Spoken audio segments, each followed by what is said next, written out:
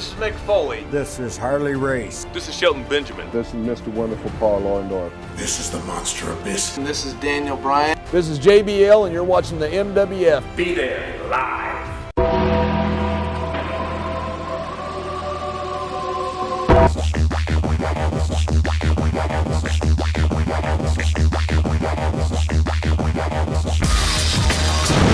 Wrestling fans around the corner, around the world, it's officially WrestleMania week. Hope you are well wherever you may be.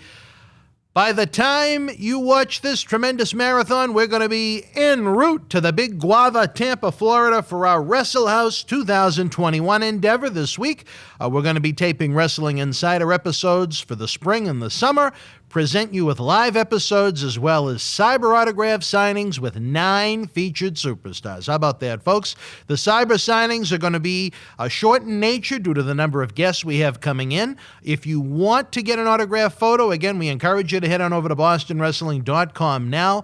Everybody that has their pre-order in, we're going to do those first. The wrestlers are going to give you a shout-out on the air live. It'll be a great way to interact with them online. If you missed the news, we are having these 9 featured superstars with us in Tampa for a week of the unexpected. It's going to be really interesting to see what transpires. The live episodes kick off Thursday at 2 p.m. With Wrestle House being one of the biggest endeavors in our 19-plus year history, we're interrupting our regular programs this week, and along with all of these live episodes and cyber autograph signings we've mentioned, we're going to have Wrestling Insiders mega marathons, all-day fundraising efforts where you can help us in a variety of ways while enjoying hours upon hours of great wrestling talk. We had nearly 12 hours of Tony Atlas yesterday with so many live cyber episodes on Thursday. We're not going to have a marathon, but on Friday, we'll have about 9 hours of Marty Jannetty's Wrestling Insiders Party with Marty before the live episode we have with Al Snow. So we have that to look forward to. 2 former partners when they were the New Rockers briefly in 1996. Today, it is Wrestling Insiders Special Edition Marathon. Wrestling Insiders Special Edition is a program we have each Wednesday at 10 p.m. where we bring you a variety of superstars from every era for in-studio shoot interviews. So today's marathon, it's not going to be focused on one wrestler like Tuesday with Tony or later in the week with Marty Jannetty. It's going to be a great mix of athletes. If you could, please share the link to this marathon across social media. Let's get some new eyeballs on Boston Wrestling MWF during wrestling's biggest week of the year. We realize there are millions of fans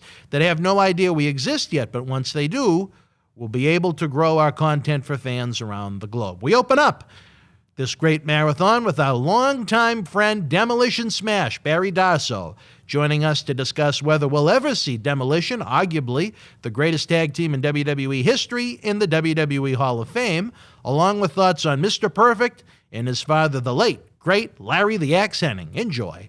Wrestling fans around the corner, around the world, I'm Dan Marati, joined by my good friend, Barry Darsow. Future WWE Hall of Famer Barry Darsow. Demolition Smash, Crusher Khrushchev, Blacktop Bully. Czar Mongo. You were a Mongol? Man Mountain Darsow. Yeah, I was a Mongol. I never knew that. Yeah, when I first got in the business, I went to Hawaii. Yeah. Worked for Mrs. Maivia. Yeah. And they were trying to figure out a gimmick back then. And Mark Lewin, he came up with the gimmick, said shave your head and have a little ponytail, and so I was a Mongol.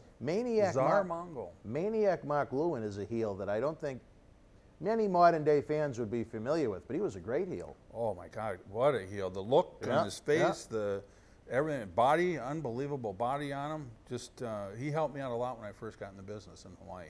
He became the Purple Haze as time went on. He had a big run down in Florida with some Kevin Sullivan. Kevin's crazy ideas that he brought to life. God only knows what was going on in his mind when he created them, but they were creative, if nothing else. But Mark was a really, really good guy. Unbelievable. Well, we broke the big news back in the summertime, Barry. We're going to have you on a rotating basis here in the studio with you, Demolition Axe, Bill Eadie, amongst other wrestling greats. But I always like to see what the fans want to know. Because again, if we don't take care of wrestling fans, if you don't listen to wrestling fans, again, I continue to think that's Paul Bearer sending some kind of a signal to us. Well, Paul was here over in that corner with us before, Matt Bourne.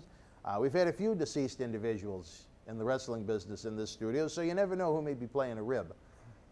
Back to the point I think I was trying to make was, We got a lot of great content we're trying to produce with Wrestling Greats. We're going to have you as hopefully a regular panelist here on the show to talk about different topics. But the wrestling fans, that was my point, because if it wasn't for you guys, we really wouldn't have much to talk about. Well, no one would really care. Yeah, and it's been so long since I've been on in front of a camera, and it's pretty exciting to do this. You're excited right now, really? I'm fired up. Now, you're not taking the supplements that Bill's wife got for No. him. You're not excited like that. I Okay. need some of those. Oh, hey, you're but not anyways, the only one, it's brother. it's great to be in front of the camera and talk to the fans. Now, remember the last time we were together, back in 2014. I'm going to, unfortunately, reluctantly roll a little clip of how horrendous, and I don't look great now, but how horrendous I looked back then, a slump in a chair, who was, after you guys got dropped at the hotel, I got admitted into the hospital with the condition I suffer from, CRPS. You were about 30 pounds heavier back then, Oh, too, at weren't you? least. Well, now I took it here. I got Well, that, you know what? I like to share. You know what I mean? It's I need to almost get like rid of Lanny Poffo. He liked to share something different, though, but that's a different story for a different time. But, Barry, one thing the fans want to know, and I got to get to the bottom of this. What is it going to take? When is it going to happen? When you and Bill take your rightful spot in the WWE Hall of Fame. I think you and every fan in the whole world is going to have to call Vince McMahon at home. I've tweeted it. You have tweeted it. I don't have his home number, though. Somebody needs to get on there, knock on the door, and go, hey, Vince, put those guys in the Hall of Fame. Why aren't they in the Hall of Fame? That's what's going to have to happen, I think. What is the reason why we haven't seen it thus far? Why? Is it because of the big concussion lawsuit going on? No, I think it's just because there's so many good tag teams out there, and it just hasn't came to us yet. I don't believe that you believe that. I don't think that they're that shallow that they would do that. I think it's really because there's great tag teams out there. So you think, for example, this past April, Bret Hart and Jim Neidhart were inducted as the Hart Foundation, where Bret had already gone in as a single individual. You think Bret deserved to go in twice before Demolition deserved to go in once? Well, I'm not saying they deserve it, but they do deserve it. You know, they're a good tag team, and whoever the powers to be wants to put in there, that's who they're going to put in there.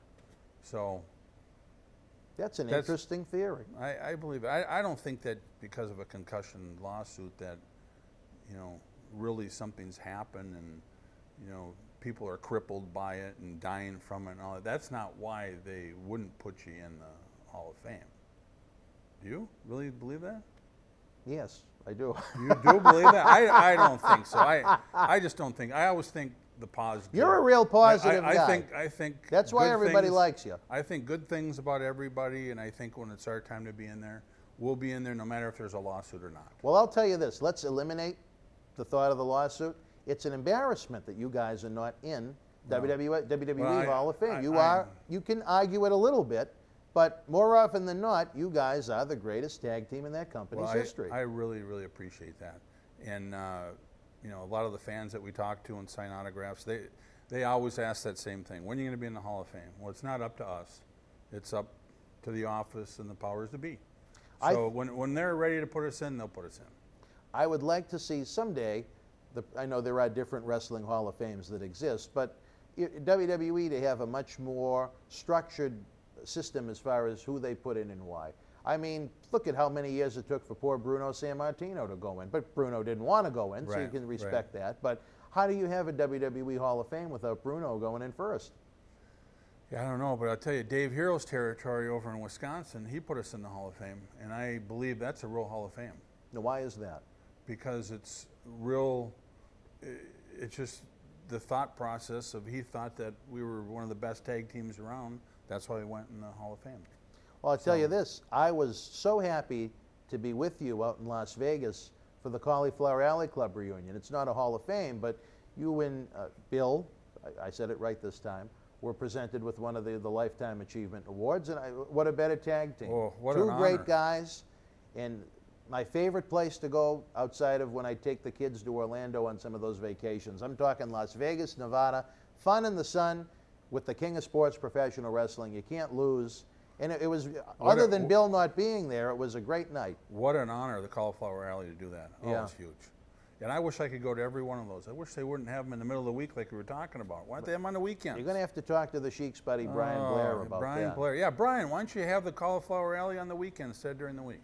It used to be on the weekends. When I first started going to Las Vegas, they were always on the weekend. But I think we were talking about at lunch or at some point today, they found it to be more cost-friendly for the folks to come in. I think it's only, this year it was $43 per night on the weeknight for the hotel. And it can be a little bit more pricey, but it's bounced from even casino to casino over the years. I don't know if you're familiar with the old Riviera that got torn down, but it was the first one I went to in Vegas was out there, and that had such beautiful sight lines. It was up high in the casino, and you could see the mountains at sunset, and it was a really nice visual. At the Gold Coast where it is now, it's more of a ballroom, but it's a great atmosphere to be in. Be around all the guys in kind of a more relaxed atmosphere than a Hall of Fame. You've kind of gone to every one of the cauliflowers, haven't you? I went to the first one, believe it or not, way back when they did a couple on the East Coast in Newark, New Jersey in 1995. I think I was in the 9th grade. And it was funny, they played a rib on me. I went down with Boston bad boy Tony Rumble and 2 of the guys. And they said, well, you know what we'll do? You do the camera for the first half of the ceremony. Then we'll tag out, you can eat your dinner, and we'll send up one of the other ones. Well, guess what happened halfway through the ceremony as I'm waiting for someone to come up and relieve me of my duties? No one ever came up. So I guess that was the price I had to be so lucky to get down to New Jersey as a high school kid and be around. I mean, I met that one night, Lou Thez, Gorilla Monsoon pulled up in his car that had the Kayfabe license plate on it. Pedro Morales, Captain Lou, who I'd already known. But, cool to see him again. And let me tell you, he had a few beverages that night. Yeah, I've been a wrestling mark all my life. And before I got in the business, it was Baron von Raschke and, Larry Hennig and Vern Gagne. And then I got into wrestling, and I was still a wrestling mark. And it kept going on. And then the Cauliflower Alley deal that I went to, Larry Hennig was speaking at it. What an incredible talker, so entertaining. Much fun. He is just fantastic, unbelievable. And I tell you, it made my soul sad when we found out Larry passed away in December. Terrible. We just had him with us in New Orleans as part of WrestleMania 34 weekend, and his wife Irene is just literally, I think, one of the nicest human beings I've ever met. Yeah, I think everybody, and I love my grandmother quite a bit, but I think everyone should wish they had a grandmother like Irene Hennig. If they were going to write a sitcom on a television show about what a grandma should be like, it should be like Irene Hennig. And I don't like a lot of people, Barry. And Grandma, I think, was the one who kept that whole family together, and it was just, the Hennig family's incredible. I've known, Kurt and his brother and Sandy, all of our life I grew up right. Now, was Sandy a sister or? Sister, okay. yeah. I didn't know, I know there were 4 of them, I just didn't know lots the of names. Hennigs out there. I know there were so many grandkids, Larry had to call them by number instead of name. That was the easiest way for him to remember them. But you know what? Who knows when Larry Hennig is going to come up again in some of our conversations on this show. But just to share with some of the folks the conversations that come up on some of the crazy car rides as we go city to city, state to state, sometimes in your case, country to country. Share the story with folks that you shared with me last night coming from the airport about Larry Hennig when you went over to pick up Kurt. He invited you to see his pets. I thought that was a great story. Oh, unbelievable. So he lived on a lake. It was out kind of by Zimmerman. Now, this is Larry's house. Larry's. But Kurt was there. Yeah. Okay. So Larry says, hey, let's go down. I want to show you my pets. And I'm thinking, pets? We're out in kind of the middle of nowhere. And he walks me out in the dock. And he's got some dog food. And he throws it out in the lake. And there's about 1,000 fish that come up and start eating this dog food. And when I'm talking about thousands, it was thousands. Really? Then they used to feed him bread, and he'd feed the bread right out of his hand. It was just incredible. That really is God's country up there. Oh, I got to spend beautiful. some time in Minnesota. What a place to go fishing. Throw your line in there, you can sure catch them fast, Well, I tell you, I thought that story was going to lead to a rib where he had said It wasn't. It was the truth. He had some pit bull in the backyard that was going to jump you once he threw the dog food or something. It was actually a pretty cool story. Yeah. Just trying to imagine all those fish. He fed those fish every day, same time every day. Well, that's a nice retirement, something Yeah. to look forward to like that, almost like Tony Soprano with the ducks on the TV yeah, show, right? Yeah. Only he didn't have thousands of ducks, so maybe he would have really needed the psychiatrist. But Larry Hennig, great guy. We What a missed good him. guy. We inserted a little video, I think, from Las Vegas as you and I were talking about Larry. We miss him. I miss so many of the greats. Oh, I miss Kurt too, big time. And I remember Rick Rude and when Kurt passed, we had an event late at that weekend with Paul Bearer, and he was very, very close with Kurt. And he had some sad insight into his passing. I think Kurt was in his early 40s when he passed away. Yeah. Oh, Kurt, what a good guy Kurt was. I think I may have met him only one time, and only in a, hi, nice to meet you, respectful type way. Not that I ever sat down and had a conversation with him like this, but I bet we would have had some good stories with him too. Oh yeah, I trained with Kurt in the gym a lot, and when Now, Kurt, did you guys live close by? yeah, lived close by, but he was just getting in the business, so he wanted to grow and start training and work out a little harder. So he finally got in the business, and then I was getting trained by Eddie Sharkey at the time, and I called up Kurt and said, "Hey, Kurt, I got my first shot in Hawaii with Mrs. Maivia." And he says, "Oh, congratulations." I said, "I have no wrestling trunks, and I got to leave in about 2 days." And he says to me, he goes, You didn't have any trunks? I had no wrestling Really? trunks to go, all I wore was long pants and, So anyways, he goes, "Yeah, I'll get you a pair, no problem." So he gets me this pair of trunks. They were black with a red and blue stripe. I'll never forget it because it's the first pair of trunks I had. So I have these trunks, I wear them and a couple other pairs and everything, and I didn't know that Kurt took these trunks out of Larry's drawer. These were Larry's best pair of wrestling trunks that he ever had. So I didn't know this at the time. So Larry kept asking Kurt, "Where in the world are my trunks?" And Kurt says, I didn't want to say this, but Barry was over at the house one day, and he's a big fan for you. He's a real wrestling mark. He says, "I saw him go in the drawer and take your tights." That's what he's telling his dad. Oh, God. So I don't see them on the road for about a year or 2 years. I see Larry at a town one day, and he's looking at me like he's going to kill me. And I thought, what the hell? What, is he mad at me for some reason? And I go over and, "How you doing, Larry?" And he just didn't say a word to me. So about, 2 months later, I see Kurt, and I go, "Kurt, what's the deal with your dad? He didn't even talk to me or nothing." He goes, "I don't know, usually he must have been in a bad mood or something." So then Larry talks to Kurt and says, "Kurt, I can't believe you stole my trunks.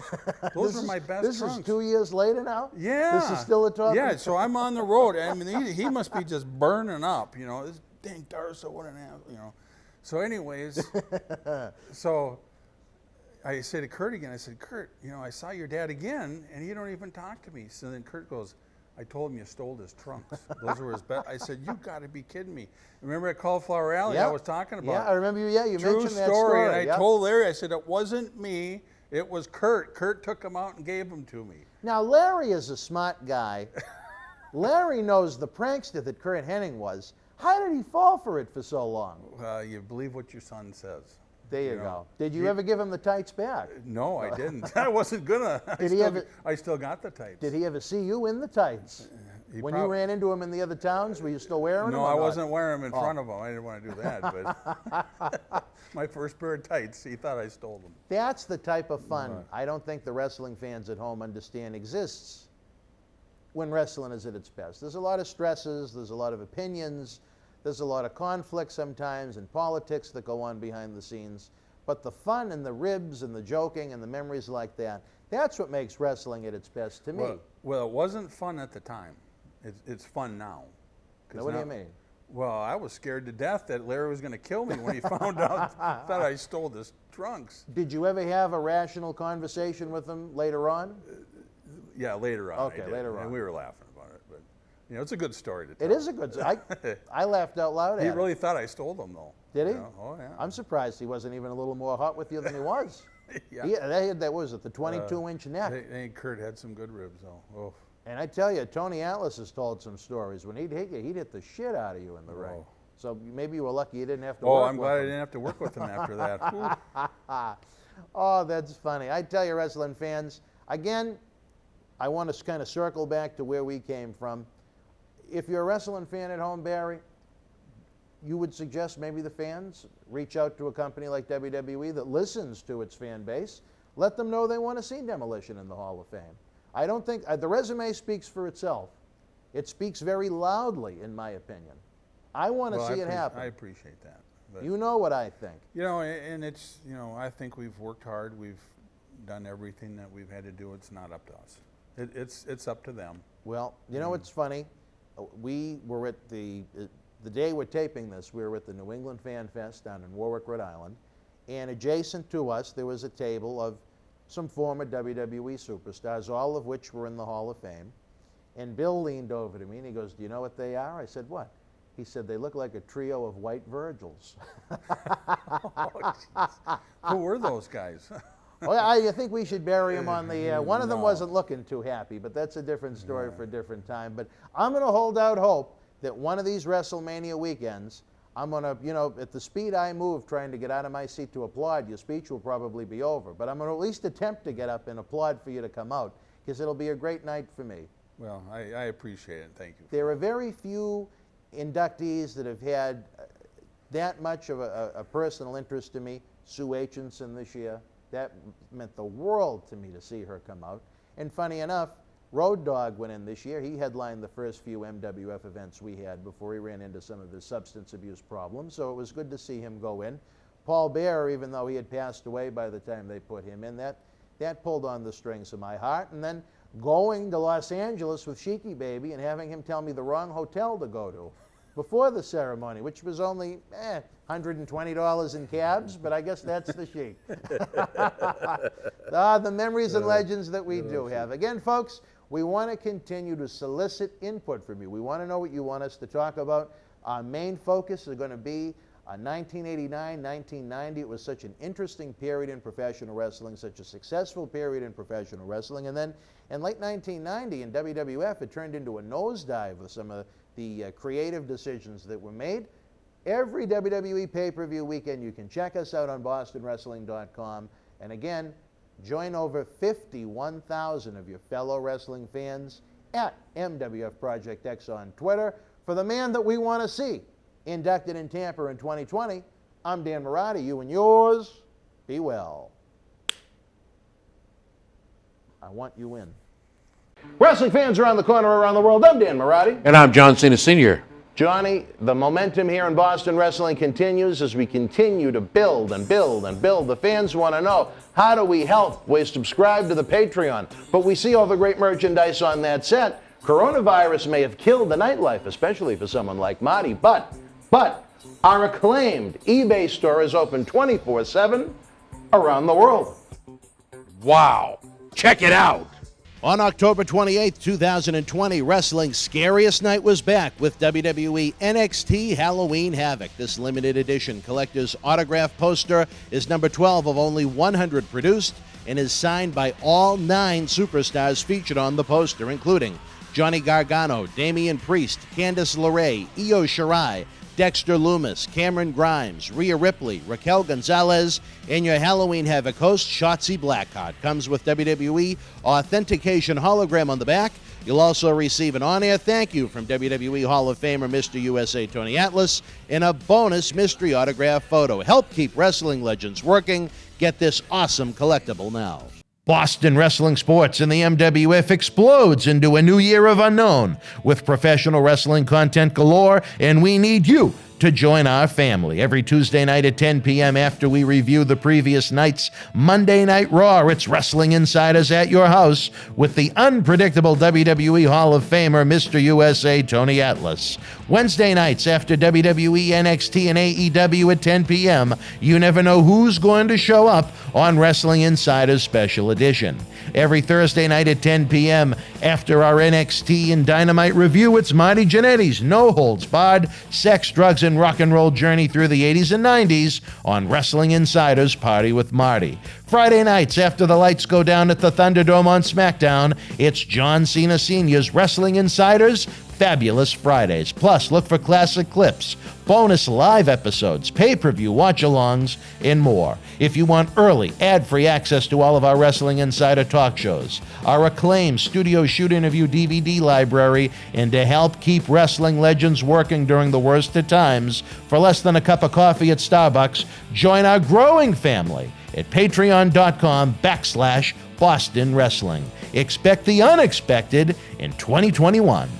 Fun fact, I spent the better part of 3 years searching for Barry Darsow when he fell off the wrestling map back in 2004.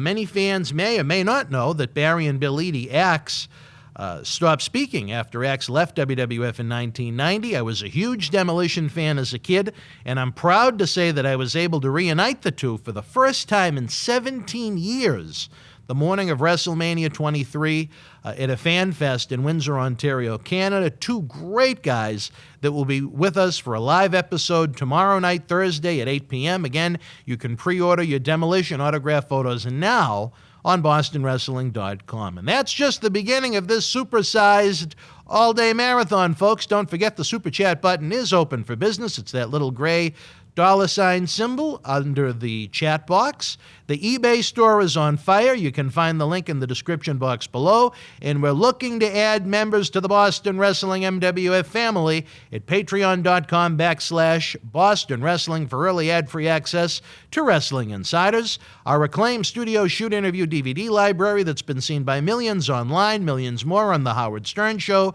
exclusive Patreon content, and help keep wrestling legends working during the worst of times at patreon.com/Boston Wrestling. You can also help by giving this marathon, the video, a big thumbs up. You can subscribe to our YouTube channel for free.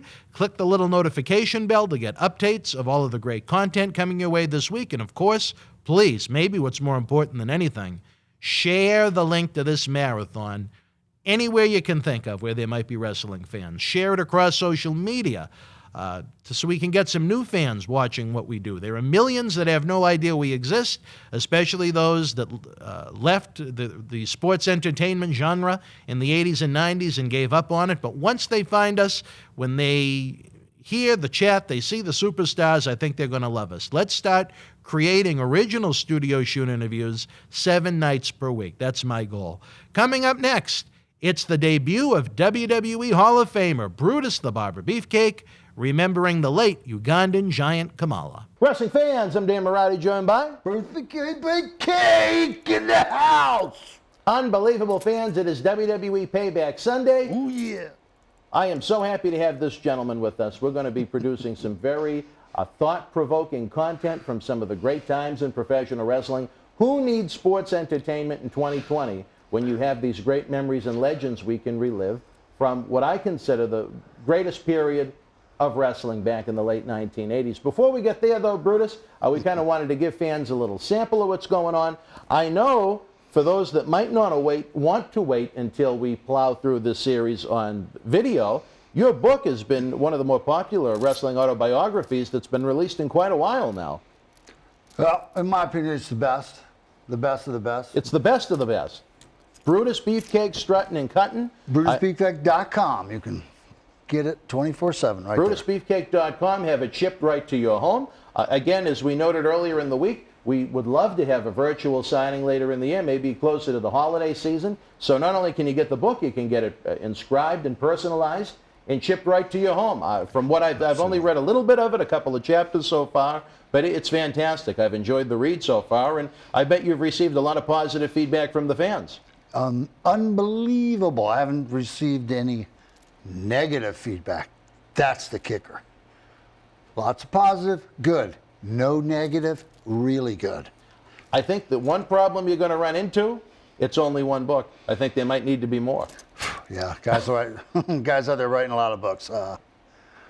Definitely could be a second one coming. Absolutely, absolutely, especially with the response to the first. Again, at BrutusBeefcake.com, you can order yours now. Beat the holiday rush. A lot of people have a lot of free time right now with everything going on in the world with the virus. So what a way to kill a weekend, kicking back and reading the stories from WWE Hall of Famer, former tag team champion, former WrestleMania co-main eventer. Hey, WrestleManias were an unbelievable time. It's hard to even describe it. You know, people can't really know what it was like. You know, the excitement. You know, we were on uncharted ground. You know, we're out there and paving the way, making it so everybody else could slide on in and make some serious dough. Well, you were in the first 6, and then after your unfortunate accident that was 30 years ago this summer, you went on to be in the co-main event at WrestleMania 9. So that's a hell of a resume in and of itself without anything else you did in between. Well, the first ones, I believe, were all the best ones. And it's definitely the hardest ones. No question about it. Without those, the other ones would have never happened. So you gotta look at it many ways. Well, with our goal long-term with this series is, with the support of the great fans at home, is to continue to have you back again and again and just break down these great time periods where you were in World Wrestling Federation, later WCW. I don't know. Sometimes the fan response to WCW days are mixed with what went on in that crazy company, but I mean, decades worth of experience into this man's belt, and we want to share those stories right here on Wrestling Insiders. Brutus, the episodes we're going to tape today, they're going to be released in chunks during upcoming WWE pay-per-view Sundays, starting off Sunday, September the 27th for the Clash of Champions show. But tonight, just to kind of give you a little preview about some of the wrestling greats we're going to be talking about. Not too long ago, Brutus, we lost a gentleman who we had right here in your very seat, the Ugandan giant Kamala. Man, you were around at different points. He had a couple of runs in WWF.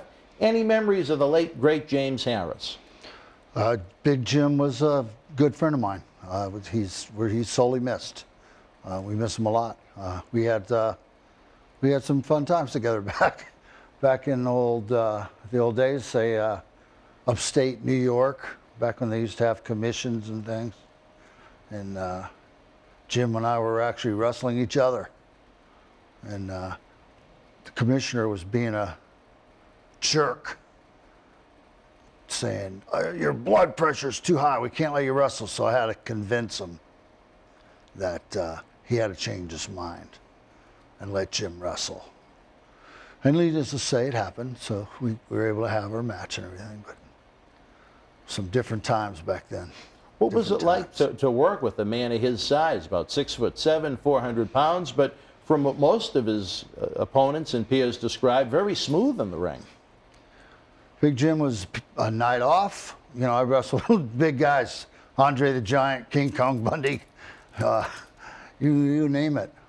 All the biggest guys, I wrestled with all of them. So, you know, big guys are usually, hopefully, the best. And otherwise, could you have a bad day? Yeah, well, a very tough end of life for the man, having to lose his legs. We did a fundraiser here in the studio to try and raise some money for him alongside the Cauliflower Alley Club. It was a shame that he was confined to that wheelchair. It really hurt the man, you know. When he felt at times maybe he could have done better in the different promotions he worked. That's a different story for a different time. You'd have to check out our documentary-style interview with Kamala that's available over on the Patreon. It was very emotional, maybe the saddest interview we've ever done here. It pulled on the strings of your heart. But James hopefully is in a better place right now, a place without pain. And I think his story almost highlights the bad times a lot of the vets are going through in 2020 right now. Here we are in August when we're taping this interview, and a lot of veterans that don't have, you know, Legends contracts or such with WWE, they've gone a half a year without bookings right now. Times are tough for a lot of the guys. Yeah, there's guys vets who've been having a rough time for the last 10, 20 years. It's not just recently. I mean, it's been going on for a long time. There's so many guys are crippled and, you know, barely getting around, barely living day by day, and, you know, now it's only making things complicated, making things worse.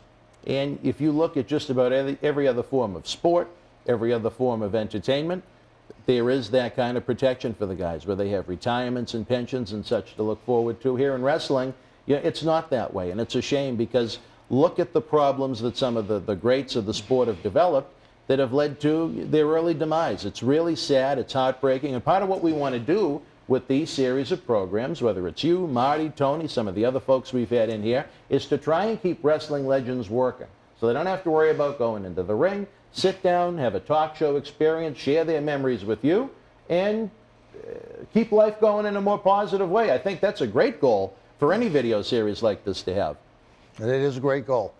Anything that can be done to keep guys out there working and keep them out of trouble is the main thing. You know, a lot of guys, idle hands, and they wind up in trouble. And so it's something that can keep guys busy. It's nothing but a good thing.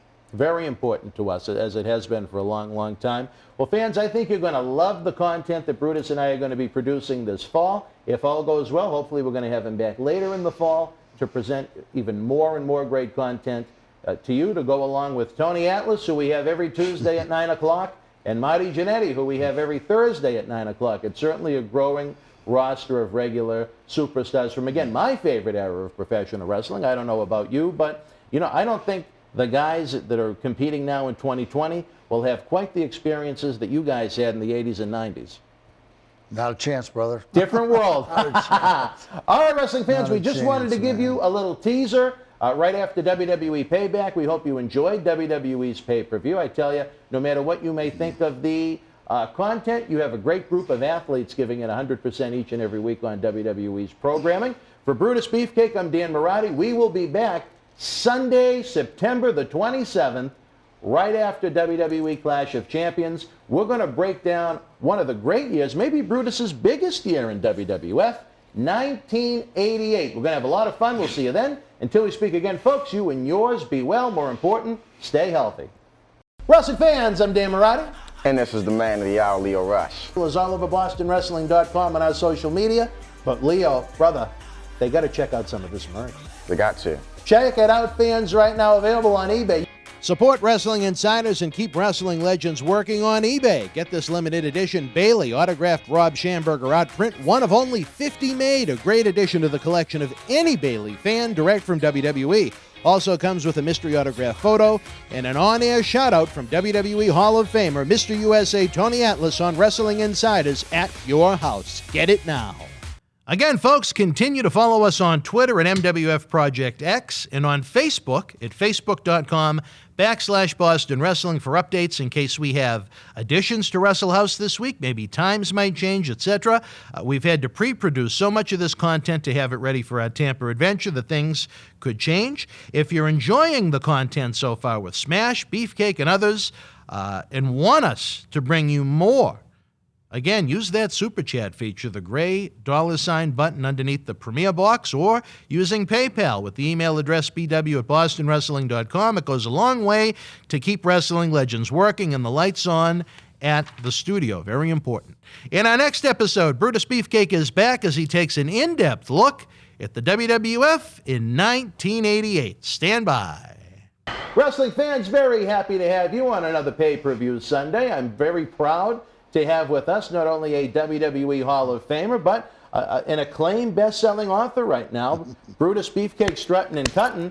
Fans not only around the country, but around the world are loving this book. The book is phenomenal. It's funny. It's the complete truth. But we knew where to rein it in so we didn't get anybody in trouble. And it's a great, happy book. That, you know, it's not, I'm not in there making fun of anybody. I'm not in there cutting anybody down, running down anybody's career for anything. That's not the way you're supposed to do a book. But you know, you look at a lot of guys' books out there, brother. Yeah. They're running people down. They're saying bad shit about them. The only thing you cut is hair. You know, and my book's a happy book. You know, when you get done reading it, you're smiling. You know, it's a shame people have to try to make themselves feel better by, you know, downing people and things like that, because it doesn't do them justice, you know. Well, I tell you, right now where so many people unfortunately have a little bit of free time due to what's going on with the pandemic, what a way to kick back and spend a weekend reliving the memories and legends of a true legend himself, former WWF Tag Team Champion. I mean, the co-main evented WrestleMania 9, never mind the trials and tribulations you went through in your real life 30 years ago this summer. So it's been a great read thus far for me. If you don't want to wait until the holiday season, even though it is a pristine gift-giving idea, you can head on over to BrutusBeefcake.com and have your book shipped directly to you. Absolutely. All right, now we're getting into the nitty-gritty. I've been looking forward to this. You guys at home know how much I love to talk about the glory period of the 1980s before it started to go down a little bit in the early 1990s. But we're looking at the year 1988 as we have been with Marty Jannetty. The year kicked off. I mean, you look at the gentlemen that were wearing championship belts right now, Hall of Famers across the board. Of course, the World Wrestling Federation heavyweight champion was Hulk Hogan, almost at 4 years as champion at that point.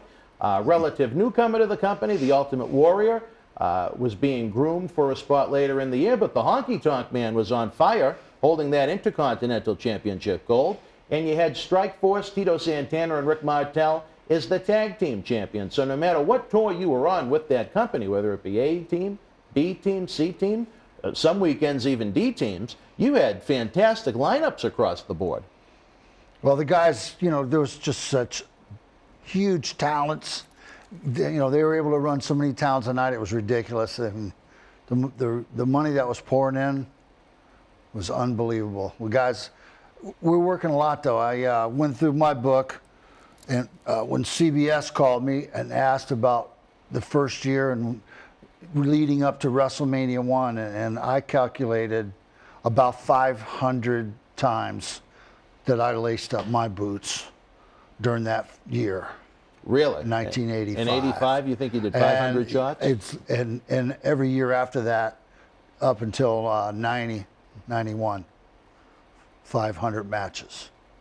Because of all the television tapings, the pay-per-views, the matinee shows on the weekends, that's 2 a days. Double on shots? Saturdays, 2 days on Sundays. And plus, if you're a featured match, and I was, always featured match, they'd stick you in there all the time extra because they're trying to keep the crowd in the building for the show or something like that.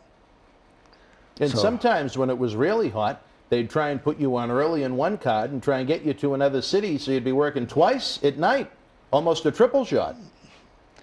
Yeah, luckily I didn't have to worry about doing those, but I've seen guys do them. Yeah, I know that was commonplace for Hogan during his big run when he was hot with Orndorff, Savage, Bossman, and people like that. They'd go on first or second in one town, and then they'd take, I don't know, a private plane or something to get to another town and go on last there after already doing a matinee. Help the paycheck, that's for sure. Well, I did that with them. We had an afternoon show and evening shows, jumping on a Learjet and doing an evening show. I did the run with them before all those guys you named off.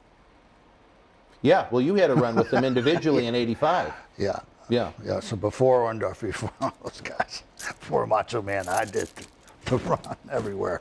You had For the big sold run. out, sold out shows everywhere.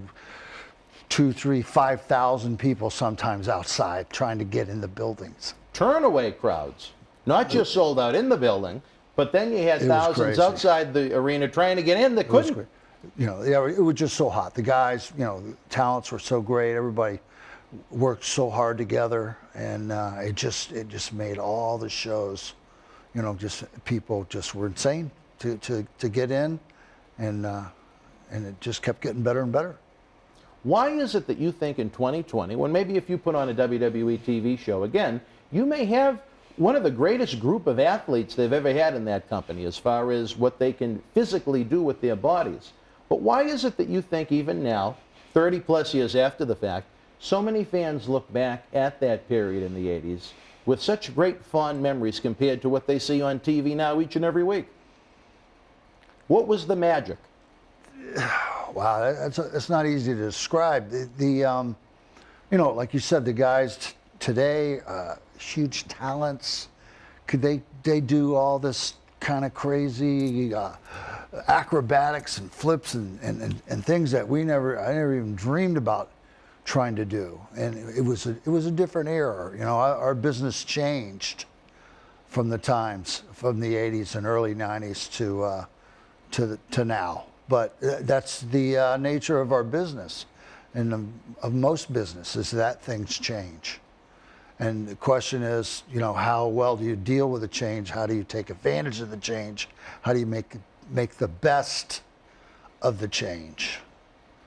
And I'm so glad that I'm not trying to compete with those kids now, man. I'm not want no part of it. I mean, they're insane, the things they do. Ours is a different, a unique style, establishing a rapport with the crowd and being able to manipulate a crowd of thousands and thousands of people out there with a movement of your body, by raising your hand and pointing your finger. Thousands of people would scream and yell and go crazy. And it was just an amazing time, an amazing feeling to be able to wield that kind of power. You know, there's psychology is a huge part of our business, of our craft, I like to call it. And being a master of ring psychology means that you are a master of your craft. It's like being Obi-Wan of the Jedi. You know your stuff, and that's the guys from the 80s and 90s. They're like the Jedi. They just were so smooth. They were so confident. They were just so good at what they did. The interviews that we did, hundreds, thousands for every city. It's all changed. They don't do any of that anymore. They haven't for years. We didn't rehearse matches. Now these guys rehearse matches for weeks before they have a match. I can't even understand how they could do it. I can't do it. I couldn't do it. We just worked old school, and for us at the time that worked. The guys now, they have to do what they have to do to make it work for their time, and it's tough. It's super hard, My hat's off to them. I think nowadays, unfortunately, I think it loses a lot of credibility compared to the golden eras in different time periods, where it's almost like a stunt show as opposed to professional wrestling. And I think it shows just based upon the popularity metrics compared to whether you look at the 80s boom, whether you look at the Attitude Era and the Monday Night Wars, and you look at right now what are some tough popularity business metrics across the board for the company. I think it's missing that magic. I think it misses that believability. I think it misses that credibility. People can look at professional wrestling however they want to, but in the time periods we're talking about, these people were very engaged with the product. You'd go to the Boston Garden when I was this big. I started to go when I was 5 years old in 1986. And I mean, there were times that building was ready to explode, whether it be during entrances, whether it be during, when the heat was coming down in some of those featured matches. These buildings were rocking. There was hatred coming out of these fans towards the heel, whether they just wanted to be caught up in the moment. Nowadays, it seems like it's more rhyme and routine, and I think that's unfortunate. I think the wrestlers of today have really missed a great experience being able to do what you guys did the way you did it. I can remember coming out of the Boston Garden in a little earlier than you, 1979 maybe, in 78, 79-ish, and coming down that ramp, that big long ramp out the back, and getting to the bottom, there's being 1,000 people, and it took 100 cops to get us out of the parking lot alive in the car, because they were going to tear the car apart, flip us over, drag us down the street, whatever it took. The people were completely crazy back then for the heels, bombarding you with eggs and rocks and batteries, anything they could find. So, yeah, you could say it was different, Not only that, the Boston Garden had that unique entrance for the guys after you parked. You had to walk in through a barricade trying to block you off from the fans that were already in the building. And I mean, again, a little elementary school kid, I was almost scared to see it, but I loved it at the same time. When the heels would come through, they'd be screamed at and spit at. Then when a baby face like you or Hulk Hogan would come in, again, it was almost like the red carpet at an Oscar, just trying to get into the Boston Garden for a house show. Yeah, I remember a few heel matches in the Garden. One bunkhouse match with, what was his name? Holy cow, I'm getting old.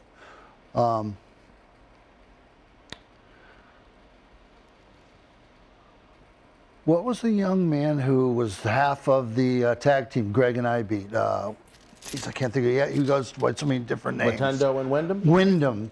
Mr. Wyndham. Barry Windham. What was his dad's?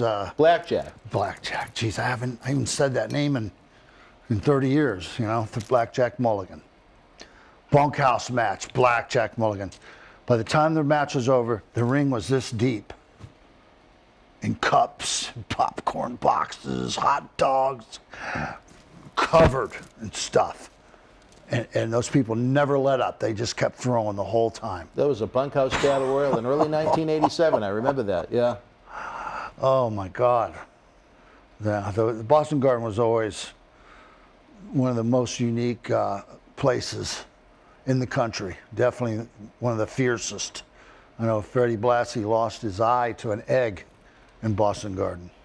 And speaking of blackjack in the 70s, my God, you know, an earlier time period, I don't know if you're familiar with the story, but a fan brought in a knife dipped in pig fat. Oh, yeah. And when he was coming down the aisle, sliced him open, he almost lost his leg. I remember that, yeah. That's heat. Yep. That's heat. You're not seeing that in 2020. Well, I remember Greg Valentine and I were, you know, as heels, and we get the people going pretty well.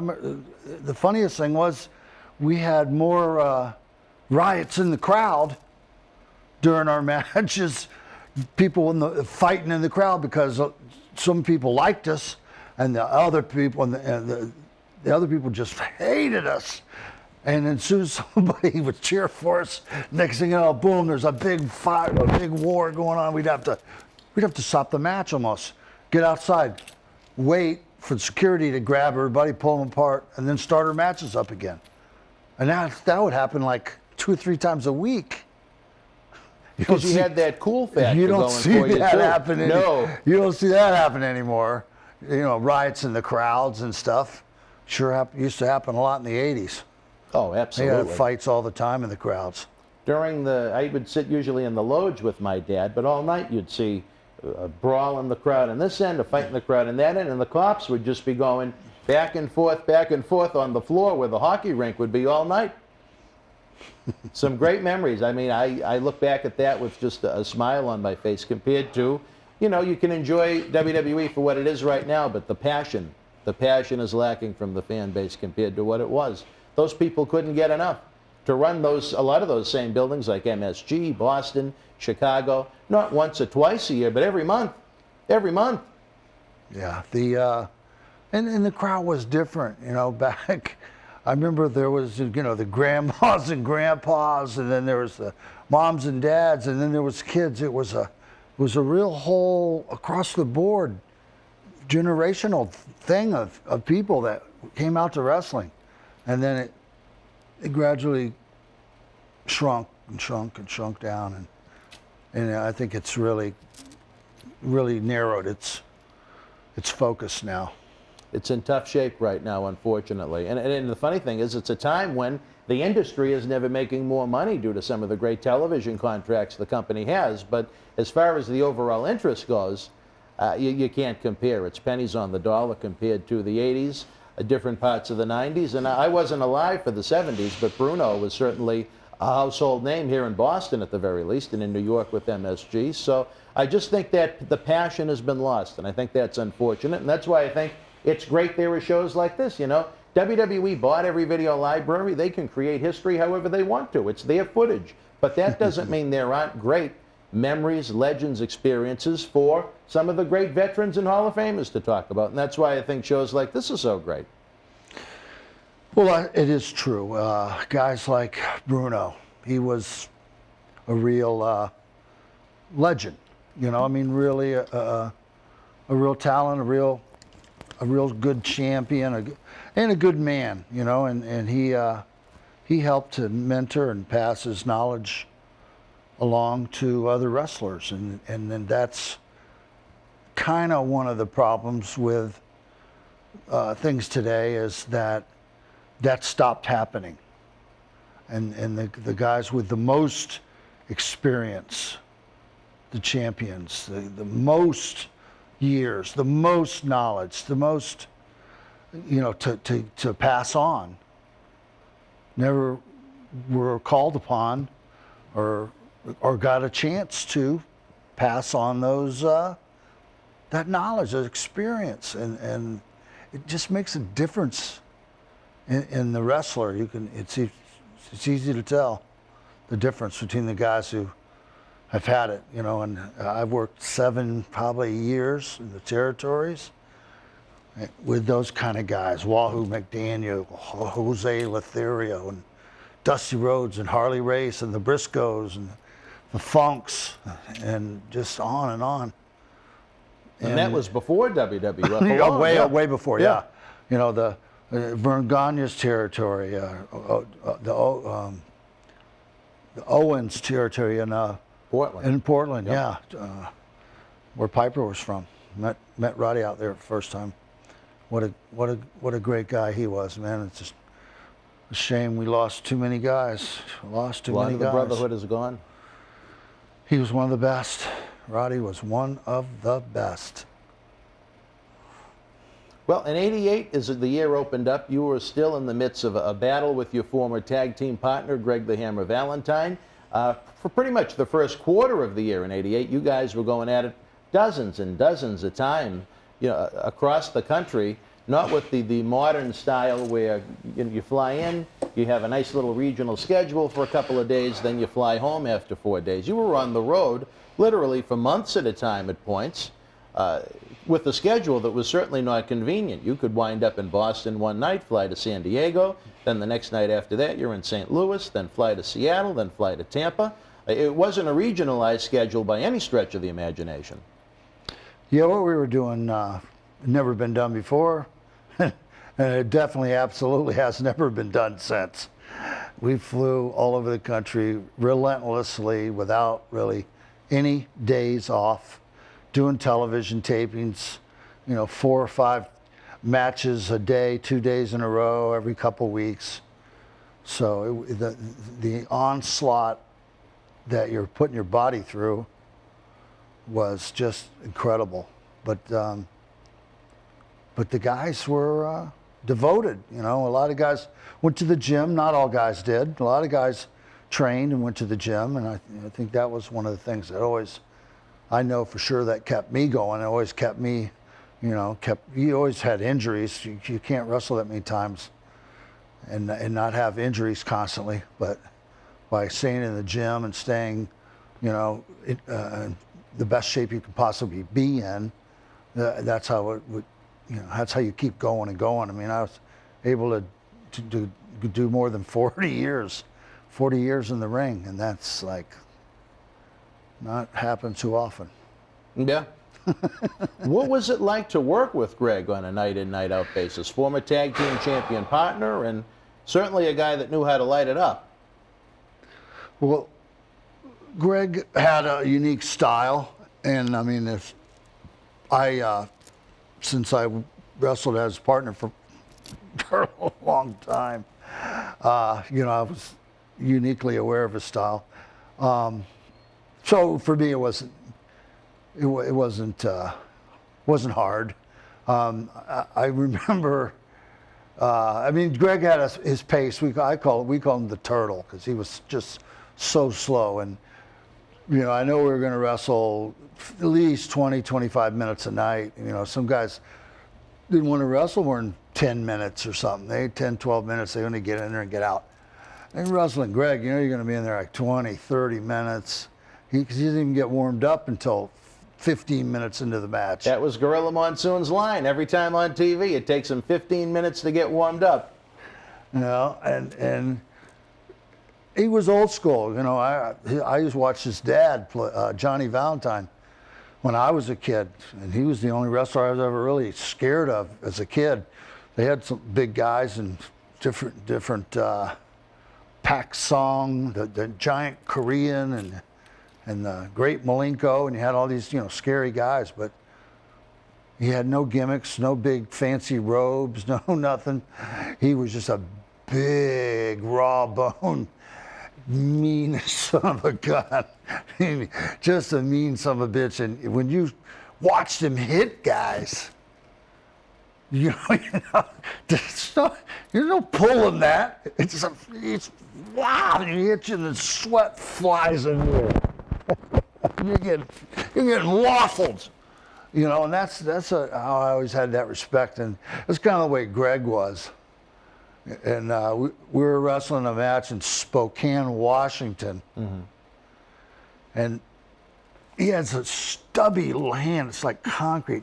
You got to watch him though. He's like to do these damn chops. He chopped me in the throat one time. I swear, I wanted to kick him in the head, but I had to keep going with the match, and. We did something, and I wound up rolling over underneath the bottom rope, and he came charging across his stubby little legs and kicked me so hard, he screamed. He screamed. Yeah. Wow. He yelled. I was. It hurt. I can imagine. But I had to put my hands over my own mouth to stop from laughing, so people didn't see me laughing. Yeah. Because, I mean, Greg's reputation, he was stiff. Everybody says stiff. A lot of people didn't like working with Greg at all. I didn't mind, but to have him scream because he kicked me so hard, that was funny. That was a moment in time right there that'll never come again in the wrestling business, but something truly funny. And you know, it was a good time. It's about having a good time. If you don't enjoy what you're doing out there and have fun with it, then the crowd knows that you're not having fun with it, and they're not having fun with it.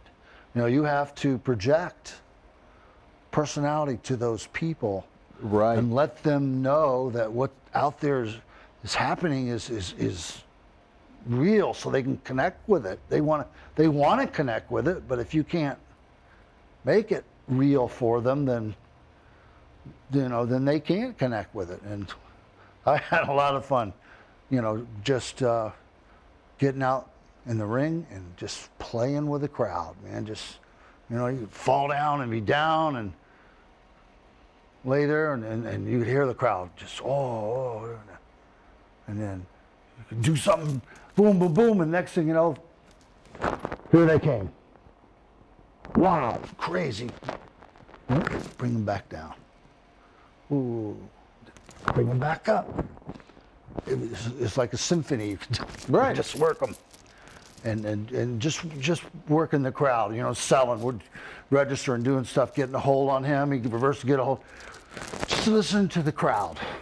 Listening a to the lost crowd. art in 2020. Yeah, you guys there's- not only were out to work the crowd, you worked with the crowd in a lot of ways. Now it's almost like paint by the numbers wrestling when you watch it. When it comes to fan interaction, it's almost like they get lost. You guys were maestros at it, if you want to compare it to the music you were just talking about. You'd get them up, get them down, get them up, get them down. If you needed to adjust on the fly, you absolutely know how to do it to perfection. Yeah, there's no do-overs on pay-per-view and live TV. Absolutely not. Absolutely not.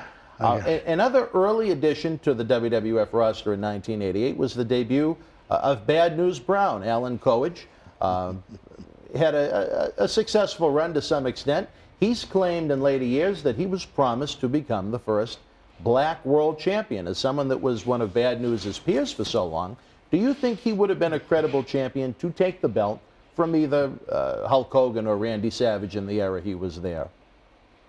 Well, physically wise, as a wrestler and his abilities, yeah, absolutely, he could handle being the champion. Mm-hmm. I knew him from beyond, yeah, well before the WWE, and he was a medalist in judo. Yes, and so very talented guy. He could handle himself. I heard he actually called the Giant out once in Japan. Called him off the bus, and not that Giant was afraid, but Giant wasn't going to go outside because he wasn't ready for one hell of a fight. He wasn't, you know, and that's what he would have got from Bad News. Bad News scared of nobody, and he could have been. It's a shame we lost him early too. I had very no idea. early, yeah. You know, next thing you know, Bad News is dead. What? I just talked to him a couple weeks ago. What, Yeah. what the f- what Just in happened? his early 60s, too.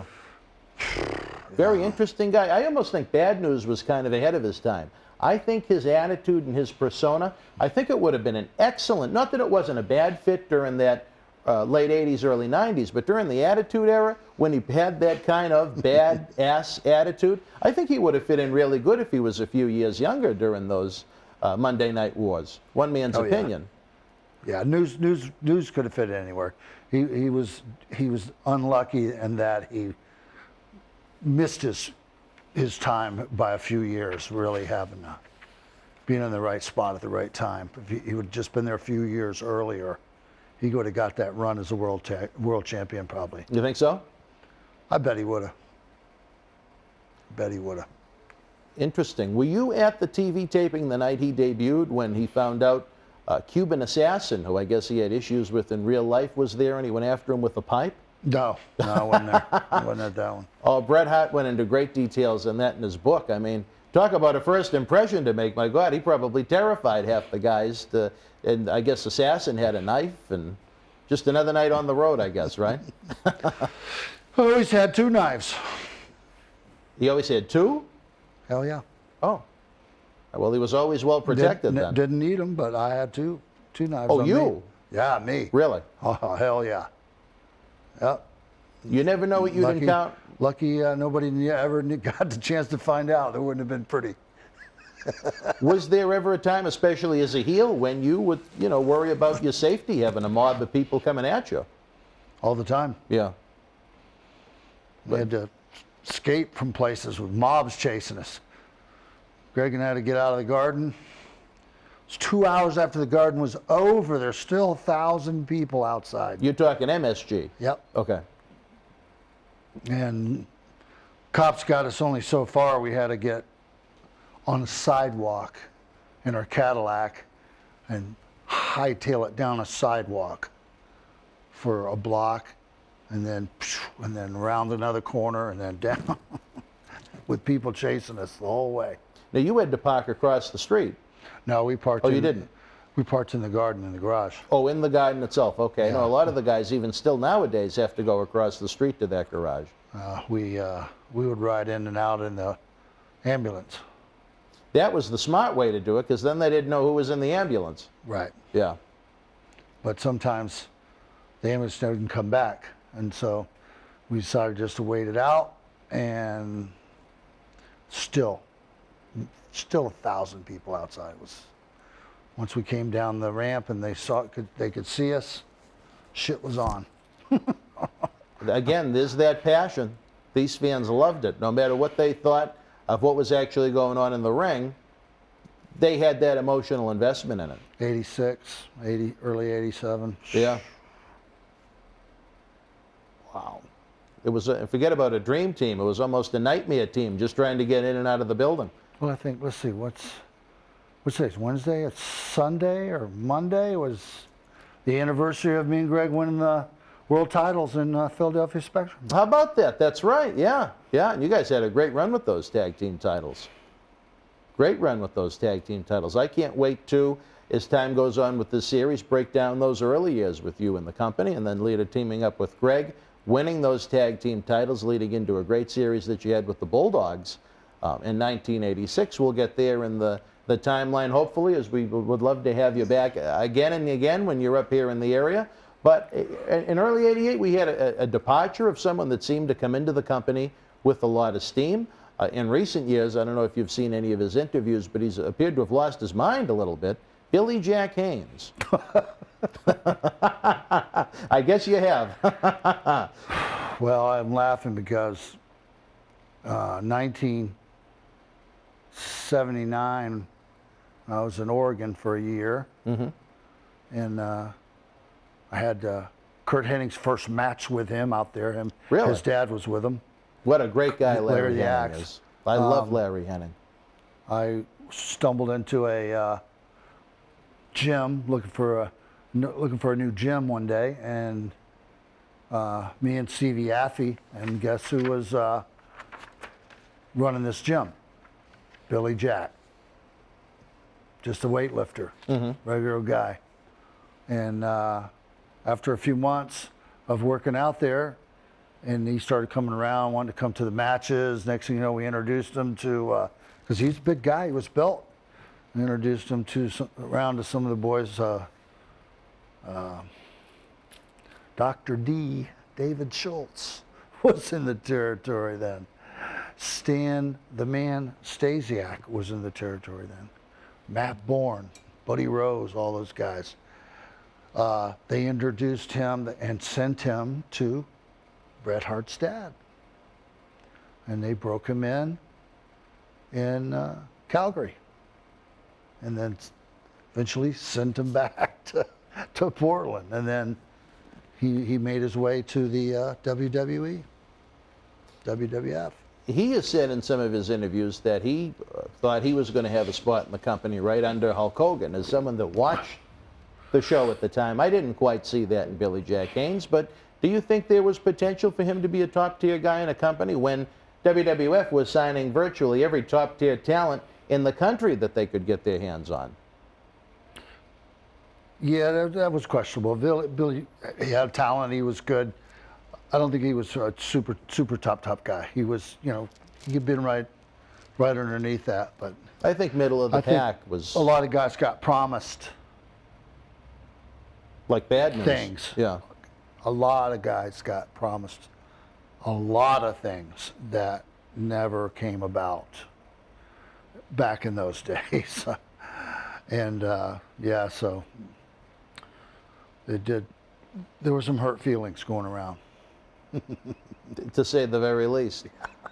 Yeah, you better believe it. In mid-January 1988, you had the first incarnation of the Royal Rumble event. Not the Royal Rumble pay-per-view, because the first year, the event wasn't even on pay-per-view. It was a special on the USA Network for free to combat the NWA Bunkhouse Stampede attempt on pay-per-view with Jim Crockett.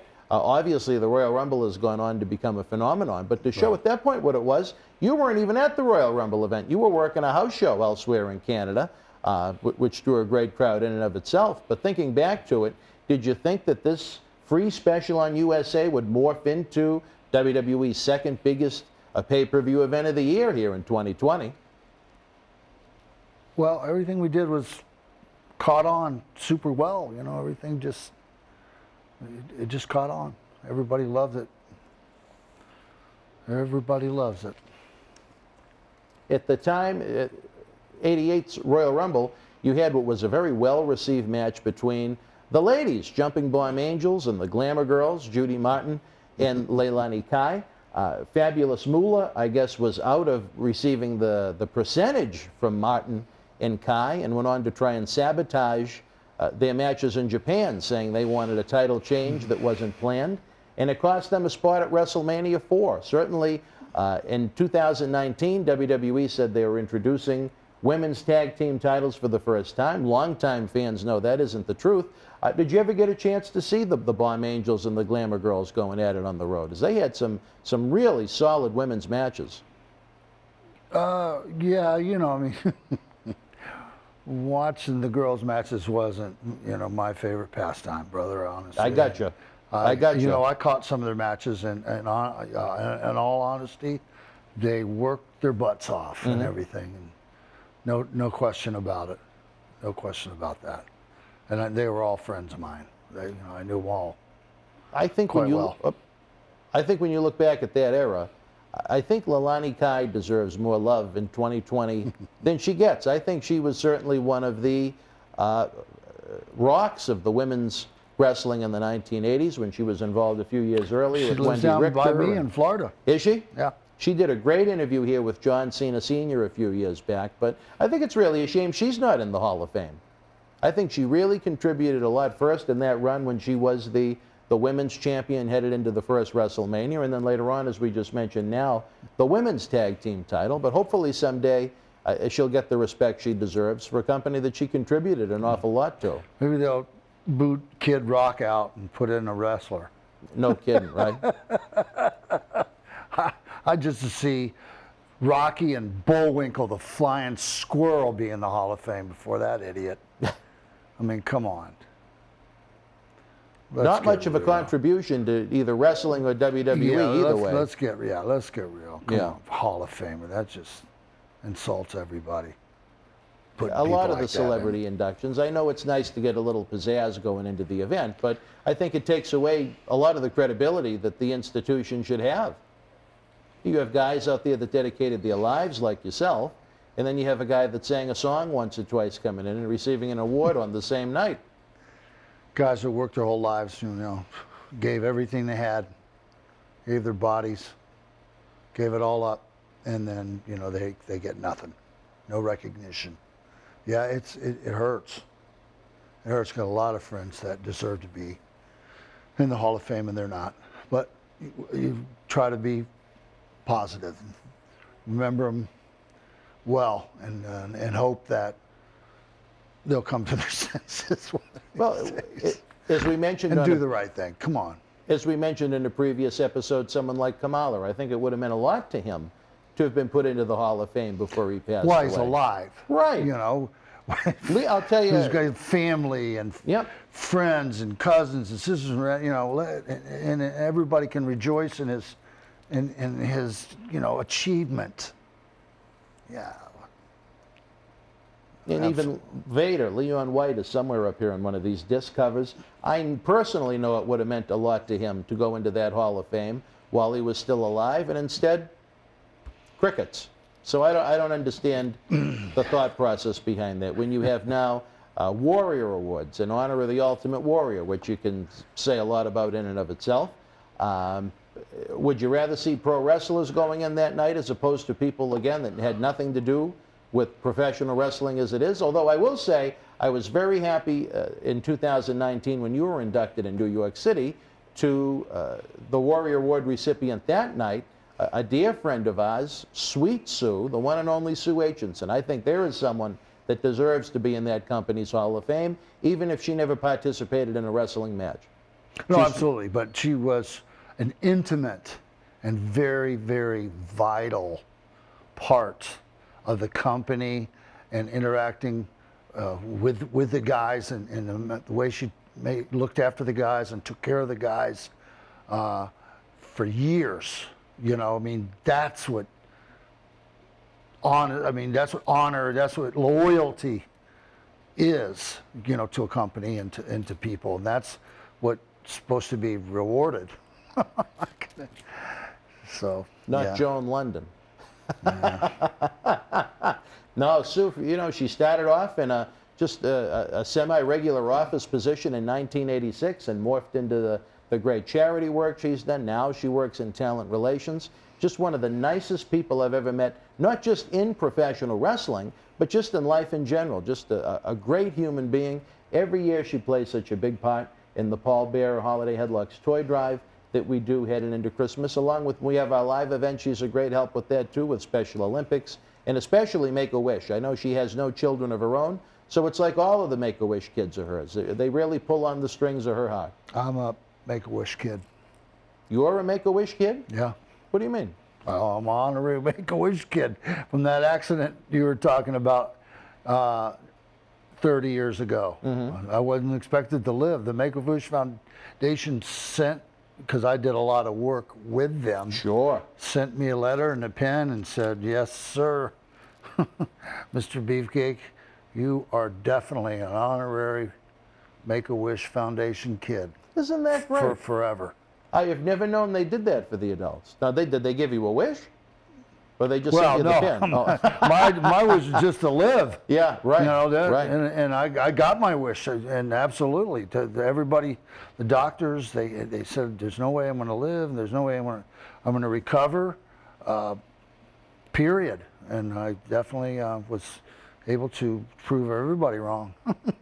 Marty Jannetty spoke of it not too long ago, but what was the experience like when you'd have these kids that were, in a lot of cases, clinging to life, trying to find a little hope and a little happiness, and their request was to meet Brutus the Barber Beefcake when he came to town? What was that experience like going to meet these poor little kids? Well, it's a hugely humbling experience, and it's like, I don't have to sound funny, but I pray every morning, I pray every night, I pray day and night.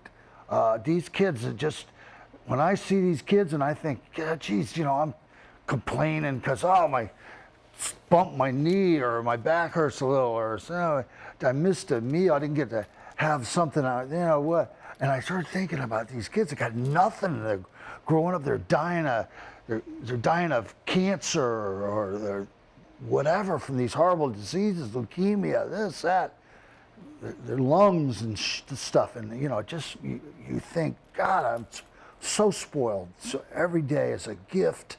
You got to live every day and enjoy it and treat it like it's a gift and live it and live every day, not just exist, not just go through it blind, walking, you know, just endlessly forging ahead for nothing. You know, you got to live for something, you know, and seeing kids, I went to see a lot of kids in 40 years in the business, in hospitals all over the planet, visiting sick kids. And it always brings my feet right back down to the ground. It makes me appreciate everything I got and my family and everything. Kids that have nothing to look forward to other than pain and sickness, but for those moments when the guys can go in there, it's almost like you take that pain away for just a little bit. I don't think there's a greater gift you can give. You see their faces and that excitement and they're experiencing that something that they never thought they would experience in their lives, and it's just it's an honor.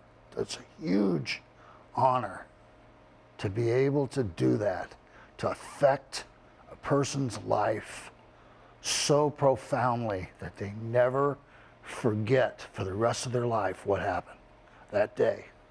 Yeah, that's that's something special, man. And you know, not only with the kids, but think of the impact it makes on the parents who are sitting there with these kids day after day, night after night, knowing what the final destination is probably going to be. But for that one day when you get to go in, these kids, they're not sick, they don't have an ailment or an illness or a disease. For a little while, they get to feel like a kid. And that's a great, see, you're going to get me worked up because we've done a lot with those Make-A-Wish kids over the years. And it is, I'm glad we're able to do it. It's tough to see sometimes when we're doing it. Rips your guts out. Yeah.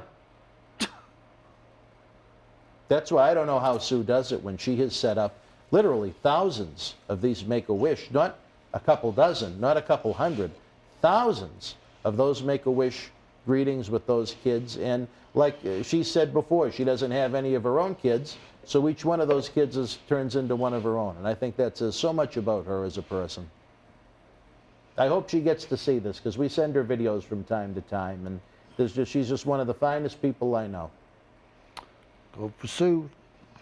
All right, but as we wrap up this episode, I think it's a great place to stop. We talked a little bit about 80s wrestling. We talked about the beginnings of 1988, what this fine gentleman was doing. We're going to be back on WWE's next pay-per-view offering, which is going to be Hell in a Cell, what was a violent pay-per-view that used to include blood before they went to sports entertainment, kid-cutting wrestling with it. That's a different story for a different time. After the pay-per-view, Brutus and I are going to be back. We're having a lot of fun here. Please share it with your friends. If you're watching the premiere of the episode, we have the Super Chat going. Click that gray button. It helps us. That's John Cena Sr.'s soda line. There you go. That's funny. I should have brought one of my beers. You couldn't give him a haircut. Brutus Beefcake beer. Do you have your own beer? Oh, yeah, man. Make it down the Cape. Bring it next time. We'll line up the... I didn't know you had it, or I would have given you the spot here for a little promotional plug on there. How can they get your beer? Can you get it online? That I haven't tried to see if I can get it online again.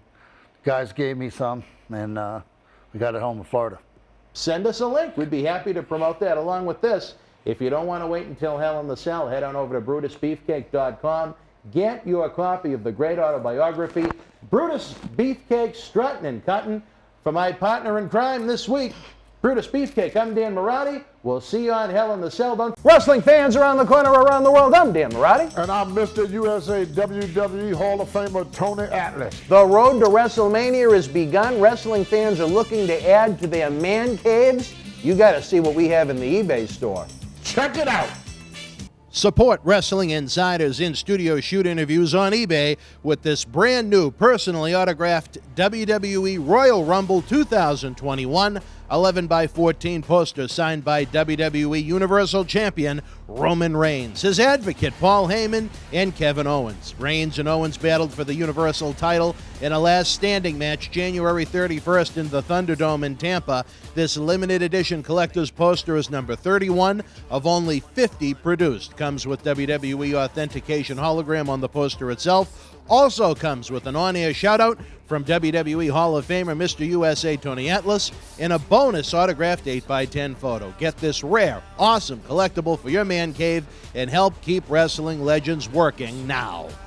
Hopefully this Wednesday afternoon WrestleMania Week Marathon is putting a smile on your face as we are en route to beautiful Tampa, Florida for a week of Wrestling Insider tapings, live episodes, and cyber autograph signings with 9 featured superstars kicking off Thursday at 2 p.m. To make life easier for us, you can pre-order the autographed 8x10s at bostonwrestling.com, and the superstars will personally sign them to you during their live episodes this week. The schedule is going to be scrolling throughout the marathon. Of course, continue to monitor Facebook.com/Boston Wrestling Sports and on Twitter at MWF Project X in case there are any Wrestle House editions, schedule changes, etc.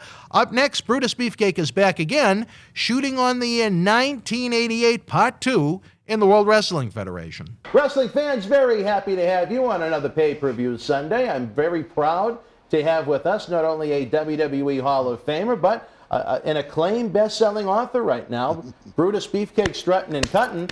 Fans not only around the country, but around the world are loving this book. The book is phenomenal. It's funny. It's the complete truth. But we knew where to rein it in so we didn't get anybody in trouble. And it's a great, happy book. That, it's not, I'm not in there making fun of anybody. I'm not in there cutting anybody down, running down anybody's career for anything. That's not the way you're supposed to do a book. But you look at a lot of guys' books out there, brother. Yeah. They're running people down. They're saying bad shit about them. The only thing you cut is hair. And my book's a happy book. When you get done reading it, you're smiling. It's a shame people have to try to make themselves feel better by, downing people and things like that, because it doesn't do them justice. Well, I tell you, right now where so many people unfortunately have a little bit of free time due to what's going on with the pandemic, what a way to kick back and spend a weekend reliving the memories and legends of a true legend himself, former WWF Tag Team Champion. I mean, the co-main evented WrestleMania 9, never mind the trials and tribulations you went through in your real life 30 years ago this summer. So it's been a great read thus far for me.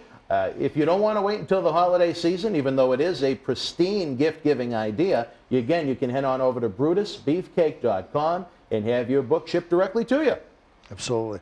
All right, now we're getting into the nitty-gritty. I've been looking forward to this. You guys at home know how much I love to talk about the glory period of the 1980s before it started to go down a little bit in the early 1990s. But we're looking at the year 1988 as we have been with Marty Jannetty. The year kicked off. I mean, you look at the gentlemen that were wearing championship belts right now, Hall of Famers across the board. Of course, the World Wrestling Federation heavyweight champion was Hulk Hogan, almost at 4 years as champion at that point. Relative newcomer to the company, the Ultimate Warrior, was being groomed for a spot later in the year, but the Honky Tonk Man was on fire, holding that Intercontinental Championship gold. And you had Strikeforce, Tito Santana, and Rick Martel as the tag team champion. So no matter what tour you were on with that company, whether it be A team, B team, C team, some weekends even D teams, you had fantastic lineups across the board. Well, the guys, there was just such huge talents. They were able to run so many towns a night. It was ridiculous. And the money that was pouring in was unbelievable. We're working a lot, though. I went through my book, and when CBS called me and asked about the first year and leading up to WrestleMania 1, and I calculated about 500 times that I laced up my boots during that year. Really? 1985. In 85, you think you did 500 shots? And every year after that, up until 90, 91. 500 matches because of all the television tapings, the pay-per-views, the matinee shows on the weekends. That's 2-a-days. Double on shots. Saturdays, 2 days on Sundays. And plus, if you're a featured match, and I was, always featured match, they'd stick you in there all the time extra because they're trying to keep the crowd in the building for the show or something like that. And So- sometimes when it was really hot, they'd try and put you on early in one card and try and get you to another city so you'd be working twice at night, almost a triple shot. Yeah, luckily I didn't have to worry about doing those, but I've seen guys do them. Yeah, I know that was commonplace for Hogan during his big run when he was hot with Orndorff, Savage, Bossman, and people like that. They'd go on first or second in one town, and then they'd take, I don't know, a private plane or something to get to another town and go on last there after already doing a matinee. Help the paycheck, that's for sure. Well, I did that with them. We had an afternoon show and evening shows, jumping on a Learjet and doing an evening show. I did the run with them before all those guys you named off. Yeah, well, you had a run with them individually in '85. Yeah. Yeah. Yeah, so before Orndorff, before all those guys, before Macho Man, I did the run everywhere. You had the big sold run. out, sold out shows everywhere. 2,000, 3,000, 5,000 people sometimes outside trying to get in the buildings. Turnaway crowds, not just sold out in the building, but then you had It was thousands crazy. outside the arena trying to get in that It was couldn't. great. You know, yeah, it was just so hot. The guys, you know, the talents were so great. Everybody worked so hard together, and it just made all the shows, you know, just people just were insane to get in, and it just kept getting better and better. Why is it that you think in 2020, when maybe if you put on a WWE TV show again, you may have one of the greatest group of athletes they've ever had in that company as far as what they can physically do with their bodies.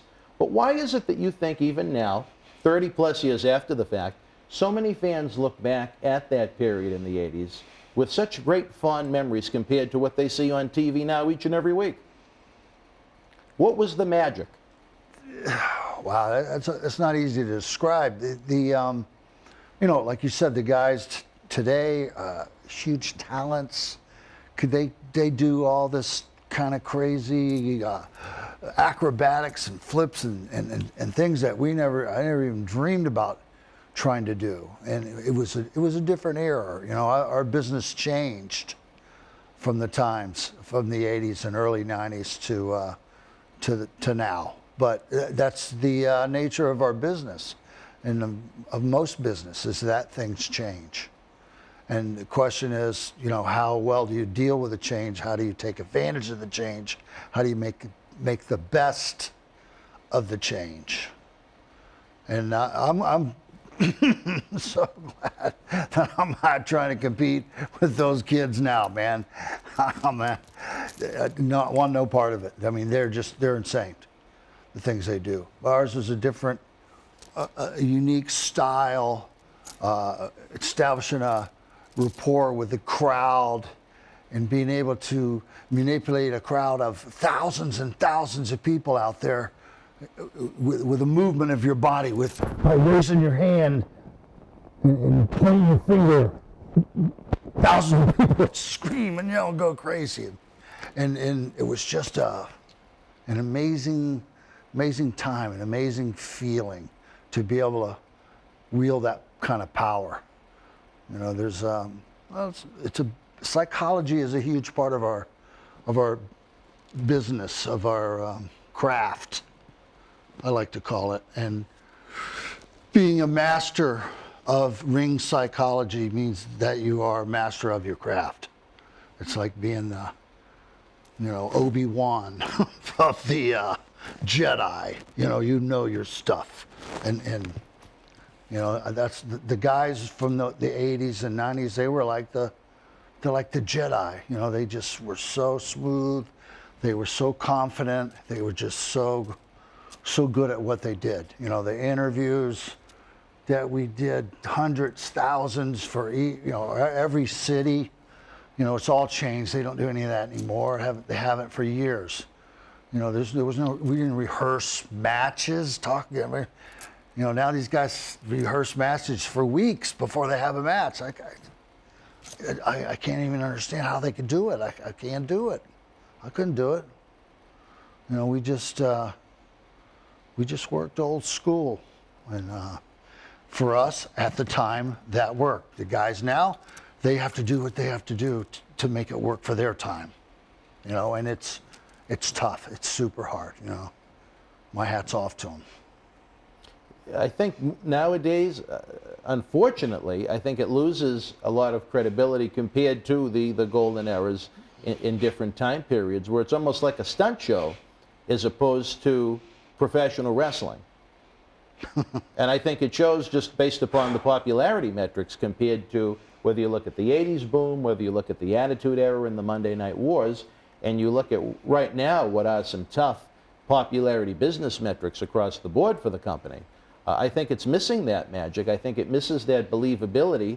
I think it misses that credibility. You know, people can look at professional wrestling however they want to, but in the time periods we're talking about, these people were very engaged with the product. You'd go to the Boston Garden when I was this big. I started to go when I was 5 years old in 1986. And I mean, there were times that building was ready to explode, whether it be during entrances, whether it be during, you know, when the heat was coming down in some of those featured matches. These buildings were rocking. There was hatred coming out of these fans towards the heel, whether they just wanted to be caught up in the moment. Nowadays, it's just, it seems like it's more rhyme and routine, and I think that's unfortunate. I think the wrestlers of today have really missed a great experience being able to do what you guys did the way you did it. I can remember coming out of the Boston Garden in a little earlier than you, 1989. I mean 1979 maybe, 78, 79ish, and coming down that ramp, that big long ramp out the back, and getting to the bottom. There's being 1,000 people, and it took 100 cops to get us out of the parking lot alive in the car, because they were going to tear the car apart, flip us over, drag us down the street, whatever it took. The people were completely crazy back then for the heels, bombarding you with eggs and rocks and batteries, anything they could find. So, yeah, you could say it was different, you know. Not only that, the Boston Garden had that unique entrance for the guys after you parked. You had to walk in through a barricade trying to block you off from the fans that were already in the building. And I mean, again, a little elementary school kid, I was almost scared to see it, but I loved it at the same time. When the heels would come through, you know, they'd be screamed at and spit at. Then when a baby face like you or Hulk Hogan would come in, again, it was almost like the red carpet at an Oscar, just trying to get into the Boston Garden for a house show. Yeah, I remember a few heel matches in the Garden. One bunkhouse match with, geez, what was his name? Holy cow, getting old.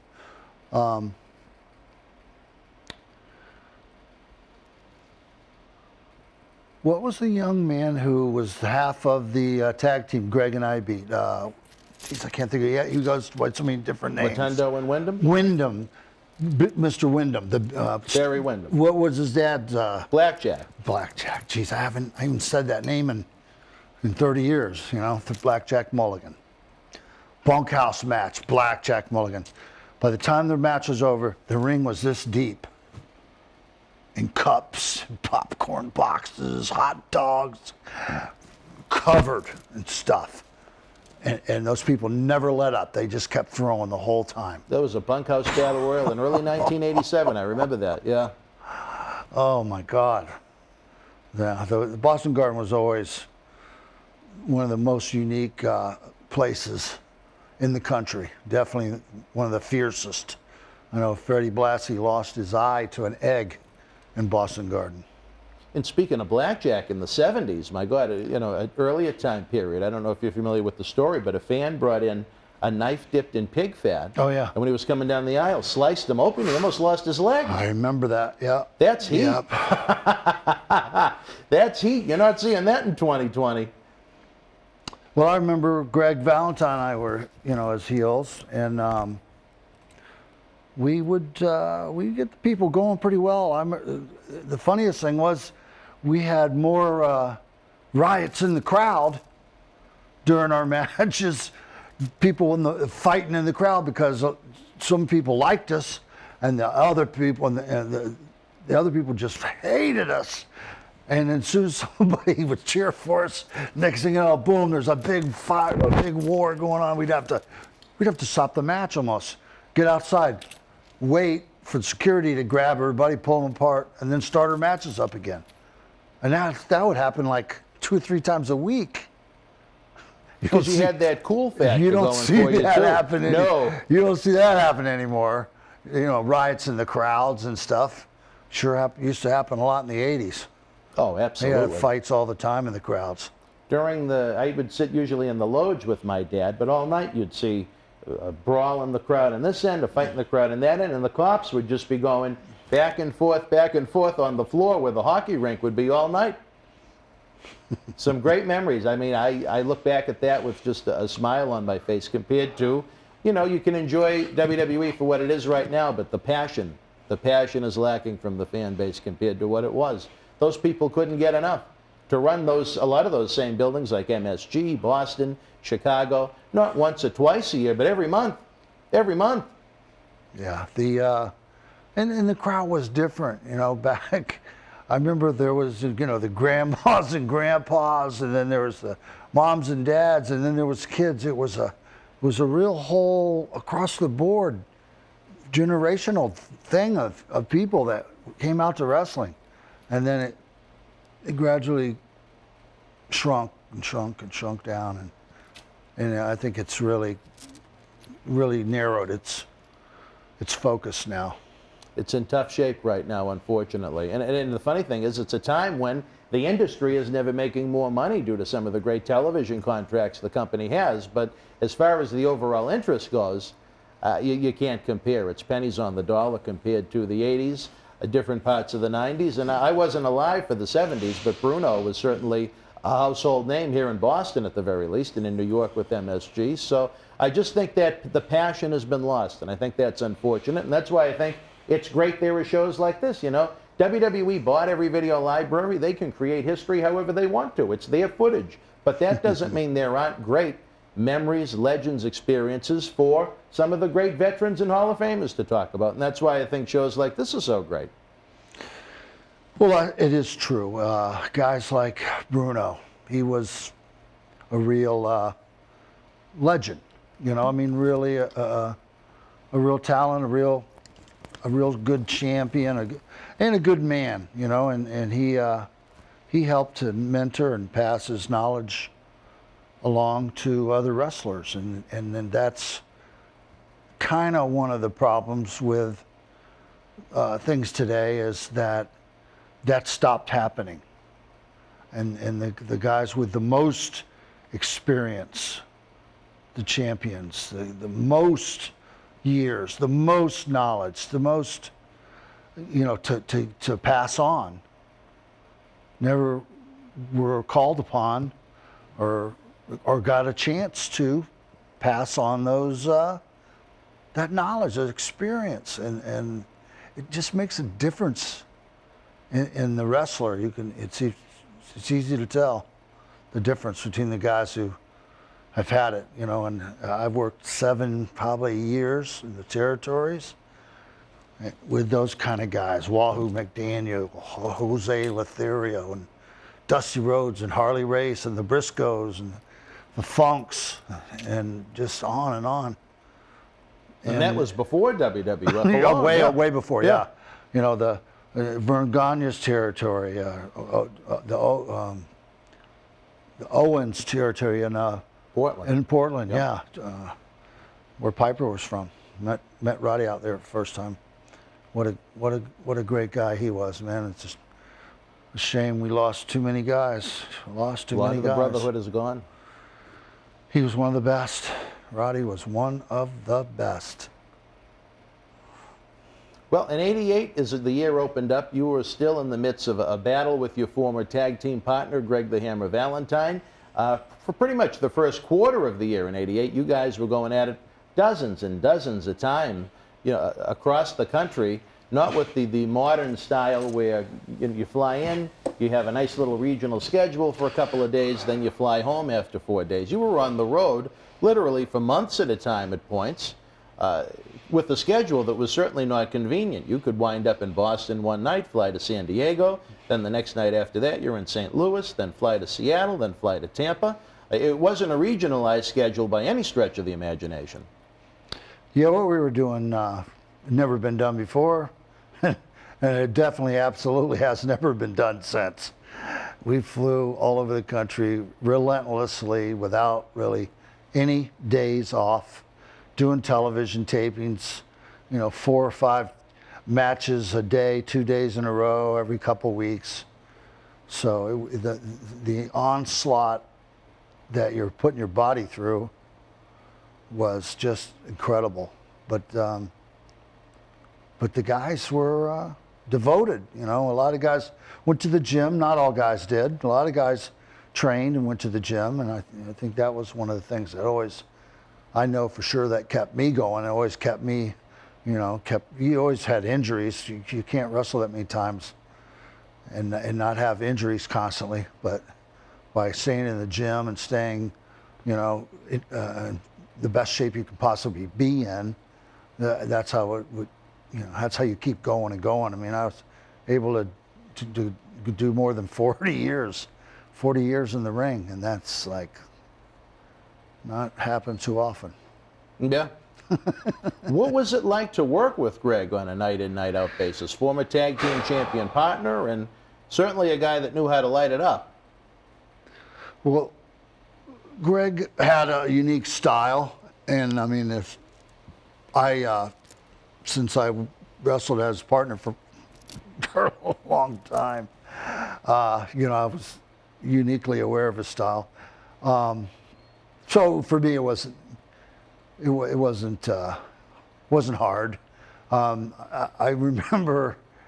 Greg had his pace. We called him the turtle because he was just so slow. And I know we were going to wrestle at least 20, 25 minutes a night. Some guys didn't want to wrestle more than 10 minutes or something. They had 10, 12 minutes. They only get in there and get out. And wrestling Greg, you're going to be in there like 20, 30 minutes. Because he didn't even get warmed up until 15 minutes into the match. That was Gorilla Monsoon's line. Every time on TV, it takes him 15 minutes to get warmed up. And he was old school. I used to watch his dad play, Johnny Valentine, when I was a kid, and he was the only wrestler I was ever really scared of as a kid. They had some big guys and different Pak Song, the giant Korean, and the great Malenko, and you had all these scary guys, but he had no gimmicks, no big fancy robes, no nothing.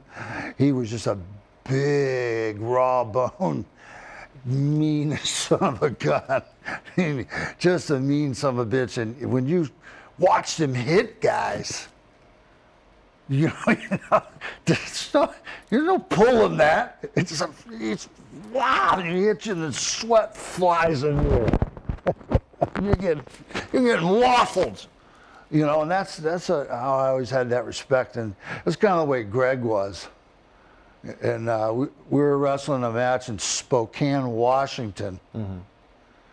And he has a stubby hand. It's like concrete. You got to watch him, though. He's like to do these damn chops. He chopped me in the throat one time, I swear. I wanted to kick him in the head. But I had to keep going with the match. And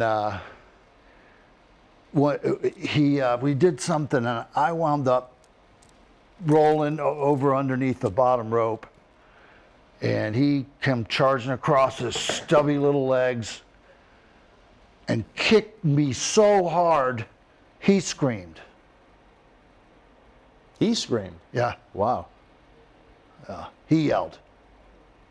I was like, it hurt. I can imagine. But I had to put my hands over my own mouth to stop from laughing, so people didn't see me laughing. Yeah. Because I mean, Greg's reputation, he was stiff. Everybody says stiff. A lot of people don't like working with Greg at all.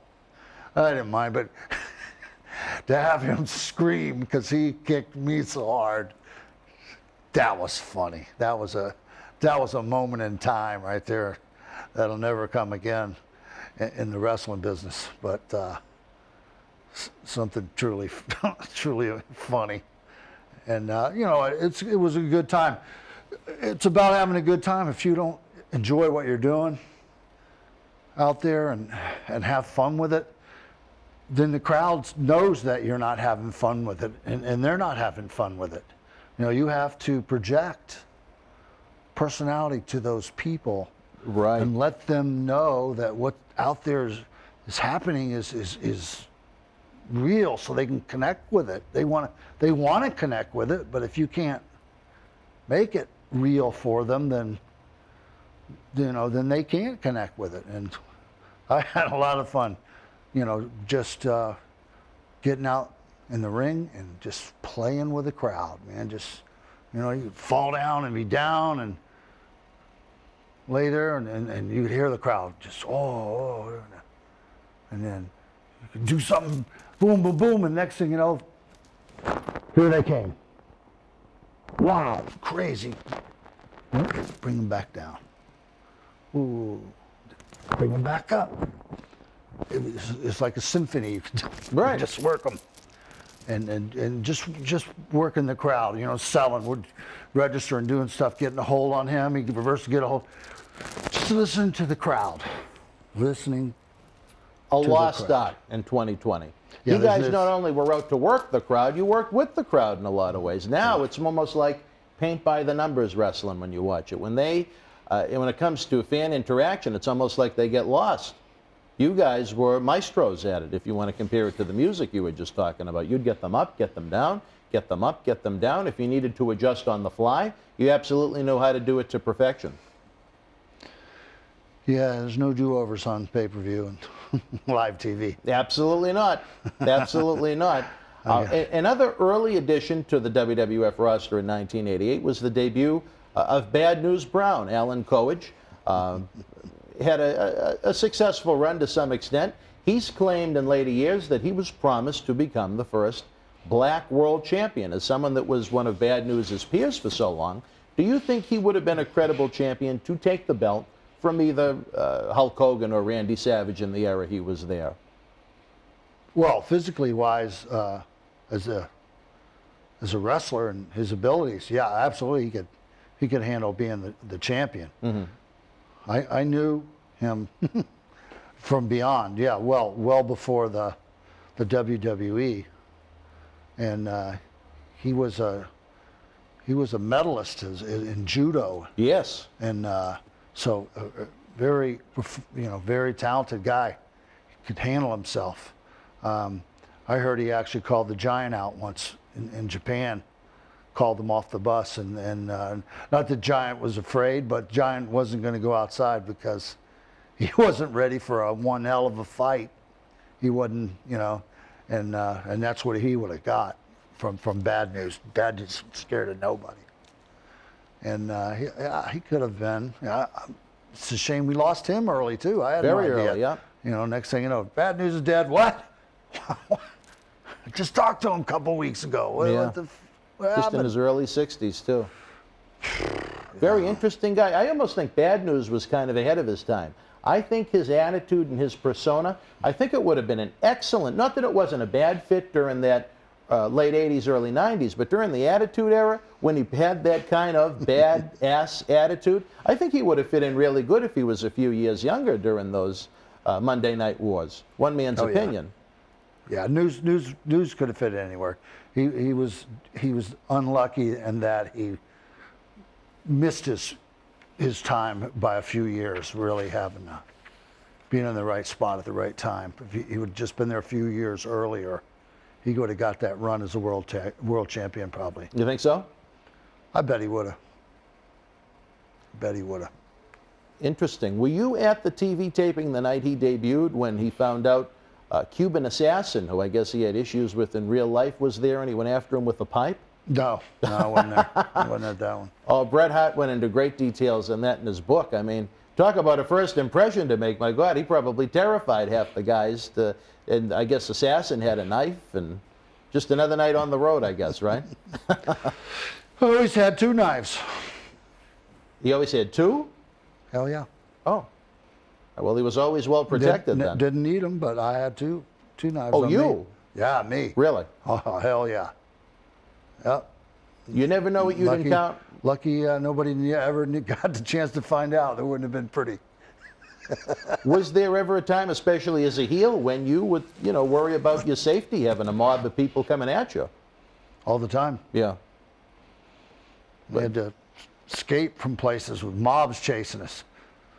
Greg and I had to get out of the garden. It was 2 hours after the garden was over. There's still 1,000 people outside. You're talking MSG? Yep. Okay.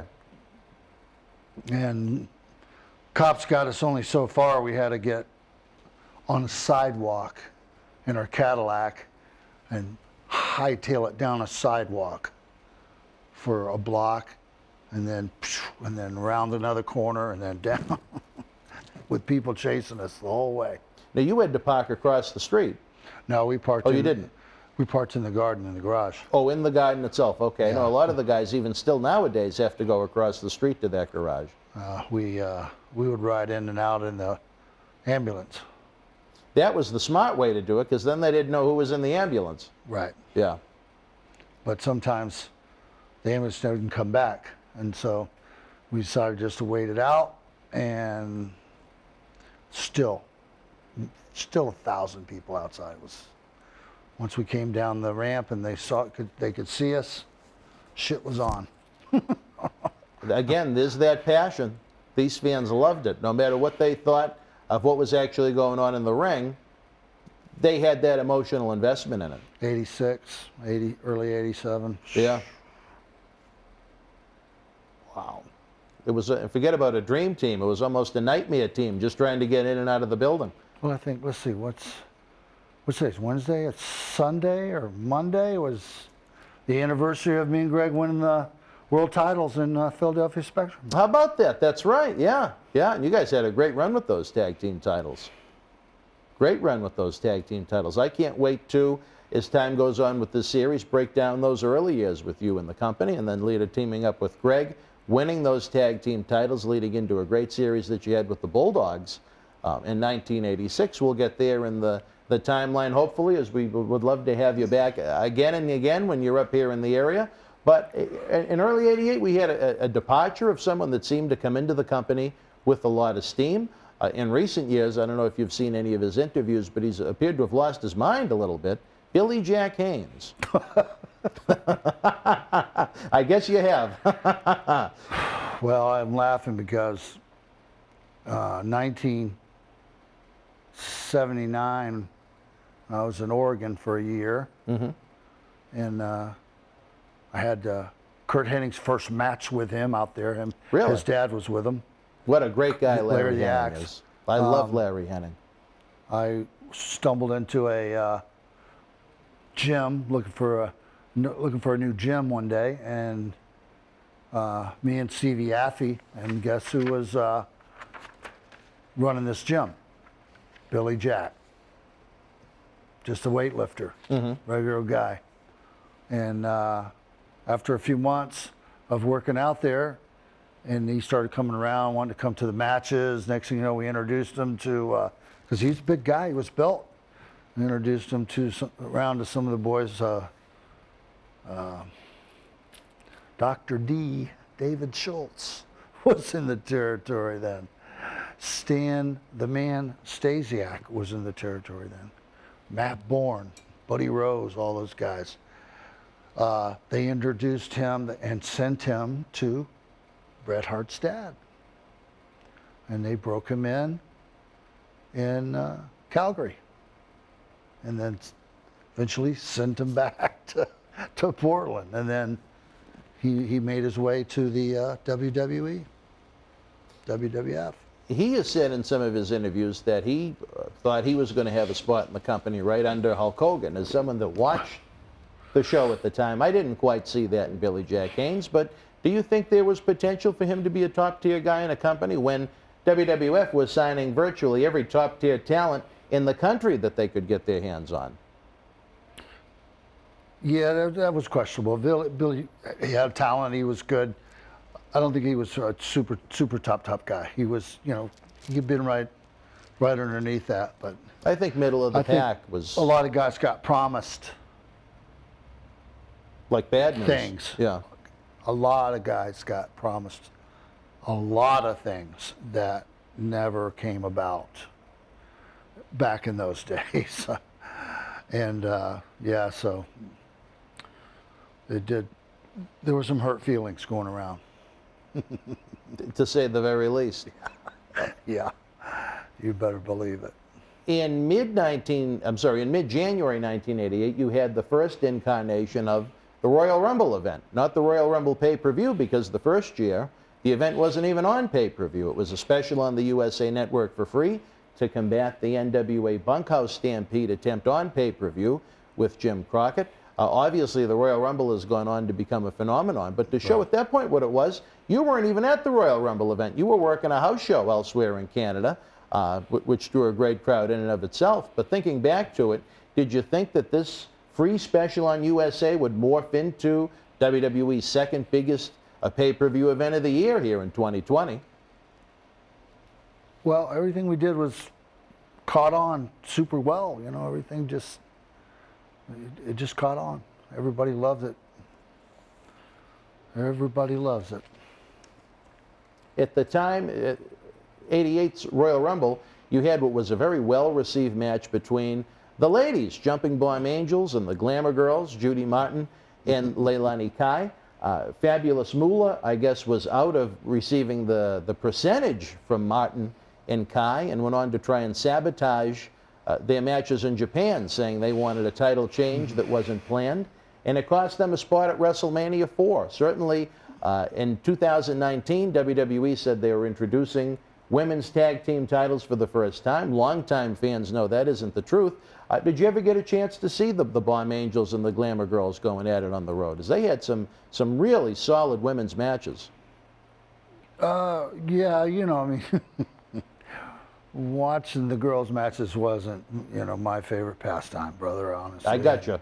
I got you. You know, I caught some of their matches, and in all honesty, they worked their butts off and everything. And no question about it. No question about that. And they were all friends of mine. You know, I knew them all. I think when you look back at that era, I think Leilani Kai deserves more love in 2020 than she gets. I think she was certainly one of the rocks of the women's wrestling in the 1980s when she was involved a few years earlier with Wendy Richter. She lives down by me in Florida. Is she? Yeah. She did a great interview here with John Cena Sr. a few years back, but I think it's really a shame she's not in the Hall of Fame. I think she really contributed a lot first in that run when she was the women's champion headed into the first WrestleMania, and then later on, as we just mentioned now, the women's tag team title. But hopefully someday she'll get the respect she deserves for a company that she contributed an awful lot to. Maybe they'll boot Kid Rock out and put in a wrestler. No kidding, right? I'd just to see Rocky and Bullwinkle, the flying squirrel, be in the Hall of Fame before that idiot. I mean, come on. Not much of a contribution to either wrestling or WWE either way. Let's get real. Come on, Hall of Famer. That just insults everybody. A lot of the celebrity inductions, I know it's nice to get a little pizzazz going into the event, but I think it takes away a lot of the credibility that the institution should have. You have guys out there that dedicated their lives like yourself, and then you have a guy that sang a song once or twice coming in and receiving an award on the same night. Guys that worked their whole lives, you know, gave everything they had, gave their bodies, gave it all up, and then, you know, they get nothing, no recognition. Yeah, it hurts. It hurts. Got a lot of friends that deserve to be in the Hall of Fame, and they're not. But you try to be positive, remember them well, and hope that they'll come to their senses. Well, as we mentioned, and do the right thing. Come on. as we mentioned in the previous episode, someone like Kamala, I think it would have meant a lot to him to have been put into the Hall of Fame before he passed away. Well, he's alive. Right. You know. I'll tell you. He's got family and friends and cousins and sisters, you know, and everybody can rejoice in his, you know, achievement. Yeah. And even Vader, Leon White, is somewhere up here on one of these disc covers. I personally know it would have meant a lot to him to go into that Hall of Fame while he was still alive, and instead, crickets. So I don't understand the thought process behind that. When you have now Warrior Awards in honor of the Ultimate Warrior, which you can say a lot about in and of itself, would you rather see pro wrestlers going in that night as opposed to people, again, that had nothing to do with professional wrestling as it is? Although I will say I was very happy in 2019 when you were inducted in New York City to the Warrior Award recipient that night, a dear friend of ours, Sweet Sue, the one and only Sue Aitchison. I think there is someone that deserves to be in that company's Hall of Fame, even if she never participated in a wrestling match. No, absolutely. But she was an intimate and very, very vital part of the company and interacting with the guys and the way she looked after the guys and took care of the guys for years.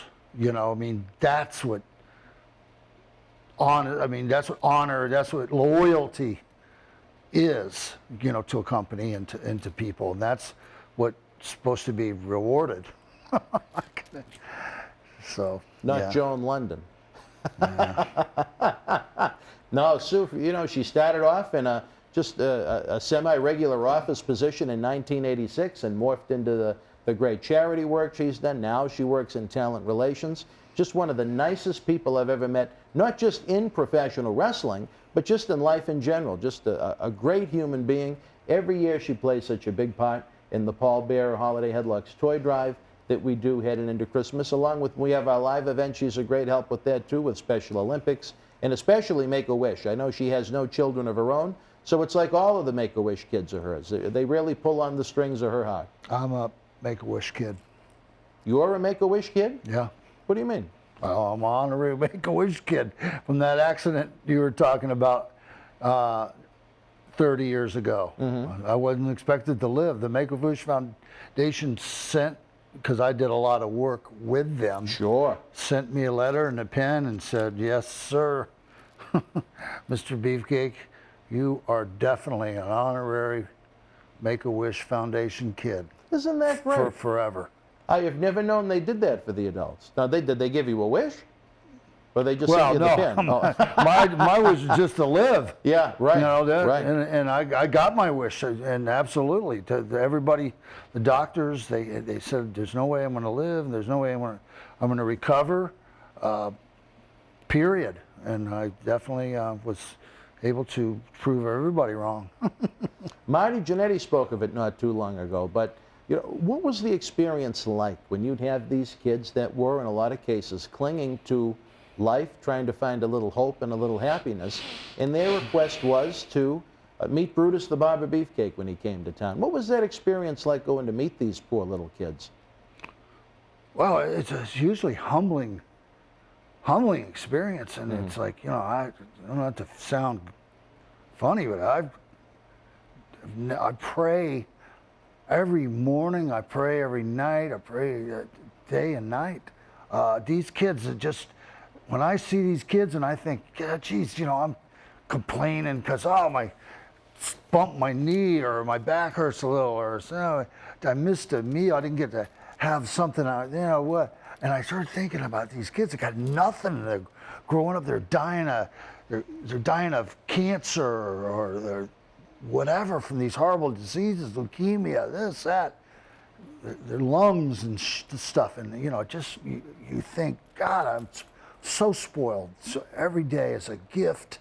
You got to live every day and enjoy it and treat it like it's a gift, and live it and live every day, not just exist, not just go through it blind, walking, you know, just endlessly forging ahead for nothing. You know, you got to live for something, you know, and seeing kids. I went to see a lot of kids in 40 years in the business, in hospitals all over the planet, visiting sick kids.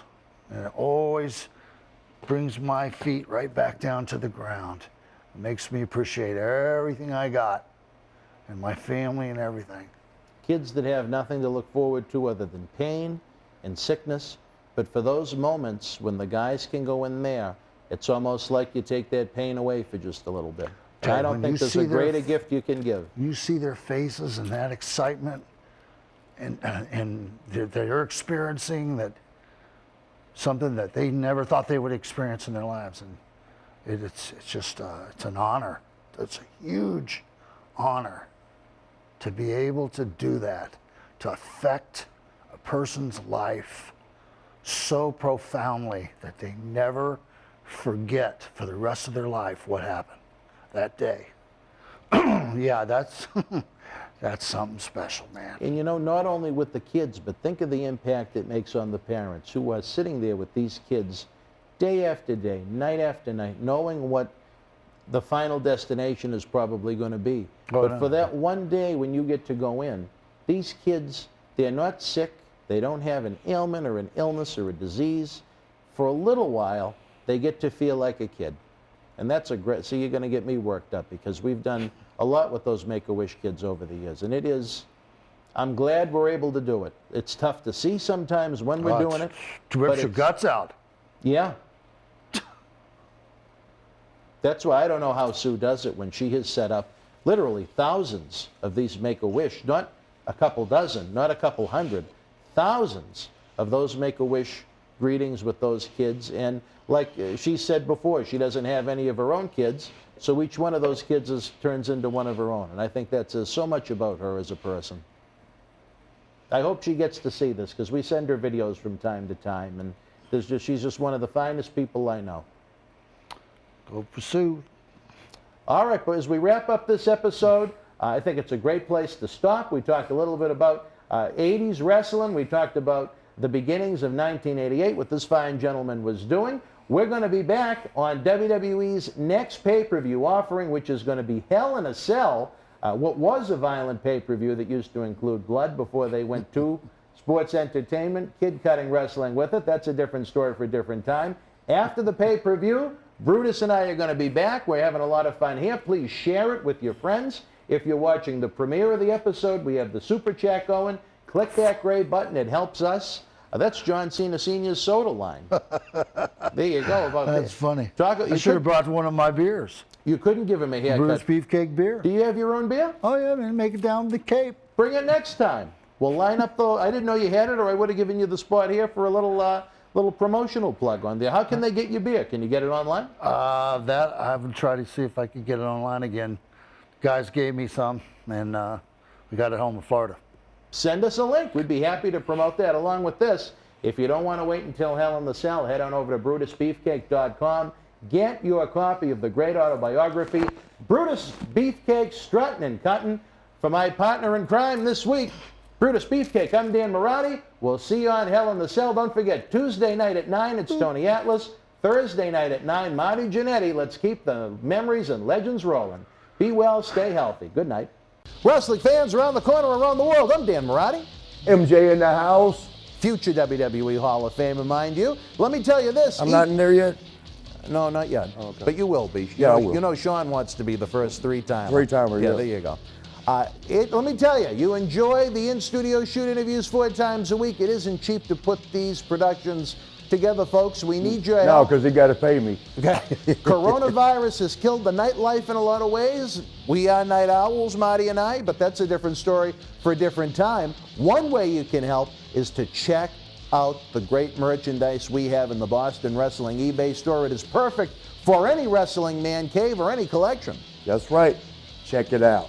Support Wrestling Insiders and keep wrestling legends working on eBay. At Survivor Series, it was champion versus champion as WWE champion Drew McIntyre battled Universal champion Roman Reigns with Paul Heyman. Get this 11x14 poster autographed by all 3 men. Limited edition, number 42 of only 50, with authentication hologram on the back of the poster itself. Comes with a mystery autographed 8x10 photo and an on-air shout-out from WWE Hall of Famer Mr. USA Tony Atlas on Wrestling Insiders at your house. Get it now. Don't forget, WWE NXT TakeOver Night 1 kicks off tonight. We have a ton of awesome, rare, autographed NXT merchandise in our eBay store. Check out the link in the description box below. You also get an on-air shout-out with any purchase, a great way to get some great new NXT merchandise for your collection and help the cause and help keep Wrestling Legends working. Everybody wins. Coming up, another great episode that's the perfect reason why you should be a part of the Boston Wrestling MWF family and subscribe to our Patreon streaming service to get the early ad-free access to Wrestling Insiders, our acclaimed studio shoot interview DVD library, Patreon exclusives, and the knowledge that you, yes you, are helping keep Wrestling Legends working over at patreon.com/Boston Wrestling. We've talked to a couple of legends thus far in the marathon. Up next, a recent WWE superstar, both as NXT Cruiserweight Champion and manager for current WWE Champion Bobby Lashley, our longtime friend Lio Rush, who in this episode discusses his youth, breaking into professional wrestling, his mental health struggles, and more. A very personal episode. Wrestling fans, this is Dan Marati along with my longtime close personal friend, Mr. Lio Rush. What time is it? Well, it looks like it's rush hour to me. And it is. It's Wednesday nights, kind of a night you're kind of familiar with. 10 p.m. The lights have gone out at Daly's Place in Jacksonville and the Capitol Wrestling Center, and now it's time for little Lio Rush, baby. Yeah. It took us a while to put this together. Yeah. We tried all summer, but just schedules, and you are a very busy man. Yeah, I try to be. I try to be. I tell you this, if you have not been following what we're doing with the 9th annual Paul Bearer Holiday Headlocks Toy Drive, Cyber Toy Drive, if you will, head on over to bostonwrestling.com. We have 12 featured superstars, including this gentleman. They're going to help Santa Claus update his GPS to find every kid this year in honor of this man, Paul Bearer, who we love, we miss every day. But we don't want to go in that direction. We're here to talk about Lio, but I have said it before and I've said it again. There were a lot of things said about this man when he was in WWE, a lot of things said about him when he left WWE. I didn't like it because I know him personally. He's a good human being. What he's done to try and help this toy drive, give him all the credit in the world for that, because not only does he have this, not only does he have the athletic ability in the squared circle, but he's got this right here. He's got a beating heart that cares. And I want to tell his story. Lio, the beginning. I mean, tell us about a young Lio Rush, or as I met you back in 2015 when you first reached out to me, Lie Green. Yeah. Lie Green. I knew you was Lie. I didn't know you was Lio. Yeah. Now, let me ask you this. Not even on the sheet. What do you go by now? Do you go by Lio? Do you go by Lie? I go by, funny thing, I have so many people in my life and in different areas of my life. Exactly. From fans to friends to family members, and they all have their own name for me. I know, like, when I was a teenager, all of my, my close friends would call me Lie. Of course, my parents and my sisters would call me Lionel. And when I'm wrestling, people like to call me Lio. Even with music, people call me Lio. So yeah. Where did Lio come from? I don't even know. So Lio, just L-I-O. Those are the first 3 letters of my name. But. At what point did you change though? Because you were working as Lie Green when we first met. It just didn't sound right. It just didn't. It didn't roll off the tongue. Yeah, it didn't roll off the tongue. It didn't sound good to announce. So I was just looking at my actual name. I was like, man, do I want to use Lionel? Do I want to use like Lion? It didn't sound like a tough wrestling name. No, Lionel wouldn't have worked. So I was looking at the first 3 letters of my name, and I always liked how. Crazy thing, good friend of mine now, ACH, I was looking at his name and it said ACH and it was just 3 letters and I was like, man, that's so simple, it's cool, sounds like a superhero. And then I was like looking at my name and I was trying to see if I can do the 3-letter thing and do like LIO. And I was like, it's too similar to ACH. And then I was just like, what can I do? And I was just looking at it, and I was saying like Lio, but then I was like Leo. I kept saying like Leo, but then I just spelt it with the I. So like that's different, like that's super unique. Yeah, definitely. And I just stuck The with Leo. creativity I always talk about that you have, yeah. Now, what about Rush? So Rush came from my trainer, one of my trainers out of three, actually out of four. He came up with the name Rush because I was always, this is funny. So 3 different reasons why my last name is Rush. One, because when I was like super green in the business, I was too fast. My trainer would always tell me to slow down. So so being super green, that's the reason why my name is Rush. The second reason is because naturally I was just like fast, like in the ring. And he was like, Rush is pretty cool. And then 3, he was saying I was always in a rush to like progress, like in the wrestling business, and I was always willing to learn and ready to do this and that and that and that. So I felt like, and he felt like Rush was the perfect last name for me. Cool. And it like you said, it rolls off the tongue now. Yeah. Lie Green? Okay, it almost sounds like an enhancement guy. Yeah. You know what I mean? Leo Rush, that's got the pizzazz, yeah, brother. Exactly. You know what I mean? Exactly. It's all right. So you're a Baltimore guy. Tell us about what life was like as a kid in Baltimore, some of your early memories of wrestling. So life in, I wouldn't say Baltimore, although I am from Maryland.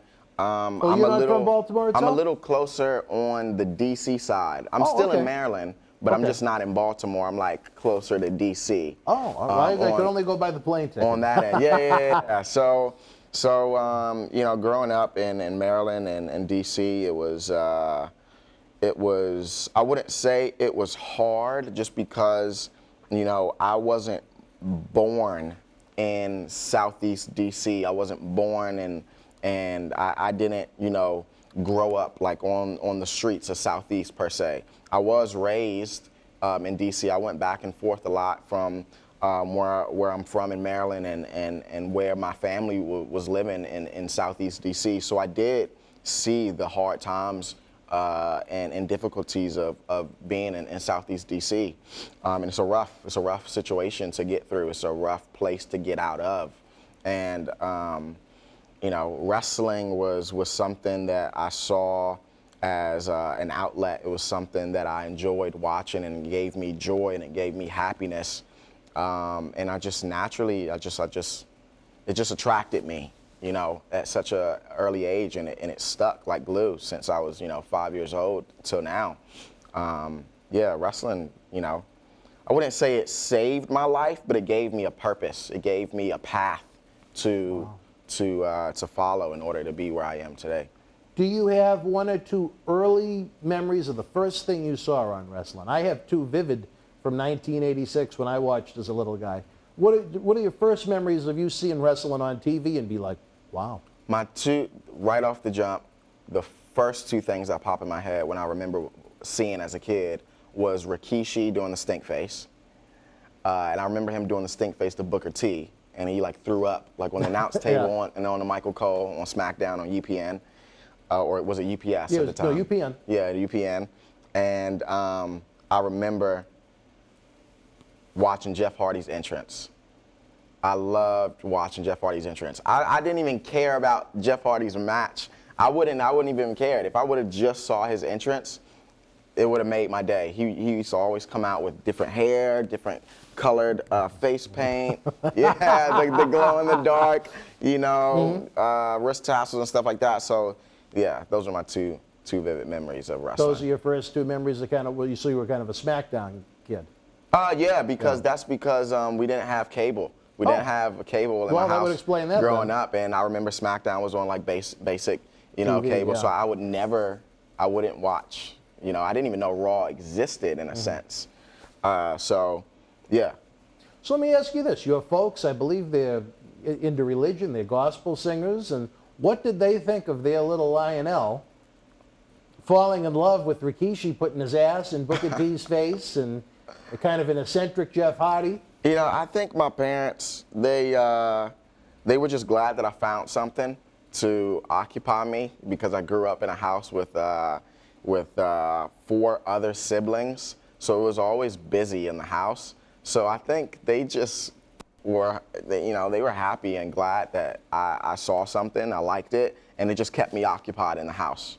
And that, I think they never gave me any crap about, I know a lot of parents don't like their kids watching like physical things like on TV, but my parents, they didn't care. My dad was an athlete. He was in the Army. My mom came from that similar background, so they didn't mind. At what point did you go from saying, you know what, geez, this is awesome, I love watching Friday Night SmackDown, to saying, you know what, I want to take this body and I actually want to do this? Yeah. At what point did you have that point of view in your mind? At a young age, when you were a teenager? I think, the first time I watched wrestling when I was 5 years old. Same age as me. Yeah. But when I didn't know that it was just something that you could do. Mm-hmm. I just thought it was something cool on TV. I didn't know that that could be like somebody's job, being so young. But when I turned about maybe like 10, 12 years old, something hit me. I was just like, man, I want to find out how to get into this. I want to do everything that I possibly can to try to make this, a reality. So, obviously right now, as I've noted before, I think you're one of the finest athletes in professional wrestling as we sit here in 2020. Were you into other sports when you were a kid? Did you play sports in high school? Oh yeah, I was sports all year round. I can't remember a time period in my life, like in its entirety, where I was not playing a sport. What were you playing? So I was heavily involved in baseball. Really? What position? Pitch. So I was all over the place. So I think I played every position except for catcher. Really? And first base, because I didn't have those long arms. I wasn't tall. Yeah. So right. I wasn't a I could see you as a second baseman or a center fielder. I don't know how big you were as a kid, but right now. I was center field, and I was between like shortstop and third base, just because I was so quick. That hot spot is on third base, so I was always getting those like ground balls and stuff like that. So those are my go-to positions. And you also said you played football. What else? Yeah, football. I was running back in football. I could see that, yeah. I played all the way up until I got to high school. So from age 5 to 14, I played football. But football season was the same kind of time around the year where amateur wrestling was. So I also played, I didn't play, but I amateur wrestled in high school. I played basketball, but when I got older, I just got, I stopped growing, so I stopped playing basketball. But you played hoops too? Yeah, I was, and surprisingly, I was really good in all of these sports. But amateur wrestling just stuck to me the most. So at what point did you realize, okay, I love SmackDown. This is something that I'm really interested in. How did you learn that? There were wrestling schools to go to train at, or there are independent wrestling promotions that aren't on TV. Because you know what, it doesn't hit you right away. I remember as a little kid, I didn't know that independent wrestling existed. I didn't know there were wrestling schools. During the 80s and early 90s boom, at one point there were about 15 to 20 different monthly wrestling magazines that came out. And I got a magazine. In the back, there was an ad for a book that talked about how to get trained in professional wrestling, enter into professional wrestling. And funny enough, it was written by 2 people that played a big part in my life. Dennis Brent, who was JR's assistant talent relations in WWE, and this guy, when he was Percy Pringle. The 2 of them wrote a book. And I must have been in the 7th grade or so. And that's when I learned there were these schools, there was these independent promotions, and I was, I was like, wow, this is what I want. I knew from the first time I went to an event at the Boston Garden, I wanted to wrestle at one point, but I mean, look at this body now, could you imagine? But I always knew, I knew from the young age, I wanted the business. I didn't want anything else other than wrestling. Were you ever in that mindset, or did you ever have other aspirations? Was it always wrestling? I mean, wrestling was always something that I wanted to accomplish, but it wasn't the only thing that I wanted to accomplish. You know, I always thought about it, always, you know, said to myself, I want to make it to, you know, I want to make it to the top. I want to make it to WWE. But, you know, I also said to myself, you know, I want to be an actor. You know, I also said to myself, you know, I want to be a musician. So there's a lot of, you know, things that I wanted to do since I was little. It wasn't always wrestling, but wrestling was the main focus just because I had that excitement and that built and all that, you know, build up since I was, you know, 5 years old. In the moment, there's no energy like it. Yeah. You can be a musician and produce great music. You can be an actor and produce a great movie. But it takes time to put that compilation together. In professional wrestling, I don't have to tell you, I mean, that energy hits, and it hits. It's live, there is no cut, there is no stop. Well, now they do a few cinematic matches, but traditional professional wrestling, it is that energy that lives in you. Yeah. So how did you go about finding a school to be trained at? Yeah, I didn't. So I'll backtrack just a little bit, but when I was 16 years old, I actually called the corporate number for WWE. Did you really? Yeah, I did. I know I said this, I think I said this on a few interviews before, but it's just always so crazy to me that, you know, that was a real thing. Like I called, I remember like being on hold. I remember like. Were they playing theme songs? They were playing theme songs. I remember like sitting, and I didn't tell my parents that I did it. I was sitting at the computer in the living room on that AOL dial-up, researching, researching WWE's phone number and stuff like that, and I called. I ended up getting put on hold. Was listening to that theme songs, and I didn't know what to ask. Just asked, how old do you have to be in the WWE, like professional wrestling WWE? And I don't know if this was true. I didn't know, you know, what it was, but just the fact that they said, oh, you got to be 18 years old. And I was just like, okay. No, were you 18 at this point? No, I was 16 when I called, yeah.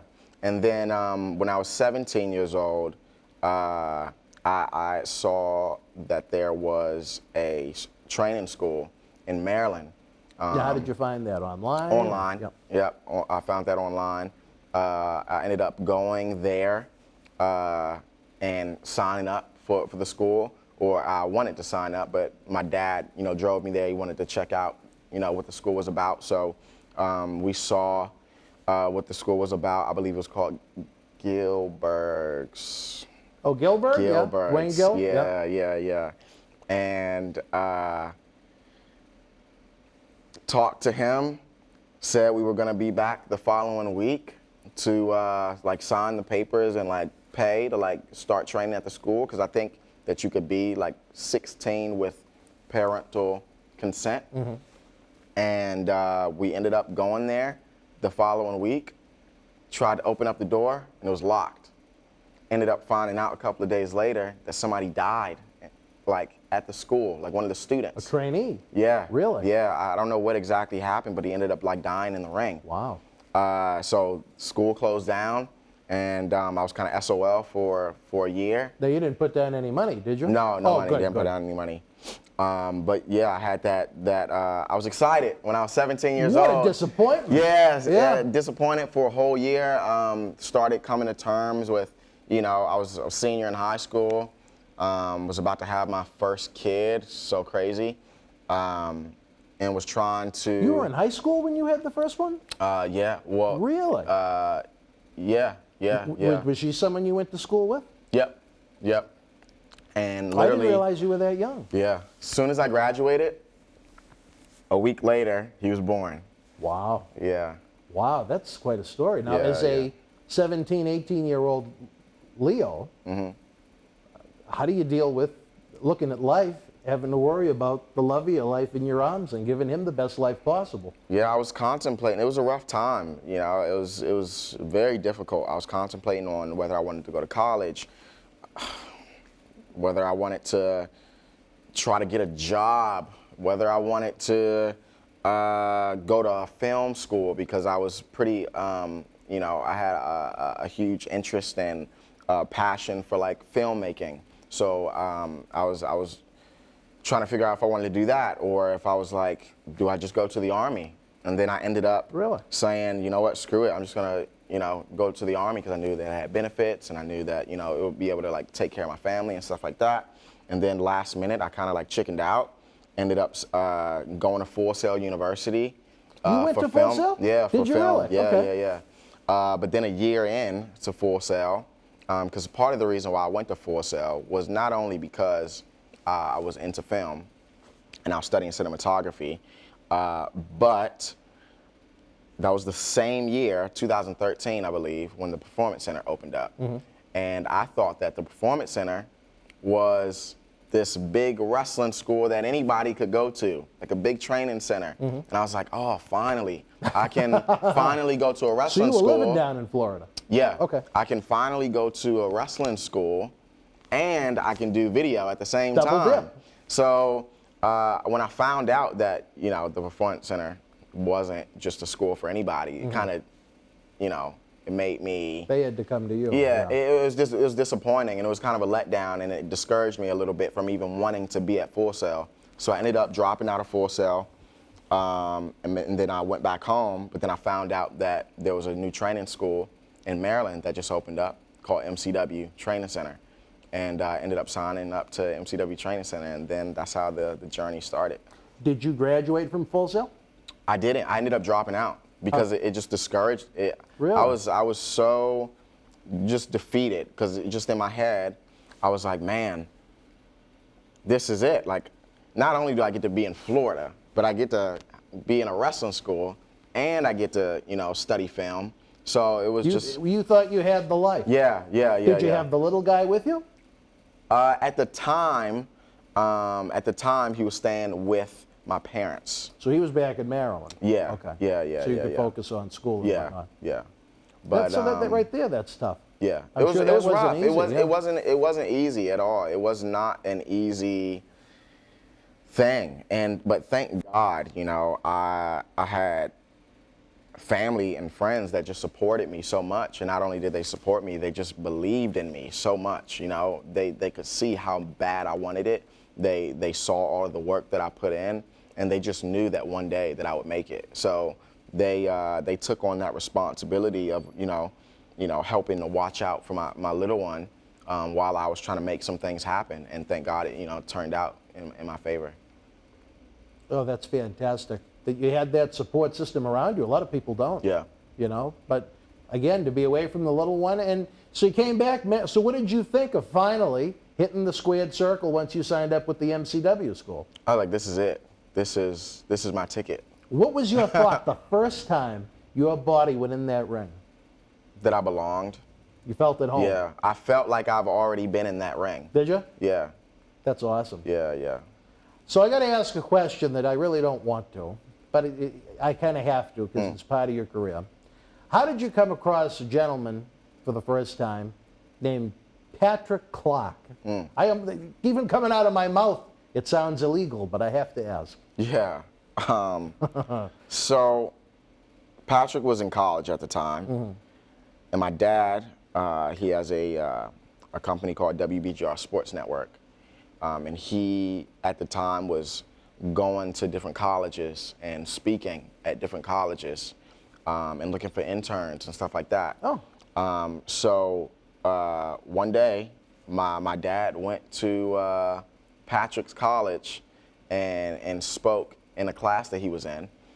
And my dad was talking about me and saying how his son wanted to be a professional wrestler, and he continued on with the lecture and stuff like that. And then as he was leaving, Patrick ran and kind of like chased my dad down and was like, hey, like, I heard that, you know, you said that you had a son that was interested in like wrestling, being a professional wrestler. And they got into a conversation and Patrick ended up telling my dad that he was, you know, wanting to be a professional wrestler, and he had just found out about this school called MCW Training Center, and asked my dad, you know, if I knew about it, and my dad, of course, said no. So he was like, here's my son's number. give him a call, and hopefully, that'll spark something. So I guess the next day, Patch ended up calling me. We ended up meeting up. Funny thing, we went to like an IHOP, like right down the street from my house. We were just like talking about, our love for wrestling and stuff like that, and said that, the open house is like in like a couple of weeks. And we ended up, going to the open house like together. And yeah, so I pretty much knew about MCW because of Patrick, because he chased my dad down in the parking lot.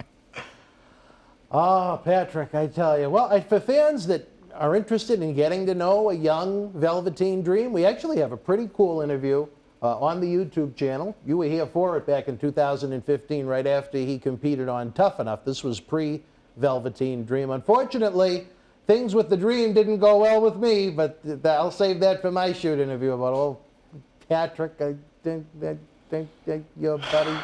I wish he didn't find your father. I don't know, man. It's all a weird, situation. Was he a good friend to you back then, or was he just an acquaintance? Of course. You were good friends with him. Yeah. I would, I would go to the lengths of saying that he was like a brother to me. Honestly, Really? Honestly, yeah. Unfortunately, when all that news kind of broke, I haven't spoken to him since. You haven't got any Instagram messages from him? Nothing. That's probably for the best. Nothing at all. Nothing at all. Oh, I tell you, these shows, the way they turn. But I want to talk something serious right now. I didn't even know this until one of the fans, when we have our live premieres at night, we have a lot of great fans that jump in on the chat. Slick Rick, Tina, Maria Davis. He's a married man. Get your mind out of the gutter. All the Kevins that join us. Ken, Larson, if he behaves himself. We got quite a crew that always join us for the live premieres. But one, Cupcakes Hausman, she told me that you have one of your tattoos has it's almost, is it a poem or something? I want you to tell the story because I don't want to misspeak. But I mean, it's a dedication to a sibling that you lost? Yeah. What is that? So my mom told me, so I grew up with, 4 sisters. I have 4 sisters. Oh my God. Yeah. You needed God. Yeah. And my mom told me that I had a brother on my first day of high school. Really? Yeah, I don't know what sparked the conversation, but she told me that I had a brother. I think I said, oh, I wish I had a brother to like come with me like my first day of high school. And then she like just busted out and said, you actually had a brother. And I was just like, what? And then she was like, yeah, he passed away at a really young age. Really? And I was just like, oh, wow, that's crazy. So all day, my first day of high school, I'm thinking about like this brother that I never met. What a day to tell you. And I end up getting back home. She shows me this box full of stuff that she like kept for him. It had a whole bunch of different things in it. Then she put out a poem that she wrote back in 1997 that was dedicated to my brother, Lorenzo, when he passed away. And I ended up reading it. And I just remember just kind of like being in shock. Like, it was weird. Like, growing up with 4 sisters and just being around women for that long and thinking that I had a brother and thinking, everything just started, rolling through my mind. Like, I wonder how different this would have been if I had a brother. I wonder, how my life would be now if I had a brother. And that poem just ended up, sticking with me. And the next week, I ended up getting it tattooed on my stomach. While you were in high school? While I was in high school. Really? Are there laws against that or no? Don't tell I don't know. No, I'm not 100%. Yeah. Okay, Probably. But we won't say who did it. And I didn't tell my mom. Really? I didn't tell my parents that I was getting it. But yeah, I was 15, and it was my first tattoo on my stomach. Wow. Yeah. So that is a great dedication. And I tell you this, hopefully this doesn't go in the wrong direction, but I'm a spiritual person. And I bet you he's been with you on a lot of your adventures. Oh, I around the world know in he spirit. has. I definitely know he has. There's no way that I would have been able to get through all of the things that I've gotten through if there wasn't somebody watching over me. And it's great that you feel that. Yeah. You know what it is? You know what I mean? And this is a wrestling talk show, but we're talking real life right now. Just to have that feeling, to know that you have that spirit, it's almost like a blanket almost. Yeah. You know what I mean? There are times, I think Paul Bearer is still around. Not to get too deep into discussion about him, but he said before he thought of me like a son, and he was such a great help. Even times when he was in WWE, when he had to leave wrestling to go back into mortuary science, when his wife was dying of cancer and he needed health insurance that wrestling wouldn't provide, which is disgusting, but that's a different story for a different time. He was just such a great help to us. And there were times, sometimes the lights will flicker in here and I just think, you know what? He's fucking with me. You know what I mean? Yeah. He's ribbing me. Yeah. But with you, it's different. It would have been an older brother, I imagine. No, he would have been younger. I was too young to even realize. Oh, so you were really, really young when it happened. Yeah. But that's kind of cool, I guess, is the best way to put it. I bet you he's here in spirit somewhere with us now. Yeah. Watching all those great promos, those $1 million promos you're cutting. Yeah. And I got to get personal with you because we wrap up the first episode of this series. You've discussed that you had, and this is deep to me. I know you've had discussions with the president of the Millennium Wrestling Federation, Dr. David Reese, but outside of professional wrestling, he is a renowned psychiatrist outside of San Diego as well as in the Northeast, New England, and New York. He's available. He's a great resource to anyone that ever feels the need at no charge. Google him, Dr. David Reese. He's on social media, and he has a website. Just a great, genuine human being that's done a lot of great work, I know personally, for a lot of the boys. But you've noted that you had mental health issues. Yeah. Even, to this day, I openly say, I still have my demons that I fight with, every single day. And I try not to shy away from it just because there is such a large audience of people that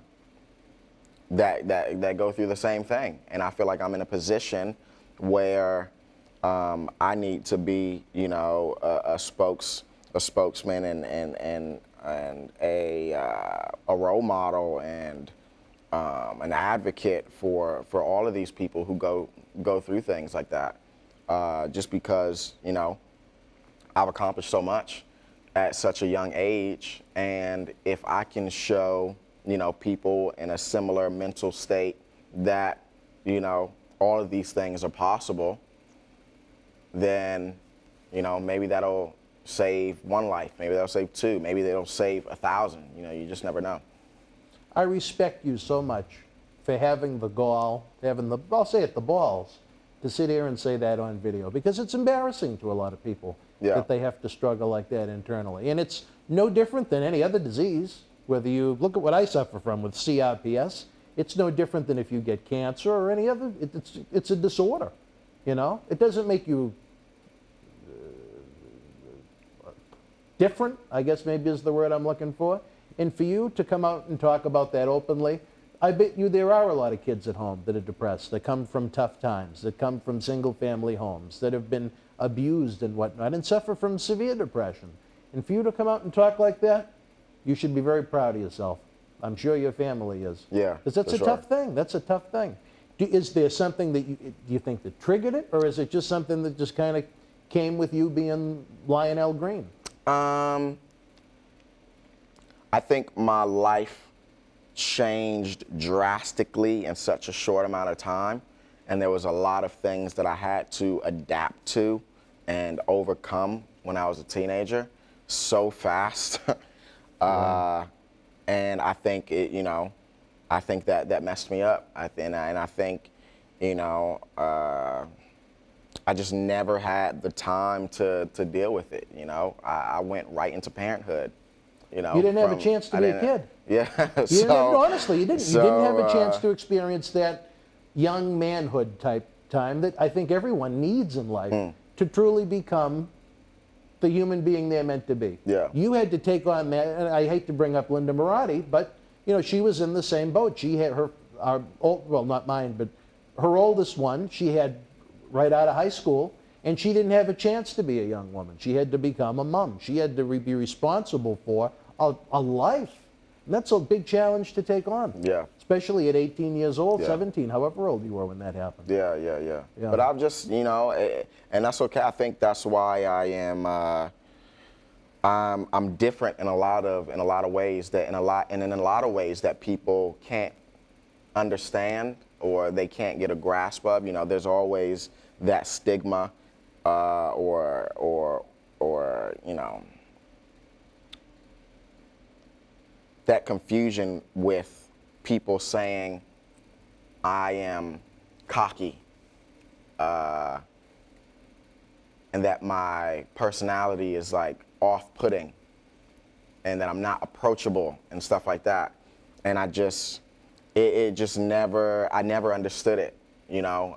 And I always felt like there was something wrong with me because of the way that I am. And it's just, you know, I just grew up. I had to become a man at a very young age.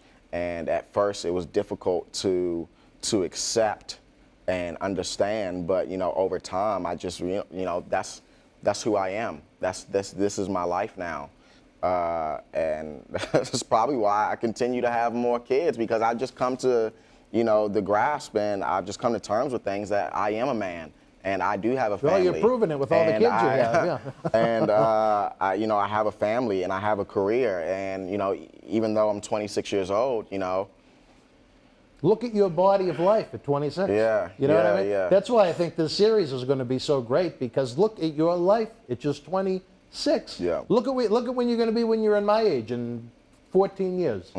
How much more you're going to accomplish. Yeah. It's really remarkable what you've done already, but how bad did it get? I mean, you know, those internal struggles. You're trying to be a dad, you're trying to go to film school, you're interested in a professional wrestling career, and on the inside, you know, you're fighting a war. Yeah. You know, internally. Yeah. How bad did it get for you? It got to the point where landed myself in the hospital for a couple of days. Wow. Had to end up, you know, spending some time in a I don't even know what the hell to call it, but basically a holding cell for people who are at risk for hurting themselves or other people. So I think that was my lowest point right there, and that was when I was about. That was when I was 20 years old. Okay. Yeah. So you were in wrestling. So I was wrestling. Oh, so you were not right around the time I met you. Yeah. Wow. Yeah. And I wouldn't have known it. Yeah. I hate to ask it, but did you ever have thoughts of self-harm? Oh no. Yeah. Did you really? Yeah. Wow. You know, I try. It's always a weird thing to talk about, but I mean, like I said, like I like just being open. I like being honest. I like, you know, telling people the truth, and because that's what's gonna make the difference. If you give everybody, you know, all the details, they can understand a little bit better. And there are going to be 12-year-old fans that know you from WWE that find this video online, that may be in the exact same boat you are, feeling the exact same way, that might be feeling so depressed that they might want to hurt themselves or do something drastic. And you telling your story that you can have these health issues, that you can overcome these health issues, and that you can find the great success that you've found, even, I don't know if you still battle them to this day. I do. It's possible to fight through it. Yeah. And again, this is serious on a wrestling talk show, but Dr. David Reese, our president, he works with many major league sports franchises. Mental health, it's a real problem. And for Leo to speak so open and honestly, I think he deserves all the respect in the world for that. And I'm glad you're with us. I'm glad that you never went too far or anything in a bad day. Yeah. Because we need you. You make professional wrestling a better place. And if you ask those kiddos, I'm sure that Dad makes the world a better place. Yeah. And you know, wrestling fans, I tell you this, I think this is a great way to wrap up episode 1. I mean, I don't know how we could go into a wrestling conversation after this on this episode, but I tell you, like I said before, there were so many things said about this guy when he was in WWE, after WWE. It bothered me because I knew him personally, and I want him to be exposed for who he really is, and he's a good person with a good heart. As we wrap up this show, fans, again, don't forget the 9th annual Paul Bearer Holiday Headlocks Cyber Toy Drive is underway. Take a look at the great list of legends and superstars that are going to be doing cyber signings. If you haven't got the VIP package yet, if you missed Leo live back on November 5th, don't worry. He signed the posters and the pictures we can put in the VIP package. We got the mega raffle going on so many ways. We can honor this guy. And in 2020 at least, the champion of the toy drive is this great human being right here. Don't forget the Patreon. Help us keep the lights on. Help us keep professional wrestling legends working. They have been out of work now probably 7-8 months. There's almost no wrestling events for them to appear on. Autograph signings are very difficult to find. That's their livelihood. They gave their bodies, they gave their lives to make professional wrestling a better place. It's the cost of a cup of coffee at Starbucks at patreon.com/Boston Wrestling. You get early access, ad-free access. You get the entire Studio Shoot Interview DVD library for just a couple of bucks. And let's keep these wrestling legends working. It's important. And again, you can always do the things for free. Share the link. Tell your friends. We're having a great time on these talk shows. This is real conversation right here. You talk about shoot interviews and things like that. This is a discussion about life. Hit the thumbs up. Subscribe to the channel. It's free. For my good friend, Mr. Rush, I'm Dan Marati. We'll see you next Wednesday night, 10 p.m. for Wrestling Insiders Rush Hour. Wrestling fans, I'm Dan Marati. And this is the man of the hour, Leo Rush. It's all over BostonWrestling.com and our social media. But Leo, brother, they got to check out some of this merch. They got to. Check it out, fans, right now available on eBay. You can add this to your collection. Support Wrestling Insiders and keep wrestling legends working on eBay. Get this WWE NXT TakeOver War Games 2020 11x14 limited edition autograph poster signed by everyone on the event, number 23 of only 100 made.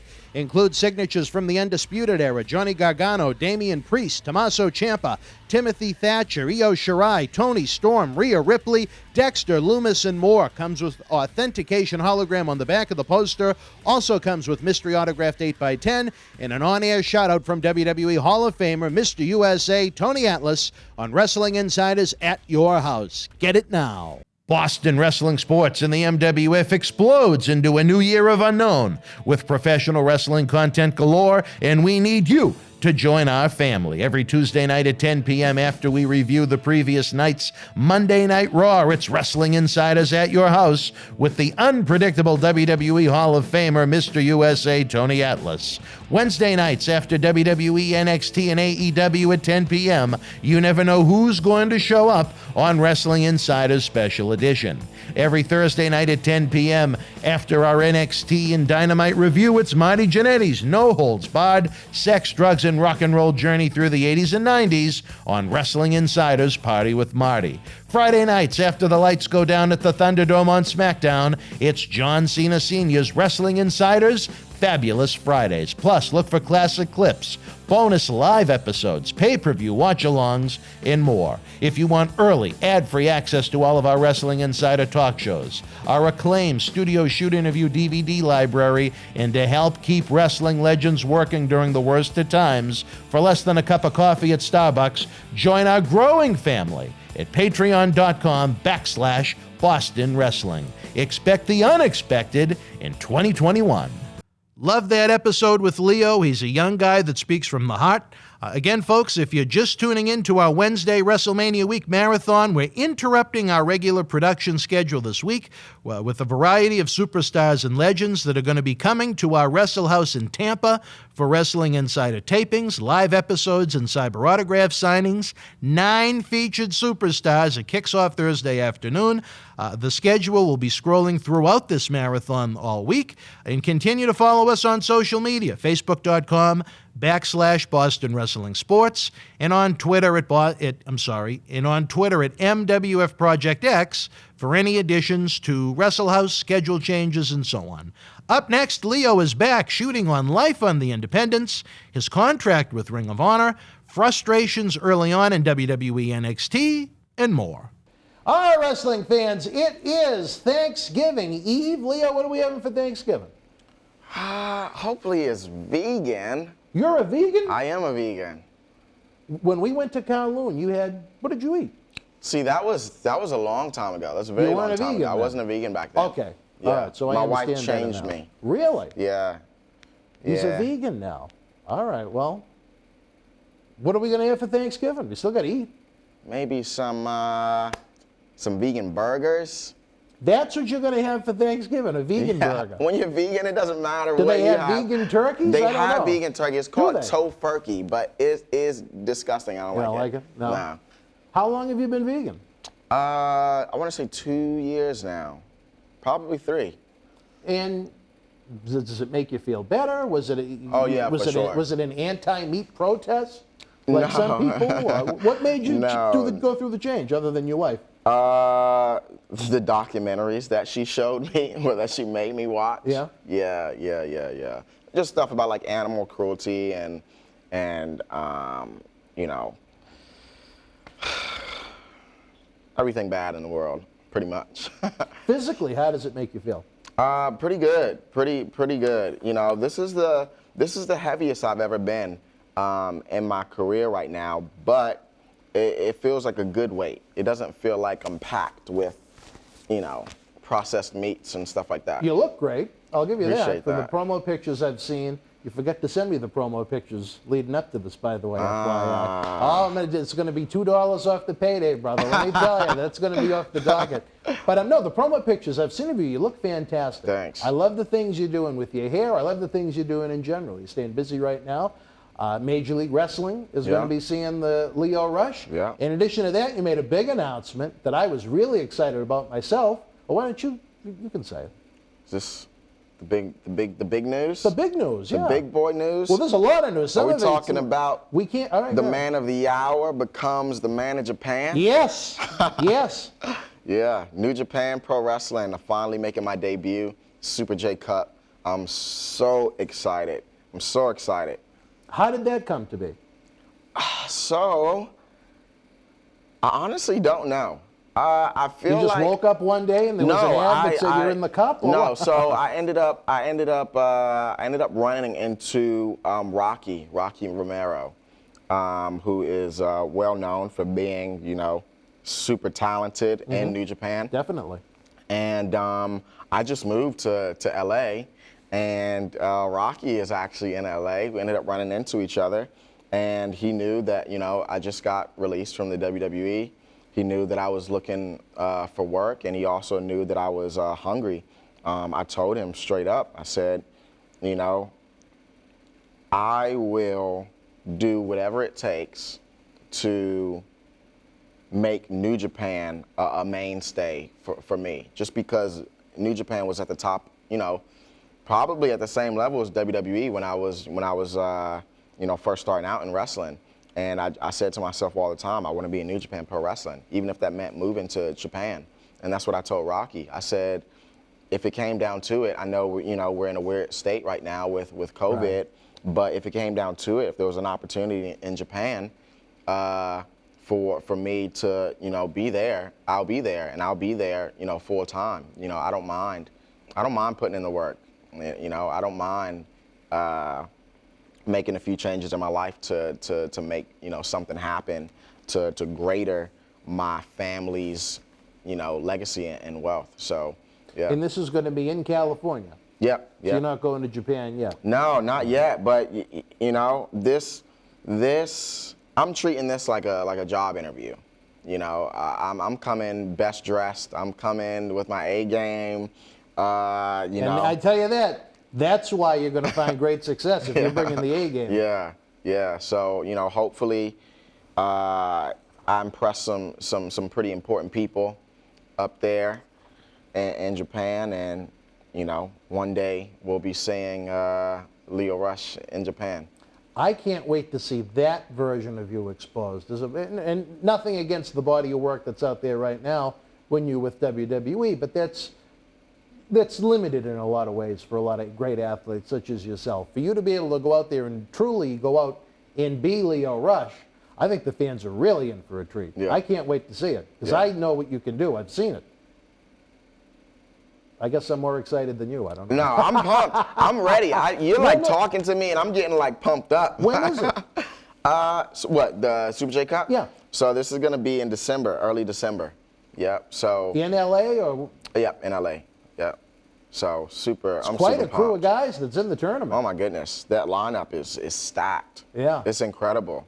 It's truly, you know, and you look at it and you just think to yourself, there's only 8 guys in this. Look how many cruiserweights there are in the world, you know, and to be able to be a part of a tournament like that is incredible. I know you put out your list on Twitter of guys you'd like to work with. One match, personally, as someone that just enjoys wrestling, forget about working in wrestling, but someone that enjoys wrestling, I'd like to see you and TJP not worrying about time restraints and so on and so forth. I think that would be, I'd love to have that here in the MWF. Yeah. TJP worked with us last year, and he went over Matt Seidel right down the street at Memorial Hall. I'd love to see TJP Rush. Yeah. Did you enjoy working with him in the past? I did. Never in a singles competition though. We've always been in like never had a singles match? No. It's always now been you're multi-man. getting the juices going, kid. Yeah, it's always been multi-man matches. So, you know. I think he's just so creative, like you. I think he's so fluid in just the way he moves. He's a very technical wrestler. Yeah, I think technical. you guys would be fantastic. Yeah. It'll probably wind up happening in that tournament, but if the life ever comes back to normal here in the Northeast, wouldn't that be a great match for us to have? For sure. I'm going to make you the assistant booker now. Rush TJP. I think it'd be hard to find a main event that would top that on any event. Yeah. One man's opinion, but I think I'm right. Tell us about Lio Rush going through the world of training. What did you think of the whole process? Hitting the ropes, taking the bumps. Was it what your body expected it to be? Hitting the ropes, no. Taking the bumps, it's falling. So I knew that that would, you know, take a toll on my body. But you don't expect the ropes to mess you up like that, you know. Yeah. I had burns and marks and bruises on my back for for weeks, you know, first starting out wrestling. But you know, training was cool. I liked it. I enjoyed it. I like learning. I like learning every little detail. There were times where I got impatient and I wanted to, you know, get to the drop kicks and I wanted to get to the the cool moves and stuff like that. But instead of going ABC, you were ready to go up to RST. Yeah. But luckily I got through and I progressed with my training pretty quickly as far as the basics, because I had all of those basics down packed from amateur wrestling and a lot of the chaining in professional wrestling and you know, going through motions like that. You know, a lot of that is, you know, similar to amateur wrestling as far as like the chaining is concerned. So a lot of the basic things first starting out in wrestling, I was kind of already familiar with from amateur wrestling. I was just going to ask you that. You think the amateur wrestling background helped? Yeah, for sure. Would you encourage kids at home right now that want to become professional wrestlers in the future that they should get into amateur wrestling in high school? I think so. I mean, I don't want to be biased because I enjoyed, you know, amateur wrestling so much, but you know, amateur wrestling is so hard. Probably the most physically demanding sport that there is, in my opinion. And I played a lot of different sports. You did, yeah. So, you know, it helped me. Sometimes I don't like telling people what to do because I think I know what works best for me, and that doesn't always work, you know, for other people. So, you know, it helped me out. How did you go at one point from being Ly Green to Lennon Duffy? Oh my goodness. I never knew of Lennon Duffy. So this was, and I think it was a rib. Now, I'll tell you this though, but if it makes you feel better, at one point, Warbeard Hansen, Viking Raider Ivar, he was Ernie the cab driver Wilson. So if that makes you feel any better about Lennon Duffy, oh gosh. Todd, I know you're probably watching, buddy. I hope That's your neck great. is feeling better. I miss you. No, so, goddamn Drew Gulak. Drew Gulak gave me that name, Lennon Did Duffy. it have a meaning? Or? I don't know. Yeah. I don't know where he got the name from. I think when I went to Universal Studios in Orlando, I saw that there was a Simpsons World, and somebody was named Duffy. I think so. It was like a Duffy. Beer. Duff beer. Yeah. So I'm assuming that he got it from The Simpsons. But I didn't find that out until, years and years later, until I got to WWE. And then, I get tagged and stuff all the time, and I randomly clicked on something, and somebody had, tagged me with, all of my accomplishments and the names that I've gone through in my time with, wrestling. And, of course, I saw L.I. Green, I saw Leo Rush, and then I see Lennon Duffy, and I'm like, shit. You can't escape I'm Lennon. like, I literally used that name maybe 2-3 times during CZW Dojo Wars. That quick. But that was it. That was it. Lennon, and then you found Leo Rush in your brain. Well, I think that was for the best. Yeah. We'll put Lennon Duffy along with Ernie the cab driver Wilson. Yeah. Oh, I love being able to throw that one out. But so what did you think of hitting the road? How long did you train before you actually started to work in the matches at live events? Funny thing, I had my first match before I even started training. Now, how did that work? I ended up going to an independent wrestling show, and the promoter, Samu Anawai, okay. Yep. he needed some bodies for a battle royal. And I was already traveling at the time. I was traveling with Patrick, because I knew Patrick. This was before MCW even opened up. Oh, wow. And Patrick had a cousin that was a wrestler on the independent scene. Oh, really? Do you know who?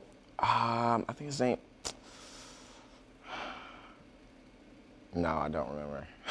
I don't remember his name. But I do remember Patrick was traveling with him, and of course, I traveled with Patrick because Patrick told me about MCW. So I was just trying to, I was excited. Any wrestling thing related, I was at.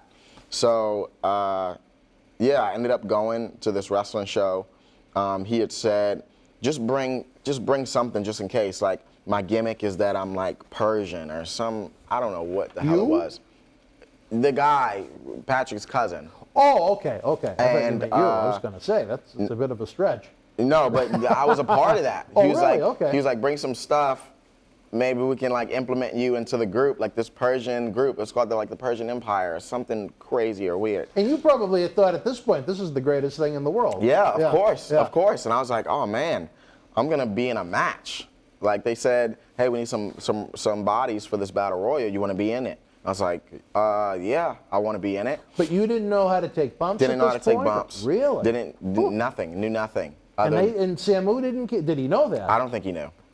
He did not know. But I looked like an athlete. I looked like a wrestler. At least you look like an athlete. So, and that's a problem sometimes you see on those bootleg independents that'll let, I think it's fair to say in 2020, when wrestling training centers are open again, a lot of the times it's like Little League Baseball. You go and you pay $100, no matter what you look like, no matter what ability you might have, no matter what ability you might not have, no matter what condition you might not be in, they'll still let you come in and play the game, and that's, I think, has hurt the independents. That's a different story for a different time. But, I mean, at least you were presentable, and as much as I don't like Patrick, he was in great shape, too. Yeah.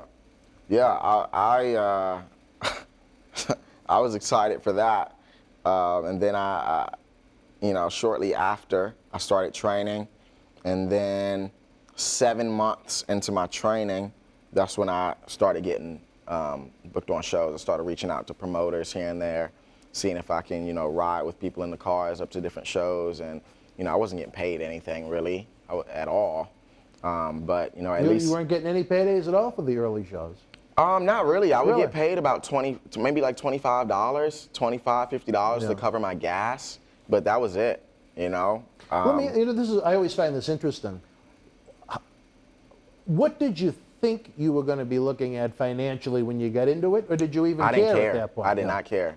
You know, I just knew, you know, although I had a kid and I was trying to provide, I knew that my hard work would eventually pay off. So I didn't stress about the money too much. I just knew I just need to get on this show. I need to get on this show. I need to grab footage from this show so I can make a little promo package so I can promote and send to different promoters, and then that'll lead into another job, and stuff like that. So I didn't worry about the money, you know, too much.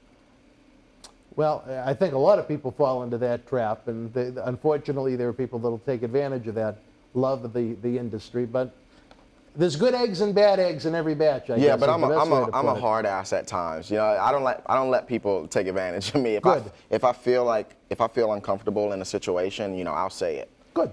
Yeah. And you should. Some of you, a couple of great memories from the Indies early on. A couple of great shows you were on, a couple of great experiences, a couple of great people that you met. Mm-hmm.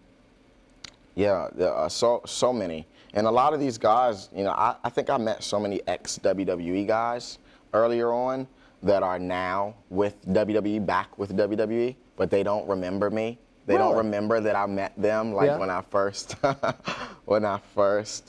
started out. But yeah, tons of great memories. I met so many, great and talented people. You know, where I'm from, MCW. The promoter, Dan McDevitt, he would bring in ex-WWE guys all the time. He does a good job. Yeah, so I would, I was fortunate enough to, You're lucky you wound up in a good place. Yeah. Because there's a lot of garbage out there, as I'm sure you have come to learn as time has gone on. Yeah. So I met a lot of good people. I got some good Lucky. advice, picked a lot of good, brains in the business. So. And it's unfortunate because I bet you there's a lot of great athletes out there that have picked garbage training centers to go to that'll, anyone with a ring and a U-Haul storage bin, $500, let's be a wrestler, and they probably become disenfranchised and move on to something else when they really could have a genuine career in the industry. But when you have an unregulated industry, like I said, it's Little League Baseball. Anyone can join, anyone can run shows, anyone can run a training center, anyone can call themselves a pro wrestler. It's for sure. But it worked out good for you. No, it did. It did. It really Anyone give you some good advice when you were out on the road? Anyone pull you aside and say, I think you were Lie Green at this point, right? Lie, you could do this better. Lie, maybe you should go with this approach. Any veterans, whether they be independent talents or, nationally known talents? So I got noticed pretty quickly by some of the top tier independent guys, like those independent guys that would, travel the globe, and they had a pretty, decent name. And I would just stick with them the whole time. And I would ask if I can just travel to different states with them. And I wanted to be a top level indie talent.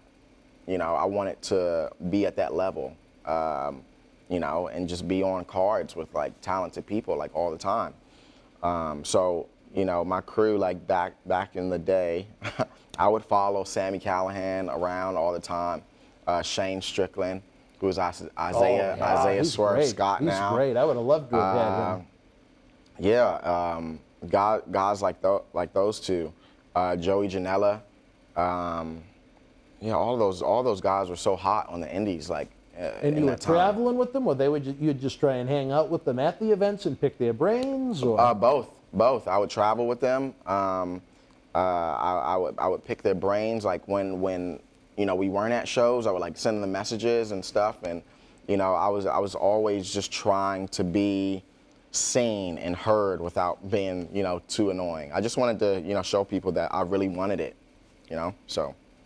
Well, I'll tell you this, like everything, the memories I have early on of wrestling, some of them are just so fantastic. Do you have any bad experiences?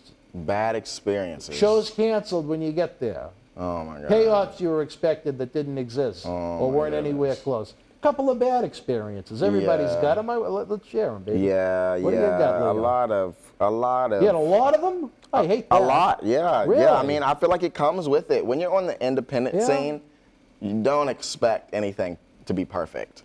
You know, you just shouldn't. You know, something is always bound to happen, whether it's small or big. Something is bound to happen. But you know, I hate it when there's nothing worse than a ring that has uneven boards. Yeah. I've heard that. Not that I've. done it. I just didn't. You know, you get people who, you know, break an ankle, tear an Achilles, you know. In a bootleg ring. Yeah, I just didn't want that to be me. So, you know, showing up, you know, and. Were you on a lot of shows that had shit rings? Yeah. I remember getting a extremely bad bruise. Really? Extremely bad bruise on my on the outside of my left knee because I took a spill, like a clothesline over the top rope, and you know, hitting the side of the apron, or because it was always difficult for me to take those clotheslines over the top rope because I was so short. Yeah, and I know you're supposed to. For you, that was supposed to kind of hard. Yeah. You know, put your hand down on the apron when you spill over. But you know, I could just never. I never could. So I ended up taking you know, a line over the rope, and there was a board that was sticking out maybe about a good 4 inches, and I remember my leg just smacking that board, and the whole side of my left leg just like turned purple the next day. Wow. It was a really bad. I wish I had pictures of it. Wow. Yeah. What promotion was that? Do you remember? Are they No, still around? I don't think so. Good. I don't think so. That's the problem. I mean, especially when you're young, you want work. You'll take just about anything. Yeah, exactly. Was that the worst experience you had? Was in that ring, or? No, I've had some pretty bad ones. I mean, it's very hard for me to remember every little thing. You know, I've had, you know, so many concussions. You've concussions? Yeah, I've had concussions. Oh, Yeah, really? of course. I've definitely had concussions before from wrestling. But I mean, those would probably be on the list too of worst things to happen to me. Sure. You know, That stays with you. Another time, I completely tore my labrum, dislocated my shoulder, all within the same move. I took a nasty buckle bomb in the corner. To this day, I will never take another one of those. Buckle bomb? A buckle bomb, yeah. They can go wrong. They quick. can go very wrong. I've seen people get thrown over the turnbuckle and spill outside of the ring. I've never seen that. Yeah. Wow. So it's a Wow. pretty scary thing. Yeah. Yeah. Better safe than sorry with Yeah, that. exactly. I tell you, I flash back in my mind to January of 2015. I open up my Facebook. I get a little message in there from Ly Green. I got a green promo photo with you going like this. Do you remember the picture? Oh, the striped tights. I'm going to The have to striped find tights. the picture and Yeah. insert it in here. Yeah, yeah. That was my first impression of you. And I'd never seen your work, but the way you just presented yourself in that Facebook message said, you know what? This is someone I want to work with.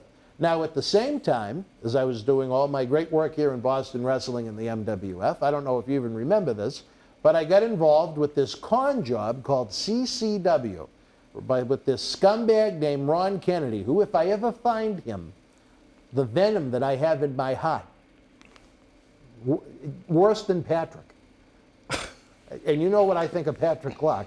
Ron Kennedy, if I ever find him, because he included my kids in this disaster of a promotion. I signed a contract to run their talent relations and perhaps do commentary. I was open to that if they needed it. This idiot went out and rented national buildings that national promotions would use down south. And I remember I reached out to you and Patrick for tryouts. This idiot's concept for wrestling was he wanted to rent major league venues and let people in for free. And he thought he was going to fill them using all indie talent. And I said, no, this isn't going to work. And it turned into a big disaster. I'll have to save that for the Dan Marty book. But this man wound up going to jail for fraud for all of these buildings that he rented and defrauded. And I was disappointed because here I have, I remember you. This guy's in AEW right now doing the YouTube show called Doc. Baron Black? Or Black Baron? Black. Baron Black. Baron. Out of yeah. Georgia. I think he was trained by He's got Mr. to wear the Hughes. singlet. Yeah. He was one that I was going to try and get in there for tryouts. I'm Chris Sabin, Kevin Nash, Bob Hawley, all of these people that I felt like I let down because I booked them. You know what I mean? Yeah. Because of this lowlife that, for whatever reason, in his mind, thought he was going to create this national wrestling promotion. I mean, he defrauded hundreds of thousands of dollars. I'm glad he went to jail. I was told by a friend in North Carolina he's out. But you want to know what got me the most? You want to know what got me the most? And you're going to feel this because you're a dad. He said to me, "You won't believe how many trips you're going to take your kids on to Disneyland." Oh, my God. And you know what? A lot of people will fuck you over in wrestling. Unfortunately, for a great egg like you, there's some scumbags, unfortunately. Yeah. And this was one of them. But it's one thing to defraud me on the contract I signed. But that line I'll never forget. It wasn't actually Disneyland, it was Disney World. Don't bring the kids into it. That's why there's venom. I might detest Patrick Clark for being a lowlife and a liar. But he didn't involve the kids. You know what I mean? Yeah. All right, well, but that was, I'll never forget the way you presented yourself to me. That's why I thought you were so cool. Then that summer in August, you came up with Patrick when he was fresh off of the Tough Enough reality show. We had a fun couple of days. Patrick did his interview, which we mentioned is available on the channel if you want to check that out and get to know an early Velveteen Dream. And the footage of you, like I said, is somewhat lost. I don't know where it is. But I am bound to find it because we did a great 2015 interview with Ly Green. I need to see that. But you don't even know the surprise I have for you before the end of the day. Oh, well. As I've noted before, folks, when we do these interviews, we have to tape several episodes at a time because it's the only way we can afford it. But in an earlier interview, I lit up like a Christmas tree because I remembered I had something for you at my desk. And when you were handling some of your other Leo Rush business, I went and got it at my desk, and I brought it in here. But we'll save that for later on. I lost my train of thought. So, great trip up to Boston. You cut a great promo out there on the loading dock. Again, very impressive. Unfortunately, we had you booked in your MWF debut.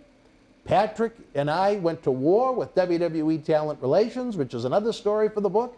But a match I was really, really looking forward to. I remember the match graphic was you and Flip Gordon. I thought that would have been a tremendous match. You know, at that point, two guys that were more green definitely than they would be in 2020.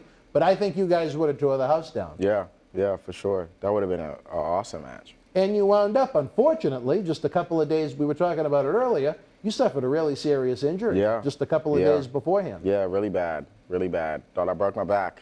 Thought I broke my back. Tell the fans how that happened. Yeah, so I was on the show, and, you know, being the high flyer that I am, I decided I wanted to do a dive on the outside of the, on the ring with two people standing out there.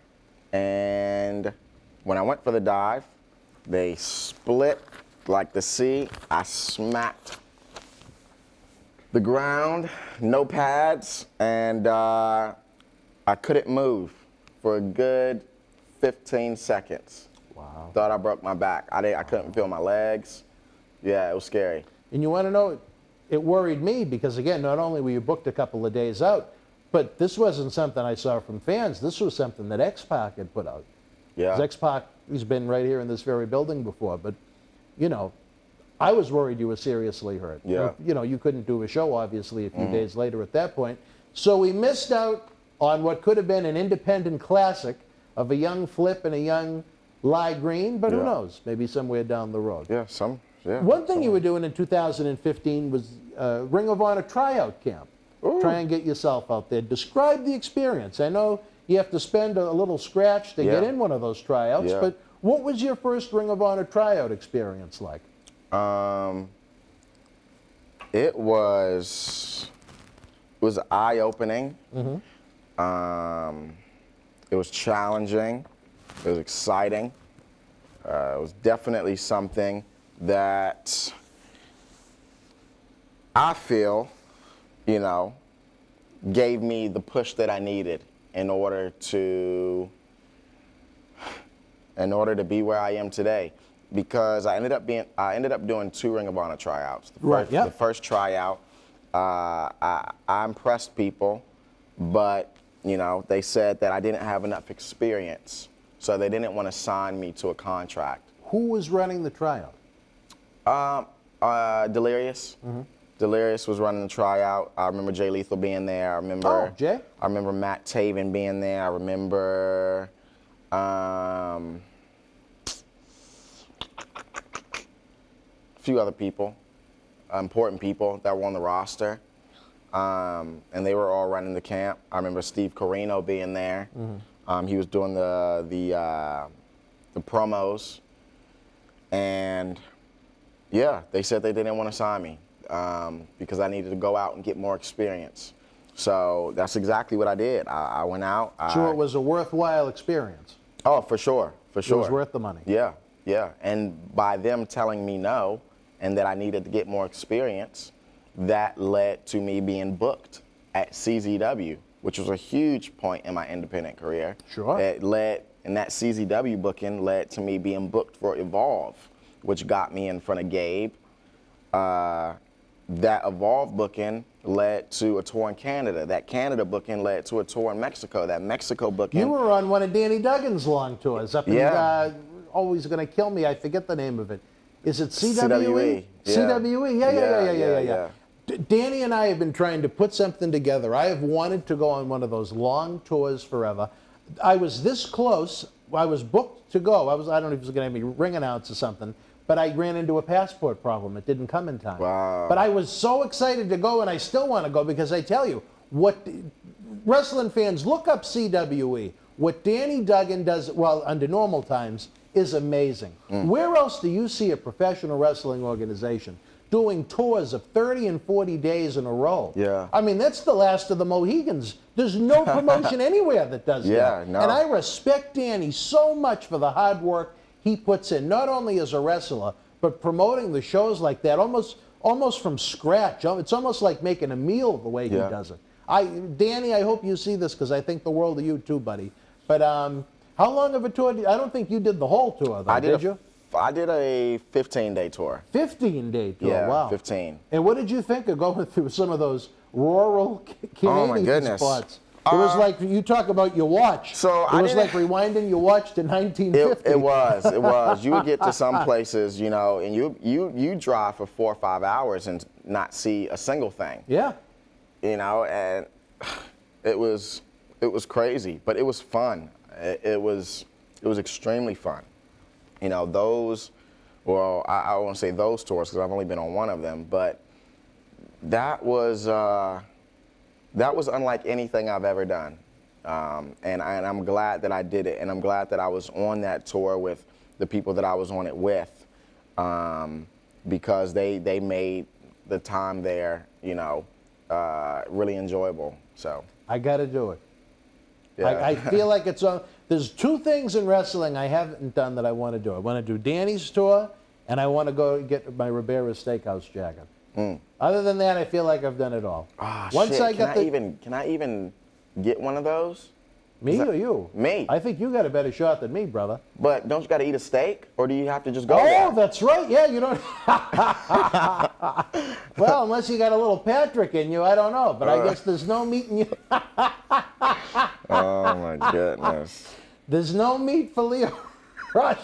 But I don't know why. I just feel like after doing this now 27 years, October 23rd. Yeah, I was 13. 27 years, I want that jacket. Am I asking for a lot in life?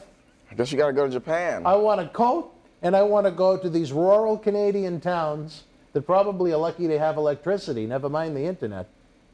But it was a good experience overall. Yeah. Tell me about the Ring of Honor Top Prospect Tournament. How did you get involved with that? What impressed me about that, I look at the people that have won it in the past. Matt Taven worked with us a lot. Warbeard Hansen, former MWF heavyweight champion. You also won this tournament. How did you get involved in the Top Prospect Tournament for Ring of Honor? Yeah, so that happened off of my second Ring of Honor tryout. And, you know, after, you know, them seeing me come through on the first one, and them saying, we need you to go out and get more experience, make a name for yourself, then come back. They saw that I did that, came back with more experience, came back with a bigger name, came back with a little more confidence, completely blew it out the water from the promos to the in-ring stuff. And they said, yeah, we want to sign you. And I was like, hell yeah. And they said, not only were we going to sign you, we want to put you in the top prospect tournament too. So that's how that happened. It happened like so quick, just like that. So that was a good feeling. So let me, you know, again, let's get real for a second.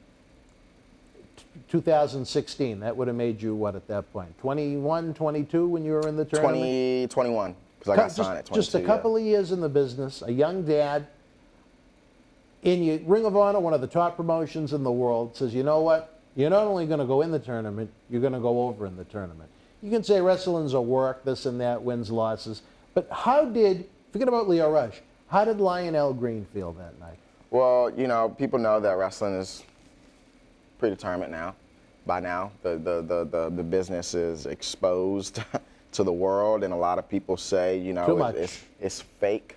I don't use that word. I hate that word. I hate that word. But check this out. I don't know about you. Check this out. You know, they made that decision based off of me doing what they told me to do off of the first tryout. You know, all of the work that I put in wasn't fake. All of the bumps that I took wasn't fake. All of the sacrifices that I took wasn't fake. You know, everything that I've done to get that opportunity and to be presented with that, you know, honorable moment right there was based off of very real things that I had to do in order to get an opportunity like that. It was real to you? So it was real to me. And, you know, for them to say, not only are we going to sign you, not only are we going to put you in the top prospect tournament, you're going to win the tournament, because we see how much work that you put in, and we see, you know, that you have value to the company. And again, that's one of those times when you go home at night and you turn the lights off. There's no TV, there's no music, there's no cell phone. All you have are the thoughts in your mind. That must have been a great night when you went to sleep that night. Yeah. Because for all your sacrifice and your hard work, it all came together and paid off. Yeah. Now, what kind of a deal did you have with Ring of Honor? You were still allowed to do independence outside of Ring of Honor shows, were you not? Were you full-time or part-time? I believe I was part-time. Okay. I was on a non-exclusive 1-year contract with Ring of Honor. Oh, it was 1 year? I thought you were there for 2 years. I was there for a little under 2 years, but after the first year was up, I was kind of on a per appearance type deal. So I see. Yeah, but I had that contract for 1 year. Not to get too personal, we'd never do that on a show like this, but I've heard the money is the shits. Ooh. I mean, from a relatively top guy there told me how much he made annually, and I almost choked. So I can't imagine for someone on a part-time deal.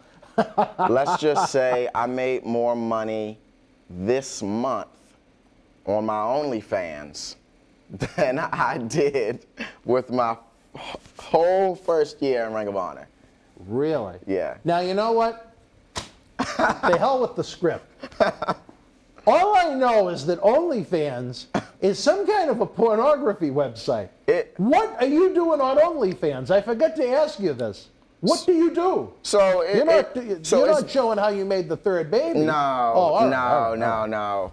So I mean that was what the site was originally intended for, but then you started. So what do you do with it? You started seeing all of these celebrities and influencers and you know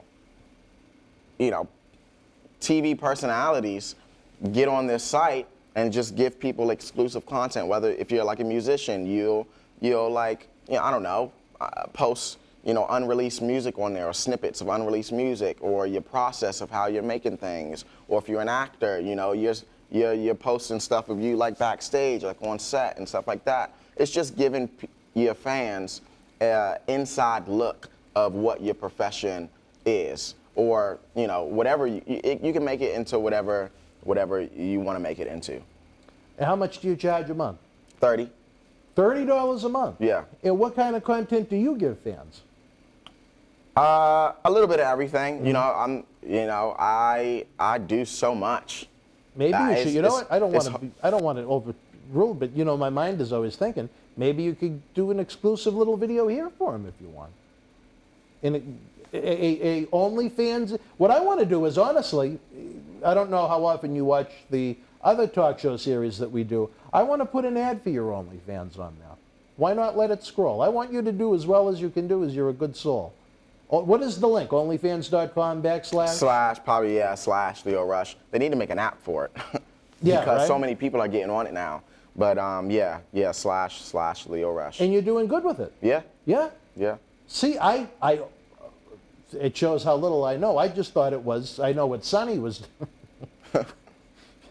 I don't think Sonny was showing some exclusive content, but that's a different story for a different time. Yeah. I was confused. I didn't know why you were on there. I didn't know that these influencers from social media and whatnot had taken it over too. So it sounds like a pretty good platform. The Disney, I forgot what her name was, but this Disney star, this girl, she made $2 million in 2 days. $2 million? In 2 days. So that's how much was she charging? Probably the highest amount that you could something like that? possibly charge, What's or something the like highest that. they charge? I think it is 30. 30? The 30 for so a you monthly go subscription. high, baby. I try, yeah. Why not? Why not? You're making the cash, right? Yeah, why not? Is there a way I can check it out without paying? No. No, I got it. No. It's like our Patreon here at patreon.com /Boston Wrestling, where for the price of a Starbucks coffee, you can help keep wrestling legends working. Ad-free early access to all of our talk shows, the entire studio shoot interview DVD library, and again, let's keep these guys working. Join the Patreon. We have a lot of fun over there. Along with this chat, the super chat is always live during the premieres Wednesday night at 10 o'clock. So I want to plug the OnlyFans. I want you to join and see what Leo is up to over there. He's a little more expensive than us, but he's a very classy, very classy individual. Very classy. Very classy. And he's also on Twitter at @TheLionLGreen, if you're not following on there. So you know what? Now that you're part of the Wrestling Insiders family here, I guess we're going to have to make some nice graphics. It's not, to me, and I think we've had these talks off the air, I don't want the guys to come in to look at it as a booking. I want them to look at it as a platform that they can use to not only tell their stories and experiences with the fans, but for it to branch out into other things. For like with Marty Jannetty and Tony Atlas, to help with bookings. With Tony Atlas, I don't know if you know the great drawings that he does. He's a hell of an artist, and we've been able to get him work during the worst of times during coronavirus, doing artwork. So we want you to support Leo in all of his endeavors in and out of wrestling. You and I discuss some really cool things that you have coming up that the kayfabe, baby, as they say in the mafia, omerta. Yeah. We're not going to discuss it, but in future episodes we will, once it becomes a public thing. But you're doing so much, you impressed the hell out of me. Let me ask you about this memory. Dallas, Texas, April 2016, Ring of Honor invades Dallas WrestleMania weekend. Leo Rush takes on the former Millennium Wrestling Federation television champion, Jay Lethal. Yeah, that was a moment. That was a big moment. I was nervous. I was so nervous, but I was ready. Man, come on. Ring of Honor, me being so new in the company, main eventing the show at WrestleMania weekend in front of, I don't know if you were there in person. No, I was not. But that crowd was insane. I think we were in a huge ballroom, and I think it held maybe about 4,000 people. Sold out. Massive. It was incredible. I remember that was my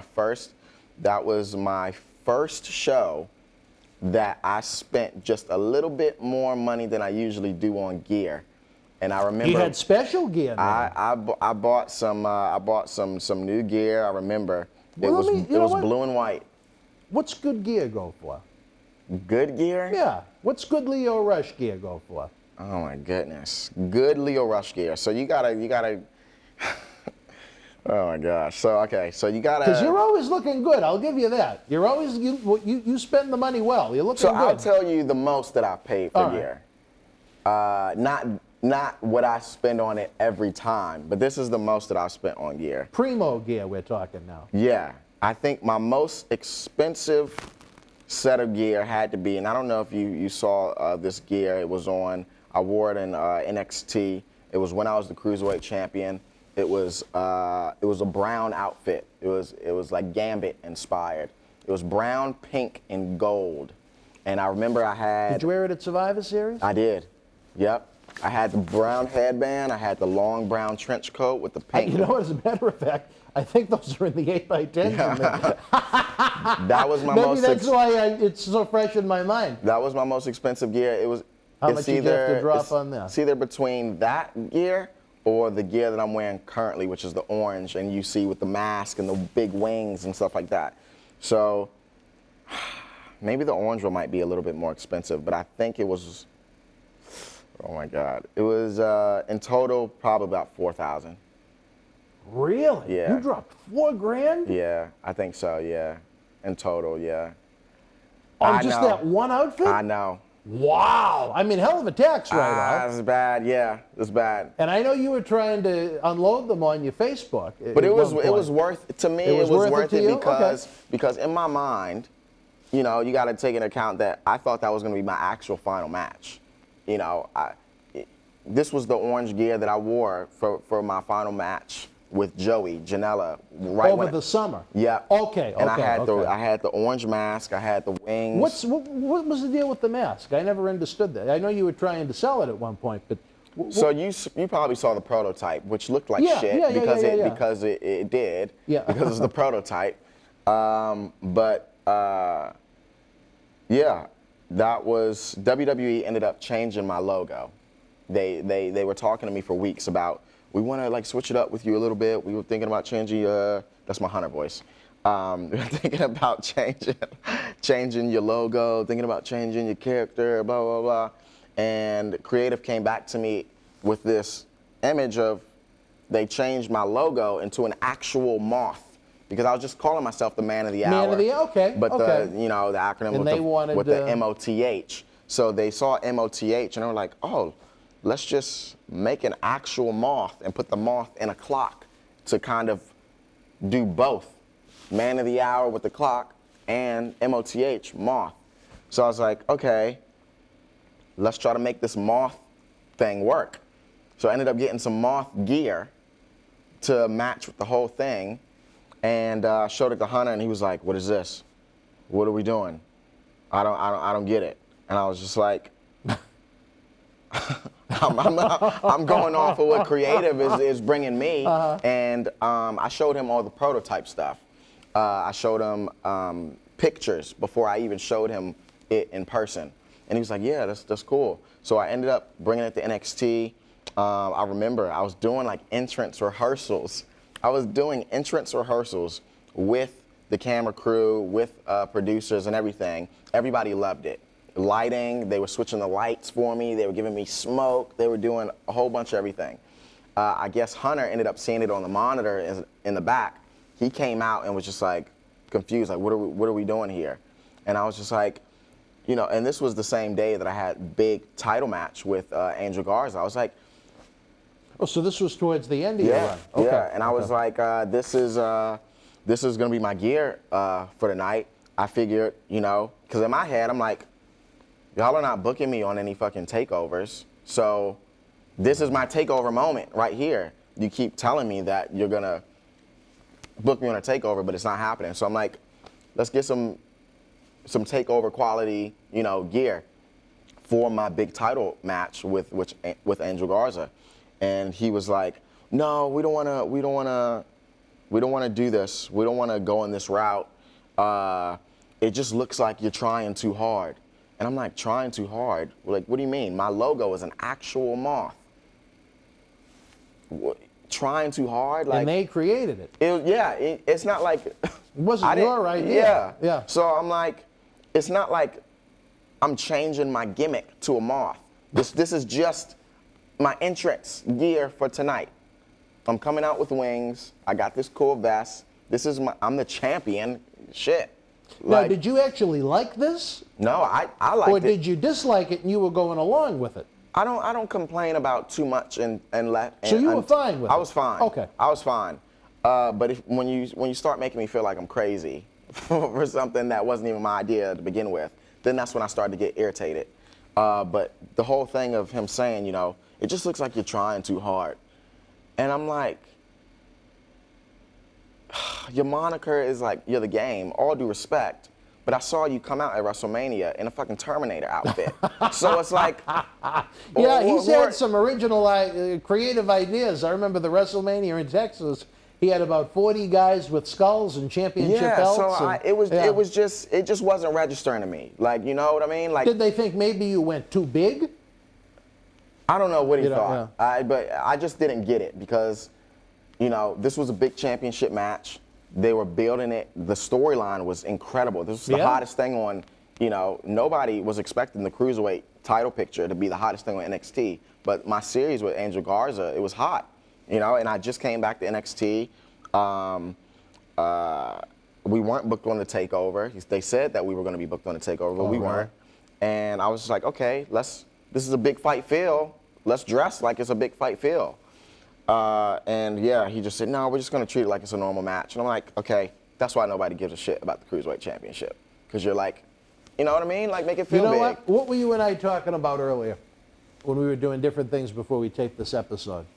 Attention to detail, the small things. Yeah, exactly. And you're exactly right. That's why people say Cruiserweight Championship for the most part. They think, wow, great athletes. Nobody gives a shit because there is no attention to detail. They don't treat it as anything special. They don't treat it as anything unique.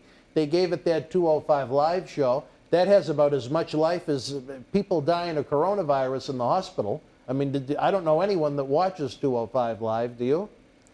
I mean, I knew people that were watching it when I was on it. I don't know about right now. Well, when you were on it, it was a different story. It had a little bit of life to it. But I'm not knocking any of the wrestlers. It has nothing to do with the great athletes. No, and it's unfortunate. It is very unfortunate. Like, those guys are so talented. It should be a great platform for the guys to go out there and work a cruiserweight style that you don't see on Raw and SmackDown. But they don't want to overdo certain things, and they limit cruiserweights to work the style of big guys. And I don't understand why you have a specific division if you're not going to let them work the style that they are, I guess is where my confusion comes from. Yeah. Am I the only one that's confused by that? No. All right, good. All right. So I'm not crazy then. No. All right. No. Well, back to Ring of Honor as we wrap up this program. You worked an August pay-per-view. Was it Death by Dishonor? Death by Dishonor. Las Vegas? Yeah. In a four-way match. Was it good to be back on pay-per-view? It was good. Yeah, it felt really good. It felt extremely good. Would Ring of Honor, I know I'm not as familiar with their structure as WWE, but would you get a bonus for a pay-per-view? See, yeah, I don't know. You don't even remember? I don't remember. You don't even remember? I don't remember. I don't remember getting a bonus. I'm just going to say that. I don't remember. I could have gotten a bonus, but I don't remember. I don't remember it being a thing that stuck out like, oh, I'm booked on a pay-per-view. I got a bonus now. Like, I don't think that was a thing. Do you have a favorite match in Ring of Honor, a couple of favorite matches? You weren't featured on a lot of the pay-per-views. You were more of a TV guy, but the lethal one, obviously, as we mentioned. But I also worked Marty Scurll on a pay-per-view one time. And how did you like that? That was a really good match. I really enjoyed that match. Another time where I kind of like went all out for some gear, and I wanted to, you know,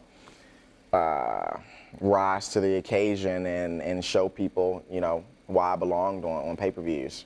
But anytime I worked Donovan Dijak, those were by far my favorite matches in Ring of Honor. And talk about a contrast of styles where he's such a bigger guy. How did you like working with him?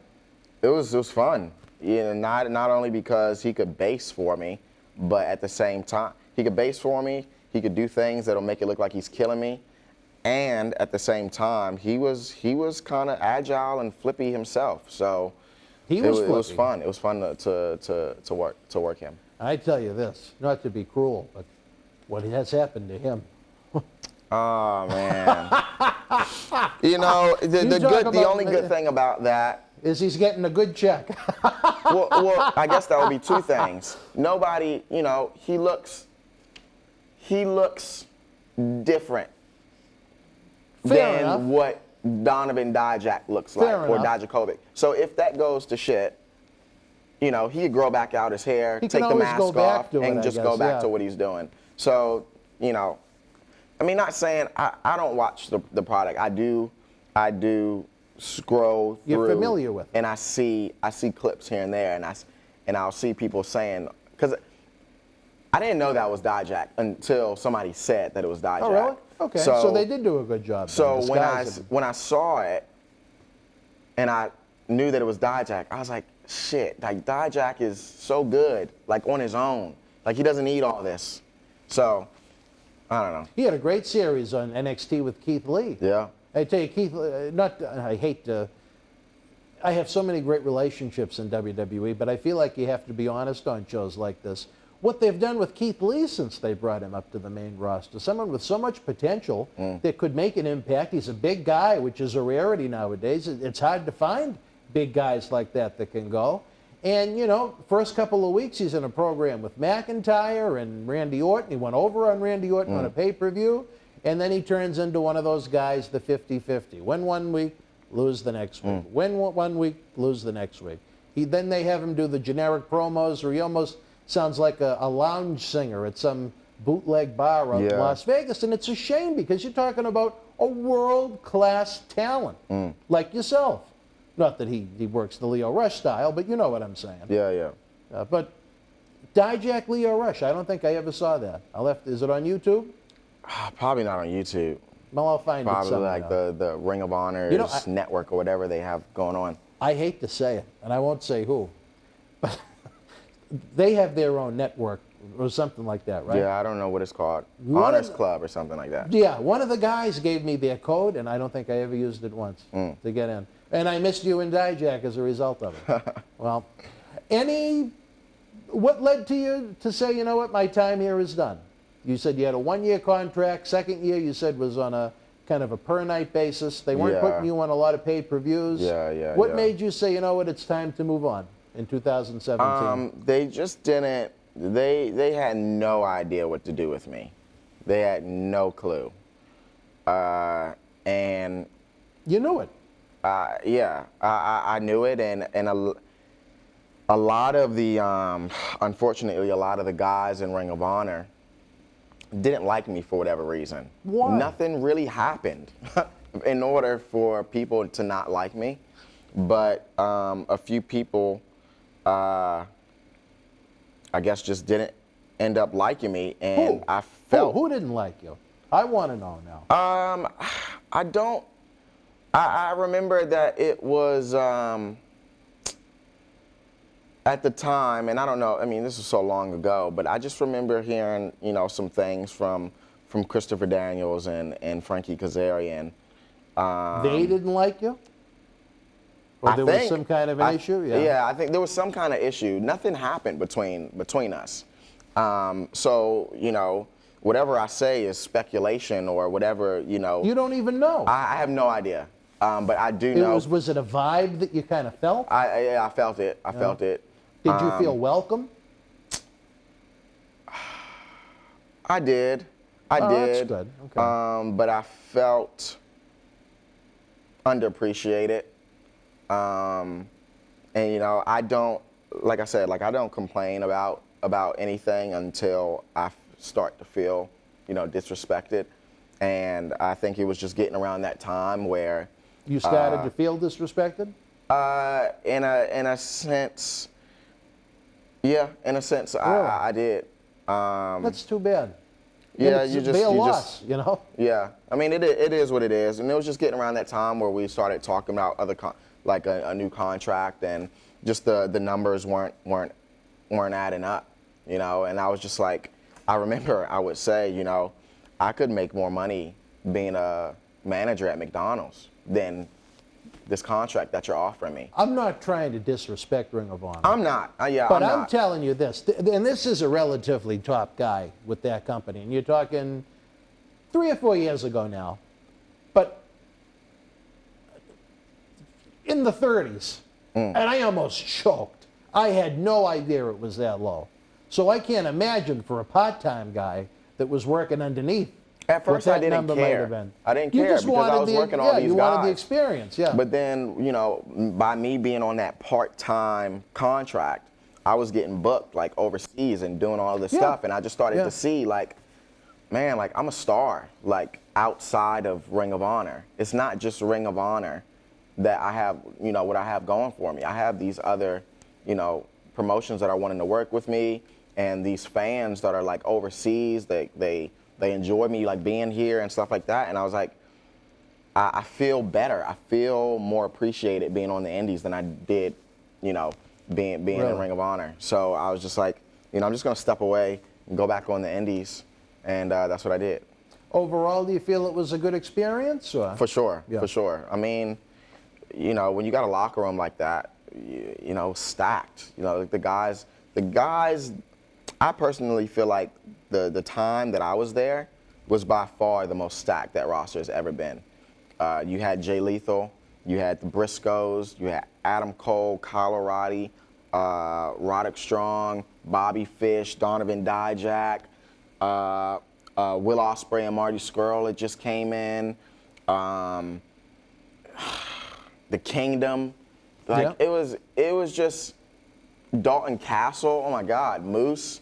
It was just non-stop star after star after star after star after star. So that pushes you. That makes you want to be better. Yeah. So you know, if it wasn't for me, let me not forget Machine Guns. I was about to say Machine Gun Kelly, the rapper. Shit. But yeah, the Machine Guns. Alex Shelley and Chris Sabin, ACH, Cedric Alexander. It's like when you have people that talented, the Young Bucks, Kenny Omega, like I can just keep going on. You're getting me going, kid. What I don't understand is you have Sinclair Broadcasting. Yeah. They have more money than Vince. They could be running a world-class professional wrestling organization. Look at the names you just ran off. Yeah.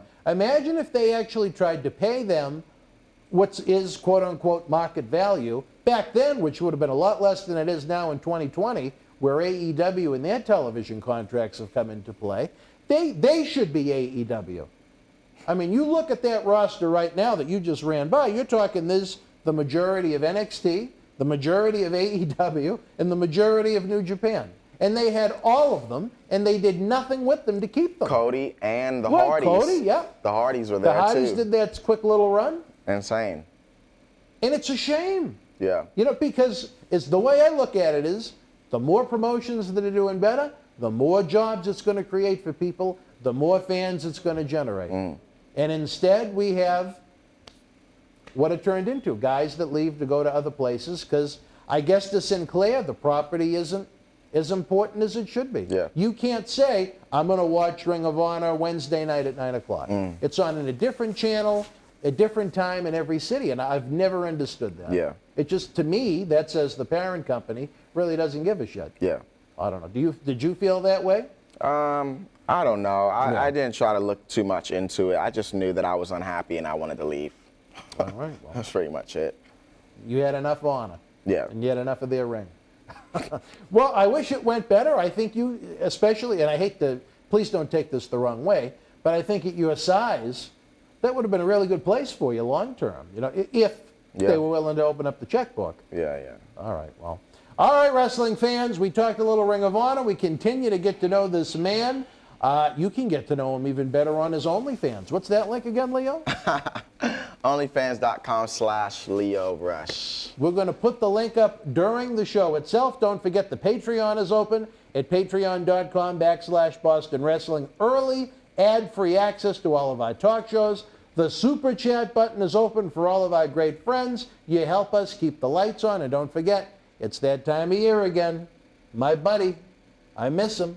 The 9th annual Paul Bear Holiday Headlocks Toy Drive. We have 12 tremendous superstars, maybe even more, who knows who's going to pop in, that are going to help bring this campaign to life.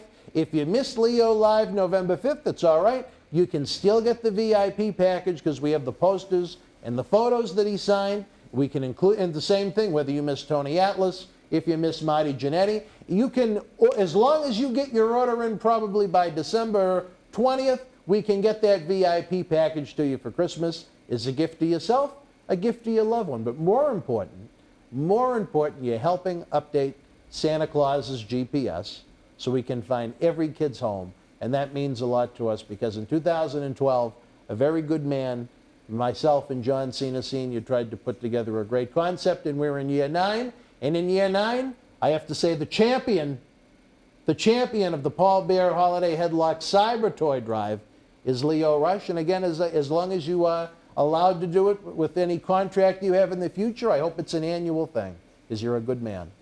Definitely. So with all those cheap plugs in, for my friend Leo Rush, I'm Dan Marati. We'll see you next Wednesday, 10 o'clock, for Wrestling Insiders. And you know I love to say it, Rush Hour. Wrestling fans around the corner, around the world, I'm Dan Marati. And I'm Mr. USA WWE Hall of Famer Tony Atlas. The road to WrestleMania has begun. Wrestling fans are looking to add to their man caves. You got to see what we have in the eBay store. Check it out. Support Wrestling Insiders and keep wrestling legends working on eBay. Get this limited edition WWE NXT Johnny Gargano personally autographed 11x14 comic book style poster, a great addition to the collection of any Johnny Wrestling or NXT fan direct from WWE. Also comes with a mystery autographed 8x10 photo and an on-air shout-out from WWE Hall of Famer Mr. USA Tony Atlas on Wrestling Insiders at your house. Get it now. Boston Wrestling Sports in the MWF explodes into a new year with professional wrestling content galore and need you to join our family. Every Tuesday night at 10 p.m. after our Monday Night Raw review, it's Wrestling Insiders at your house with WWE Hall of Famer Mr. USA Tony Atlas. Wednesday nights at 10 p.m. after NXT and AEW, join rotating legends on Wrestling Insiders Special Edition. Every Thursday night at 10 p.m. after our NXT and Dynamite review, it's Marty Jannetty's no-holds-barred sex, drugs, and rock and roll journey on Wrestling Insiders Party with Marty. Friday night after SmackDown, don't miss John Cena Sr.'s Wrestling Insiders Fabulous Fridays. Plus, look for classic clips, history videos, bonus live episodes, pay-per-view watch-alongs, and more. For less than a cup of coffee at Starbucks, get early ad-free access to our Wrestling Insider talk shows, our acclaimed studio shoot interview DVD library, and help keep wrestling legends working during the worst of times. Join our growing family at patreon.com/Boston Wrestling. Expect the unexpected in 2021. As Leo Rush provides us with a young man's thoughts on the king of sports, don't forget the Super Chat button is open for business.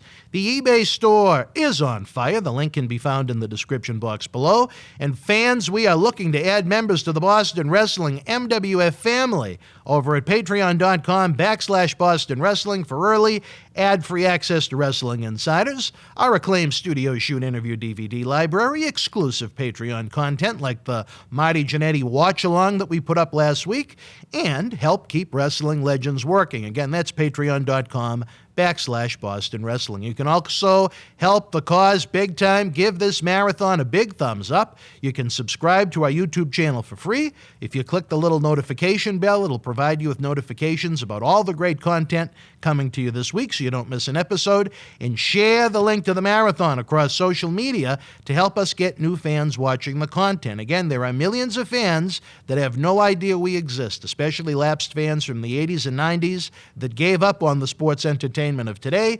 Once they find us, the memories, the legends, the stories, the superstars, I think they're going to love us. Our goal for 2021 is to create original studio shoot interviews 7 nights a week. It's going to take a lot of work and a lot of money. That's why we're doing this PBS-like endeavor here with WrestleHouse. Up next, Leo Rush is back with perhaps the most interesting episode yet, talking about his infamous Emma tweet, life at WWE Performance Center, going to 205 Live, then the Raw roster, being paired with Bobby Lashley, working in Saudi Arabia, and tons more. Wrestling fans around the corner, around the world, we continue the 9th annual Paul Bear Holiday Headlocks Toy Drive, the Cyber Toy Drive that I have to say Leo has certainly been the champion of. We've had some great superstars involved. This weekend we have, look at the plethora, 4 more superstars this Friday, Saturday, and Sunday doing live signings, in-studio tapings, and then next Friday, Saturday, and Sunday. So, my dear Lord, Leo, I don't know how I'm going to get through it. By Christmas time, I'm not going to be able to talk. No. But all baby Marty wants is the PlayStation 5. That's my mission. That's the Dan Marty toy drive. Can I get that done? Yeah, of You course. think I'm going to find it? Yeah. Well, thank you, brother. I needed a little encouragement because I have a feeling it's going to be a long Christmas trying to get it. But for you fans, it's nice and easy. All you have to do is head on over to bostonwrestling.com. You can get the cyber autographs in advance from the superstars that will be appearing live right here in studio. Or if you get one of the VIP packages, you'll get all 12 superstars that have been part of the toy drive. They have all signed pictures and left them, the pictures and the posters that are part of the VIP package, so you don't miss out on anything. Maybe you missed a little bit of the fun with the live specials, but you can go back and watch them in the archives as we continue to set records on this channel. And brother, I think you're going to be a big part of it now as we continue to grow. What happened over this summer honestly blew my mind. I couldn't believe it. And now we have you, the Rush Hour. What's going on, kid? It's a lot. I feel like the work is actually starting to pay off. Yeah. It's only been 19 years, but it is, you got to for sure. start somewhere, right? Yeah, exactly. But it's been a lot of fun. We truly appreciate you joining us. Again, for those on Wednesday night that join us during the premiere of the show, we have the chat going on right now. The super chat helps a great deal. If you hit that gray button with the little $ symbol on there, anything helps. We got Slick Rick B. I'm sure we got all my Kevins. We got Big Ant from Thunder Valley. We got Maria. You remind me of a West Side Story.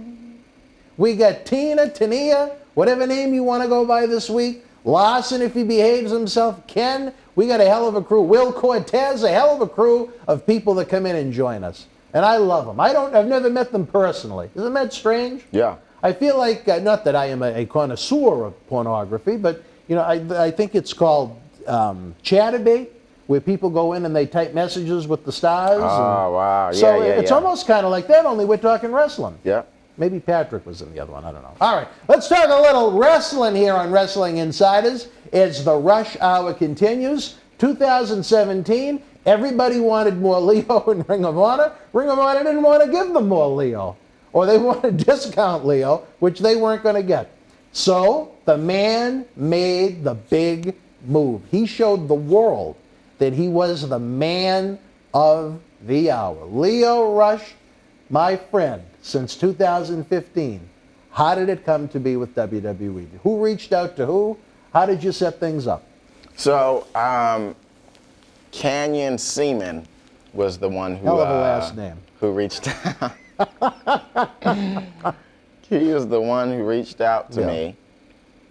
And I remember I was sitting outside of a restaurant eating, and I ended up getting a phone call, and he said, he introduced himself to me and said that WWE was interested in signing me.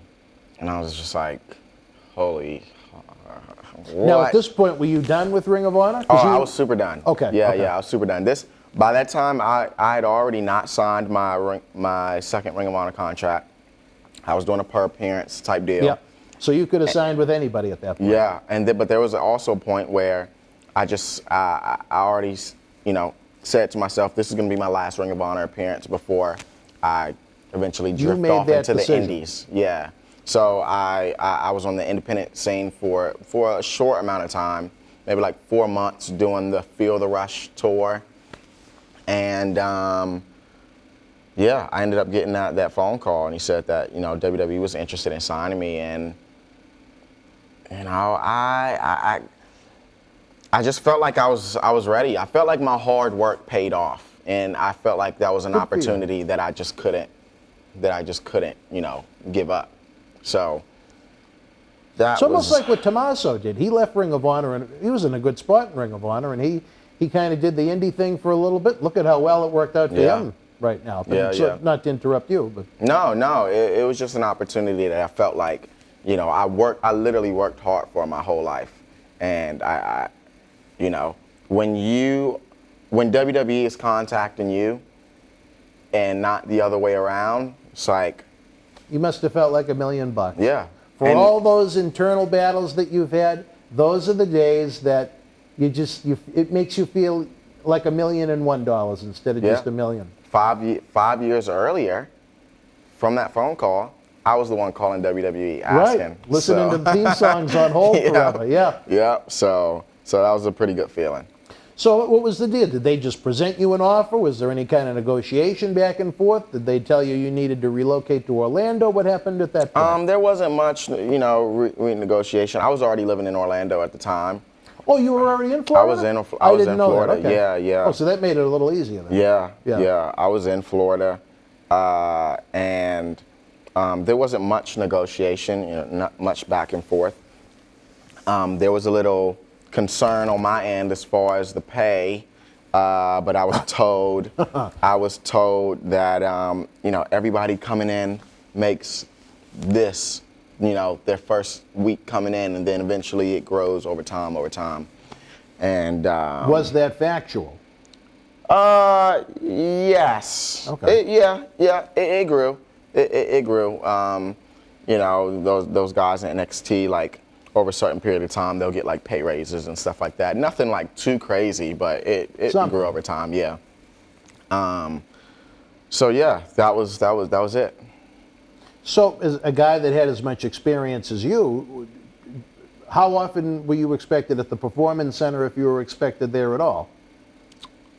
I was expected to go into the Performance Center because I knew everybody went, through the Performance Center. Yeah, so was it expected? It was mandatory. Was it part of the job? Okay. Yeah, it was mandatory. Everybody, that class that I was a part of, it was me, Adam Cole, Kyle O'Reilly, all in Bobby the same Fish, group? Donovan Dijak. We were all in the same I didn't class. know that. Yep. Oh, Bobby wrestled for us too. Yep. I didn't know you guys same were all in at class, the same and time. everybody had to go through the Performance Center. The only thing that was shocking, though, was that I had to go through the beginners class because they have different classes that eventually level up until you get to like the TV guy, class? Yeah. the TV guy class. And I was a little, just because I got signed without a tryout, like I didn't have to, try out for the company. So You they weren't obviously starting from scraps. Yeah, they already knew what I could do, but I ended up starting out in that beginners class, learning how to do a headlock, learning how to take a wrist lock. It was almost like putting a high school kid in elementary school. Yeah, it was weird, but I didn't mind because You're getting paid. Getting paid, just got signed to WWE at 22 years old without having to do a tryout. It's like, I'm not going to complain about anything. Yeah. I wasn't in that class for much longer. It was like Who was in charge of that class? Robbie Brookside. Okay. Yeah. How did you like him as a trainer? Awesome. Awesome. Amazing. At that point, did you learn anything? Yeah, I did. Even at the beginner's level? Okay. Yeah, I did. And what would you, as someone that had as much experience as you, what were you learning at the Performance Center at a beginner's level? I'm kind of interested in that. Was it just the small things? It was small things, but the smallest things make the biggest difference. We've mentioned that so many times, you and I. A lot of transitional things to make, the match seem fluid, make the movement seem fluid. Like it wasn't just stop, go, your turn, my turn. Everything just moved all within one flow. And Robbie Brookside, he was really good at, making that happen. So I learned a lot from him. And it was great to pick his brain because he from a different part of the world. Yeah, different part of the world, different he was part a hooker, of right? the era that he was wrestling in, on the British, wrestling scene. Yeah. So much to learn. Did they make Adam Cole and those type guys go through the beginners class too? I don't believe Adam Cole went through the beginners class. But I honestly don't think Fish and O'Reilly had to either. I think they didn't go straight to like the top class, but they were like maybe a class or two like above. How many different classes were there? I think it was 4. 4 different classes? Yeah. Okay. Robbie Brookside, Scotty, Too Hottie. At what level was was a- Scotty? I believe he was the third class. Yeah, he was the third class. Actually, there was 5 classes. Five, So all right. beginner's class, Yeah. Robbie Brookside. Then you went to Norman Smiley. After that, then you would go to Scotty's class, Scotty Too Hottie. Then you would go to Terry? You would go to Terry, and then you would go to Shawn Michaels. And his class, they never bumped. They were just watching film Really? all the time. Really? That's kind of interesting. Yeah, I was jealous. I was jealous of that. You but wanted to go and watch the film with Sean? a little bit, yeah. Did you I get to that point? No, I didn't. Really? Now how come? I didn't. Because they brought you up? I Or- don't think, I wasn't in NXT that long to get through all the classes. The highest class that I went up was Scotty's class, which was the third one. And as Scotty is someone that has worked with us before, what did you think of being trained by Scotty? Amazing, amazing. Walter Kowalski guy. Yeah. He was big on strikes. Was So he? I Really? loved, Scotty was big on strikes? Yeah. Now that's Yeah. interesting to me. Yeah, A big horror guy. yeah. I don't know if that came into play when you were there, but he loves Universal Studios. Oh, and yeah, the amusement yeah, parks. yeah. Yeah, no, Scotty's a really good guy. And did you go through Smiley's class? I did. And what did you think of his training? Absolutely genius. He's a genius, literally a wrestling genius, Norman Smiley. Did you get to Terry, or were you already gone at that point? No. Never went to Terry, but a lot of my matches on the NXT house shows, Terry Taylor was like my producer for a majority of my matches. And you know, this is a guy, I mentioned Bruce Pritchard earlier on our ride here. But with Terry Taylor, this is a guy you talk about polarizing. Some people love him, some people detest him. When I had to deal with Terry when he was in charge of talent relations for TNA, I thought he was great. What did you think of Terry? I hated Terry Taylor at first. Okay. At first. All right. But then, I just, out of nowhere, I don't know what it was, I just loved him. Like, absolutely loved him. I don't know what it was. I really don't. I think it was, he just saw, I just couldn't, I'll never forget seeing Dijak get shitted on by Terry Taylor at an NXT house show. And, I was just kind of dying laughing. And, Dijak, because he was in the same class as me. Mm-hmm. And on these house shows, Dijak would do his feast your eyes thing. And Terry Taylor, he was just like, what is this? What is this? What is this feast your eyes thing? And, Dijak was just like, that's my gimmick. And then Terry Taylor was like, not here, it's not. And I was just like, what? Like, you signed all these guys, like, from the indies. I mean, Terry Taylor did it, but just the company. The thought process of, like, they signed these guys for who they were and what got them over. And then when you get to WWE, don't do it. No, it doesn't exist anymore. It's weird. It's very weird. Yeah. I don't get it. They didn't tinker with you too much. Not too much, but other than that moth thing towards the end. But at the same time, they just didn't know what to do with me. They just did not know. They didn't know. They just knew that I was good in the ring, but they didn't know what to do with me storyline wise. They didn't know. They had no clue. And that's when the 205 Live thing kind of picked up on the network, and they were like, we need cruiserweights that are good, so they put me on 205. How did you get the news that you were headed to 205 Live? Yeah, that is a very long story, but I would try to, so it was messy. The process. It was messy. The process from going to NXT to 205 and then 205 to Raw, all of that was super messy.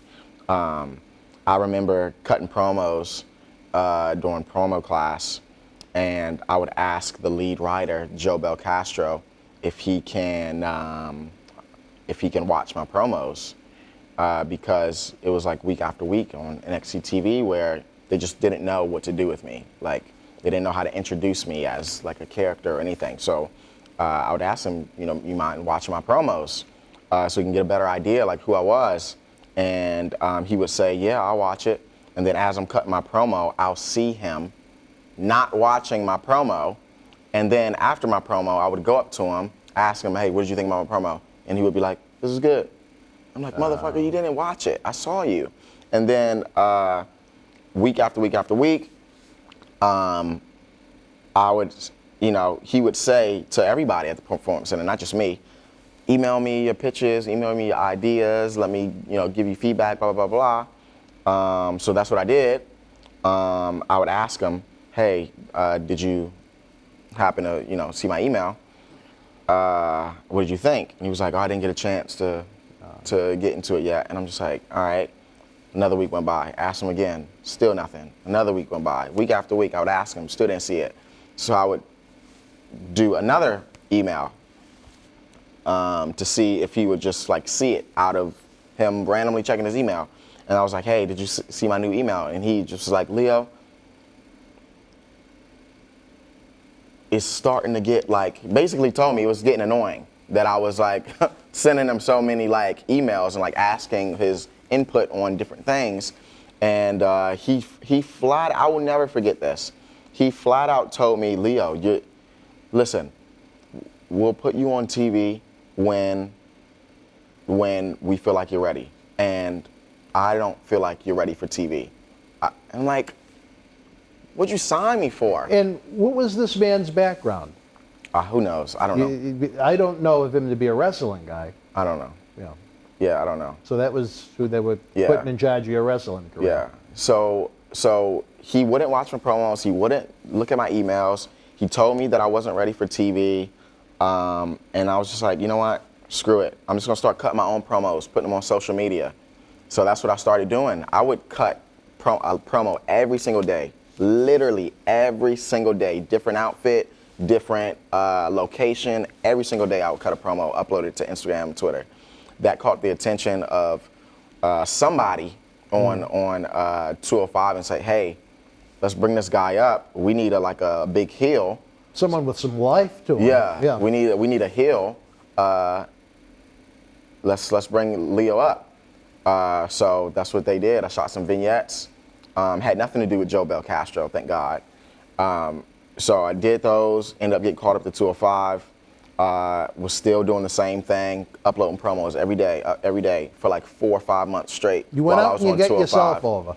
Those promos, somebody on Raw from a writer team ended up seeing my promos, showed it to Vince. Vince was like, who's this kid? Told him who I was on 205. And he was like, he's been wanting Bobby to have a manager. So he was like, bring him up to Raw, see what he can do with Bobby. So that led to that, which is crazy. And it was kind of a quick transition as everything started to come together. Yeah. But your first angle in NXT, it was actually with that man, Velveteen Dream. Something you enjoyed? Was it kind of fun to do something with someone that you kind of broke into the business with, or were you two still buddy at that point? No, it was cool. We were still talking at that time. It was more cool. I don't know if you paid attention to the referee, but the referee was the female Jessica Carr. Okay. Who also went to MCW Training Center. Get out of here! I didn't know that. And who was in our class, the same class with me and Patrick. So I had no idea. It was very cool, to be facing Patrick and then having her as the referee. Let me ask you this. Personal opinions, we all have them. What do you think of a female referee in a men's match? I think it's cool. Do you really? I just because, to see a female have authority like that, in a physical contest, I thought it was cool. Especially when you have somebody who looks like they know what they're doing, and that's, kind of agile and moving around, and it's not, just there to, make a statement of hey, I'm the first female referee. It's she took that opportunity and she went after it. And now look at her. You're seeing her on SmackDown on Fox. She's on Raw. as the first female, referee, and she's doing like a Well, really good job. everybody forgets poor Rita Marie. Oh yeah, you see, listen, I'm You 26. forget Rita Marie. Again, I'm 26. Well, see, Rita Marie accused Mr. McMahon of rape, so I think she's forgotten in the history books. I'm not a part of this. She's forgotten in the history books. I'm not a part of that. But to me, the reason I don't like having a female in a ref, it has nothing to do with the gender. I think from a point of view of someone watching it, they know that a man is not going to accidentally strike a woman and there be any physical contact.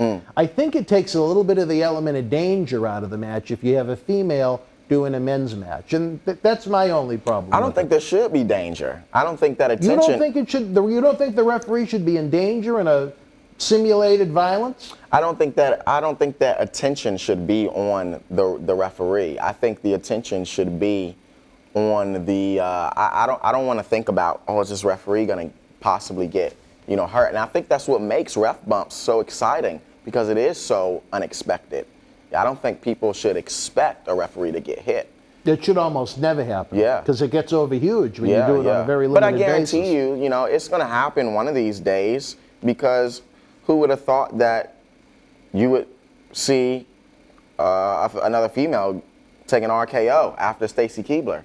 And, 2 years ago, Nia Jax took RKO. That was huge. So I'm pretty sure. That was the first time in years a woman took a bump from a man. Yeah. So I'm pretty sure one of these days there's going to be a female ref bump. I guarantee it.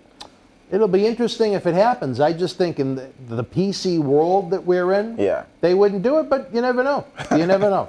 Two men, two different opinions, that's all. You have to bring this up because it was a big part of what happened early on with you. The Emma tweet. Oh, yeah. A joke gone wrong. Yeah. Again, that was a time I remember getting annoyed at the reaction you got. Because I don't think you meant anything bad by it. No, I didn't. But it was an attempt at humor that just went over wrong. I deserve. I wouldn't say I deserve the backlash that I got. I don't think I deserve the attack that I got. But I definitely deserve some type of repercussions for doing what I did. Did I mean it in a harmful way? No. I was stupid. I was, naive. I was, ignorant to the world of WWE. I was fresh in the company. I didn't know that for a shoot, WWE tweeted out when somebody got like shoot released. I thought it was all. You thought it was an angle? Yeah, she just. Personally, I thought it was just because she just got off of that big pay-per-view match with Emma. Asuka. I mean, with Asuka. And then that's why I tweeted, like I didn't direct anything at Emma. It wasn't anything bad. It was. It was almost like it was in a storyline format.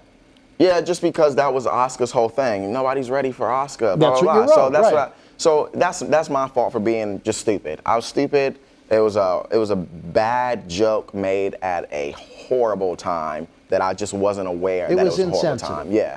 So. But you meant no harm. Yeah, of course. And that's why the backlash to it was rough. I was happy that Road Dogg and Mick Foley, I don't know if you remember their responses, I do. They that made me happy because I knew.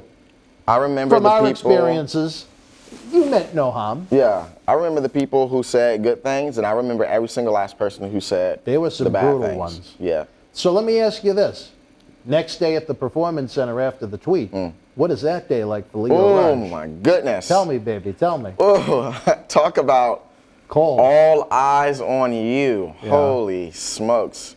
Yeah, that was rough. I contemplated just not going to the PC. Really? Yeah. I just because the amount of shit that I got online was insane, and the amount of shit that I got from people within the company, people that I was gonna see the next day. I'm like, okay, I mean, it's just weird. Like, could you call out sick? No. No one ever called out sick? No.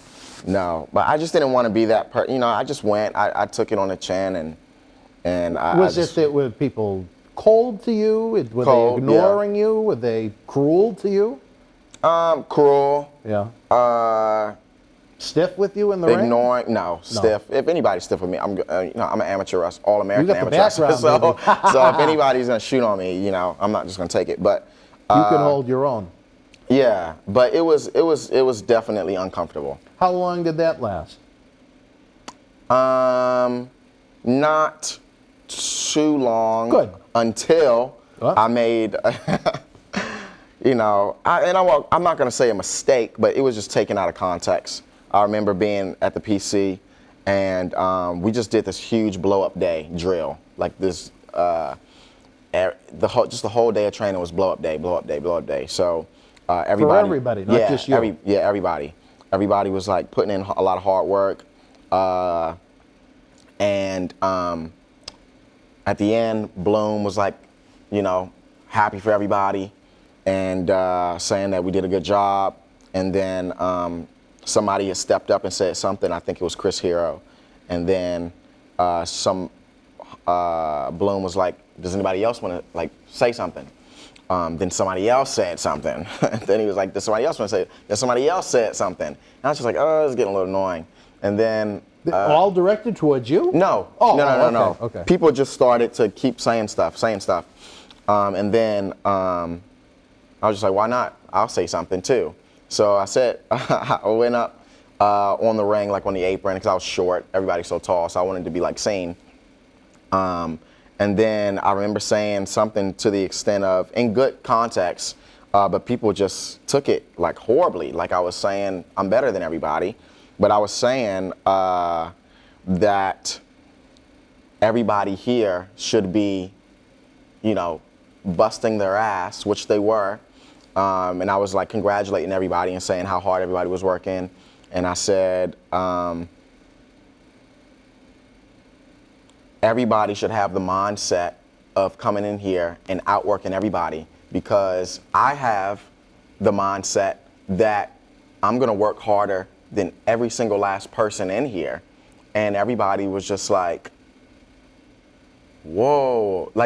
They took it almost like you were trying to say there was laziness? Yeah. Really? Because I said, because I know that I work harder than every single last person in here. That's just the mindset that everybody should have. That's what makes you a success. And yeah, I was like, but in my mind, I'm so used to being in team sports, and that's the way that we motivate each other. It's like, work harder. I'm working harder than you, blah, blah, blah, blah. But it's not like that in WWE. Everybody is solo. Everybody's coming from different backgrounds. Not everybody's an athlete. So by me saying that, people got pissed. I almost got fired. Real? Over that? Yeah. Why? I almost got fired. Why? Because Bloom was saying that he had to do damage control after the Emma tweet. And after I came in, he did damage control, and then I said what I said. I made everybody pissed off at me again, and everybody was just super frustrated. Everybody was pissed, legit wanted to fight me. People were ready to fight. Really? Yeah. So again, you're in a situation where I imagine for at least a little while, it was kind of tense to go to work every day. Yeah, it was bad. I was ready to quit. Really? I was like, what a there's shame. nothing that I can do at this point that's gonna turn this around for me. Yeah. Thank God. That was right before I got called up to 205. So, but I think that moment kind of started making its way around the locker room, and it made its way up to the main roster. So then you had main roster people. So they already knew what I did. Of news. Yeah. So I had that kind of energy about me. I know it means absolutely nothing to you, but I really felt for you, in at least the Emma situation. It was rough. Because I know the kind of person you are. Yeah. And but I also know how the wrestling industry works, which is unfortunate. But you wound up getting a quick squash with Lars Sullivan on TV a few weeks later. Was that some kind of a send-off for a little while to kind of get you off TV? No, that was a send-off for sure. Yeah. They knew that I was going to go to 205. Oh, they already knew at that point. Yeah. Now, what was Lars Sullivan like? He's kind of an odd. I really don't remember. I knew that he talked to me, I knew that we had conversation, but I don't remember, like, I mean, you could tell me that I was talking to a brick wall, and I would be like, okay. Not, you know, I'm not trying to say that he's boring, but just it's just like I just don't remember the conversation. Like a brick wall, I love it. No, I just don't remember the conversation at all. Come on, man. I love Come you. on, man. You're so. We just gel. I don't know. I've had so much fun with these shows. But I tell you this, I met him at a house show in the locker room in Lowell, Massachusetts, and I was surprised at how thick he was in person. But I don't know. I mean, he legit looks like, and I'm not meaning to say this in a bad way, but like how like the fictional kid, like ogres, like how they're so no, come on, man.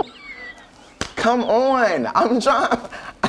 I'm just saying. He's a human ogre, yeah. But no, well, he's kind of like Tony Atlas. Kind of looks like Shrek. So there you go. He's like massive. He's He's much thicker than he is on TV. He's not like tall. He's not really all that tall. No.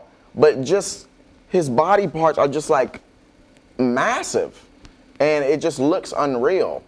So yeah, I mean that's. Working with him, he was super open to doing, you know, everything that I pitched.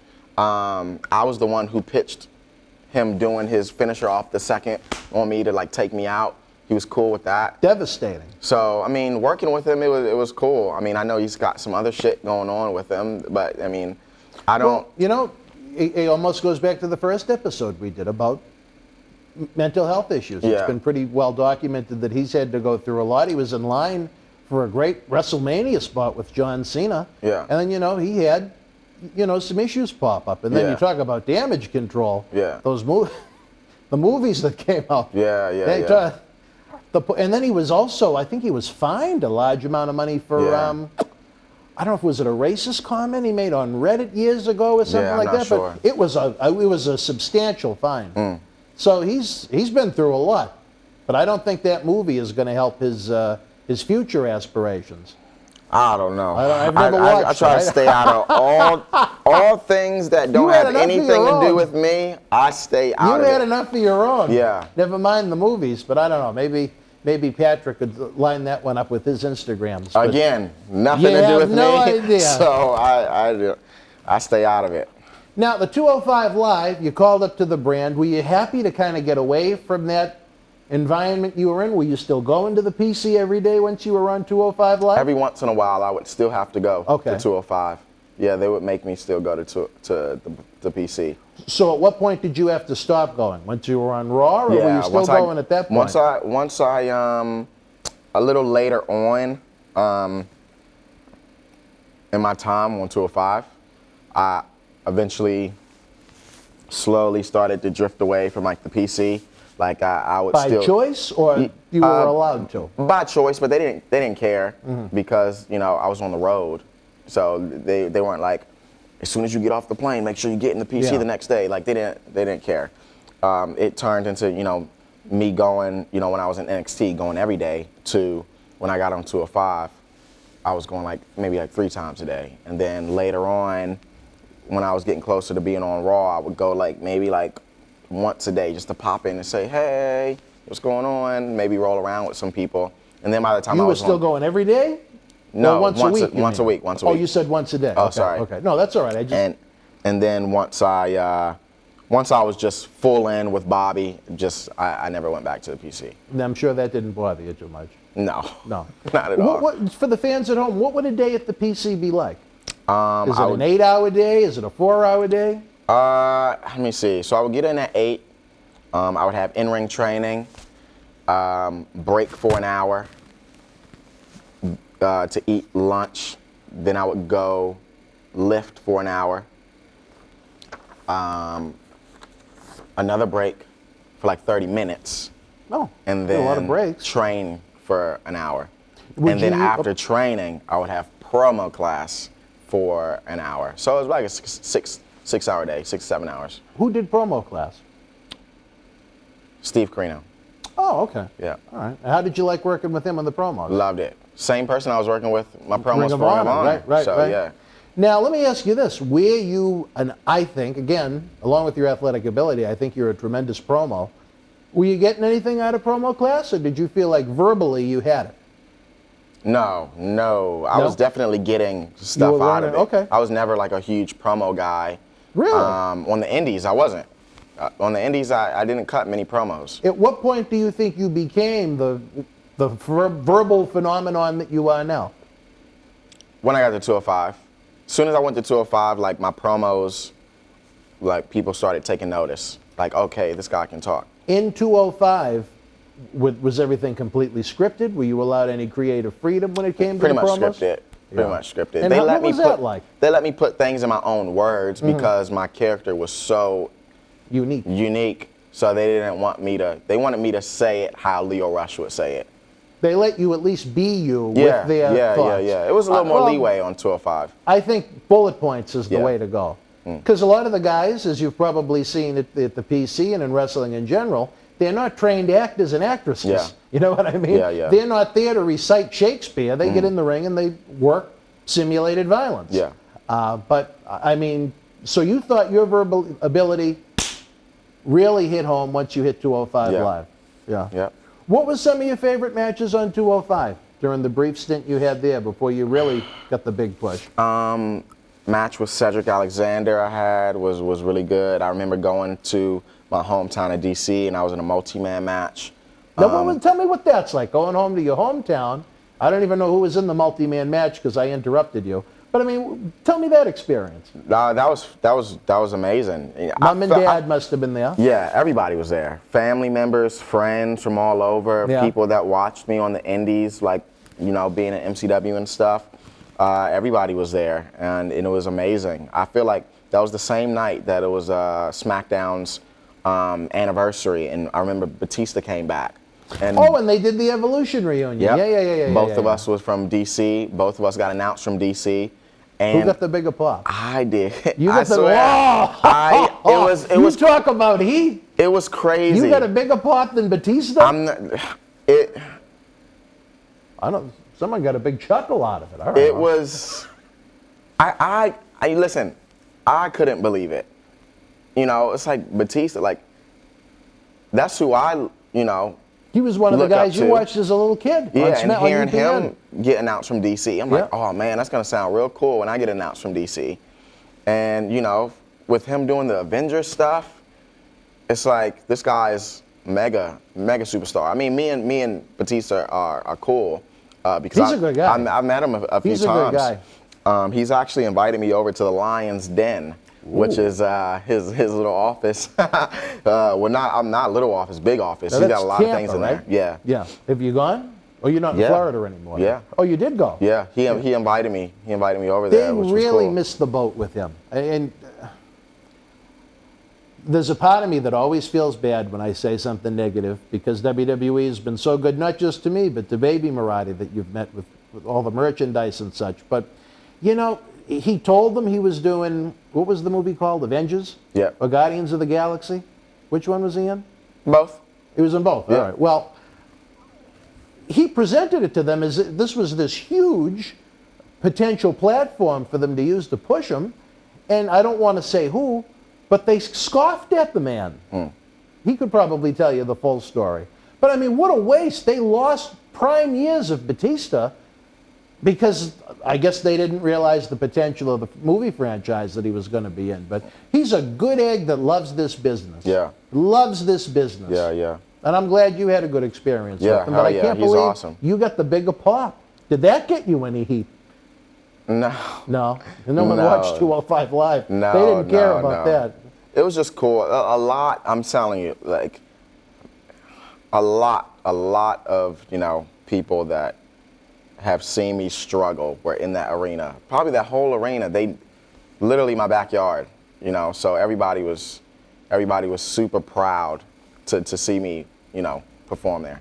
That was one of those nights. Yeah. That was one of those great nights like we talked about before, when you shut off the light at night and you're in bed. I don't know if you had a woman with you or not, but it's just your own silent thoughts. Yeah. That's one of those great nights we say, you know what, for all the bullshit that I have to go through, for all my internal struggles, for all my external struggles that I've dealt with in the company. Yeah.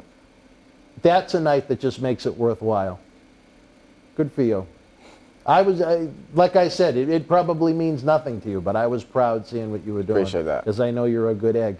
So tell me, what led to the transition? You said Vince McMahon saw some of your promos.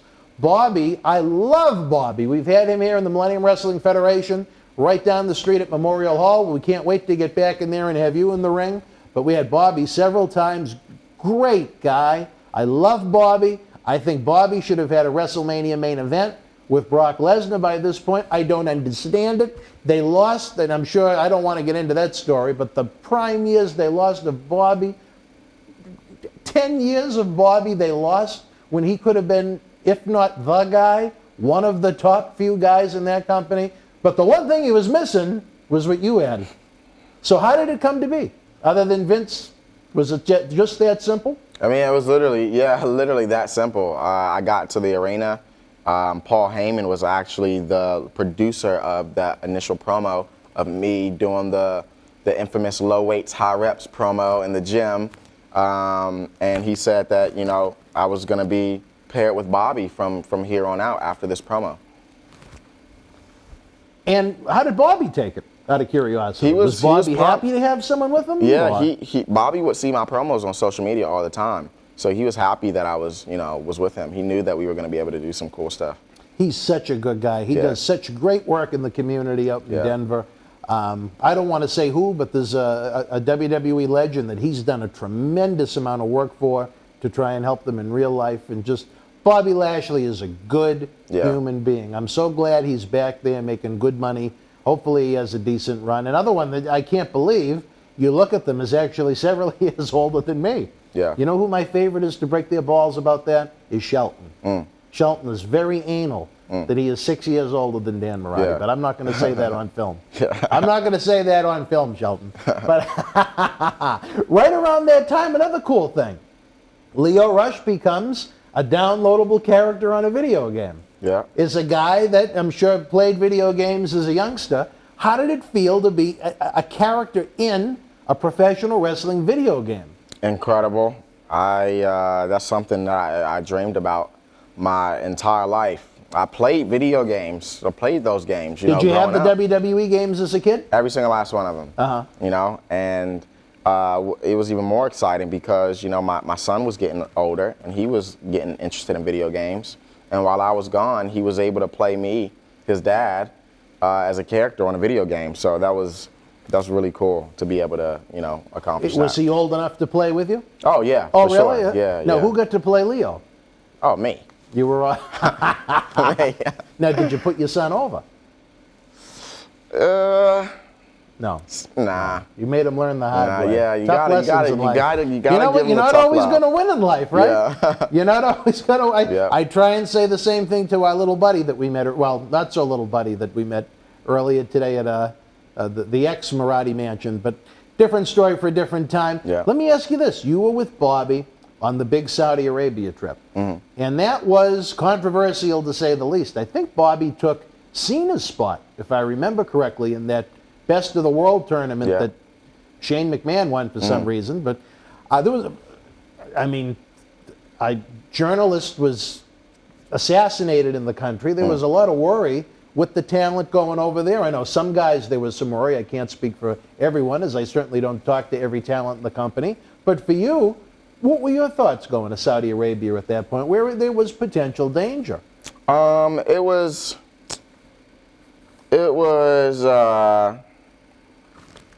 I was nervous, just because, like you said, a lot of that stuff was all over the internet, you know, around that time. And originally, Bobby was just supposed to go. I wasn't going to go with him. Oh, really? I wasn't supposed to. But I remember, I'll never forget, I was on a mini golf course with my wife. And I ended up getting a call, and they said, hey, we're actually going to fly you out to Saudi with Bobby. So can you pack, because your flight is tomorrow? And I'm like, wow. I'm like, shit. So I go home, I pack, and I fly out there with Bobby. And did you fly as a big group, or did you just fly with Bobby? Oh, yeah, okay. Big group. I mean, some of the places there, looks very scary.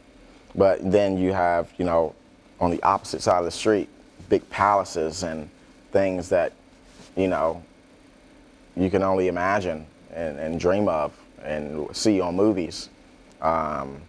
So it was interesting, going there. Of course, once we got to the stadium, treated like royalty, because we were the entertainment for the Prince. Yeah, so it was interesting. What I thought was interesting was they had almost like the recliners at the movie theater on the floor for the seats. They got to be comfortable. I've never seen anything like that. Yeah. That was great. I wanted to go at that point. Yeah. But yeah, it was an odd experience. You weren't on the tour when they kind of got held there for a few days. Were you? Were you on that one? No, I was not. Thank I was God. not. Yeah, I was Because I know a NXT by couple the of the time. guys that were, and I remember texting them, and it was Yeah, that wasn't rough. good. That is someone, I don't know, I certainly won't say who, but one of the wrestlers said to me, we're a bunch of pawns in the middle of a war between a billionaire and a prince. Yeah. And what a lousy situation to be in. Yeah. Now let me ask you this. This is another interesting one, as I've talked with some of the guys about. Did you get a good payday for it, or against Yeah, of course. You did get a good bonus Of course, for it? yeah. Yeah. So when you got the check, was it worth it a little more to go, or? I mean, at a certain point, I'm just, there to do a job. Once it's done, I'm like, okay, job's done. Don't even think about it anymore. You don't got time to think about it. You got to be at Raw the next day. Yeah. How long of a flight was that? My God. Not too bad. It was maybe 14, 15 hours. I mean, that's not all that bad. Yeah. I mean, it's not as long as I thought it was going to be, but it was still long. It's still tough. Yeah. I mean, you were there for several days Yeah. on top of it, right? Yeah, yeah. You must have been thrilled to hit American soil. Yeah. At that point. But I think you really helped heat up Bobby. Wound up getting the Intercontinental title with Seth Rollins and Dean Ambrose. You're in the mix again with more top guys. Memories, thoughts of working with Rollins and Ambrose in that little program? I thought that was pretty good. No, that was cool. I really enjoyed that, especially being able to work with Dean right before he left. That was his last big run, hurrah yeah. was with Bobby and myself. So that was pretty cool. Did you like working with Rollins? Yeah, he was really cool. He was really good. He appreciated my willingness to make him look good. So, yeah. Well, and I mean, again, take this as a compliment. You could make anybody look good. I mean, you could bounce around like a ping pong. Yeah. And make even Seth Rollins certainly isn't. What do we got? Just checking the watch every all right. once in a while. Well, you are the man of the hour. See if it's still after all. ticking. Did we hit the hour? Because I know we're waiting for a special package. Oh yeah, it might be here. Just might. I have a feeling our bodyguard Quincy will let us know. Yeah. When it arrives. How long has it been? Do you know? Probably about a good 40. Oh, so it's getting close. Yeah. It's getting close. Yeah, All right. yeah. So let's try and plow through a little bit. Oh, wait. So that. 50 minutes. Thank you, sir. Thank you very much. We appreciate that. Oh, it's definitely here. Survivor Series. Let's close out on that. Survivor Series 2018. Kind of a schmaz when you have so many guys put together in one match. The brand. I don't know how attached a wrestler becomes to a brand when the draft is only a month or two beforehand. How hard is it to put together a match with so many guys, so many eliminations? Because you were with Bobby in that 5-on-5 matchup. Yeah, but I wasn't involved. So it was easy for you. Yeah, I didn't. I just had to stand there. You know, I pitched ideas to be involved, but they didn't want me to be involved. Really, they just wanted the story to be about Raw and SmackDown. So. Yeah. So it was an easy one. Yeah, it was pretty easy. Pretty easy All night. right. Yeah. And you know what? While we have a second one, that was kind of quick. Your memories of the big, it would have been 2019 Royal Rumble out in the beautiful city of Phoenix, Arizona. Bobby didn't last all that long in that one. But he did not. One of the bigger crowds you've ever worked in front of. You get to at least come out and be the pitch man with them for those 13 seconds. Any memories of the Rumble? I have a memory of being kind of pissed. Why? Because I was supposed to be in it. Really? Yeah, I was supposed to be in it. Going over rehearsals and everything, and then last minute I ended up getting pulled for, I don't know who ended up replacing me. I forgot who ended up replacing me, but they took me out of the Rumble. And I remember just being so pissed, I wanted to leave. And You ready to leave the company or the event? No, the event, the event. I'm like, man, like, you got me. I mean, that was pretty frustrating. That would have got a good pop, I bet. Yeah. If you were in it. Yeah, I think. yeah. Because Yeah. everybody would have wanted to see you get the shit kicked out of Yeah. you. You know what I mean? And with so many guys in the ring that could Yeah. potentially do it. Yeah. Like I said, you could have been like a ping pong. You could have been 5 or 6 guys throwing shots at you. You could have been Yeah. bouncing. Then you have a big guy toss you out like you're nothing. I Yeah. think that would have got a great pop. Yeah. And they, see, they you gonna needed do? me there. I would have loved to have booked you. You'd still be there. Yeah. All right, wrestling fans, we were waiting for a special package for this man. It is that time of year where everybody's waiting for packages Yeah. because the big day is coming up, December the 25th. Yeah. The C word is one we will use here on Wrestling Insiders Rush Hour. It is Christmas time. That means it's the 9th annual Paul Bear Holiday Headlocks Toy Drive, the Cyber Toy Drive, as we have 12 superstars at the very least. Who knows who else we may dig up that are helping update Santa Claus's GPS to find every kid's house and create some smiles. And again, we've been doing it since 2012, and it was helped created by this man who we miss and who we love very much. We miss him every day. Again, the Patreon help us keep the lights on. You get early ad-free access to all of our great talk shows. You keep the legends working. They've been out of work 7 or 8 months due to coronavirus. Help them keep working. Imagine if enough fans join what we could do. Imagine if we could do a talk show with a different superstar 7 nights a week. Wouldn't that be great to help put the money in those guys' pockets? And all it does is cost you it's a price of a cup of coffee over at Starbucks. Patreon.com/Boston Wrestling. And again, the eBay store is on fire. Almost everything on this set is available. We might even sell Leo for the right price. And we're having a lot of fun with the holiday headlocks at BostonWrestling.com. Again, if you've missed some of the cyber signings, don't worry. All the guys, when they come in, they're going to sign the pictures and the posters. As long as you put an order in for it by, I'm going to guess, like December 19th, December 20th, old Chris Kringle can get it to you in time for Christmas for yourself, for your wrestling man cave, woman cave, or if you want to give it as a holiday gift. It's a great thing to do, and more important, it's about putting the smile on those kids' faces. There was a year when I became crippled. I felt what it was like for the people that need a little bit of help around the holidays, and that's what we've tried to do. So for my longtime close, hungry personal friend, Mr. Leo Rush, I'm Dan Marati. We'll see you next Wednesday. Can I say it the way I like to say it? On Wrestling Insiders Rush Hour. Cheer. Why, hello. I would ask what was on your mind, but I already know. You want to know what has got my beard looking oh so majestic. And I'll tell you, it's sexy as hell beard care. Coconut oil, vitamin E oil, almond oil, both sweet and bitter, shea butter, it's all natural. Yes, JTG has actually come out with a high quality product. So support your boy by going to sahbeardcare.com and take one step closer to becoming sexy as hell. Cheer. Ooh, cheer. You know? After seeing these episodes, one thing you can say about Leo Rush is that he speaks with great passion, and we hope to have him back with us real soon. He might be outspoken at times, but he's a very good human being, let me tell you.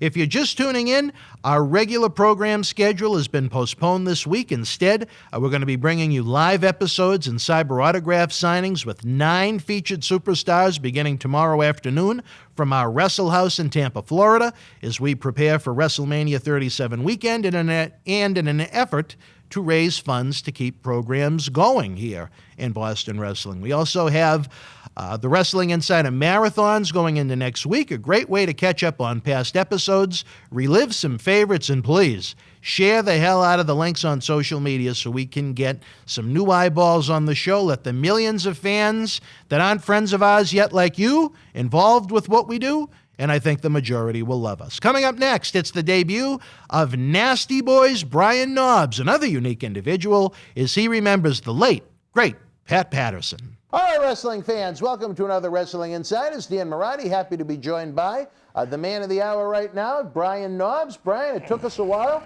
but you finally made it to Boston and made it to the studio. Yes, I mean, especially in 2020. I've been around a long time and never saw a year like this in my entire life. This has probably been the most limited travel you've had since you came out of the womb. Well, I good friends with Willie Nelson for a long time, through Dusty Rhodes in '88. And when I talked to Willie, he said, you know, and he's 87, never seen nothing like this in his entire life, you know. Especially in a genre where travel is... And he's seen about everything, you know. When you're up there and you've been through all kind of different stuff, but this one's... Just got to listen to what's going on. That's all I can say. We keep trucking along. That's all we can do. That's all we can do. And next year, praying that we'll be doing your show, you know. We'll be doing not only in studio, but we'll be having live wrestling events too. Exactly. And we'll be headed down to Tampa for WrestleMania. Oh, yes. Having the big... Now, is that a...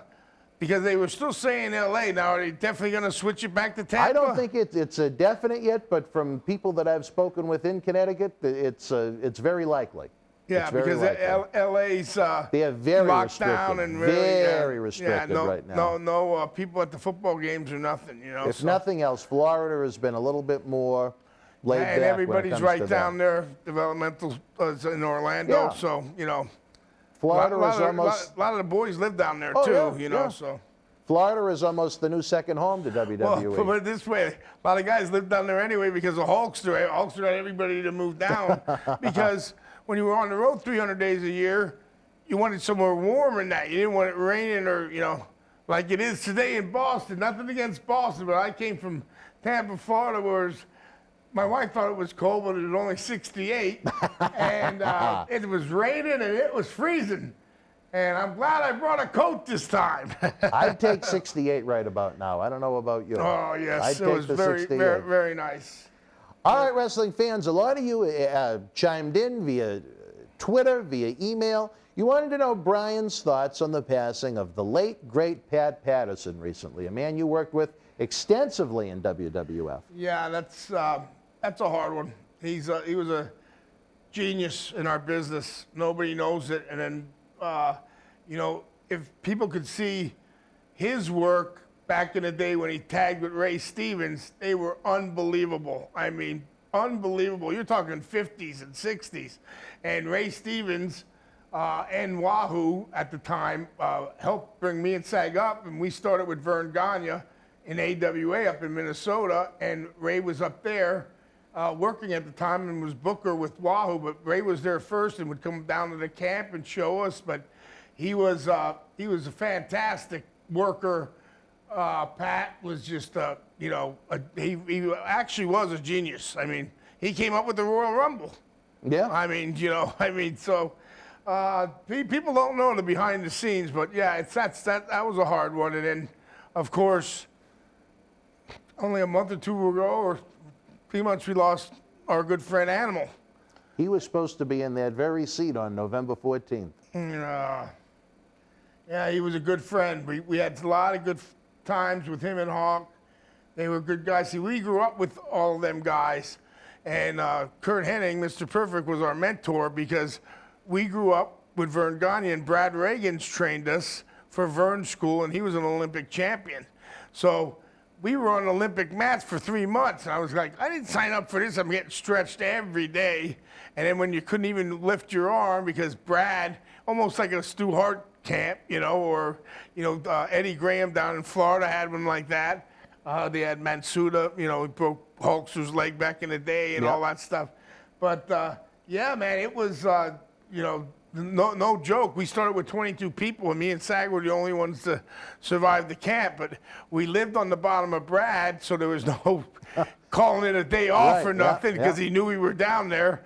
And then our car broke, so we couldn't get the hell out of there even if we wanted to. But we loved it. I mean, once we got, you know, we had everybody staying. I mean, Shawn Michaels used to, you know, be our roommate, not only there, but in Tennessee. And then Marty would come in every now and again, would sleep on the floor.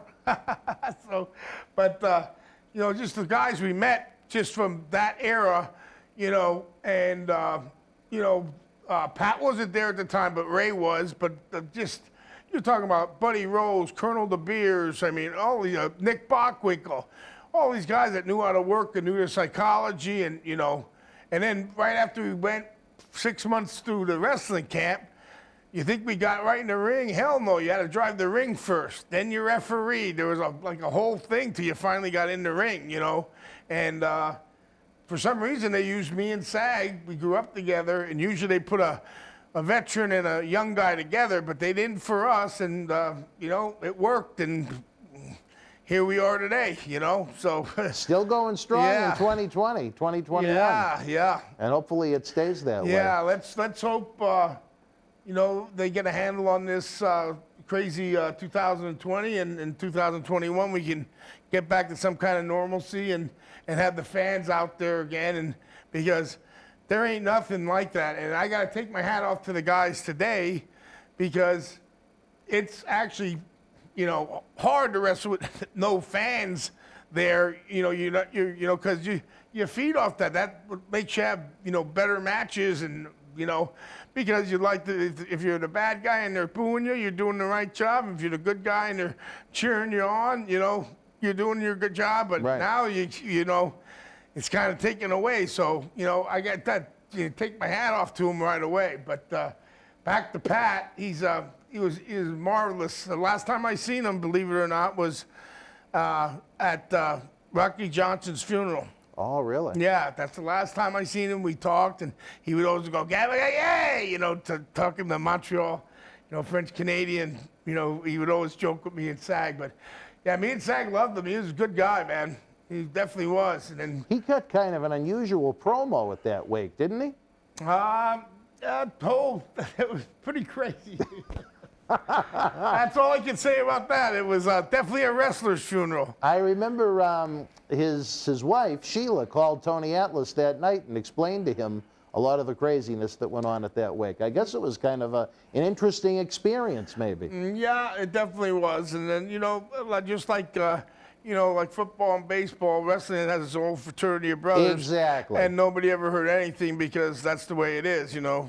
The people that were there, it wasn't for everybody. It was for certain, you know, just like wrestlers and, you know, and Rocky married to Ada, and, you know, so, you know, the Wild Samoans were there. I mean, you had a lot of, you know, people, you know, everybody was, you know, showed up. I mean, it was real good. I mean, it was a nice show of respect. Yeah, and then The Rock, I mean, you know, gave one heck of a, you know, thing, you know, a speech for his dad, and, you know, it was really heartfelt, you know, and the one thing that gets to him is he couldn't say bye to his dad, you know, so, you know, because it happened so sudden. And he's the one that I was talking to you earlier that told me about my knee replacement when I had that, you know, a year ago. The Rock or Rocky? Rocky. Oh, Rocky Johnson. Yeah, right, Rocky was there, and me and Sag were at a Comic-Con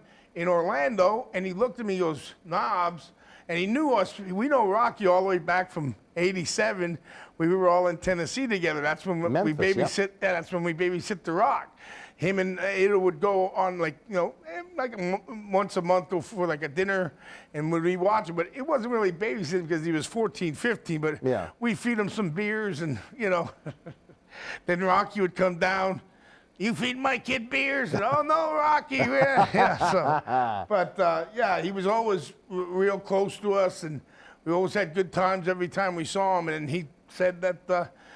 "Knobs, that's infected," and Sag was on me, "That's infected." So when I got home, I went right to, and they said, emergency room, before you know it, getting this operated on, getting a new knee replacement, and what a 6 weeks, 2 weeks in the hospital, 4 weeks in rehab, and still kind of so-so. It's not quite all there yet, and then I need one on my right side, but I would never need on the bitch right side? another knee replacement. Oh, do you? Yeah, and then shoulder replacement. I could just go down a big list, but right now I'm not doing anything. Staying away from the hospital scene and all that, and I'm kind You're of here in the studio relaxing. Yeah, exactly. Telling Nice some- chair, telling some comfortable. stories. Yeah.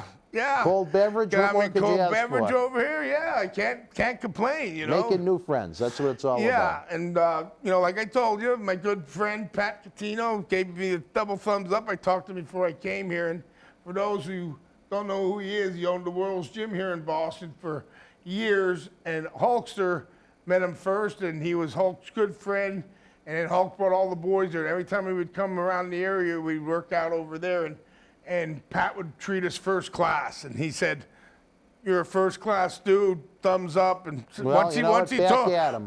because he's such a good friend of mine, all he had to say was that, because this is the first time I ever met you. Right. And I said, well, any guy that says that, you're instantly good friends with me. I There you go. didn't even have to meet you, but now that I met you, That's kind of the way the fraternity and even the extended fraternity works. Pat's a great I'm kind human of being. like that it's just me and you, because if Sags was here, I wouldn't be able to get a word in edgewise. And he said the same thing about you. That's what happens when you know each other since you're 10 years old. Do you want to know how that concept almost came to be? Marty Jannetty, of all people, being the wise sage that he is, said it's almost like when you have a group of people and it's at nighttime and you're sitting around the water and you're looking at the moon's reflection off the water, and someone says to you, point to the moon, and you point to it right there, and it's where you see it. If I say to you, point to the moon, you might point there, and that's where you see it. So even though you may have lived things and experienced the same things, you may see it in different ways and different points of view. I know some, Hall of Fame football players, baseball players,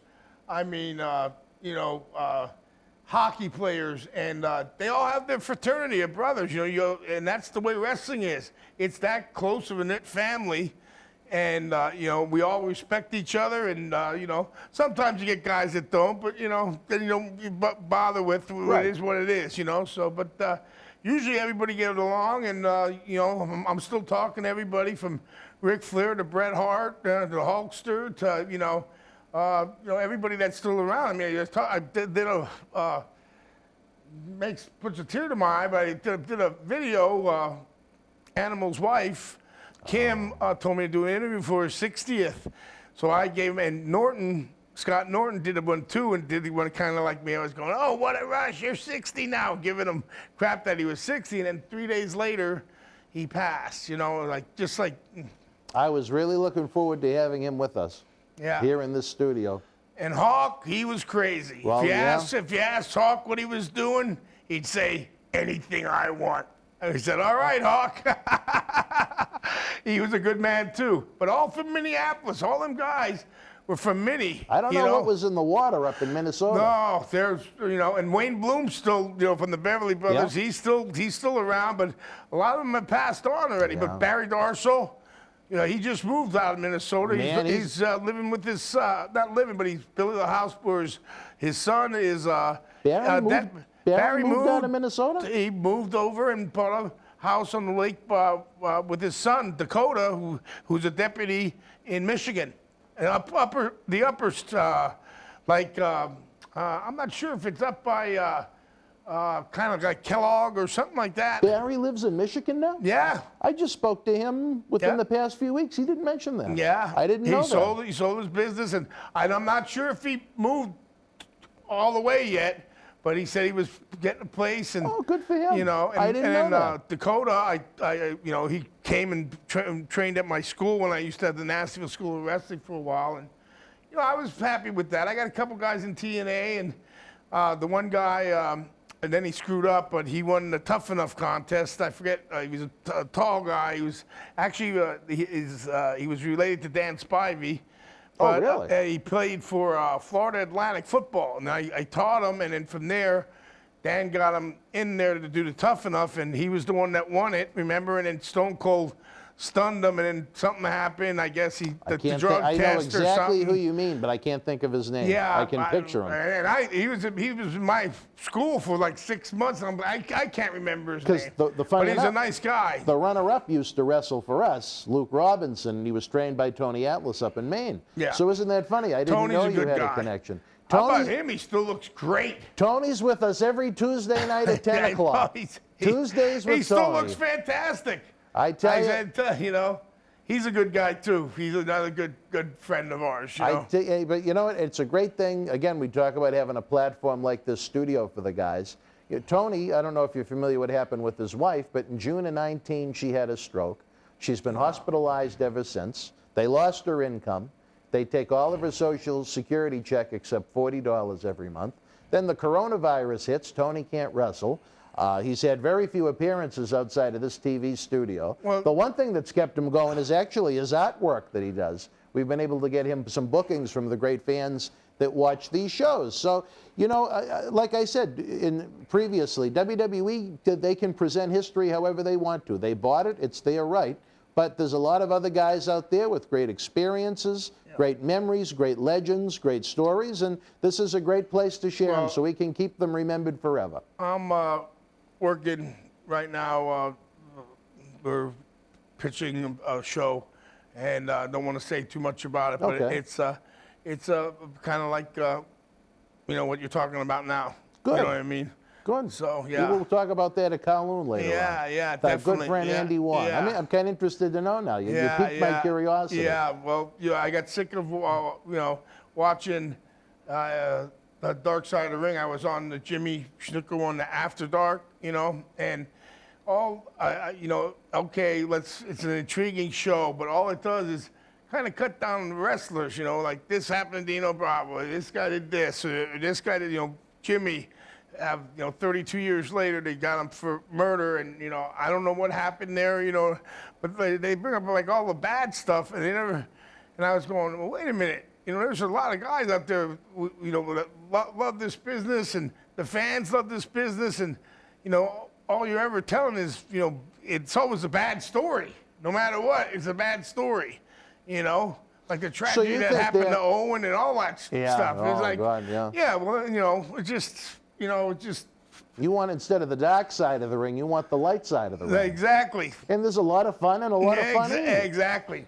And to be fair, there is a lot of doom and gloom in our crazy industry. Yeah. But there is a lot of fun that the people at home could not possibly imagine. No. Unless they've been in it and lived it. Drive around with the Iron Sheik for about 4 months. Well. Back in the day. I just remember the one car ride, and that was more than enough. He would... because he was from, he came from Iran, but he worked for Vern, but then he was used to that cold weather. He'd make us put down the windows. Me and Sag were young back then, and we're freezing. We were driving up to North Dakota somewhere, and he's slapping his chest and being the Sheik, And he said, Sheik, can we please close the window, And then when we roomed with him, he'd have the door open, to get that cold air in.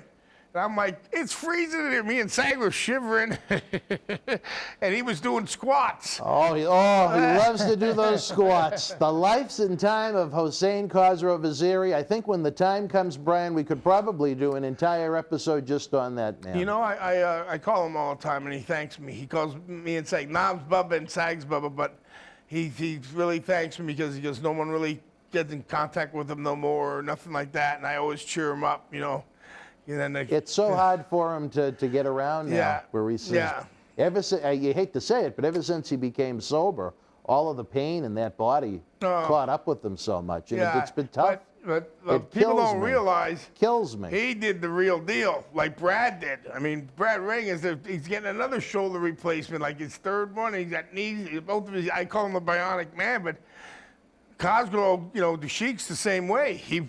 I think he won a gold medal for Iran back in '68 or something, and instead of Greco-Roman, that's yes, big time tough, and that's the real deal there. Yep. So even before pro wrestling, that takes a wear and tear on your body. I mean, even Kurt Angle, Yeah. got a lot of the injuries from, he won the with gold. a broken neck. Yeah. When he won it, Exactly, and he still went on to wrestle after. That's one tough SOB, and he's a great guy. You know what I mean? Well, what a good guy. So I started a company, and I was doing the 10th man for the Rays. They asked if I'd do the 10th man, so because they weren't getting people when they played Boston and the Yankees.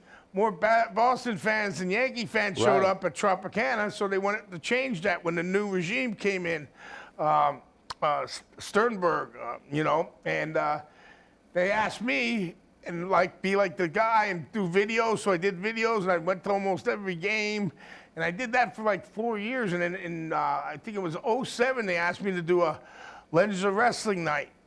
And I got the guys together, and we signed autographs. Then we did 3 matches afterwards by home plate. And we had Steiner, we had, Brett the one time. And then all of a sudden I was getting calls from Florida Marlins wanted it, Pittsburgh Pirates, this and that. And then I made a company, and, we've been doing pretty good. We sold out Detroit 2 years in a row, a hockey arena, 5,000. Then we did Citi Field, where Mets play. That drew almost 12,000 people, and it was an independent. You're still very active in the world of professional wrestling. Beyond, it was something like, for some reason, that 80s, 90s era, because I guess the characters, I don't know, but the fans still love the Hacksaws and the Ted DiBiase's and Jake the Snakes and the. There's more of an interest in that, I hate to say it, as there is right now with the current product. I believe there's more wrestling fans out there that don't watch current wrestling than there are that do. The declines across the board before coronavirus. Look at WWE. Their television ratings hit rock bottom. Yeah. Merchandising was down. WWE Network subscriptions were down. Merchandising was down. And I'm a proud WWE stockholder. I want them to invest the money wisely beyond someone that enjoys just watching wrestling. Well, they definitely, everybody says, what's your favorite match? And us against, we have so many, it's hard to mention just one, but the one that stands out is definitely the one against the Hart Foundation, WrestleMania 7, because that's what labeled us and stamped us at the time. And even my pop, would say, I was in AWA, then we're here and there, but he never got to see that. We were from Pennsylvania, so he would just get to see the WWF. And that's all he kept on saying. You're not in the WWF yet, kid. You're not in the WWF. And then we finally got there, and it's kind of. He was very proud. Yeah, but not when I got home. He would always say, "What are you doing home? Get a job." The good old blue collar old man. He kept me in line all the time, and my uncle too. My uncle Reuben, another crazy guy from the.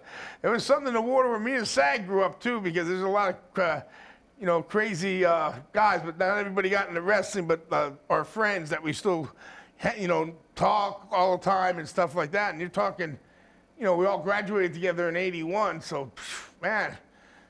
I'm getting old.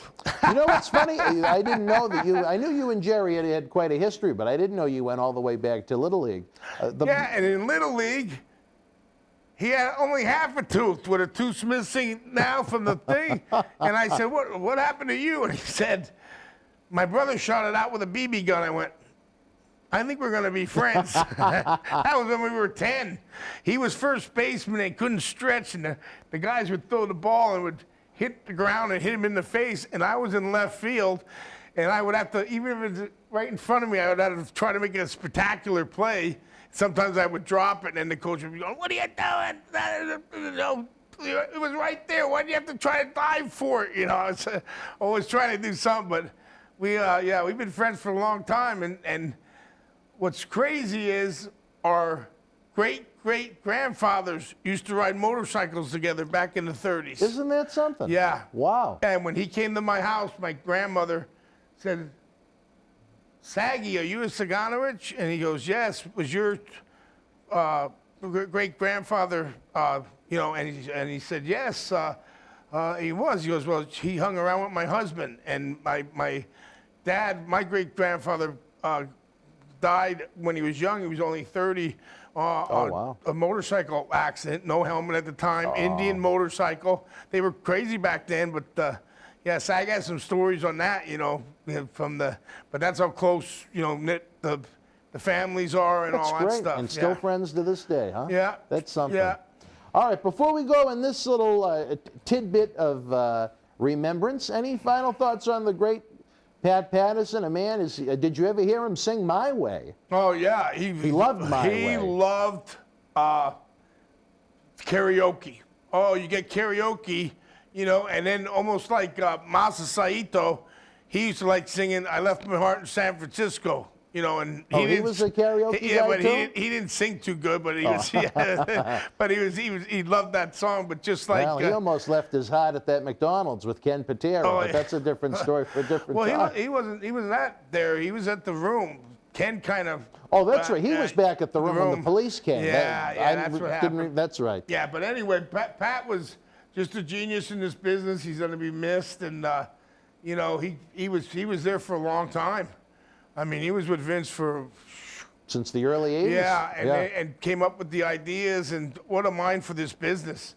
So he's and he was always happy and throwing jokes, and good guy. Was he helpful to you when you guys came in? Oh yeah. He'd tell right there, when he'd watch it, he'd call you aside and, tell you what's going on. You know what I mean? And we were taught, if you want to ask some people, because some of the, big legends and stuff won't give you advice if you don't want to ask. They're not going to come up to you, but Pat would come up to you because, he was working on the other side and, would say, hey, you should try this or maybe try that or, So, but yeah, he was always helpful, but just too much. And then we lost, I went to that funeral too, but we were all signing at the main event in New York, and the guy brought me and Sag in, and he brought me and Gene and Pat in.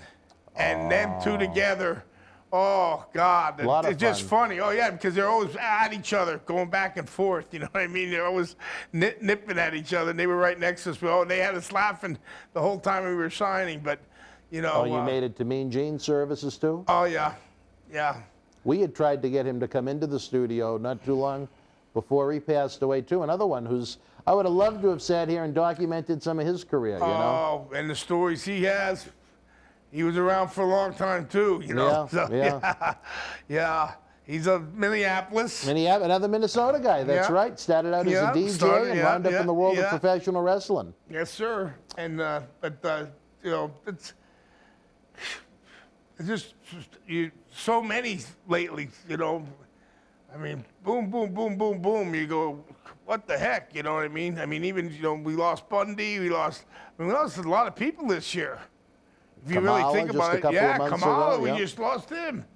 And he was a gentle giant. Another man that sat in your very seat here in this studio, yeah. Yeah. We did a nice 3-hour piece with him. What a nice guy. Yeah, good human gentle being. giant, really, really nice. And that gimmick, he made some money. Him and Hogan made some money all over the place. They had a big house show run. Oh, yeah. During Hogan's peak in 86 and 87. Yeah. Yeah. But like I was going to tell you, though, with the, like, he's the 10th man for the race. Oh, yeah, okay. Okay, so they get me to come up here when we're playing you guys, and then it was I think we had this 3-1. It was the 5th game. If they win it, they're going to the World Series. Well, 2008. Okay. Yeah, and they got me great seats. And Pat went with us, and we had this Greyhawk shirts. And now, Pat Catino. Oh, okay. Yeah, and we had these Greyhawk shirts made up, and I had my hair purple. And man, the first inning, some guy right in front of me threw a beer in my face, but we were only like 10 rows up from, and the other guy was asking, how did you get these seats? Because they were usually, season ticket holder, right. The ones that right there where you're up front.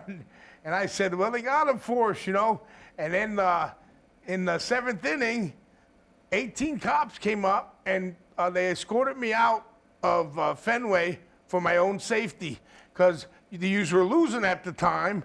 So they were afraid, the fans, because I already had beer thrown on me, every piece of hot dogs off my head, and I had my wife with me, You know, so she was getting pelted and that, but I'm used to it because I know when I wrestled the Garden back in the day, you know, it was, you know, you get everything thrown at you. And Catino wore a Devil Ray shirt? What's that?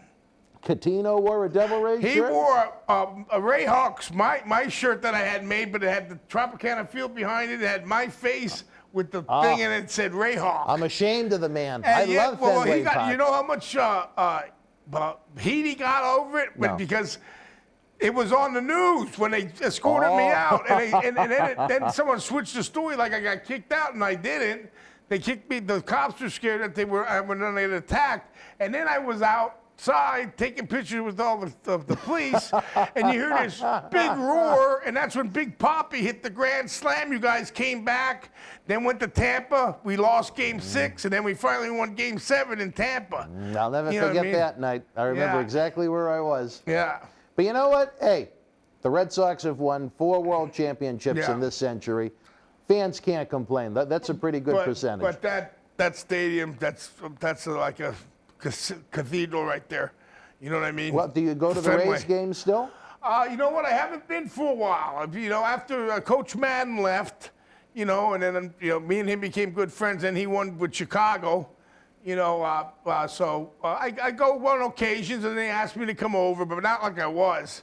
When I was going like 60, 70 games. Oh, wow. Yeah. Oh, geez, I wish I was buddies with you then. I would have been going with you. Well, and then what's your announcer? Is it Remy? Jerry Remy. Yeah, Rem Dog.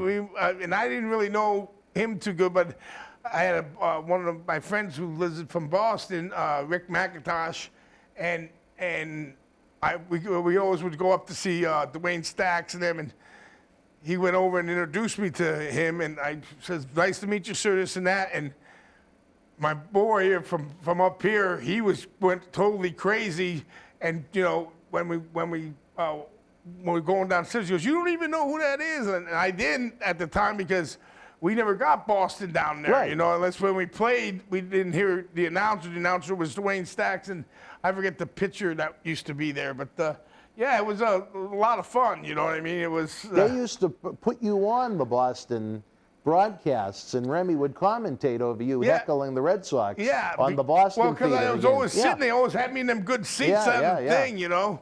But right after they got won the World Series, you know, that won the World Series, after they, played the Phillies, well, that's where we're in Sager from. So I was then they asked me to go to Philly, and I went, oh, I said, I'm from Philly. I'll never get from my car to the stadium with any Rays stuff on because them fans are just crazy.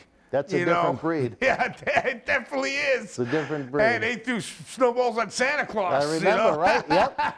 All right, before we go, Brian, any final memories of Pat Patterson, the man that did it his way? You know what? I could just say that he always gave great advice. He was a true legend.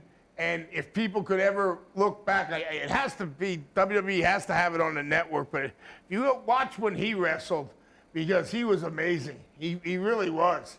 He was just an amazing wrestler. He had an amazing mind for this business, and he's going to be dearly missed, that's for sure. You know? All right, wrestling fans, and I'll say this, Brian, you're going to be dearly missed until the next episode we tape. We've had a heck of a lot of fun. We hope to turn Brian into a regular, much like we have with Tony Atlas, with Marty Jannetty, and some of the other great legends that pour in and out of this humble TV studio. If you see this before the big day comes, December the 25th, don't forget, our pallbearer Holiday Headlocks Toy Drive Cyber Fanfest continues through the big day. You can continue to honor this man's memory and update Santa Claus's GPS to find every kid's house this holiday. For That's my awesome. partner in crime, Brian Nobbs, I'm Dan Marati. Until we see you again, folks, you and yours, be well, stay healthy. Good night. Stay nasty. Wrestling fans, I'm Dan Marati. And this is the man of the hour, Leo Rush. It was all over BostonWrestling.com and our social media. But Leo, brother, they got to check out some of this merch.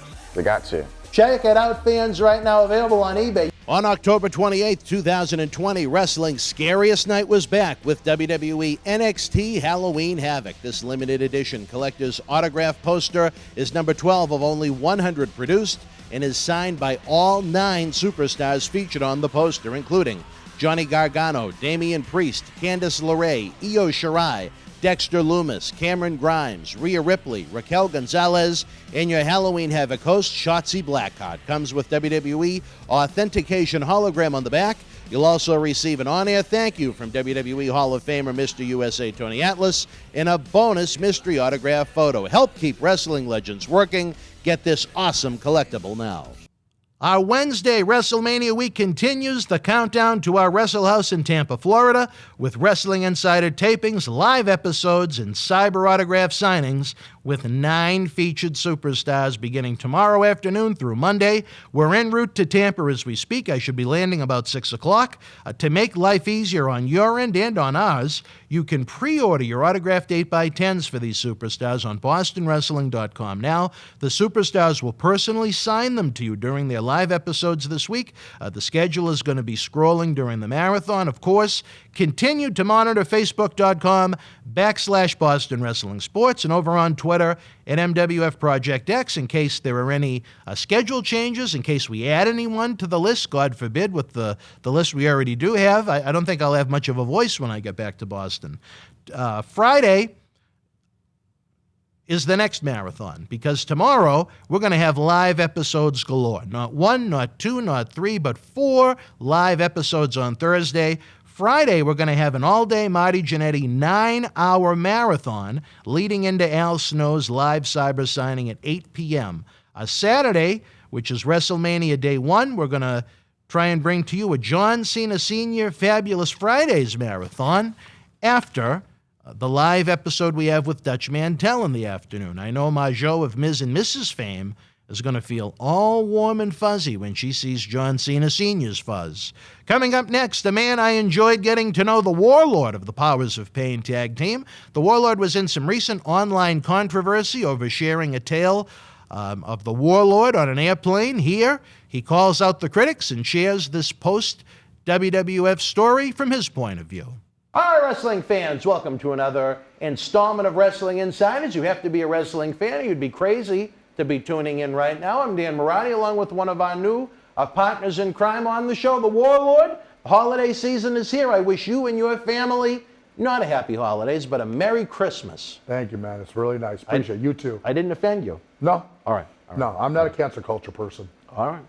You never know. I have to bring this up because it was another question presented by the fans. Great offense was taken in a recent interview you did about the late Ray Fernandez, the Mighty Hercules. Have you heard about this? No. Well, I have scoops for you left and right after our Zeus you episode do. You got a lot we of just stuff for taped. me, man. Yeah, you do. Well, apparently you told a story, and I think maybe you know, sometimes people take a sentence and they turn a book into it. Yeah. For example, are you familiar with Marty's murder confession from over the summer? No. You didn't know that Marty Jannetty confessed to murder this summer? No. Oh, my dear No, Lord. I live on a little You island. really I do. guess I live on an island away from everybody. You live in your own private Idaho. I stay in my little hermit kingdom. I think I need to go too. I stay in my little hermit kingdom. Well, to make a long story short, over the summer, Marty had a moment of reflection in life, and he felt like he wanted to open up. And he shared a story that when he was 13 years old, he wanted to buy some weed down at a bowling alley he worked at in Georgia. And at night, when it was all said and done, the guy that he went to buy it from attempted to sexually assault him. Mm-hmm. And Marty said the only thing he could do was grab a brick he found nearby, and he bashed the man's skull in. Well, almost 50 years after the fact, he decides to share this story. The show all of a sudden is on TMZ, People Magazine, all the New York newspapers. Inside Edition was calling this TV studio looking for Marty. Now, mind you, Marty doesn't live in Boston, so you can imagine our TV studio is absolutely thrilled to be getting these phone calls. But, you know, there's more to the story than meets the eye with what happened to poor Marty. But there's a reason I bring this up. What really angered me was the internet headlines were Marty Jannetty kills a guy. There was a gay newspaper that said WWE superstar kills gay man. Now, you know what? Those types of things get to me because we both know Marty well enough. You know him much better than I do. I love Marty. Marty's a great person. But you know what? With the story I just told you, would that be the headline you use? No. A 13-year-old kid trying to fend off a sexual predator, I'll tell you this, those types of people usually don't just do it once. That's right. So I imagine this man at the bowling alley that was trying to sell middle school-aged Marty a little weed, it wasn't his first victim, and whatever may have happened that night, it probably wouldn't have been his last victim. I think when you eliminate a scumbag like that off the streets, they deserve a pat on the back. They don't deserve to be crucified on social media. Oh, anybody That's ever, my opinion. I'll I don't tell know you what, about you. Anybody ever touch any of my kids or touch my grandson that I raised, which I got 8 grandkids, touch my grandson I raised that's 10 years old, they ain't gonna be around to tell next day. Ain't gonna happen. Or my stepdaughters, whatever. They will not be around. I don't care. Will not be around. I mean, Marty is Marty. He's a unique individual. I think he's a great human being. I think he has a good heart.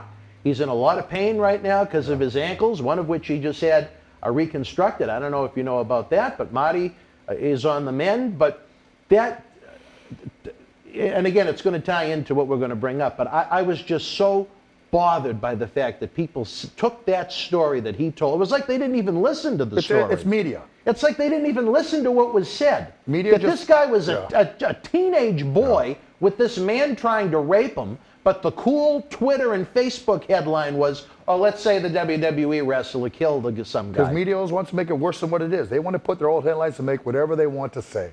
Well, That's all they want. So you know what? I think maybe this subject is good after what came out about you this week. And I think maybe where the fans get confused was, I think you were talking about a tour overseas that had nothing to do with WWF. I think it was post WWF. It was just,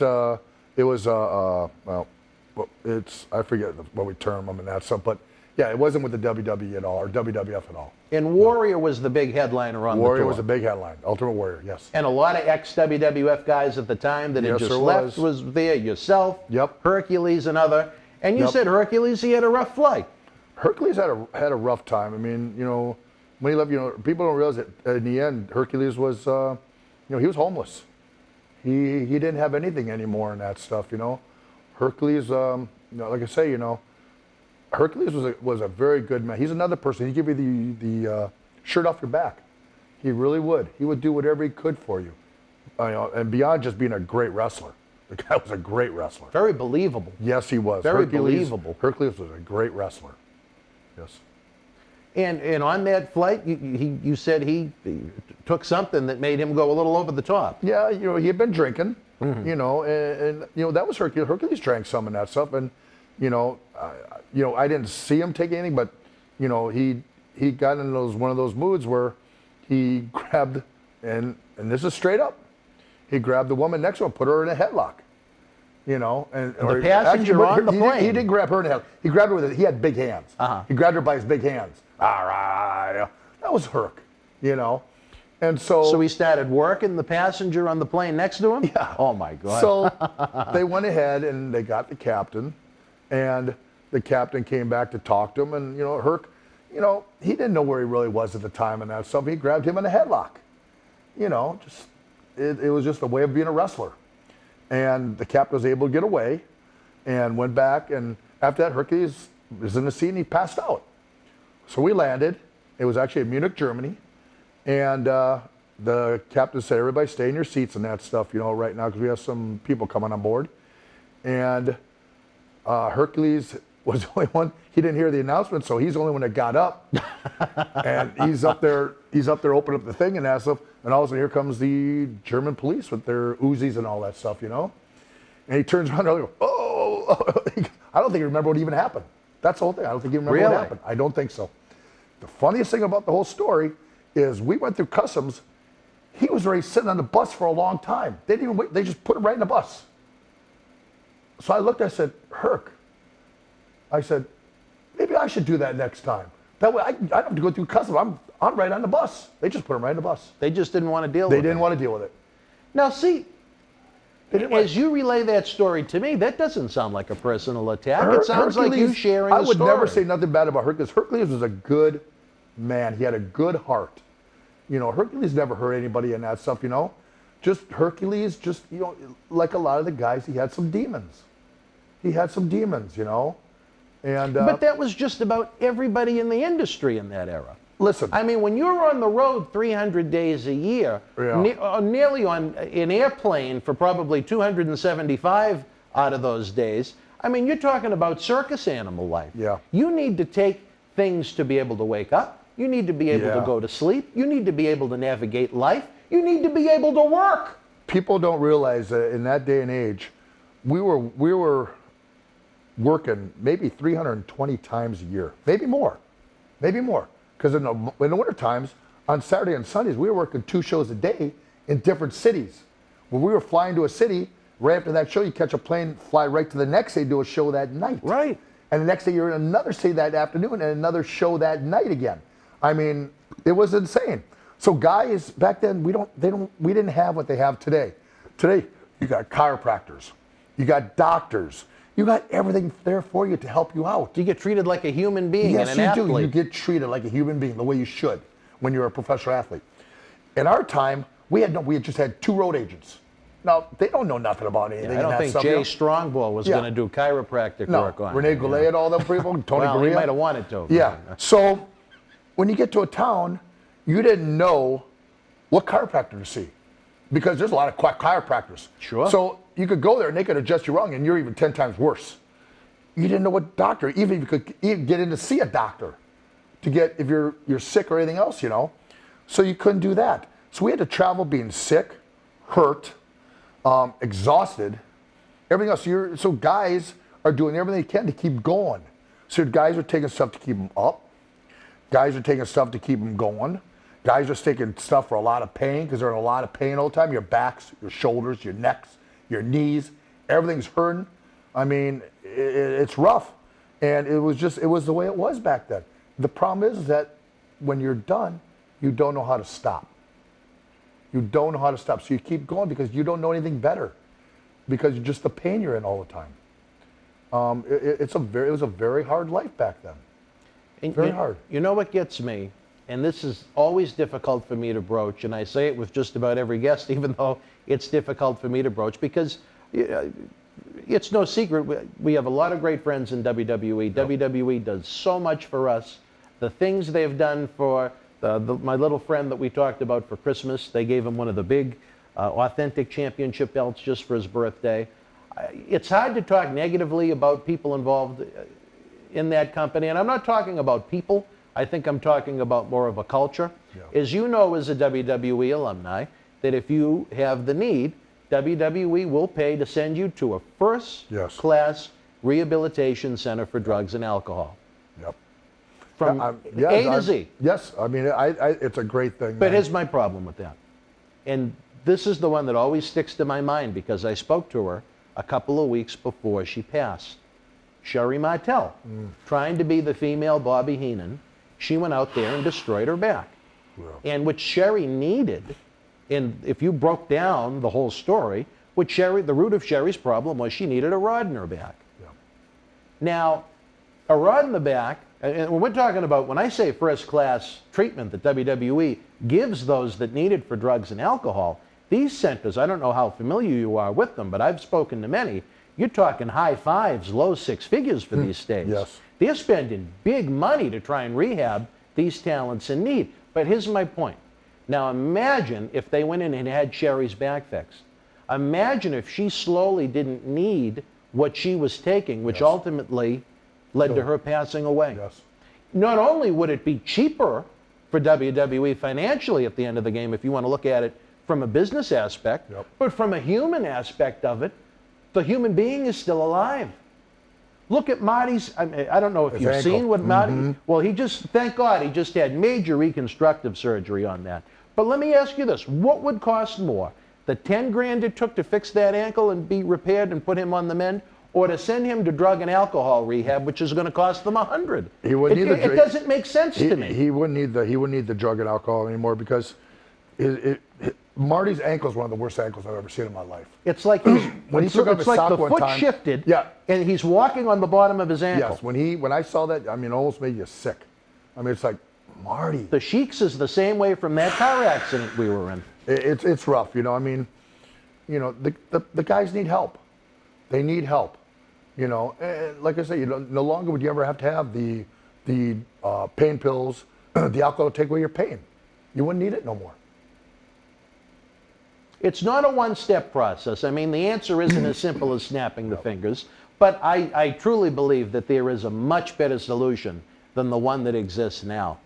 When so many of the guys gave of their bodies, of their lives to this great industry, I think when this industry is done right, it is the greatest form of sport, action, excitement, entertainment in the world. But a lot of the boys, when their time has come to hang up the boots, so to speak, they don't know what to do at that point, and they need help transitioning out of it. And I'll say this, I also know that right now WWE has done a magnificent job of trying to prepare the superstars of tomorrow for life after wrestling, and that's great, but it doesn't help the problem of all the guys that are still living now. Yeah.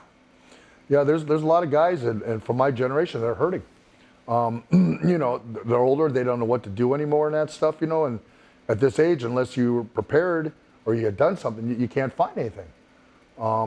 It's very, very tough, you know. I know in my instance, I got into the security, bodyguard security, because I knew that was going to be the wave of the future, and as well as all the things going on in this crazy world right now. No kidding. It's a great business. People always need security, and a lot of people always need bodyguards. They need that these days. How long have you been doing that? I've been doing it since 2001. Really? Since Oh, so quite a while now. Okay. I've been around some good people. I mean, I was around, I took care of Kimball Slice when he was live going to the ring. I worked with 50 Cent. When, really? He just, 2003, when he had just become real popular and that stuff, you know. Yo, Shorty, it's your birthday. Yeah. I've worked with quite a few people on that. Wow. Yeah. And you're still doing it now? Still doing it now. Well, I wouldn't want to mess with them, believe me. But then again, the condition I'm in, you could send me over to a nursing home and half of them could probably take me out.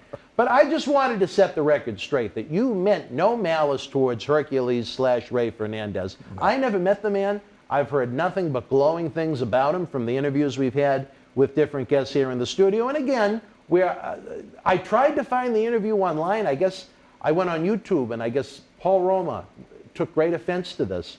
And I just wanted to hear what he actually said, but I couldn't find it. I don't know why Paul Roma would take offense to it. Paul's another good person that, you know, there's nothing bad they're saying about Hercules. It was just the way it was at that time.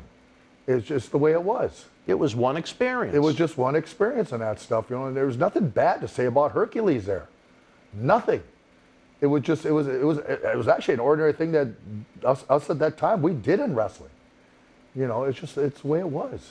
Some of the airplane stories that Marty has told over the years makes that one seem like a nursery rhyme. You know what I mean? I know some about Marty too and that stuff, you know. I know some about Marty, and I've seen some about Marty. Oh, I'm sure you lived been on some of those, Marty, I know. Those red eyes. Yes, those red eyes, the red eye special. Oh yeah, the blankets, oh yeah. I just wanted to give you the opportunity to set the record straight. Do you think we set the social media cool kids headline straight now? Yes, I mean, of course. There was nothing vicious about this statement that you made. Nothing vicious whatsoever. Nothing. He was one of the boys, as far as I know. He was a good guy. And he was being one of the boys that day. Yeah. That's how it was for us on flights. I mean, it's just Think the way about, it was. I'm sure that big body was crammed into a coach seat. Yes. Yeah. You know. And he needed something too. Yeah. It's just be able to tolerate it's how the pain. we were at that time. Yeah. It's just how we were. That was it. Hercules wasn't trying to hurt nobody and that stuff, you know. And, you know, and I would never hurt Herc, you know, because, like I said, I loved Herc. Herc was a good man. And Herc had a big heart. Big heart. So, you know, people just got to stop looking at things too much these days. They got to knock that stuff off. They look for the negativity. They got to stop looking for the negatives. I don't look for the negatives. I look for the positives. I want to look up, not down. That's what I want. What did Michelle Obama say, even though I know you're not a Democrat, but when they go low, we go high? Yeah. It's a nice life phrase, though. Yes, it is. Yeah. Yes. You always want to say the glass half full, not half empty. Yeah. Because you always want to be positive. Always. Well, it's unfortunate that Hercules isn't here to tell the story himself again. Another one of the Hercules Brotherhood. will remember. I don't know. I really, truly don't think he would even remember that. I really don't. Well, it would be nice if he was here to tell the stories that he did remember. But I know I'd get him laughing. What's that now? I'd get him laughing with it. Oh, really? He would laugh. Oh, yeah, he would just laugh. Yeah.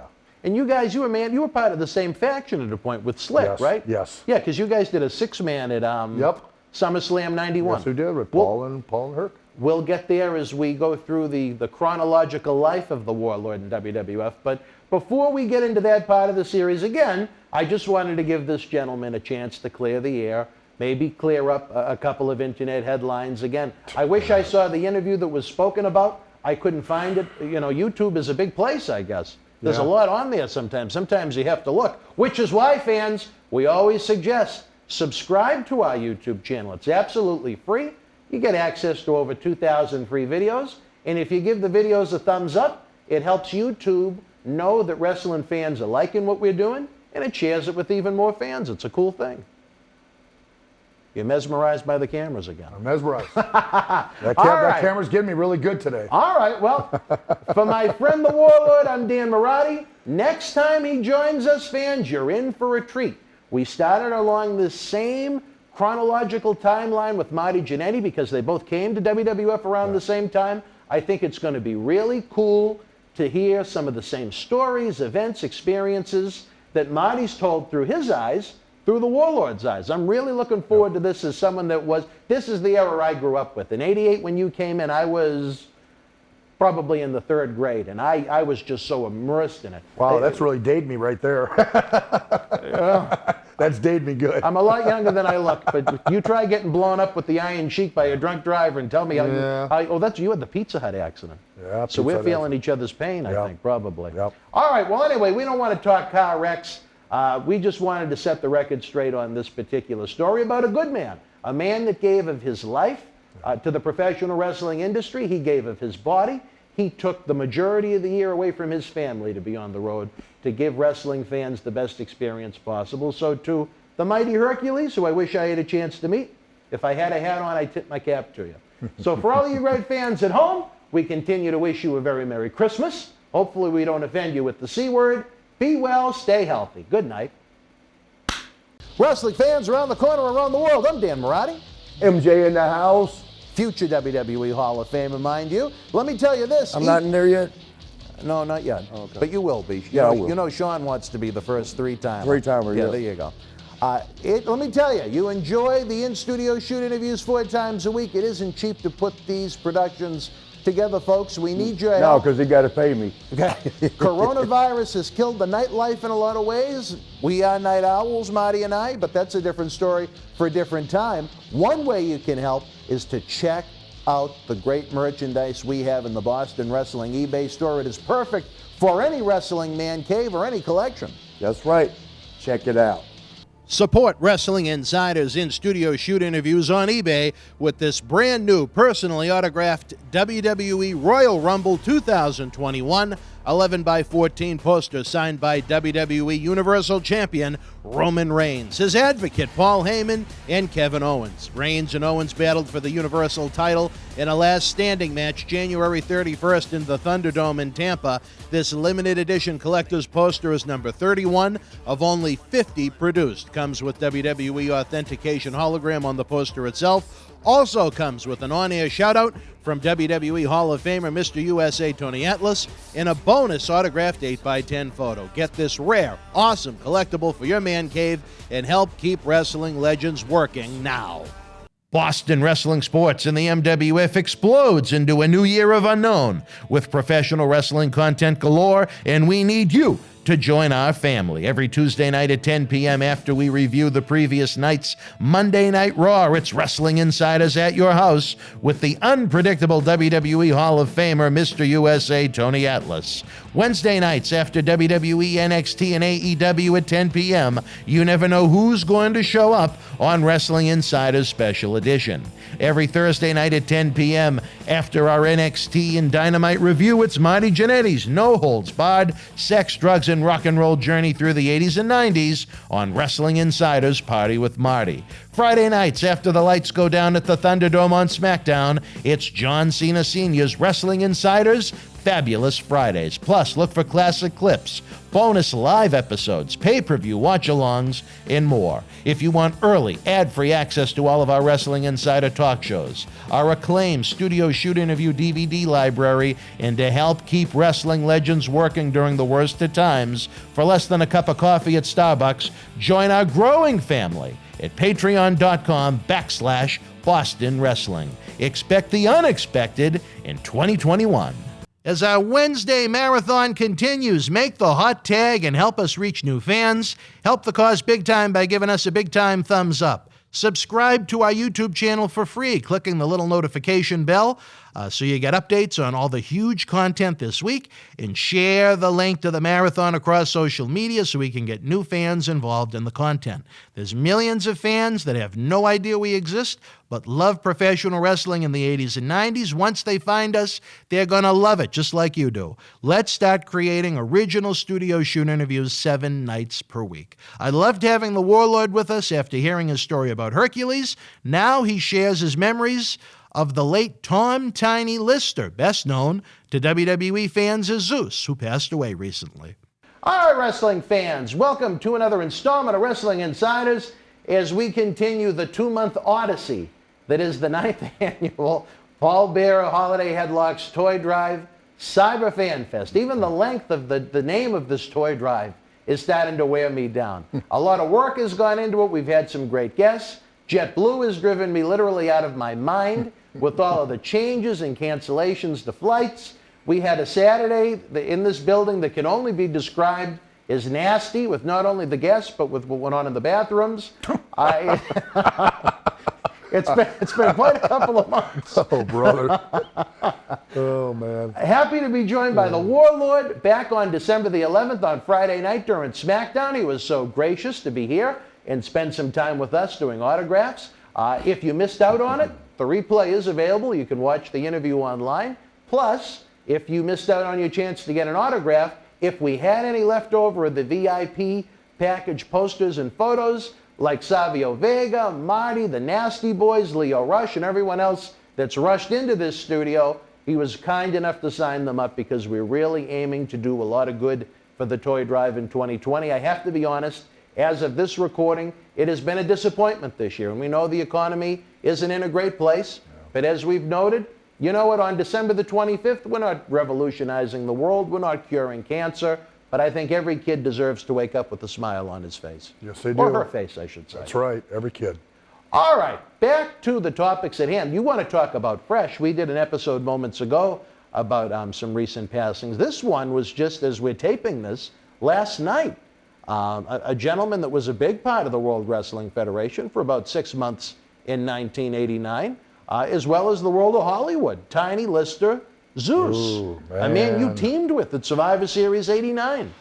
I didn't even know about that. That's news Oh, to me. really? Oh, you just... I didn't even know about that yet.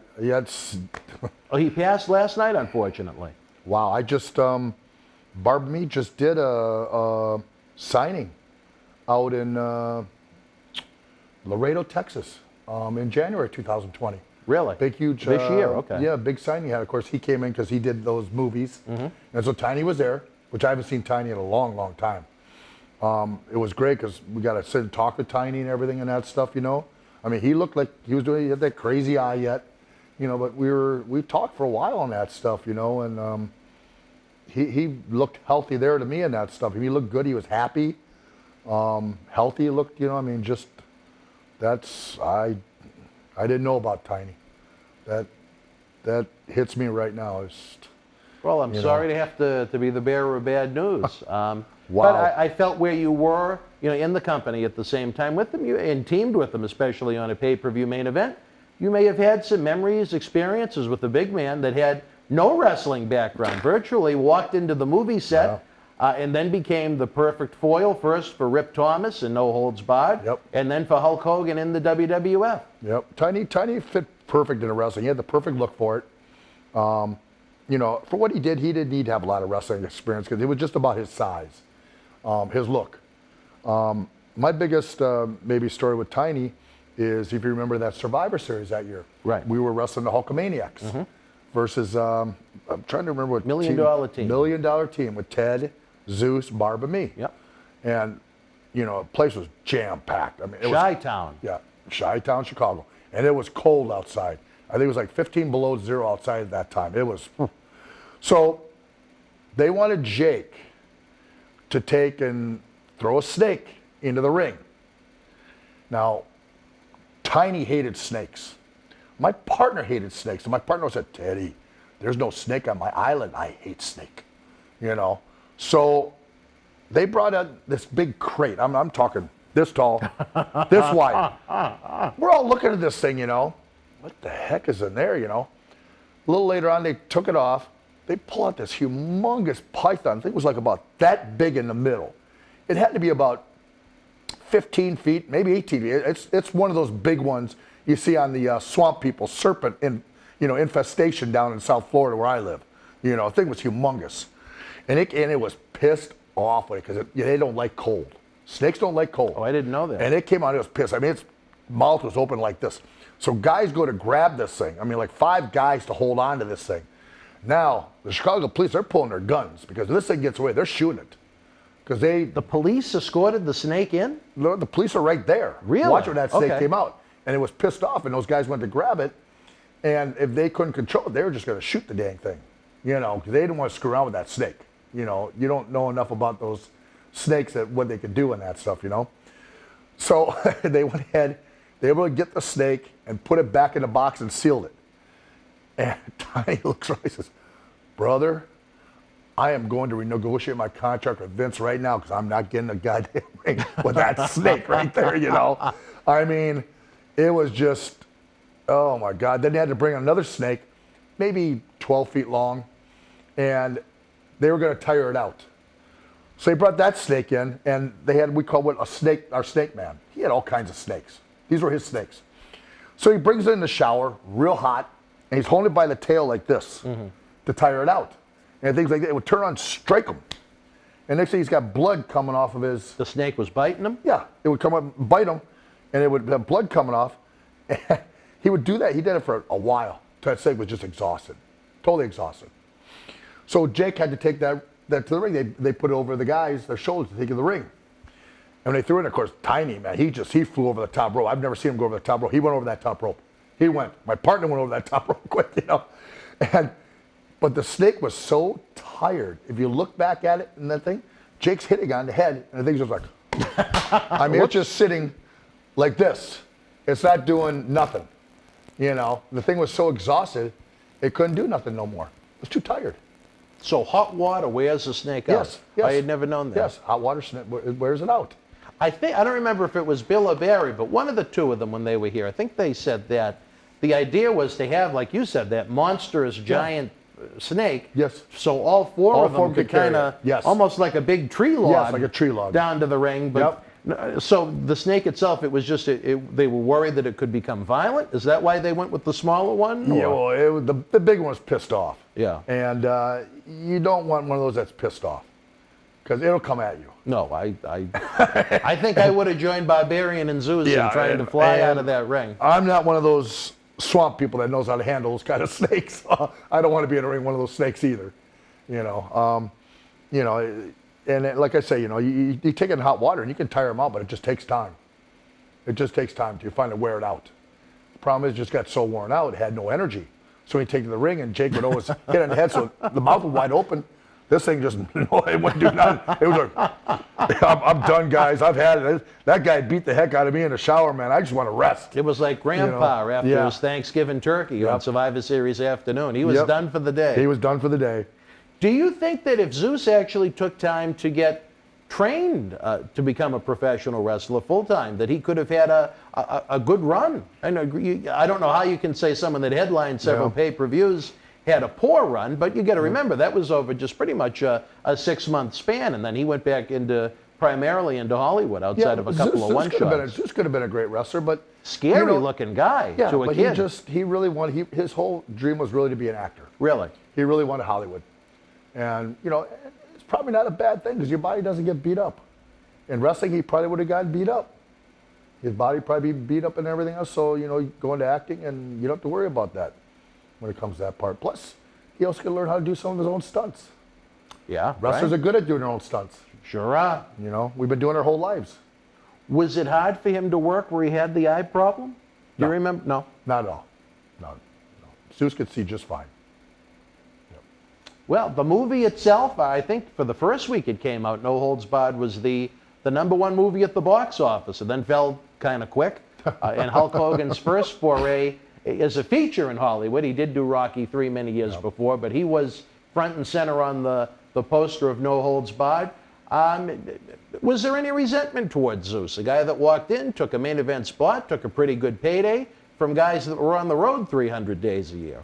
Not really. No? Everybody got along with Zeus. Zeus didn't have an ego. He had no issues with anybody in us. He just kind of come in, he was quiet, he just did his own thing. He did what he was supposed to do and got out.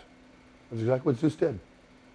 And did the role well. Yes, he Here did. we are 31 years after the fact, and unfortunately, even though he's passed away, folks are still talking about him now, and the movie is still accessible out there in the world of DVDs. If people still have DVD players in the world of streaming, I know I saw it at Best Buy not too long ago. So we tip our cap to Tiny Lister for what he contributed to wrestling. After WWF, he went to Puerto Rico for a couple of shots, and then even for a couple of months as Z Gangsta in WCW. So Hulk Hogan could get one more W over the man.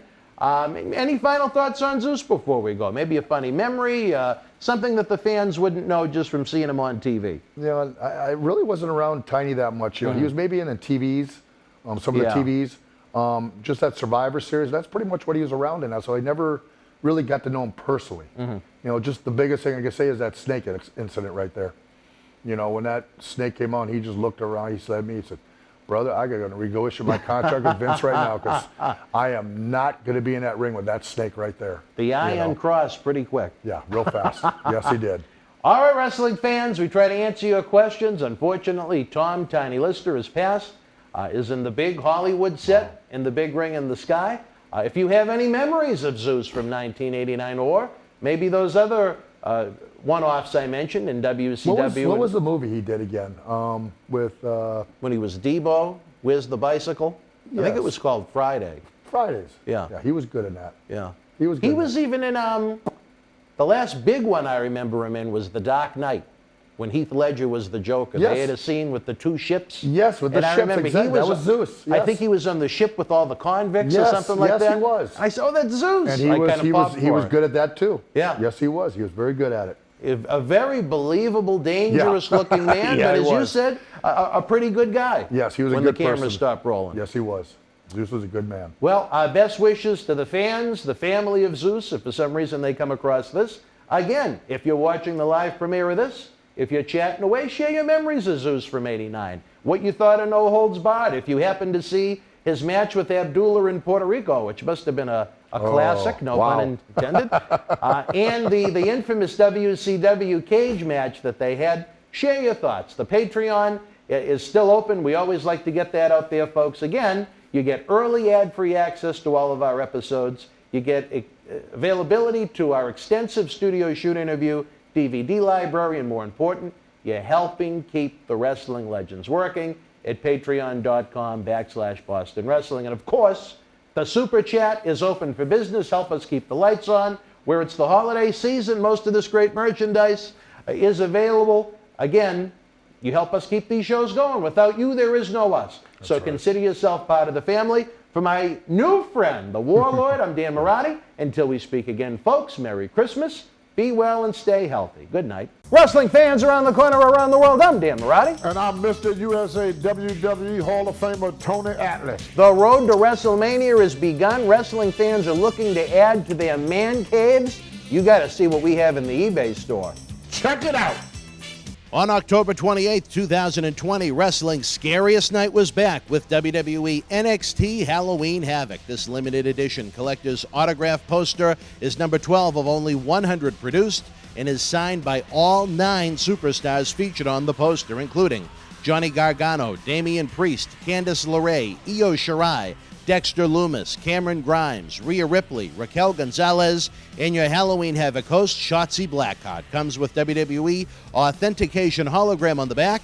You'll also receive an on-air thank you from WWE Hall of Famer Mr. USA Tony Atlas and a bonus mystery autograph photo. Help keep wrestling legends working. Get this awesome collectible now. If you enjoyed that episode, folks, wait until you see the footage we're going to be bringing home from Tampa with Gerald Briscoe, Demolition, Al Snow, Dutch Mantell, and so many more from our Wrestle House endeavor. It's going to be a spring and summer of memories and legends, to say the least, from these great episodes. Fans, our ongoing Wednesday Wrestling Insiders Special Edition Marathon continues with the debut of Nasty Boy's Jerry Saggs as she shoots on the late Paul Bearer, knowing a younger Marty Jannetty in the AWA, and more great stories with Jerry Saggs. Wrestling fans, welcome to a special installment of Wrestling Insiders as we continue the 9th annual Paul Bearer Holiday Headlocks Toy Drive Cyber Fanfest. In 2020, we couldn't bring you a live wrestling event, so we're doing the next best thing. We're trying to bring the superstars to you for a series of great interviews, cyber autograph signings, and so much more now through the big day itself. I know a lot of people are offended by the C word, Jerry. It is a little rough. It is a little. I'm nasty, and, you know, I could say fuck this, fuck that, but that word, you know. Christmas gets to you.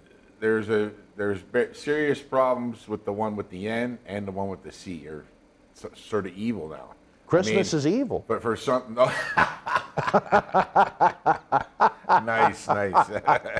You are the third nasty boy. You know what? I've wanted to be one since I was a kid. What can I say? We've had a lot of fun in the studio over the years, but we have never been nasty sides. So I'm really looking forward to the content with you, with Brian Knobs. A lot of the fans said, well, why don't you have Brian and Jerry together? Well, it was actually, of all the people in the world that comes up with unique ideas, the mind of Marty Jannetty. He said you could have a group of 4 or 5 people all sitting around a lake, and you say, point to the moon. And you point to the moon, and it's right there.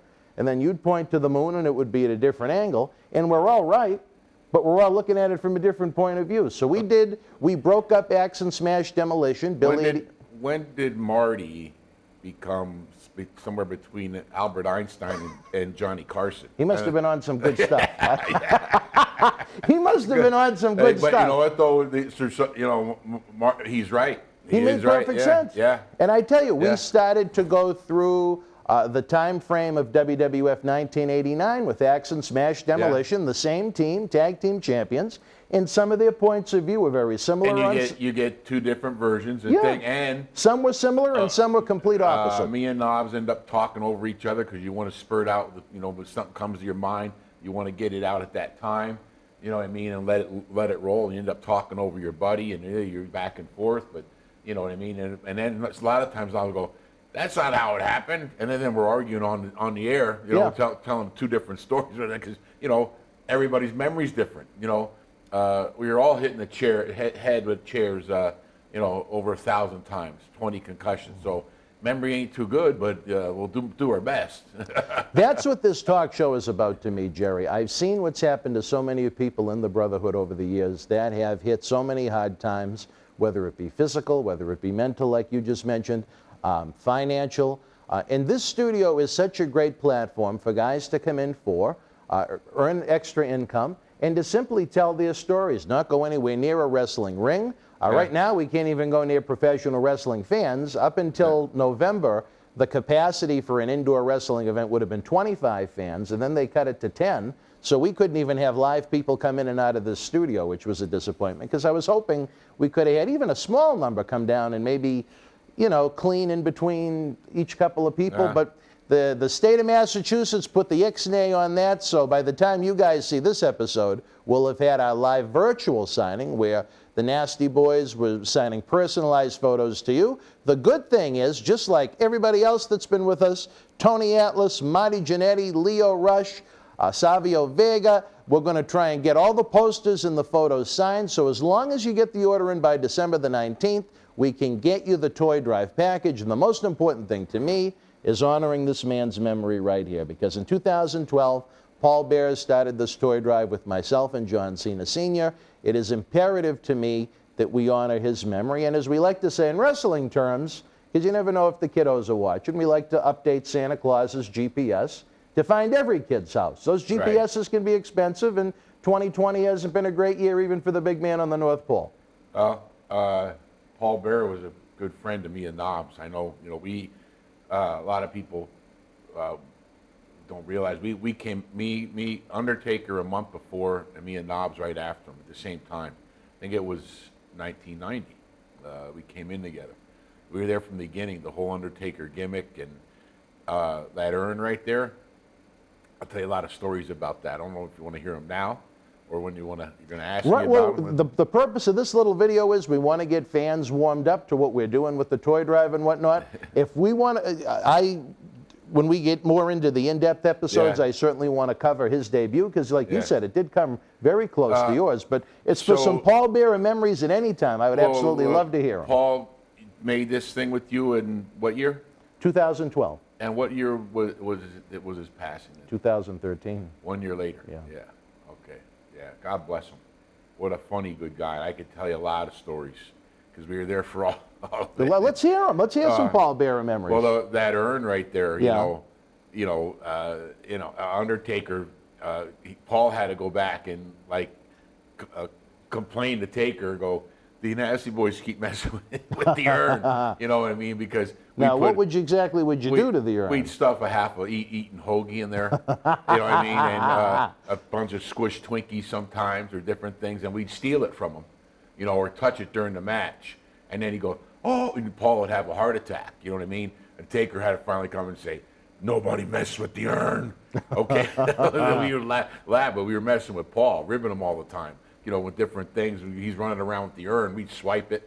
You know what I mean? He'd go, the urn's gone. Or he'd let it set in the corner and it disappears. You know what I mean? In the locker room, we stuff hoagies and stuff, different things in it. He'd find it 2 days later. I tell you this. Funny stuff. It was just funny. A lot of memories, a lot of laughs, but sometimes he could live up to his last name. Sometimes if you get him on the wrong day, he could be a little moody if you tried to rib him. You know what I mean? Oh, yeah. But I mean, just so much fun. You guys were gone when they gave him that supersized urn that almost looked like a vase. You guys were back in WCW at that point. Yeah. But just a man that loved ribs himself. Yeah. Not just, he wouldn't just be on the receiving end. He was once we found out him and Taker were so sensitive to the urn, you know what I mean? It only was used at certain times. Then we really, put it on our map to, somehow attack the urn. Any way we could get a rise out of Paul, you know what I mean? And it went back and forth like that, Now, would he try and rib you back? And one of the most funniest stories, when we came, maybe 1991, maybe even in 90, probably 91, 92, 93, in those years, Sky TV opened up. And was that back in the day, a few channels in England and a few in Germany. Channel 5 Germany thing, and we blew in to Germany and England with the WWE. We pulled up the first time. We were all there. I think it was to Wembley. I don't know if we were going to Royal Albert Hall or we were going to Wembley Arena at the time.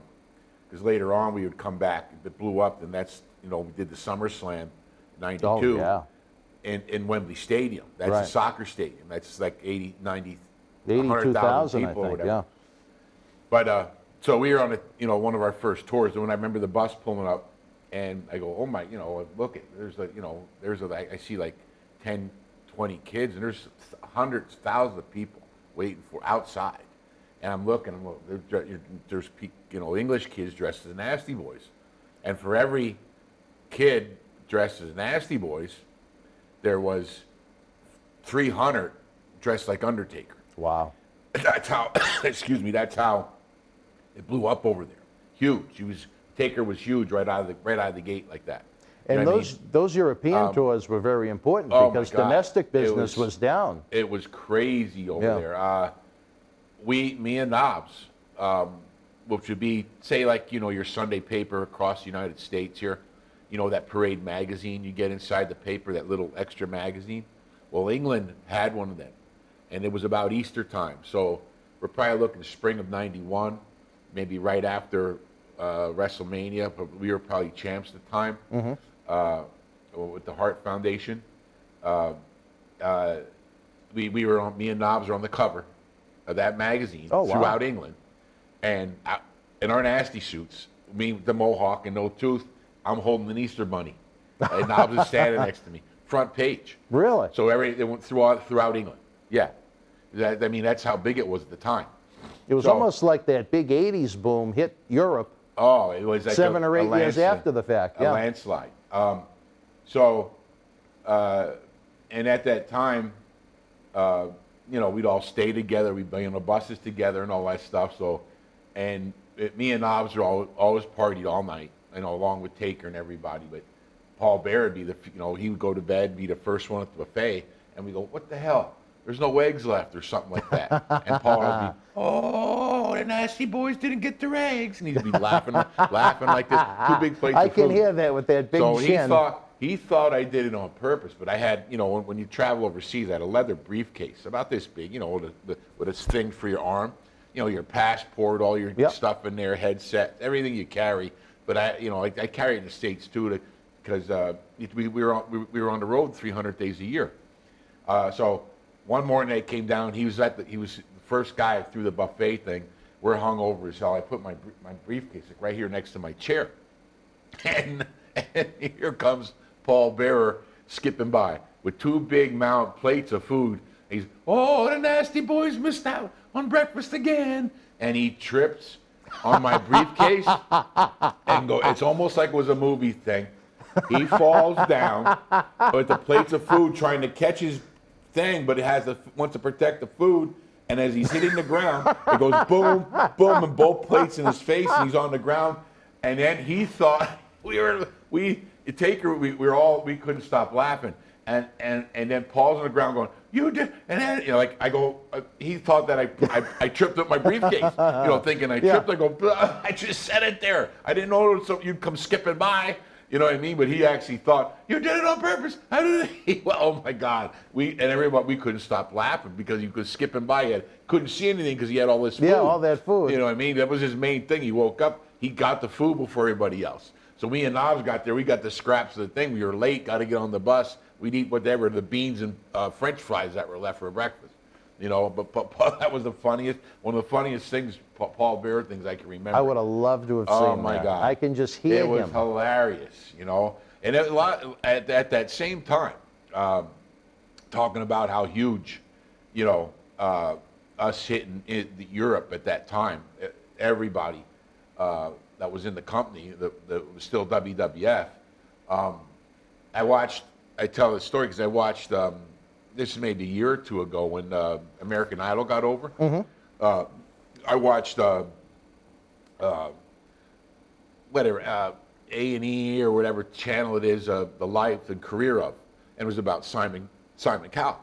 And I said, the guy is this big, he made all this money with this American Idol thing, So I've been watching the show at home, and one of the first things he says, "Well, how did you get your start?" The question, whoever was interviewing him.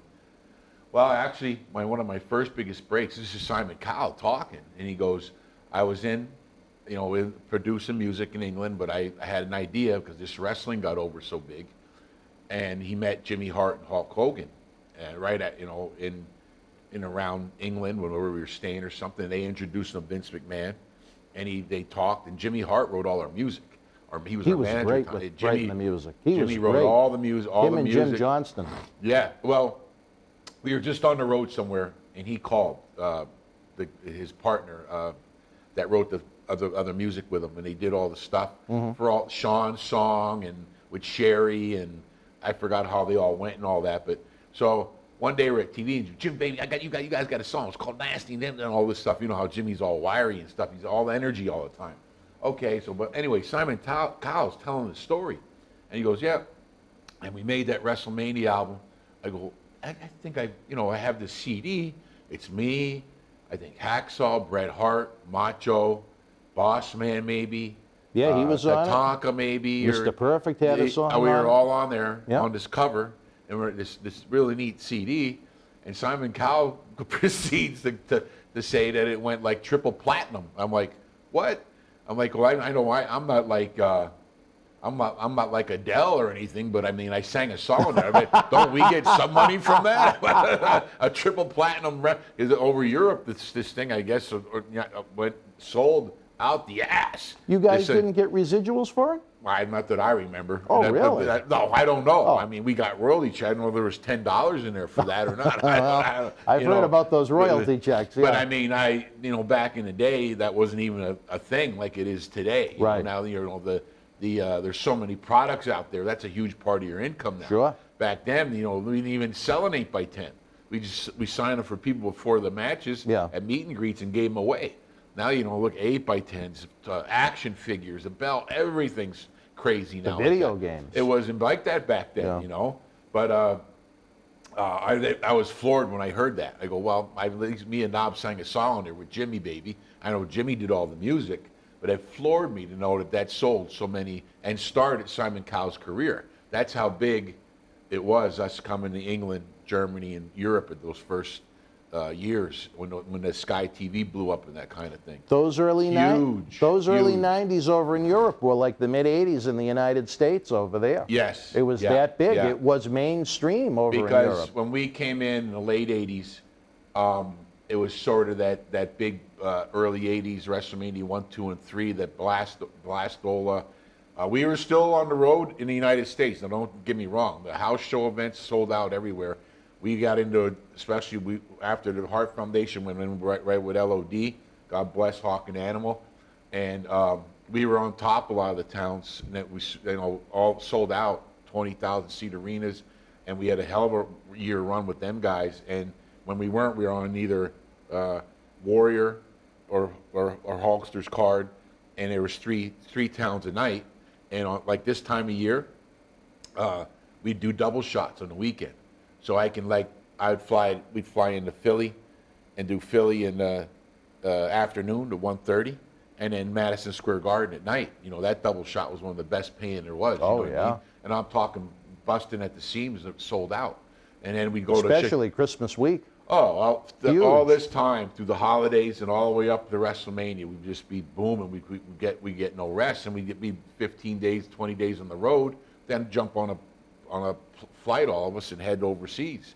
You know what I mean? For another 10, 12 days. Stuff like that. But went so fast and so quick. It was like a blur. Right.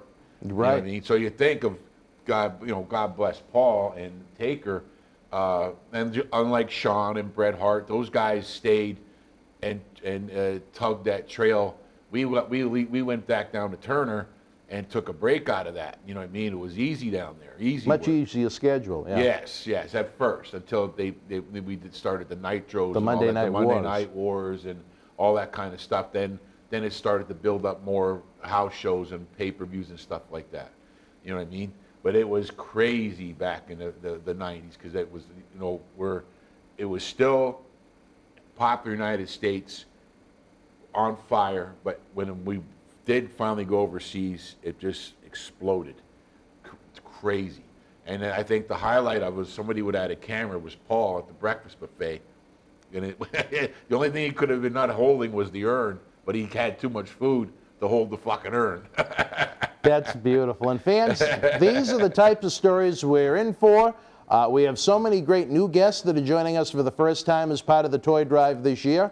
We have our regular series every Tuesday night at 10 with Tony Atlas, every Thursday night at 10 with Marty Jannetty.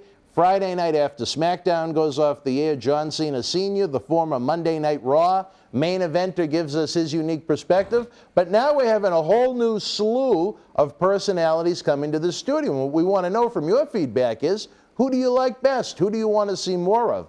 I have had high expectations for Knobs and Sags since we put the deal together. I think we're going to have some great stories. We're going to have a lot of great fun. Before we go in this segment, any final thoughts about this man with the urn? Oh, just good memories. Good memories. We were there from, it was his, I think it was, if I'm not right, it was Hawk of the Road Warriors that thought of the name Paul Bearer, or the Undertaker gimmick came from somewhere, and they put it on Mark. But I think the name Paul Bearer, because we used to watch a horror show up here in the northeast coast. What was his name? The Saturday Morning Horror Theater. But Hawk knew of a show out in Minnesota where the guy's name was Paul Bearer, and he'd play the old Bela Lugosi movies and stuff when you're a kid, you know, you'd watch Right, it. yeah. I'm almost certain that was Hawk that gave that put the name Paul Bearer. I'm not sure about that. He was But- the perfect man that- for the character with his degree Oh. in mortuary science in real Yeah. life. Because till then, he was that. He really was. But till then, everybody knew him, especially out of Texas and different things like that. As Percy Pringle, Yes, yep. Percy Pringle, which was a incredible heat-seeking character. You know what I mean? The Percy Pringle gimmick was awesome.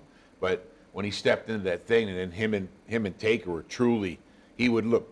We tried to, we had Taker and him in Allentown, in our hometown, out on the road and that, and Paul would always hook, grab Taker when he was around and go, we got to go. We make sure, we really took care of them. They were a team, and I'm sure Taker missed him by his side, all these years. Did you happen to see the tribute they did to him a couple of weeks ago?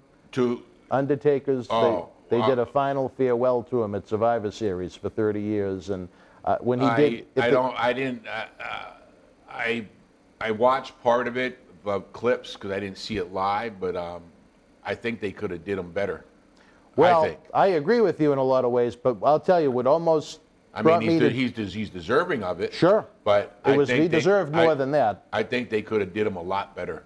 And an official retirement match, but that's one man's opinion. Yeah, as someone that likes pro sports. I think that if I think they need to lay off bringing Taker back if you're going to do it right. Right. I mean, to bring him back for a quick rating or something. Yeah. And then, no, it should have been done for me. I would have did it a lot better. Because he's worthy of much more than that. I mean, really. What got me though was when he went down to the knee and he did the pose. They brought in a hologram of Percy holding the urn, and that. That was too much. I wasn't expecting that. Yeah. But before we go, one person that is one of the MVPs of this toy drive and has been helping us with our charitable endeavors long before we even started the toy drive is a woman that I like to refer to as Mrs. Claus, a woman that hopefully someday you guys will be joining in the Hall of Fame, Miss Sue Aitchison. Oh, yeah. Sweet Sue. She's been a stronghold for a lot of this stuff for a long time. She's a great person. Since 1986. Yeah, huge. A lot of this stuff wouldn't happen without her, And honestly, to be honestly, always helpful there. I mean, for all the guys. You know what I mean? I'm sure she had a part of Marty Jannetty becoming the new Johnny Carson. How that happened, I have no idea. Well. But God bless Marty. Hey, what comes around goes around. God bless Marty. It's the funniest thing I've ever heard. That's funny. Marty has found new life. He needs that too. I'm glad. And it's good for him because, like as we noted, as we're taping this, he's just a couple of days removed from major reconstructive ankle surgery with the pain that the poor guy has been in. Yeah. He's deserved a better fate, and now, my gosh, since he came to us for the first time in July, I think he's done 7 days of shooting with us already. So the fans are absolutely loving it because they never know what to expect. Every time I come up with the topic, it's almost like we're trying to take a ride from Boston to Philadelphia, but we have to go through Denver, Colorado to get there, if that makes any sense. Marty has his unique ways of presenting his life, and he has some unique anecdotes. Yeah. It's funny, though, I watch certain things. It's funny because I know him so long. We're part of an old crew that came we broke in with Vern Gagne, and me and Knobs were the rookies. Kurt Hennig took us under his wing. He was our mentor. And he was young at the time also, but in a different level of the business, where he had multiple years in already. So did Marty and Sean, and they were just right behind us, and Scott Hall was our group. And I learned a lot about tag team wrestling, not only by later getting to wrestle with Marty and Sean over and over and over, because they're both two of the greatest wrestlers I've ever worked with, but watching two of the most unbelievable heels in the business, Playboy Buddy Rose and Doug Summers. They were very good. As a tag team. With Sherry. I mean, I'd sit, because me and Knobs would, as everybody had to, we would pay our dues at Vern Gagne. We drove the ring truck. we'd set the ring up, which is a ball-busting job, in Green Bay, in Five Below, with a snowstorm blowing, and you're carrying these posts 200 yards to an arena. Wow. You know, piece by piece. You know, that's part of paying your dues there. But we'd sit and watch. That we'd wrestle first match as, you know, just learning guys without names or anything like that, and learn, set up the ring, and then I get the, you know, semi-main or something, watch Marty and Sean against Playboy Buddy Rose and Doug Summers. And, you know, 4,000 people, high school, whatever gym it was, Kenosha, Wisconsin, to any town in Stevens Point, the Green Bay, wherever it was in Minnie, North, South Dakota, wherever we were, you know, frozen tundra land, but these places were packed. And I'd watch them dance, and it was like a dance. True wrestling psychology work and learn. Sometimes they wouldn't touch each other for 15 minutes, and the people were coming over the railing, because that's how Buddy Rose could play the thing, the whole, the crowd and everything with Marty and Sean, and they, you know, before, and then when they would do grab a headlock, one thing, the place would go, you know what I mean? It was like poetry in That's motion. working the fans instead of letting the fans work you. And I'm not talking about like kids do today, grab the mic and go out and get cheap Pete and scream at the people. That was I'm work. talking about subtle actions and things that they would do, Buddy and Doug, and it would just stir a riot. You know what I mean? And really true work, the way it was made to be. It's wrestling psychology, incredible.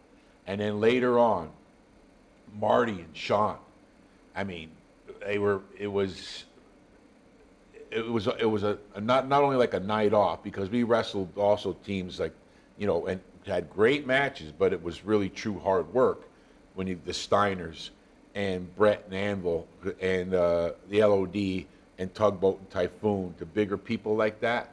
When you get a chance to work with somebody like Marty and Sean, and the work style and how easy it was to get, you know, heat on them or whatever, and it was like a true dance, psychology, and we were friends, so it was really clicked. Makes it even easier. And yeah. Marty was older than Sean. Marty was from Columbus, Georgia, I'm almost certain, and he was trained down there. I was Bobby Fulton or somebody. Jerry Oates. Okay, down in Georgia. Yep. But Sean lived in San Antonio. Sean's dad was a Air Force colonel, and he lived in San Antonio, and he met Jose Lothario, which is which really became later in the Monday Night Wars, the Lucha Libre style with Rey Mysterio and all them guys, Eddie Guerrero, Chris Benoit, the whole crew. Those matches were actually first put in there for filling spots to keep people from turning back to Raw to Thing, to keep the action up. And that once the people got a taste of it, it went through the roof. But Jose Lothario took Sean on his own and trained him on his own in Texas. And from that day on, I mean, Sean was, from the time Sean stepped in the ring, he could work like nobody's business. And Marty was the same. So, and after they split up, we were there. I think we were about to go into a major program with them, because we just got off the LOD thing, and that's when Sean turned on him on the Beefcake thing. You know, he had like his own Piper's Pit. What was barbershop? Yeah. Yep. And Sean kicked him and turned heel on Marty, and then Sean went up, and Marty just fell to the wayside. That's the way the business goes. Well, you know, but while they were together, they were one of the greatest tag teams I ever worked with. Without a doubt. And you know what I mean? a lot of great memories, a lot of great stories we're going to be discussing as your career goes on. But again, fans, we want to implore you between now, December 19th, as long as you get your order in by then, hopefully, we should be able to get your package out to you in time for Christmas, whether you want to give it to yourself for your wrestling collection, whether you want to give it to a loved one as a holiday gift. Well, the VIP packages. Not to interrupt you, sorry. Not to interrupt you, but where did Paul? What was Paul's wishes for his proceeds to go to, for his drive? Was it for kids? Oh, yeah. What's the foundation? The Boston Globe Santa. Okay. Well, God bless everybody. Let's help out good old Paul, good friend of mine, me and Knobs's, and we were there from the beginning with them guys, him and Taker. Let's make some kids happy and bless our old buddy there, Paul Bearer, and get some wrestling items from these guys and help out, make some kids happy. We're not just coming with the handout. We've got a lot of great autographs. We've got posters. We've got great merchandise to try and do well by you guys too, because without professional wrestling fans, there is no professional wrestling. This show doesn't exist. It's all about you guys. So for our new friend Jerry Saggs, I'm Dan Marati. Look for more great content on Wrestling Insiders Special Edition. Until we speak again, folks, you and yours be well. More important, stay healthy. Good night. Wrestling fans, I'm Dan Marati. And this is the man of the hour, Leo Rush. It's all over BostonWrestling.com and our social media. But Leo, brother, they got to check out some of this merch. They got to. Check it out, fans, right now available on eBay. Support Wrestling Insiders and keep wrestling legends working on eBay. Get this limited edition Bailey autographed Rob Schamberger outprint, one of only 50 made. A great addition to the collection of any Bailey fan direct from WWE. Also comes with a mystery autograph photo and an on-air shout-out from WWE Hall of Famer Mr. USA Tony Atlas on Wrestling Insiders at your house. Get it now. Boston wrestling sports in the MWF explodes into a new year with professional wrestling content galore and need you to join our family. Every Tuesday night at 10 p.m. after our Monday Night Raw review, it's Wrestling Insiders at your house with WWE Hall of Famer Mr. USA Tony Atlas. Wednesday nights at 10 p.m. after NXT and AEW, join rotating legends on Wrestling Insiders Special Edition. Every Thursday night at 10 p.m. after our NXT and Dynamite review, it's Marty Jannetty's No Holds Barred Sex, Drugs, and Rock and Roll Journey on Wrestling Insiders Party with Marty. Friday night after SmackDown, don't miss John Cena Sr.'s Wrestling Insiders Fabulous Fridays. Plus, look for classic clips, history videos, bonus live episodes, pay-per-view watch-alongs, and more. For less than a cup of coffee at Starbucks, get early ad-free access to our Wrestling Insider talk shows, our acclaimed studio shoot interview DVD library, and help keep wrestling legends working during the worst of times. Join our growing family at patreon.com/Boston Wrestling. Expect the unexpected in 2021. Boston wrestling sports in the MWF explodes into a new year of unknown with professional wrestling content galore, and we need you to join our family. Every Tuesday night at 10 p.m. after we review the previous night's Monday Night Raw, it's Wrestling Insiders at your house with the unpredictable WWE Hall of Famer, Mr. USA Tony Atlas. Wednesday nights after WWE, NXT, and AEW at 10 p.m., you never know who's going to show up on Wrestling Insiders Special Edition. Every Thursday night at 10 p.m. after our NXT and Dynamite review, it's Marty Jannetty's No Holds Barred Sex, Drugs, and Rock and Roll Journey through the 80s and 90s on Wrestling Insiders Party with Marty. Friday nights after the lights go down at the Thunderdome on SmackDown, it's John Cena Sr.'s Wrestling Insiders Fabulous Fridays. Plus, look for classic clips, bonus live episodes, pay-per-view watch-alongs, and more. If you want early, ad-free access to all of our Wrestling Insider talk shows, our acclaimed studio shoot interview DVD library, and to help keep wrestling legends working during the worst of times, for less than a cup of coffee at Starbucks, join our growing family at patreon.com/Boston Wrestling. Expect the unexpected in 2021. I should be lucky enough to just be getting off the plane at this point in Tampa, Florida, ready for our only night of rest and relaxation in Tampa before coming home next week. The things we do for the fans. Again, fans, we do it all for you, as without great professional wrestling fans, there's no professional wrestling. We appreciate you being part of the marathon today, but we're not over yet. We're not even close. Our schedule again for the week continues to scroll. What a great chance to interact with these superstars during the live episodes and the cyber autograph signings It would help so much if you would pre-purchase autographed 8x10 photos. That way we can have the photos ready to roll once the live episodes begin. We don't have a long time with the cyber signings because we're trying to tape as much content as possible, so head on over to bostonwrestling.com now. We want to interact with you.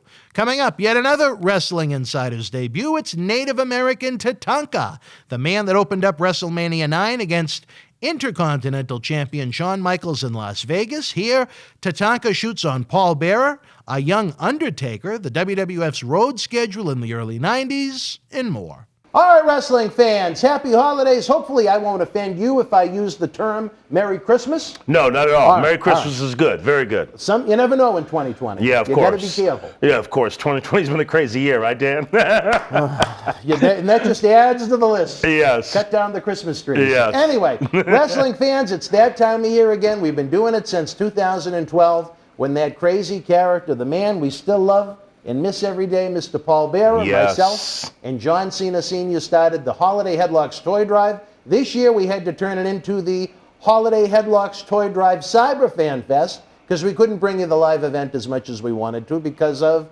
these coronavirus times. So we've had a plethora of superstars from just about every era of professional wrestling, some true legends, those from the 80s boom, the 90s resurrection, the Attitude Era, even some of the current future stars, superstars, recent NXT Cruiserweight Champion Leo Rush, Impact Wrestling World Champion Rich Swann. We've had great variety here to give you, again, the memories, the legends, the experiences, the places, how they saw it, how they remember it from their point of view. And I am so happy to have a man here. You know, as much as we're going to talk about the toy drive, as much as I love to talk about the toy drive, as you mentioned, as I mentioned to you when you came in, I am such an aficionado and have such great love from the area of the country you're originally from, down in Pembroke, North Carolina. It's beautiful down there. Beautiful. I want to say hello to everyone watching the Wrestling Insiders. Everyone knows my character, Native American, but I'm not someone who just portrayed that character. I'm truly Lumbee, the Lumbee tribe of North Carolina. It's in Pembroke. Dan mentioned he's been in that area before, about 3 hours east of Charlotte, about an hour south of Fort Bragg, North Carolina. Our tribe is a very successful tribe. We have doctors, lawyers, attorneys, business owners, farmers. We have our own brand new cultural center, which Dan has seen. So we're different compared to some of the other native tribes. Unfortunately, some of the native tribes throughout the United States of America, it's just terrible as far as poverty, as far as so many social issues, health issues, jobless. There's just so many issues on reservations. So our tribe is a very successful tribe. So yeah, again, Pembroke, North Carolina, the Lumbee tribe of North Carolina. It's been an honor to be able to represent them throughout all these years, but all Native American people. As Vince did, I had that red streak. It represented the bloodline of all Native American nations. I've been proud to represent the people. And that was an area that was crushed by flooding, not once but twice over the past 5 Oh, or yes, 6 yes, years. a couple times, yes. Yeah, really, a couple times. You know, I haven't been there recently. It was a couple years ago. Every year we have a Lumbee homecoming where we actually get together. Last time I was there, I was in a big truck, actually. Sue sent me a whole bunch of T-shirts. Was shooting them off in the gun, you know. Everyone had a great time because we actually had a wrestling event. We had a big parade during the day. We do a lot of cultural stuff where there's powwows and all that kind of stuff. So our big time of the year, if you ever want to come down, July the 4th, Lumbee Homecoming it's called. So if you ever get a chance, come check us out, Pembroke, North Carolina. A lot of natives in that area, probably about 150,000 approximately identify themselves or they have their actual Lumbee membership card. I tell you, Paul Bearer and I had a lot of fun in that city when we had a live event there. I think our first one down in the area was all the way back in November of 2010. Right after they built that new Holiday Inn Express there. I don't know if you've seen that. Oh, yeah, Brandon, I've stayed there, yeah. It is, Yeah, it's such a nice, quiet, relaxed area. Nice people. I know it's Pembroke, North Carolina isn't exactly a vacation destination. Of course. But if you're ever in the area and you're looking for a place to stay, I couldn't recommend it highly. It's very different than the Northeast way of life. Every time I get to go down, I'm very happy to do so. I happened to be there, as a matter of fact, it was last December when I saw the new cultural center. Yeah, new cultural center. It's beautiful. And it was funny, WWE, I didn't even know it was in town, And the individual I went to see wanted his kids to see Bray Wyatt as the Fiend, and our friends in Connecticut were nice enough to set us up with passes. So just, I like Fayetteville Airport too. Nice, quaint. Yes. Easy to get in and out of, unlike Boston. Yeah, North Carolina's an area that if you like the peace, you like the quiet, you like the woods, the outdoor, a lot of natives from our tribe, big farmers, so there's a lot of land. A lot of people in my family owned a lot of land, so it's just a great area to get away, but it's not like a little small country town. Like you said, they got the brand new Holiday Inn Express, brand new Cultural Center. When you got the brand new Walmart in town, you know you're doing really good. So again, and we also have our own college, University of North Carolina at Pembroke. So, it's a really great area, great people, great food, real big on farming, real big on vegetables, corn and peas and okra and collard greens and cornbread. I mean, you go there, if you love vegetables, you go there, and all the natives, they just like to have vegetable plates with cornbread. So it's absolutely awesome. So if you ever get an opportunity to go to Pembroke, North Carolina, you'll love it. I think it's really growing too. Like I said, the first live event we had down in North Carolina, I think was in late 2010. And to see that area now, because we always stay in the same place. Yes. From 2010 to 2020, it's really grown. Oh, it's grown. Yeah, it's great. Yeah, it's grown. Not to get onto politics, but during our current election, there was actually a rally in Lumberton, North Carolina. I didn't know that. Yeah, Lumberton. We had a show there, too. Yep. That's probably, what, 10, 15 minutes Lumberton's away? adjacent city right next to Pembroke, loaded with Lumbee, Native Americans right there, too. Pembroke is our original hometown, but Lumberton's right next to it, and we had a big rally there. A lot of our people were there. Our sing and dance, our sing and drum group was there actually at Trump's rally, so they were actually they actually got to do the drums and actually sing at the rally, so it was pretty cool, definitely. Well, again, fans, it's not exactly Orlando or Las Vegas as far as a vacation destination, but it's a great place to visit if you ever happen to be in that area. And back to the topic at hand, the 9th annual Paul Bearer Holiday Headlocks Toy Drive Cyber Fanfest, which is a mouthful to try and say correct every time I say it. We had a lot of laughs. I remember there was a nice restaurant. I don't know if it was an Italian restaurant, but they served Italian food. But they gave us such a nice meal after the event. Myself, Paul Bearer, John Cena Sr., a couple of the other wrestlers, and just nice, hospitable people down there. Well, that's the reason I'm so honored to be part of this, Dan, because when I first came into World Wrestling Federation, I love saying that, not WWE. I love the WWE. Absolutely unbelievable what Vince has done with that company and how it's just a monster worldwide and largest sports entertainment company, I think, in the world as far as what we do. But when I first came into World Wrestling Federation, the people who I hit it off with, the people who I got very, very close with, was Undertaker, the Dead Man, Mark Calloway, and Paul Bearer. I mean, for my first 5 years, that's who I was traveling with Paul Bearer, traveling with Undertaker, listening to country music. We all hit it off. All of us from the country. He's from Alabama. Again, Undertaker originally was from Tennessee. Oh, really? I think. I'm not sure if that's originally where he was at for a short period of time. But we're just all country boys. We just hit it off. So I spent a lot of time with Paul Bearer. Really miss him, man. Really miss him. Great sense of humor, but even sometimes he could kind of live up to that last name. You catch him on the wrong day, he could even be a little moody, but you know what? They added to the fun. Yeah. Any memorable stories? I know he was a ribber. He loved his practical jokes. Anything I can think of many, but I've shared mine. Any Paul Bearer memories in your brain? Just the greatest, probably the greatest memories with Paul Bearer is just all the great time. When you're on the road at World Wrestling Federation 300 days a year, and that's exactly what I was my first 6 years, 300 days a year. The biggest thing that you want to do is be on the road with someone who's enjoyable, happy. Paul Bearer was always laughing. Undertaker always having a great time. We just working hard, me going to the gym during the day. I never seen Paul Bearer doing the ribs, but boy, there was I thought you were going to say I didn't see Paul Bearer going to the gym. Oh, well, yeah, of course. Well, Paul Bearer didn't go to the gym. I had some great Undertaker, would get into a town and He called me Chief. He says, Chief, come by my room. I'll let you know if I'm working out today. So I'd come by Undertaker's room. You know, the little metal thing would be in the door, okay? I'd open the door. I'm already dressed, ready to go. As soon as I opened the door, I already knew he wasn't going because it was already dark in the room.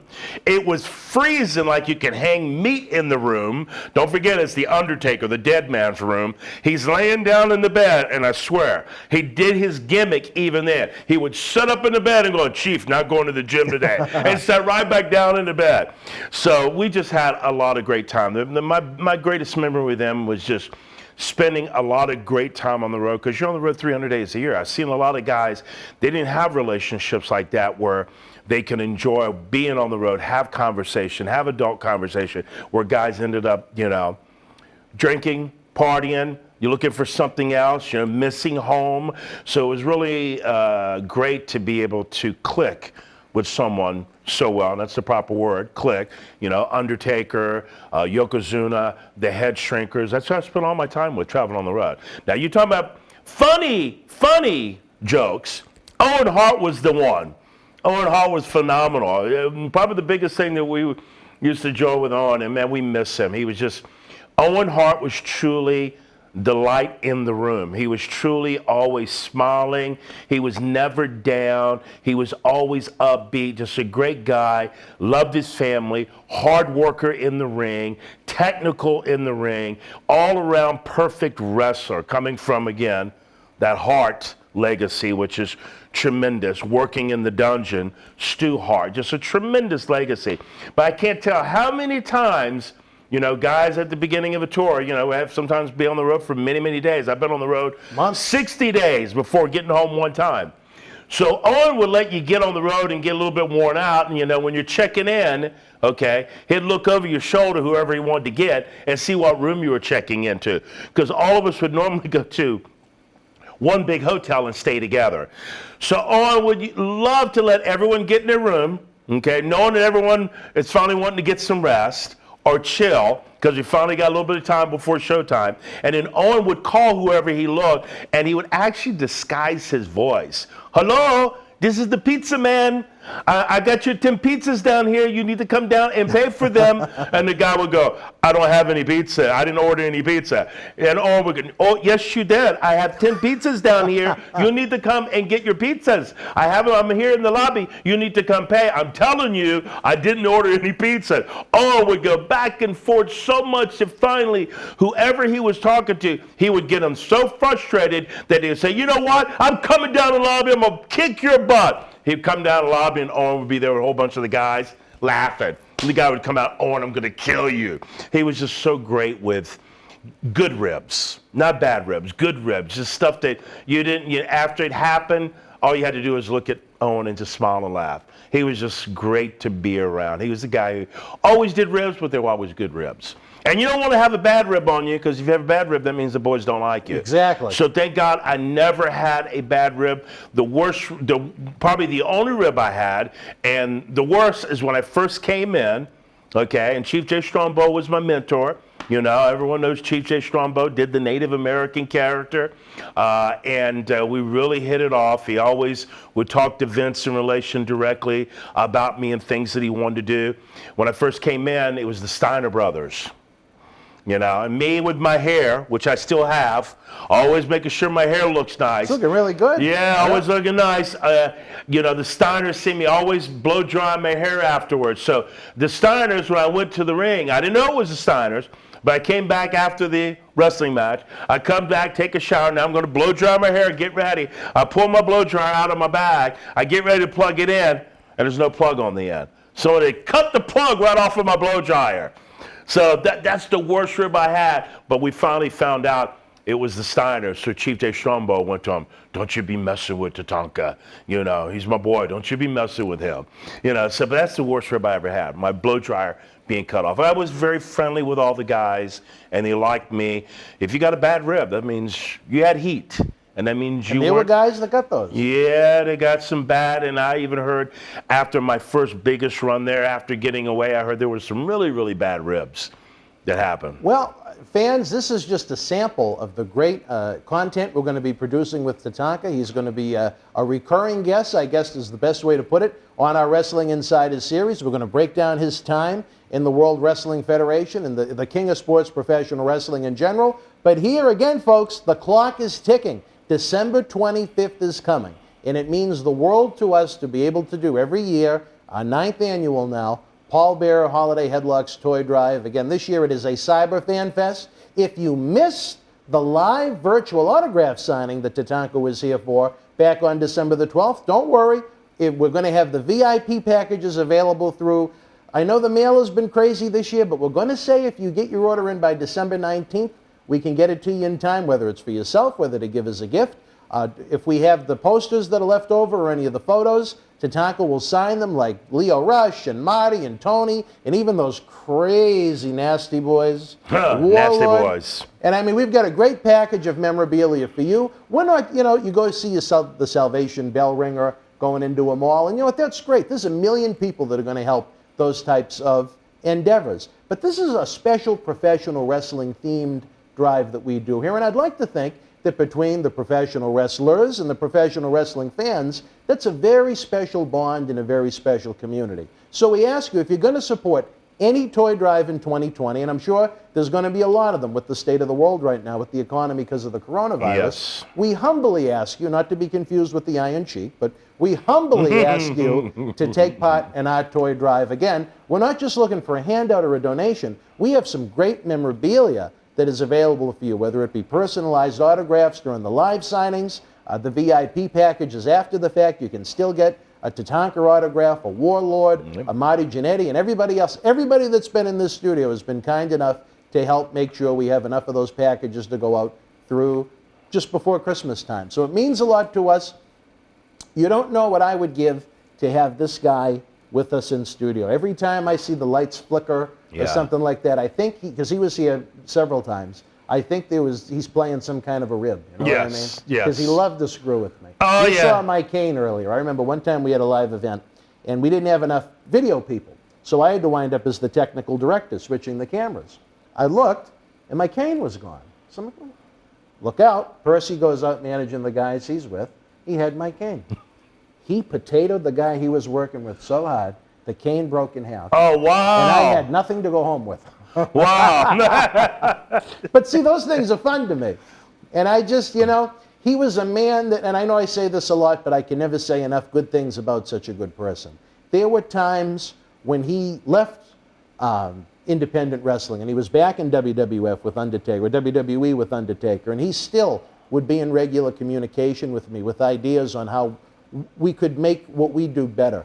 There were times he had to leave WWE when his wife was dying of cancer, 3 different battles. His entire chest load of savings, $400,000 the man spent to try and save his wife's life as she withered away and eventually passed away.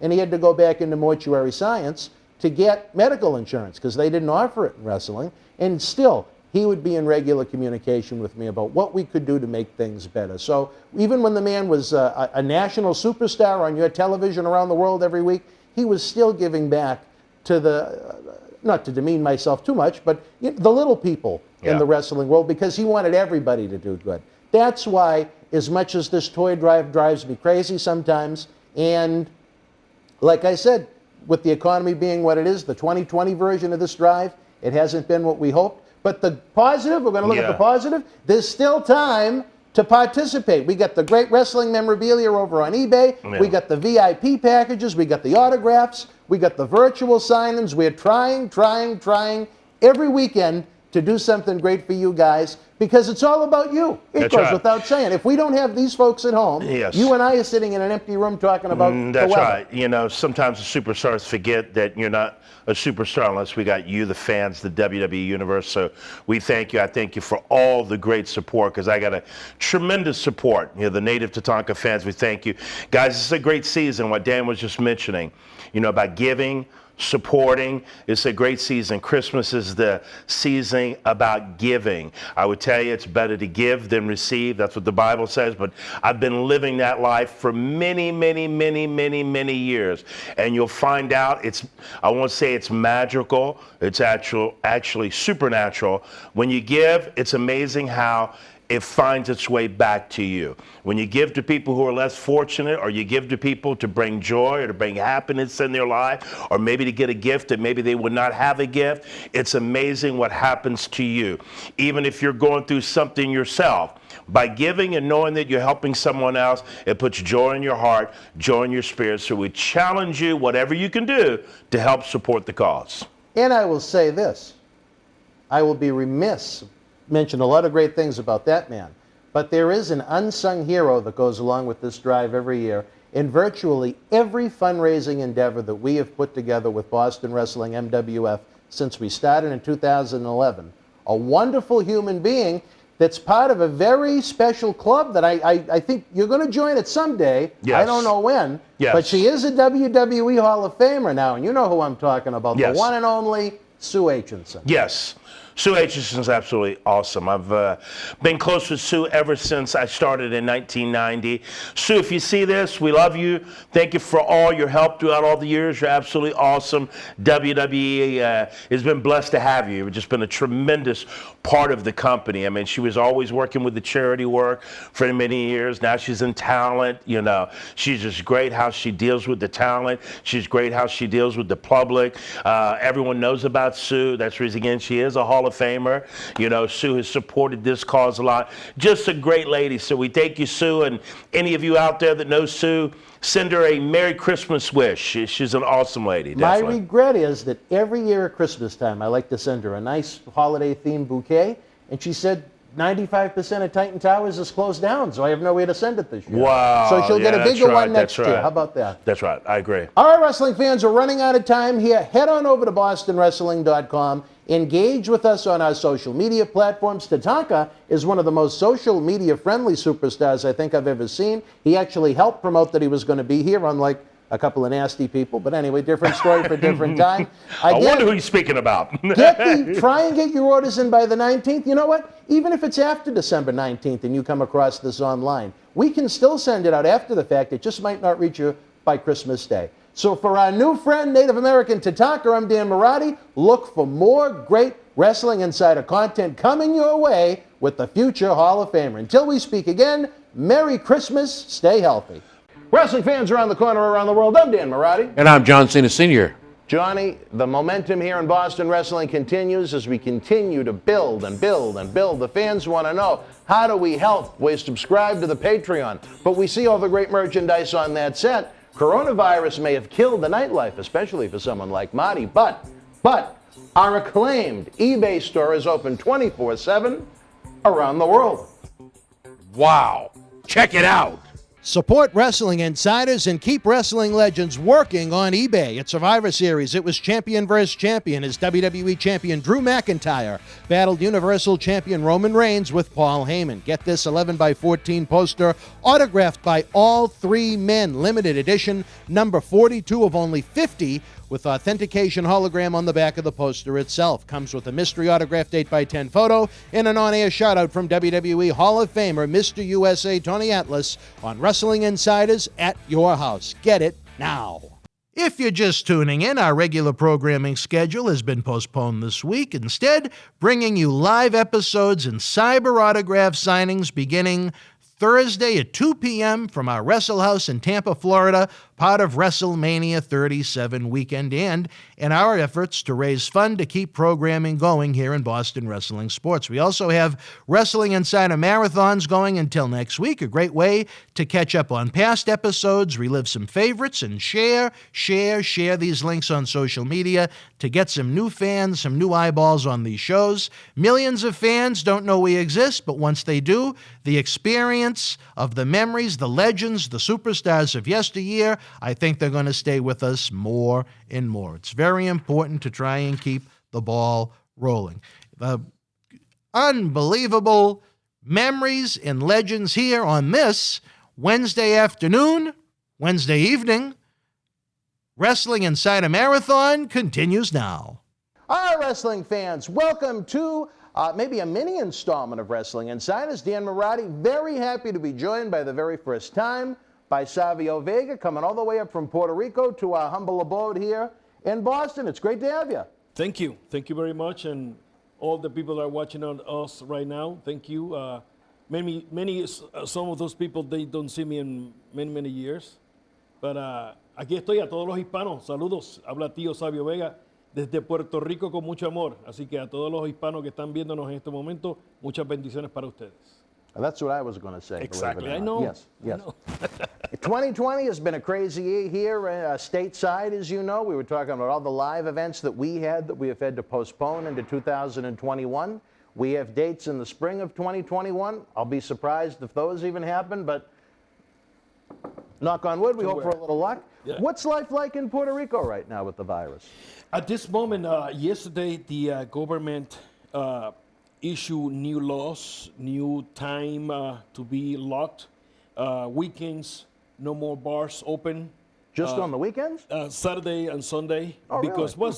that's the party days. Those are the big days, yeah. So that's the big days that people come out and they they just smell the beer and forget about the mask. We just took the mask a couple of minutes ago. But we're socially distanced, I think. Exactly. We're 6 feet away, yeah. Yeah, so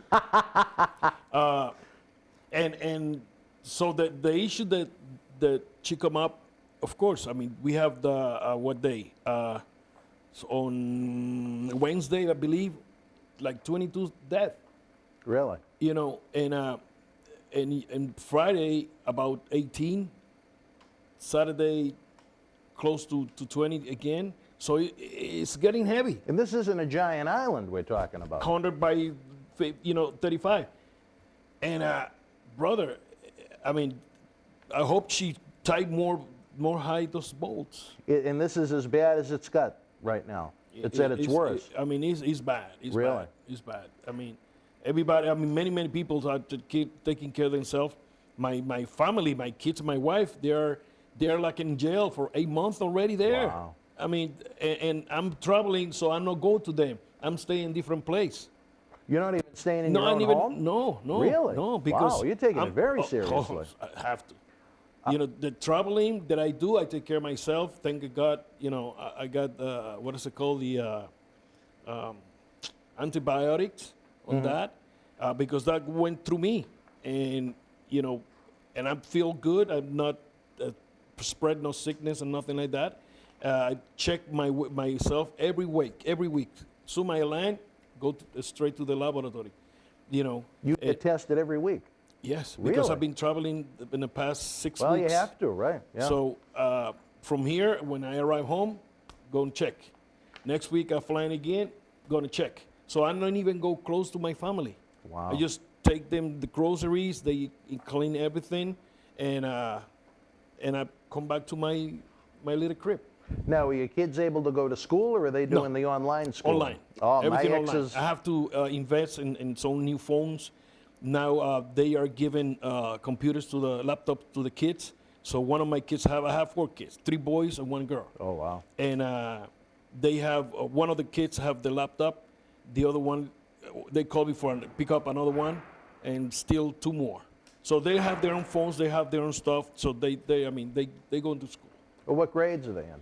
I got 9, I got 8, 7, and 6. Well, you wasted no time.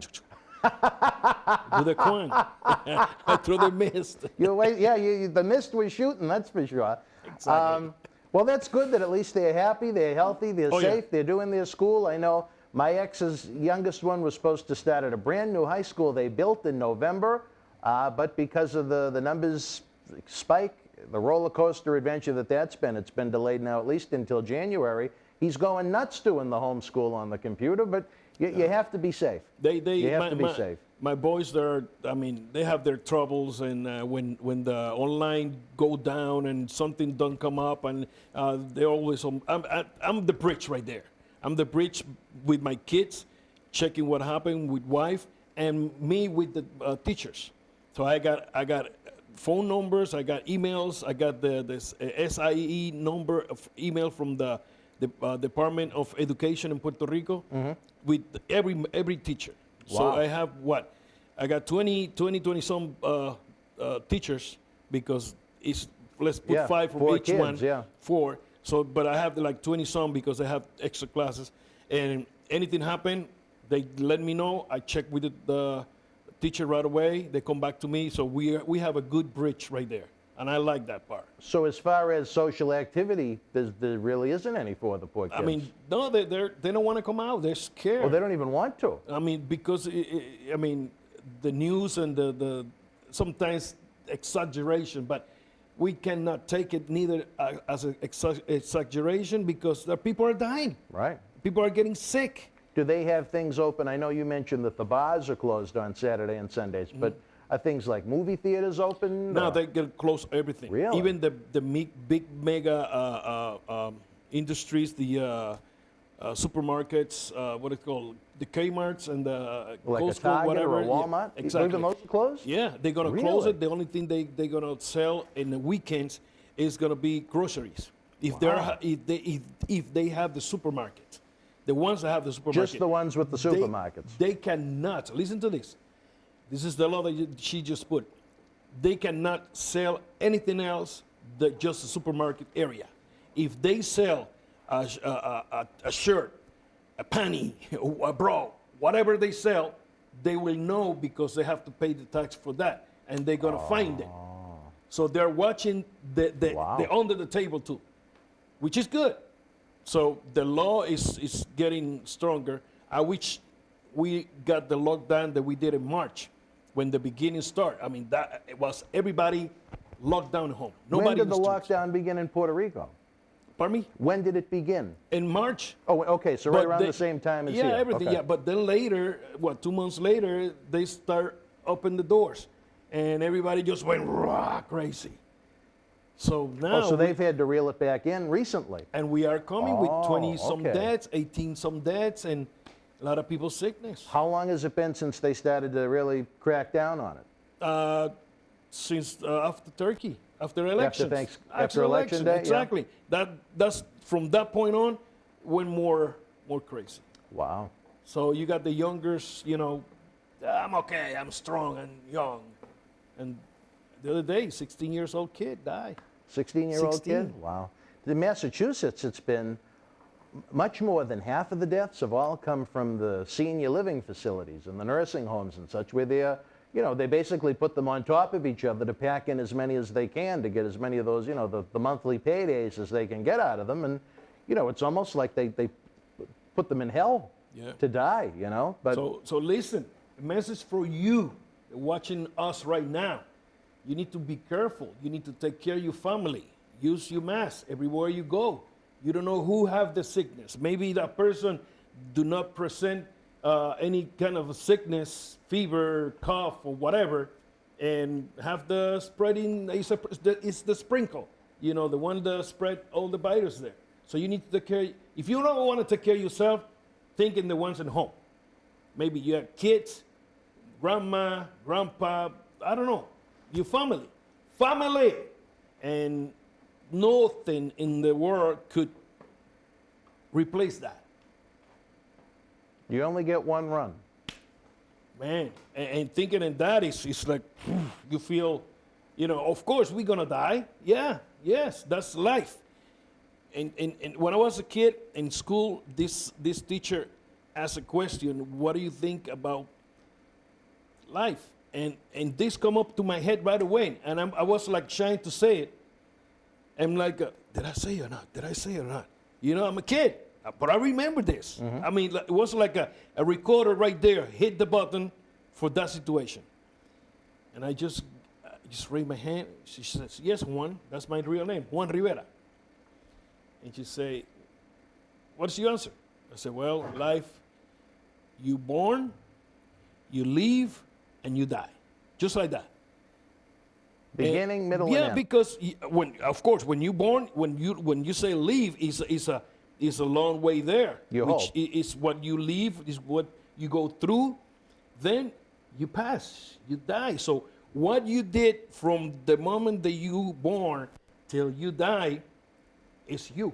You the one have to make it better, take a message, because maybe I say this for a joke, but it's true. 50 years from now, who's gonna remember you? Nobody, because that generation already is like a wave, gone. 50 years from now, you and I will probably be gone. Yeah, Oh, of course, maybe. Well, maybe you're in I better don't know. condition than me. I don't know. I'm gonna be like, okay, baby. I don't know. But 50 years from now, think of the stories the kids will be No, able but to I tell say to 50 their years grandkids. after you die. Sorry. After, Oh, 50 years after you oh, die. sure, right. You know that's what I mean. Excuse me for my English. It's not that perfect, but if you understand me, good. If not, get on Google and book translate. Well, they say that about my Boston accent, so there you Yeah. go. But the other day that was one of the jokes in the reunion with the BSK. We make fun of each other and we have fun. Those guys, they're the brothers. They could say anything and it's gonna be a laugh. And Junior Fatu, he say, "Hey man, when Savio's gonna learn to speak English?" And we start all laughing. I said, "Brother, if I learn to speak English, I will kill my gimmick. So keep it like that, because if I speak perfect English, you're not gonna be Savio Vega." So. Right, you're not getting the Quang bookings right now. Oh, Quang never talks, so. That's what I mean. Woosah! You got to work with what you got. Exactly. Exactly. I put different hats and different characters and. Different hats, different masks. Exactly. First you had the full face, now you just got this one, but that's all right. We got to keep safe. But the allure of having you here with us, despite the interesting conversation we've had about coronavirus, is the 9th annual Paul Bearer Holiday Headlocks Toy Drive. We honor this man right here. We think about him every day. We still miss that man. I still believe he's here in spirit sometimes when the lights tinker, or we did some great work with him right in this studio many times along with our live wrestling events. And the year before he passed, myself, Percy, and John Cena Sr., we started the toy drive, and we wanted to continue it. It's a great way to honor his memory. WWE has so many alumni that they work with, both living and that have passed.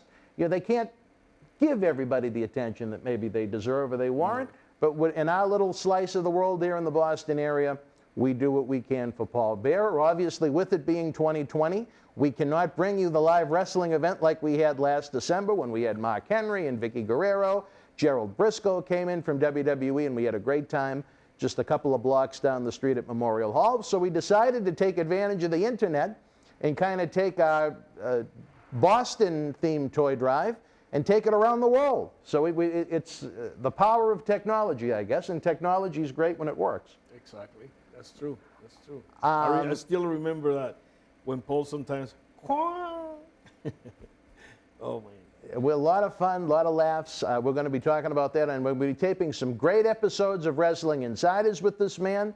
As we've noted, our mission, along with the toy drive in general, 12 months out of the year, is to keep professional wrestling legends working.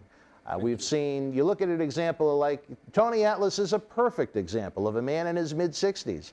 If these were normal times, he'd still be out trying to get in the ring every weekend if he could. Is a matter of maybe still fun, enjoyment, but also a matter of financial survival. If we can use this studio as a platform for the guys to talk, tell their stories, interact with you, again, not just in Boston, but around the world, I think it's going to be a really great thing, Savio. We have our weekly talk shows with Tony Atlas, John Cena Sr., Marty Jannetty, Leo Rush. So I don't know if you've worked with him in MLW yet, but Leo, he's done. I met Leo in the last TV tapings in Florida with MLW. Do you know? What do you think of little Leo? He's good. I'll tell you this. That guy's good. I bet you don't know this. He taped some promos for MLW when he was here. Oh yeah. So you may be seeing them on your TV show soon. Good. I'll wait for the check in the mail. That's all. Yes.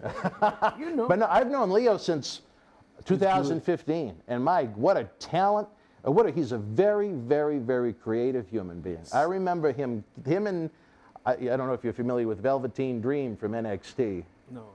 Good, you don't want to be. Okay. But he was just fresh off of that Tough Enough reality show. Okay. And they both came up here to the studio. They were going to do some independent shots for us. And Patrick, where he did the Tough Enough show with WWE on USA, he did an interview where he had some interesting stories. But I just remember Leo, who at the time was probably 20, 21, getting off the bus from Baltimore, Maryland, had a little laptop.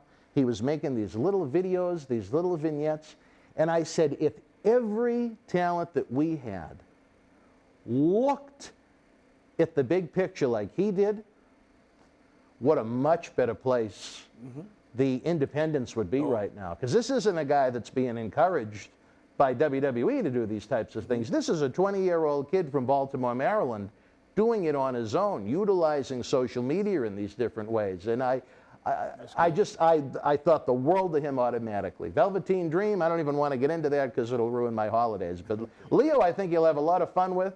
I mean, he's certainly not the biggest dog in the fight, but he's got a heart the size of a mountain. I saw, you know, not the whole matches. I was running around and with the matches that I have, you know, in charge. And but I saw a little bit the other day on tape too. So he's good.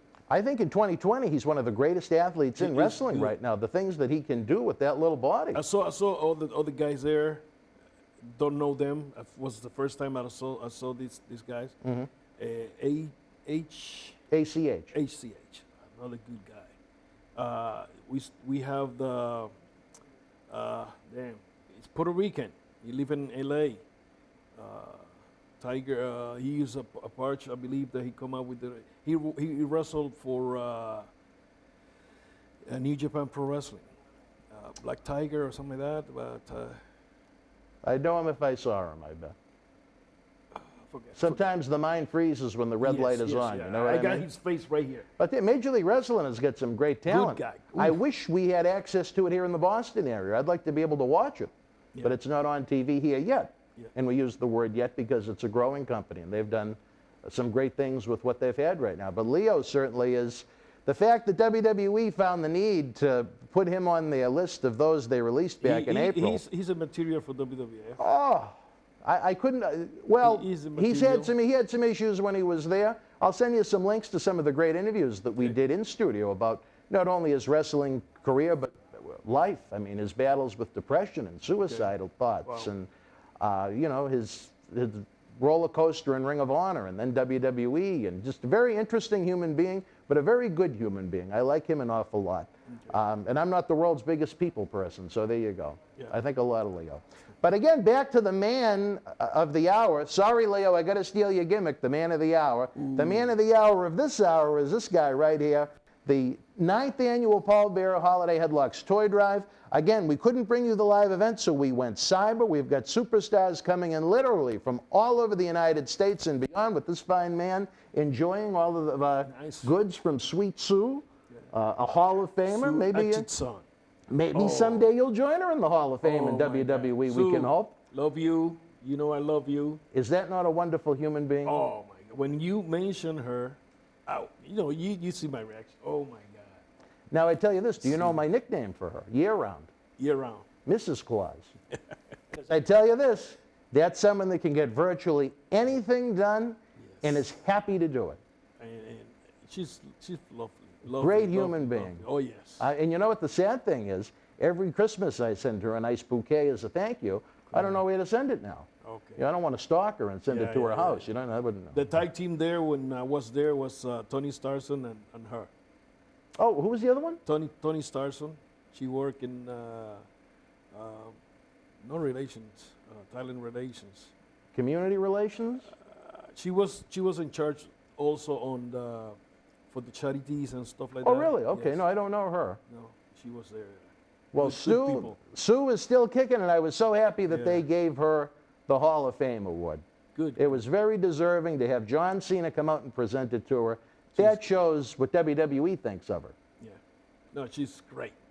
Every charity event we've had going back to 2001, the first one we ever did, long before toy drives, when Butch Miller got a bad staph infection and almost died.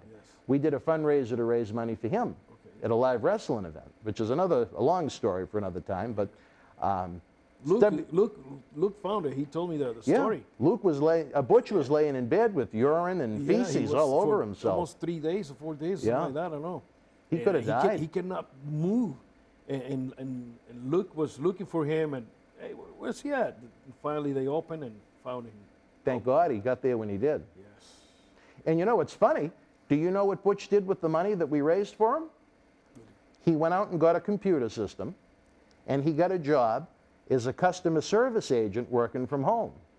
I don't know what company it was for, but imagine calling, say, Samsung, you had a problem with your TV, and you call the 800 number for help, and you have Bushwhacker Butch answer the phone. Yeah, mate! I thought that was hysterical. And Butch is actually coming to the United States in the spring if he can get out of New Zealand. Did you know that? Yes. They're working on a book, and he's going to stay in this country for a couple of months, making the rounds, doing appearances and whatnot. He might have been able to pick a better year, but that's their plan. I keep in touch with Luke, one of the, here, there.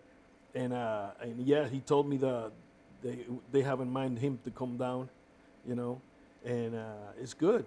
I learned from those guys. Did you? Luke was my first booker in Puerto Rico when I started as El Corsario, and it was my beginnings. And he was there, and I learned a lot from him. He's the one sent me to Mid-South Wrestling for really? Bill Watts. Really? I was there for 4 months as El Corsario, and that's what now, I what's met. a Corsario? El Corsario is like a pirate. They call him a pirate. Oh, from that was the Caribbean. your work name? Yeah. Oh, okay. The okay. work name, yes. El Corsario. And it's like, pirate from the Caribbean, guy that looking for treasures and stuff like that.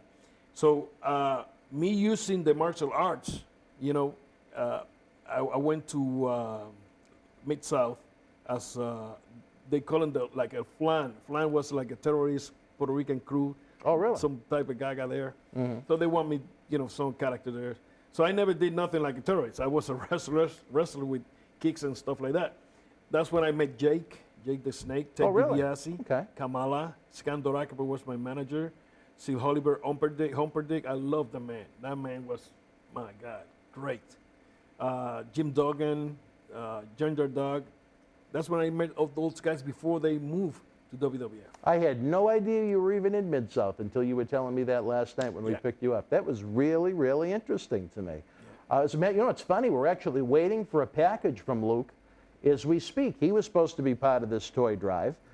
His daughter has an illness, so to speak, and he felt it was best that he didn't travel. But we have, for our VIPs, we do a poster, almost like an event poster of everybody that's involved, and we have everybody sign them. And even though, because we printed them before we found out the bad news, he was still gracious enough to sign them. And knock on wood, the package is going to arrive today, as the tracking number says it is. The mail in this country hasn't been so hot. But before we go in this episode, I want to talk a little bit about this man. You were part of the big reunion. Yes. The first time you were part of a WWE event, and almost of legal age to drink, about 21 years when you showed up at Survivor Series. How did that come to be that you were part of Undertaker's final farewell the Sunday before Thanksgiving? Well, I believe because I was in a crew with BSK, so they put the crew together, the ones where we alive, and people maybe don't know, but maybe some, yes, Paul was part of the BSK. Yokozuna, of course, one of the founders with Taker, and Mr. Fuji, Crush. That was the BSK crew, and we missing all those 4 guys. And Percy, I met it in Louisiana, and also was, all the talents there. And I remember one of the stories. We are, I believe, it was Europe, and Percy, home probably. I got the copies. Razor Ramon and Sean Waldman. I passed out. We are on the 2nd floor of the plane. I thought it's gonna be like no wrestlers, but everybody went to the 2nd floor, and I passed out to sleep. And wake up. When I wake up, I hear people talking. When I wake up, I got Dave Hebner in my face. He's facing the seat in front of me, and he's laughing, and everybody's laughing. I'm like, what? And here come Percy. Look at me. He took a picture. Said, look at me again. Took 2 pictures, I remember. And when I wake up, I'm like, oh, okay, they got me. I said, oh, okay. So I went to the bathroom, and what they did, they paint me, the face with lipstick. They asked one of the attendants for the lipstick, and well, I went further than I started cutting. Razor Ramon ponytail and stuff like that. But I remember Percy, he's like, here, baby, look at you. And he showed me that, a week later, the photos. And I have those photos at home somewhere. Do you really? Yes. Oh, wow, yes. isn't that cool? We working on a book, and one of the things that I told the people, working on the book, I want to have a lot of pictures. I have so few pictures there, and of course I'm gonna look for those pictures and put it there. Picture says 1,000 words, right? Man. You can add a lot of words to the book just with some pictures. Exactly. I talked to one of the writers that was in WWF a long time ago, and in his avatar in Twitter, he have this amazing picture. Was like a wide photo, and you could see Shaquille O'Neal was there, D'Lo Brown. I have it there. It's so many talent in that picture. Backstage people, you see Pat, you see all the other writers that I remember. Oh, I remember all those guys. And it's like a lot of people walking this way and that way, and somebody took a picture. And oh my God, what a beauty picture. I always look back and think of the pictures that we wish we took. Man. You know what I mean? Oh, I wish, especially when someone passes, I wish I had a picture with that guy. Or maybe a certain celebrity. Oh, I wish I got my picture with him or something. What happened to me? We are in Caguas, Puerto Rico. Caguas is one of the towns in Puerto Rico. We finished the match, and I was having a small dress room, and we called the office, because we do office stuff there for, in the matches or whatever. And I was there, and we finished. I was the last match. Come back to in the dressing room, taking my boots off, and one of the guys, I hear him yelling, "Come on, leave me alone!" Blah, blah, blah, blah. And what the heck? And Richard come to me and say, "Tell Victor, little Victor Quiñones is my associate." He said, "Tell him don't bother me no more." Blah blah blah. So Victor looked at me. I laughed at them. And he walked past me, went to the bathroom. Let me see. Yeah, he went to the bathroom, and when he come back, something told me, and I feel it like there, like, give him a hug. Give him a hug. Just like that, give him a hug. And I just look at it, and when he passed to, coming from the bathroom out, he just looked at me, and he went like this. It's like, you miss it? Just like that. But in the moment, I can see that, And next day, he just passed away. Oh. In the morning, I'm home, and phone's ring. One of the guys was Richard. Savio. I said, what? Victor's don't open the door. I said, well, keep talking it. They keep knocking. And later, he come back again, and he said, hey. Diego was a guy from Colombia. Was staying there. He was learning wrestling, and he say, "Victor's not moving." What? It's like, when they tell that to me, I'm like 40 minutes away. I just jump in my clothes, and I was there in 20 minutes. Man, I was flying. He live in Carolina after the airport, so I don't know. I just flew there. When I arrived, the police just arrived. I saw him, and he was in bed. Got a massive heart attack that night. But I remember that, man. He just something told me, it's like, give him a hug. Just like that. Just like that. It's like, give him a hug. And he looked at me and went like, he just did this, man. And I have that picture in my face right here. Boom. I'm like, damn. I cried, that guy. He was a teacher, a friend, a mentor, my partner in business, big time. And I miss that Victor Quiñones. Man, many people could say anything they want, whatever they want. Well, it's different chapters and characters and files for everybody.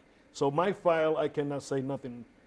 I want to throw him over the balcony one time, but I never did. So I love him, You're bringing back some memories of my final encounters with Paul Bearer, as a matter of fact, as you tell that story. That's why these shows are so great, fans. sometimes the guys look at them as an interview. Sometimes when they're done, they almost say it feels a little bit like therapy, reliving some of these memories and talking about these great experiences and whatnot. But again, fans, we're in the middle of this month-plus long toy drive. Our mission is to update Santa Claus's GPS to find every kid's house, as we'll say in kayfabe terms, in case there's some little ones watching. And again, to honor this man's memory because it deserves to be honored and remembered. At the Survivor Series, they reached out to you. They brought back Godfather, Junior, the Godwins, a lot of that original BSK crew that loved to play those dominoes. But to me, as we did a live stream with Marty Jannetty of the pay-per-view, we had it on that big screen over there. And the one that really choked me up and caught me by surprise was when the hologram of Paul Bearer came on. I wasn't expecting that, and I just thought that was maybe the moment of the night.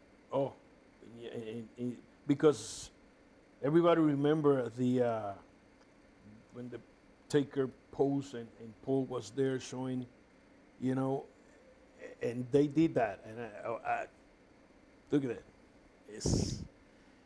It's nice. It's nice to remember these people that touch us in the process of life.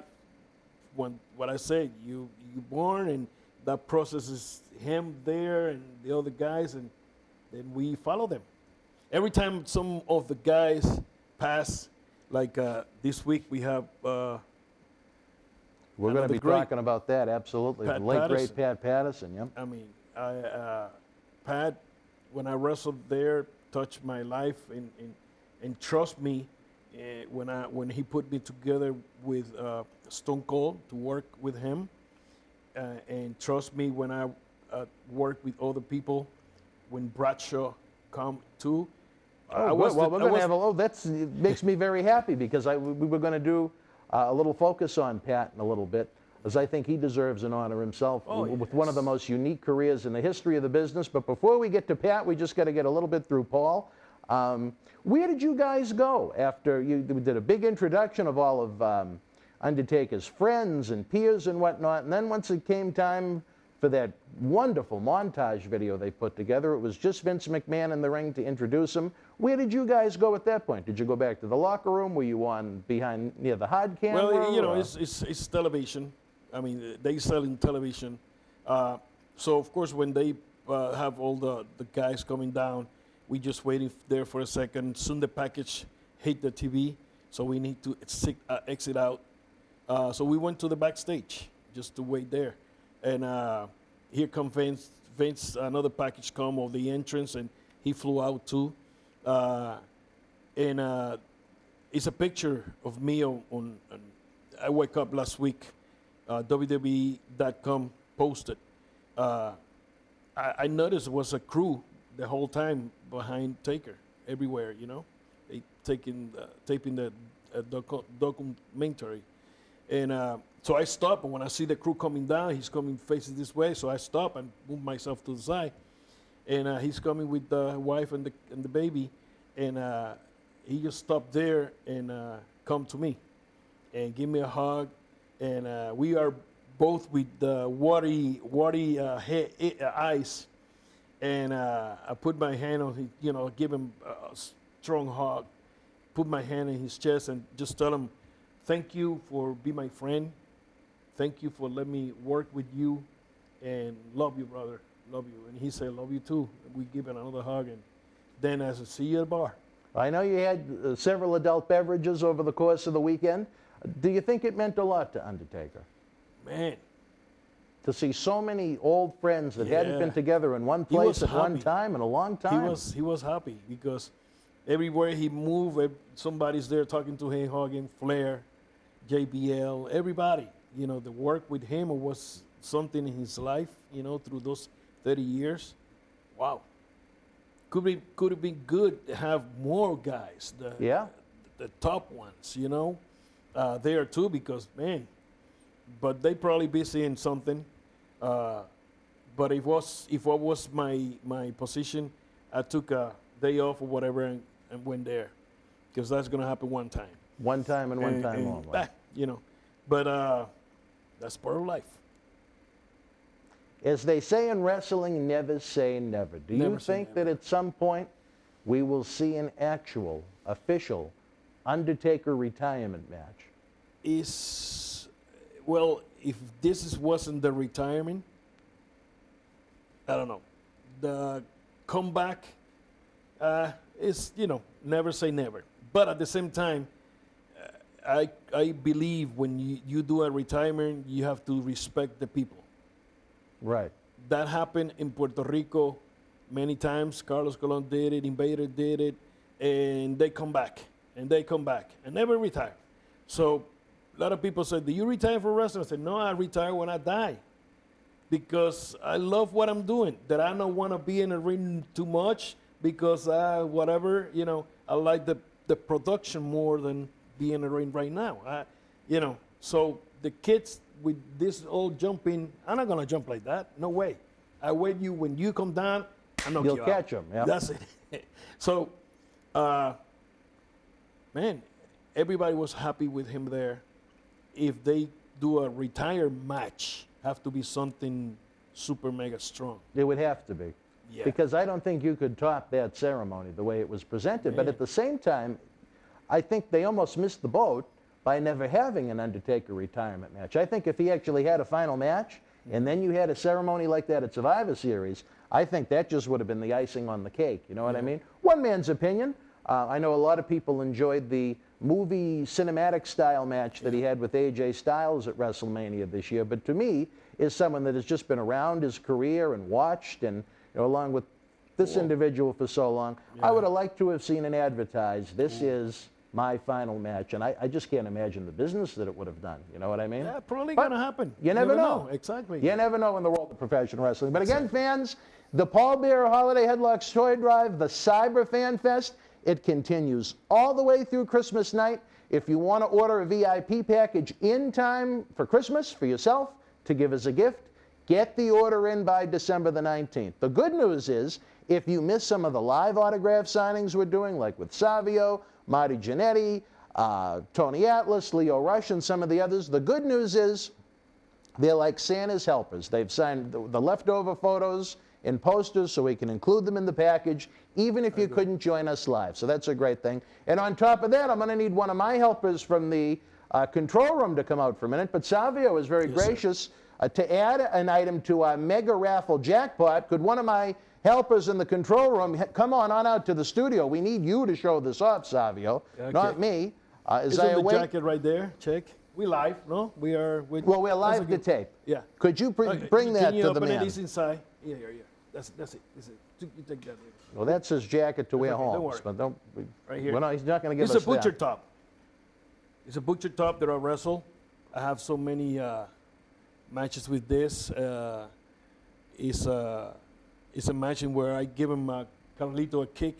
You can see. You showed me the picture of it. Yeah, I showed you the picture. It's right there, and other bloody matches. Really? So it's clean right now. You watched it, all right. Oh, I watch it, all my clothes, all the time. One of the things that wrestlers have to do when you finish work and you come back home, open your bag. Never leave your stuff inside. Don't get Vader's reputation. Please. Watch your clothes. I mean, that night, if you watch it, good. If not, just open it. Let it dry. Everything out, even the boots. That's leather sometimes and get rust and smelly. Please, don't be, man, I've been in dressing rooms when you come in, you open the door and you just receive a slap. Boom! Ooh! I put the, come on. Was Vader as bad as everybody said? I think he forgot. He just put the bat They right said there. Instead of Leon White, they called him Leon Ripe. Sometimes the gloves, the oh glove. yeah, when he oh yeah, my yeah, God, yeah. but because it was leather and he put water or whatever. And, Oh my God! I just think that's so. When you're working with if you want to be that way, that's fine. But when you're in the ring working with other human beings, I mean, be sanitary. I put deodorant on some people. No, you have to be clean. If we're going to wrestle, because we're going to be together there. And you're going to be smelly? No. One of the first things that I show the guys when I do seminars is that you have to be clean. I open my bag, deodorant, mouthwash, perfume. You're going to wrestle somebody, I mean, you're not coming from the construction straight to the ring. If you come in like that, better take a shower, or you're not gonna wrestle me. Because, working with a skunk, that's Right. that's not the way. You know, it's funny, when Marty Jannetty was with us not too long ago, he told the story of how much it would anger Bushwhacker Luke that if he was going to work someone that night, he'd almost follow them around the locker room, and if they had to be politically correct, move their bowels, that if they didn't wash their hands when they were done, he would tell them to Of go back course. into the bathroom and wash their hands. Yeah, I mean, so- you're working with another human being. You imagine that coming from this construction, and the first thing you do is a headlock. So you got that headlock, you go, "Hey, you okay?" With that smell, is no way, no way. That happened when I was learning wrestling.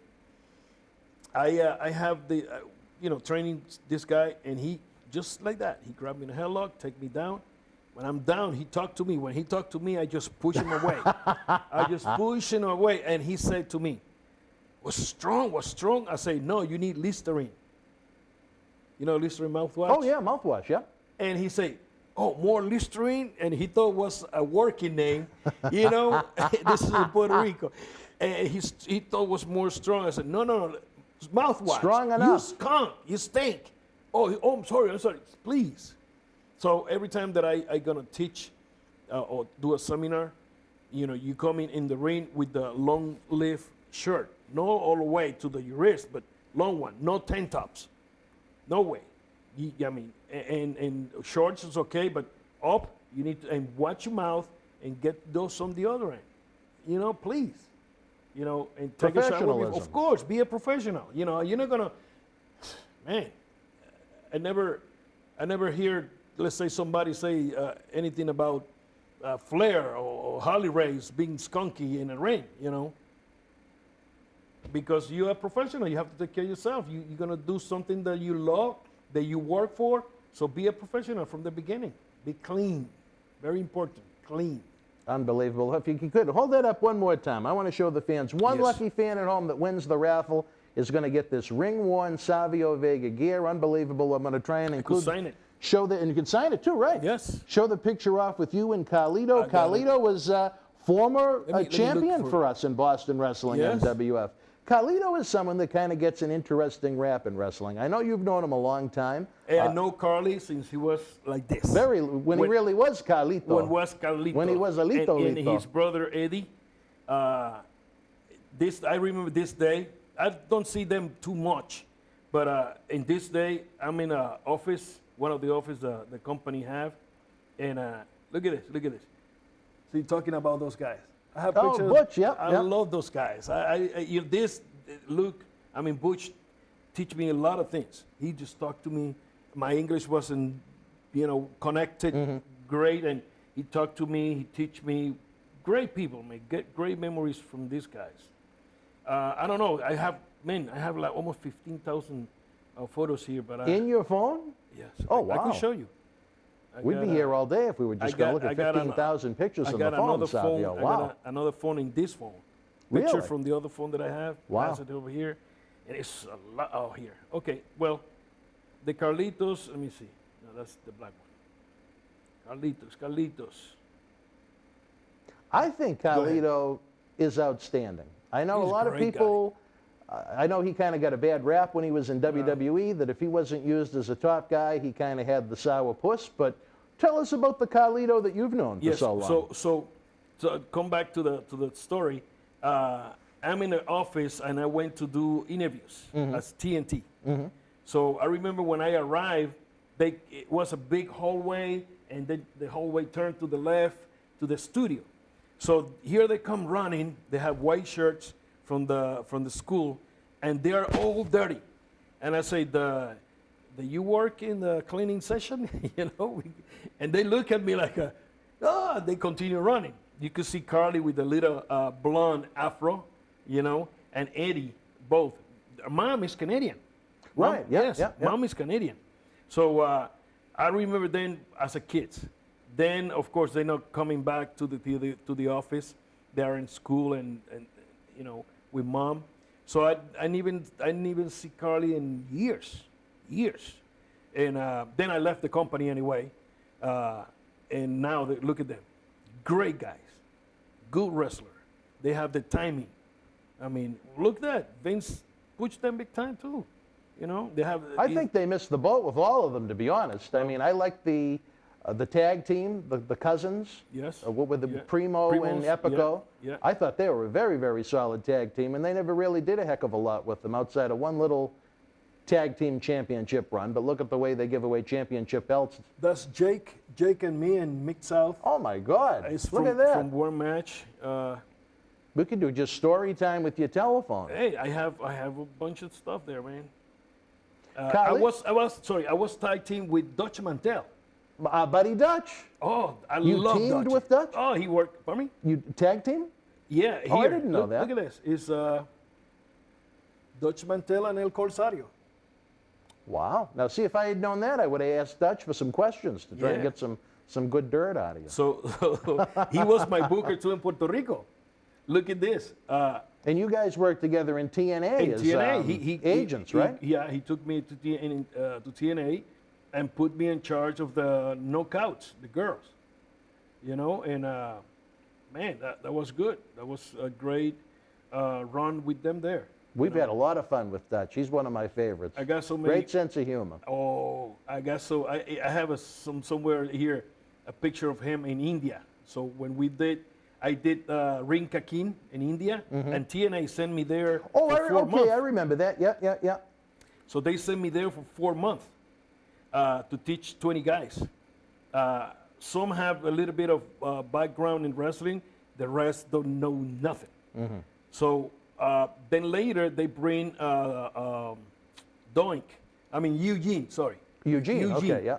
They bring Eugene in with me to teach these guys, and we pull up. And one of the guys is still working there, Mahabali Veera. He's the Indian guy in TNA. Yeah, he's still on with them. Man, I have so many pictures here. See, this photo is from, let me put it here like this. Okay. That's the guys, girls in TNA. That's the crew that I was in charge. Oh, wow, okay. Yeah. So, great guys, great people. Well, we have so much to discuss with your career. I mean, by the time we get to TNA, it could be 2030. You know what I mean? Depending upon how often we get you back up here. Yeah. So it's so many. I got to tell you, I have. And every time you see one of those pictures, it brings back another memory. Man. That's sometimes what I like about traveling. You have a chance to thumb through old pictures like that, and it like you said, it brings back so many memories of yesteryear. Here, having dinner with Carlitos right there, Castillo from the Boricuas and his stepson. Oh, wow. I mean, this is back in Connecticut. No, Kali, like I said, I think, I don't know. Well, I don't know. I wasn't around WWE day in and day out when he had his big run. I mean, think of the push.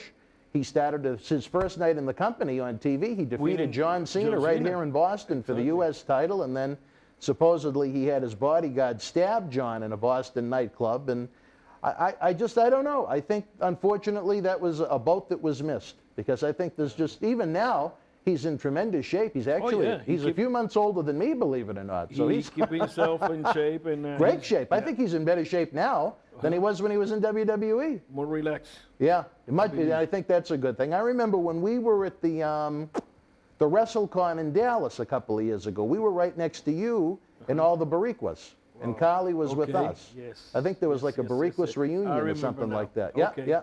The rest, Right. that would have been 32 when it was in Dallas at the big Jerry Jones Stadium. Lujan, DJ Lujan was there too. I remember. Yeah, Then, yeah. yes. See, you got a good memory. I have My a God. picture somewhere here with them too. I remember. Yes. Wrestling fans, this is just the tip of the iceberg about what we're going to be talking about on our Wrestling Insider series. Again, we're here right now to promote and push the Paul Bearer Holiday Headlocks Toy Drive. We've got 2 different style VIP packages available at bostonwrestling.com. Again, if you missed the live virtual signing with Savio back on December the 4th, don't worry.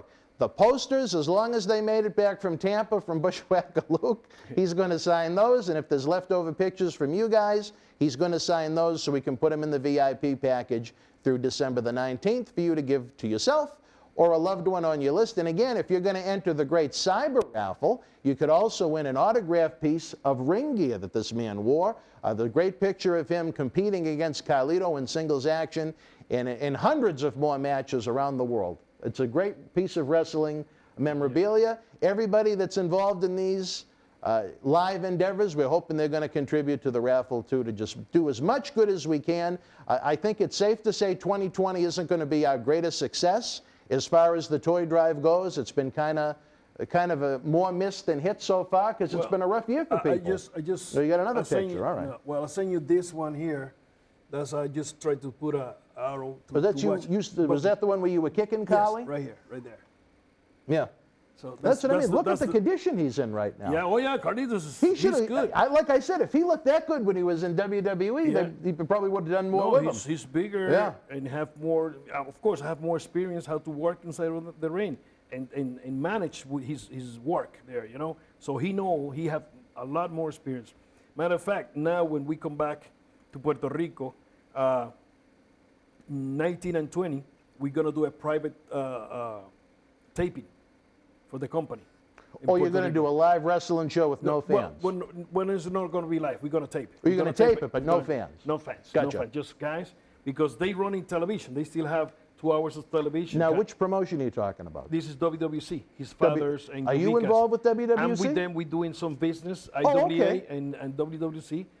Really? Yeah, part of the story, but it's business because from the beginning, we sold out one house for them, then we sold out one house for me.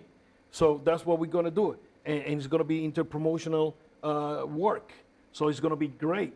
The fans of Puerto Rico already waiting till, boom. So this was all happening right when the virus hit. I got to get down to Puerto Rico sometime. I need to experience that nature of the beast. I can't wait till we You're open excited. again. Oh man, I'm there, and I'm one of the creators. And I see already the big building pack. I see that already. Where are you running the non-fan events at? Is it going to be at a school or a training center? They rent a big bar. Oh, a bar, okay. Yeah, have the screen there. Another company worked there, WWL was my company too. I give it away to other people. And they run TV there. So they rent the same place to run this TV tapings. So they're gonna tape about 10 weeks of television.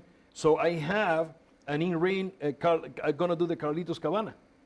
Really? That's what I'm coming. That'll be That's fun. what Yeah. I'm coming to. Talking about Carlitos. So I'm gonna do his cabana. Well, tell him I said hello. Oh please. yeah. I think the world of him. Of course, I will see him there. For the fans at home, especially in the Northeast, winter is coming, not to be confused with the AEW event, but it's going to be cold. People aren't going to be out as much, and people haven't been out a heck of a lot anyway due to the virus and different quarantines we've had. How can people find what's going on down in Puerto Rico with IWA and WWC? Is it available on YouTube, different websites? How can they find out what you're doing? They could go online and they could check on WWC.com and IWA Puerto Rico. IWA Puerto Rico and all the websites and Instagram, Facebook, YouTube. Every Saturday at noon, we have IWA The Bolt, which we are showing the people right now matches from 2002. Wow. And we still have the rest of the years. We run every week. We have 4 hours of television from 2002, maybe. If I remember right, wasn't around 2002, that was kind of a big boom for IWA, was it not? That was the beginning when we put together the Victor the Bodyguard, rest in peace, man, Chiqui Star, and Shane, Ricky Banderas, and myself. When we did that storyline in December, that's in where I betrayed our Shane from Puerto Rico, Shane the Glamour Boy. That was the big boom. 2 weeks later, we closed for Christmas and New Year, and we come in January the 6th, the Three Kings Day. And my man, that's on YouTube right now. You could check on it. And what a house. That was the big run. All the bases was full, and we scored big time. From that day on, every Saturday was sold out. Wow. Then all that news spread through the islands and television and stuff, and we are sold out Thursday, Friday, Saturday, and Sunday every week. Wow. No matter where we go, poof, because the story was so good, good tale story. The crew, I don't do that myself, no way, but the crew. Yeah, Orbit Collazo was the editor guy. He know about wrestling. When editor know about wrestling, you strike gold. Okay, because then you don't have to explain it. Okay, he know what to do. So you got that guy he's great. Then you got Dutch Mantel as a story threading. You got Moody, that he was in charge of videos and stuff like that. He make this video that the way you go. You just see that video, you say, I want to go to the matches. So you got him. Then you got the voiceovers guys. The day you tell them, let's take this and let's talk about this, and they just focus on that. Then Luke was there, but before Luke was Dutch. Then was Dutch Luke too. So you got two brains right there. Good brains. You got television guys. Then all that, I put it in Spanish and the flavor of Puerto Rico, in where I know the people gonna jump from their seats. And sometimes you hit the ball and hit right there. Sometimes there was a call, but boom, hit the strike. And man, what a crew. What a crew. And we don't have all these fancy trucks and all that. We don't have that money, but we start making that. When we started in '99, we are losing $5,000 a week. Wow. I mean, a month. I mean, it was, let me see. No, 10,000. It was 10,000 a month. 10,000 a month. Because we rent the truck of television and we rent the lights. And we run two weeks of television. So, man, we start, get smart. Let's buy the cameras. We got the camera people. We got our truck. We put together a truck. And everything start getting in place. And the best thing, you could see the houses packed left and right. Left and right. And it got hot on that island pretty quick. Man, big time. Well, with the storyline you have right now, I think that'll be great once life gets back to normal and we're able to have those crowds again. Like I said, I'd love to come down in Puerto Rico and see it myself firsthand. I mean, if coronavirus wasn't there now, we probably been packing houses already. But at the same time, this gaga that's happening right now to all us make us think in better positions, in better things, and open you to different ways to go, okay, so we this, and where, how. I mean, the people are already talking about, they ask me, when we going to start? I say, do you read the news? We cannot do nothing. I mean, don't ask me. You see, we cannot do nothing. In Massachusetts, we're limited to, for indoor events, 10 people. So I don't think we're going to be able to have anything anytime soon. Who's going to pay that? That's what I told my guys. They're already like a horse race, ready to open the doors to run. Yes, me too. But I took a relax. Since that start, I'd say to my partner, let's think in next year. Next year already is thinking maybe the next year. And that's the scary thing. Yes or not? That's the scary thing. So, I love to have, the story that I have is to get people in the arena to make some money. If I do that, I increase that, now, it's going to be, it's a chain because sponsors come in and stuff like that, but they have to make money. If they don't make money, I'm not going to make money. Right. So, but the story that we have, my friend, for the first time in the history of WWC and IWA, the people want to see this. One time was an attempt to do something, but Carlos don't want to do it.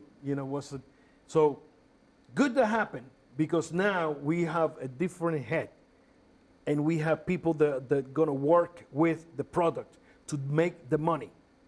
It's about money. It's not about the glory. I don't want to be champ. I don't care about be the top guy. But if I'm the one that have the head to guide somebody and pass the baton and get out and continue, yes, I'm going to be. But so I like this to do isn't the going to turn into WWF and WCW that was over in 5 months. Exactly. But no, That still should be going now. Oh, because it's a story by, I mean, one pay-per-view, take it to the other, to the other, to the other. The story start mangling here, It was there. awful. Hey, people want to see already, hey, are we going to have maybe a double champion? Of course you're going to have a double champion. One from there, maybe one from here. Going to have both belts at the same time. It's going to be like, what the heck? For real, because one time they tried to do something, Mario Saboldi was there, and they want to do something. That's chip chop. That was a chip chop, you know, because never took place 1, 2, 3 champion against champion, you know. So this time let's do it right, with a good story, looking in the eyes of the fans and looking at the eyes of the promoter and looking at the eyes of the boys, to do good story, because in the end you're gonna have tag teams against tag teams. You got 4 corners match. We are thinking already and do the Great War that was done by them many, many years ago. 2 rings, big cage, 5 in IWA, 5 WWC guys. That's money? Yep. Or not? That, to me, I want to see it. Me too. I tell you. Yeah, I want to see it already, and I'm part of the creation. But I see it. That's why I'm telling you. I see the building already packed. It's packed. So I start from that back, because the beginning is going to tell me what I'm going to do over there. Well, there you go. Wrestling fans, unbelievable. This episode certainly took some twists and turns, maybe that we didn't even expect, as we continue to plow through the 9th annual Paul Bearer Holiday Headlock Toy Drive Cyber Fan Fest. You can get more information on bostonwrestling.com. Again, you can order those VIP packages through December the 19th. Even if you missed the virtual live signings with Savio, the Nasty Boys, Tony Atlas, Marty Jannetty, and so on, they're all going to sign whatever photos are left over in the posters, so we can still ship them out to you through December the 19th for yourself or for a loved one. We know what's going on down in Puerto Rico now.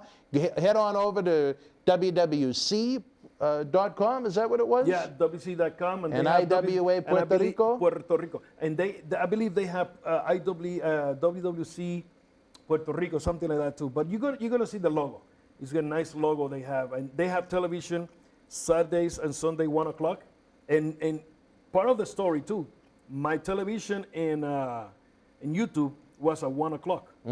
So part of the deal that we did is like part of the story, we moved 1 hour back to 12 to not compete with their show. Oh, good idea. So good now idea. we have 12, they start at 1. So whatever I do here, gonna affect here. Right. So, I mean, it's part of this, I mean, it's a bunch of things to do. A lot of stories, a lot of vignettes to shoot. A lot of cool stuff happening in Puerto Rico, fans. And again, where it's getting between quarantine and things getting a little bit cooler weather-wise, what a great time to check out what's going on down on a great island with some great wrestling history. Yeah. For my friend Savio Vega, I'm Dan Marati. Look for more great content with Savio. Get ready for a great Christmas season, fans. Until we speak again, you and yours, stay healthy, be well, and happy holidays. A mi manera o pa la calle. That's what I was going to say. Exactly. Wrestling fans around the corner, around the world, I'm Dan Marati. And I'm Mr. USA WWE Hall of Famer Tony Atlas. The road to WrestleMania has begun. Wrestling fans are looking to add to their man caves. You got to see what we have in the eBay store. Check it out. Support Wrestling Insiders and keep wrestling legends working on eBay. Get this WWE NXT TakeOver War Games 2020 11x14 limited edition autograph poster signed by everyone on the event, number 23 of only 100 made. Includes signatures from the Undisputed Era, Johnny Gargano, Damian Priest, Tommaso Ciampa, Timothy Thatcher, Io Shirai, Tony Storm, Rhea Ripley, Dexter, Loomis, and more. Comes with authentication hologram on the back of the poster.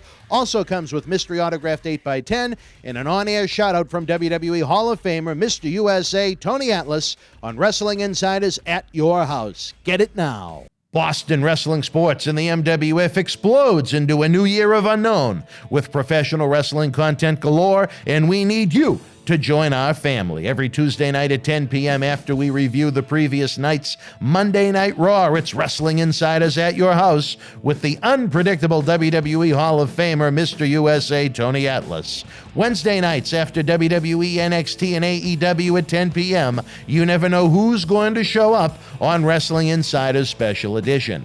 Every Thursday night at 10 p.m. after our NXT and Dynamite review, it's Marty Jannetty's No Holds Barred Sex, Drugs, and Rock and Roll journey through the 80s and 90s on Wrestling Insiders Party with Marty. Friday nights after the lights go down at the Thunderdome on SmackDown, it's John Cena Sr.'s Wrestling Insiders Fabulous Fridays. Plus, look for classic clips, bonus live episodes, pay-per-view watch-alongs, and more. If you want early, ad-free access to all of our Wrestling Insider talk shows, our acclaimed studio shoot interview DVD library, and to help keep wrestling legends working during the worst of times, for less than a cup of coffee at Starbucks, join our growing family at patreon.com/Boston Wrestling. Expect the unexpected in 2021.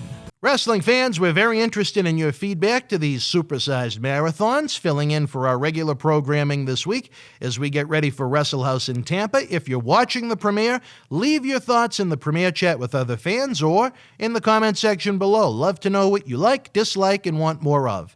Jerry Sagg's episode was so well received, the nasty one is back already, remembering the late Pat Patterson, Rocky Johnson, a young Rock, and more. Enjoy. All right, wrestling fans, welcome to another installment of Wrestling Insider Special Edition. Very happy to be joined once again by Jerry Saggs as we continue our 9th annual Paul Bearer Holiday Headlocks Toy Drive Cyber Fanfest. That's a lot of words to spit out for the name of one event, but we can't bring you the live wrestling event this year because of the obvious reason with the craziness in the world. Jerry, we had a great introduction to the drive and your participation in it not too long ago, but the fans continue to send messages in with all the plethora of superstars that have joined us in studio. We lost one of the all-time greats, a man that I consider to have one of the most, I'd call it one of the most unique careers that we've ever seen in the sport, the Hall of Famer Pat Patterson, a man you had a chance to work with extensively. Well, first let me thank you again for, Paul was a great friend of ours, and it's a great event that you do. Thank you.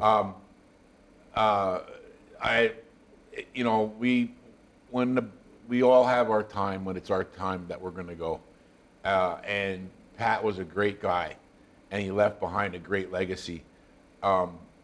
We had the opportunity, because of where we broke in the wrestling business, to hear stories about Pat before we met Pat, because Ray Stevens was Pat's partner. What a team. And them guys were one of the greatest tag teams, and forgot the guy's name, was it California? Shire. Something Shire, right? Roy Shire. Roy Shire. Yep. And Pat, we'd get drunk with Pat all the time. Ray, and talk about Pat all the time. And he tells about, because he knew we were a tag team. When we were young, breaking the business with Vern Gagne. Wahoo McDaniel later came in and joined Ray as the bookers there. And I wrestled Ray a lot. Did you? As in a single matches. And when we were back in the day, when Vern Gagne had us putting up the ring and paying our dues, and we'd wrestle first match, and I'd always go up to him and go, because you're young, and go, well, what? He goes, I'll see you in the ring, kid. And I'd be nervous as hell, but it would all come together out there. It was on Ray Stevens. We'll watch him. Things that he taught us. Your motions in the ring, you have to make sure that not only the people in the front row can see you, but the people in the 9,000th row can see you. Yeah. And his, I'm almost certain that run in the corner, bump over where he go upside down, flip, and outside the thing that Ric Flair does. Yeah. That I never seen somebody do that better than Ray Stevens. I think at the time when you were working with Ray, he was much closer to the end than the beginning of his career. Yes, he was. And he was still an outstanding bump taker. But I would go, oh my God, I just zing him in, and I said, well, fulfill me, fly out. boom, we go, you didn't have, I guess, I'm going to go beat him up now. He'd lead the way. You know what I mean? Incredible. But he would tell stories about him and Pat Patterson and their run. They had a really, as far as tag team goes, one of the greatest together out there. And they really, really got over as a team. They both had the blonde hair and both incredible workers. Pat was French Canadian. And I think the first time I met him was in the late 80s. And it was we would all hang out at Krabby Bill's on Indian Rocks Beach. Oh, okay. And one of the, well, I know. Did you live down in Tampa too? Yeah, well, okay. we left Minneapolis. Mm-hmm. Then we went down for a year to Mid-South with Jerry Lawler. Oh, okay. Yep, and that's where, Jeff Jarrett was just breaking in the business, and that Rocky Johnson lived above us, and we used to babysit the Rock there. A lot of memories of crazy times in Tennessee. And during that time, we met Steve Kern. He was one of the fabulous ones, but he came back from Tampa in and out of Tennessee and do TV and stuff up there. And he later called us and said we were going to, reopen Florida Championship Wrestling, him and Mike Graham. And we went down, we liked it, and we stayed. Loved Florida. So now that was probably what, about 89? When they reopened that again? 1988. 88. Okay. We were in Tennessee in '87, and then we went back to Minneapolis, and that's where, in that time, we honed our gimmick. Jerry Lawler helped us do that because we were in singlets and different things. We honed the gimmick. First started the sweatshirts and the boots. He goes, hey, he's one of the guys that started the Nasty Boy thing. You're doing this Nasty Boy thing, but the way you're dressed don't look it. So you had the ripped up sweatshirts and started honing that gimmick. And we went back to Minneapolis with that half-assedly done. That's where we got the chance to wrestle the Rock and Roll Express, the match I knocked my teeth out in, live on really? ESPN. Is that who it was with? And it was Ray Stevens that called us in and goes, Wahoo brought in Ricky and Robert. And then we were talking about Sean and Marty. Those two were very comparable, not only in their gimmicks, but work and skill.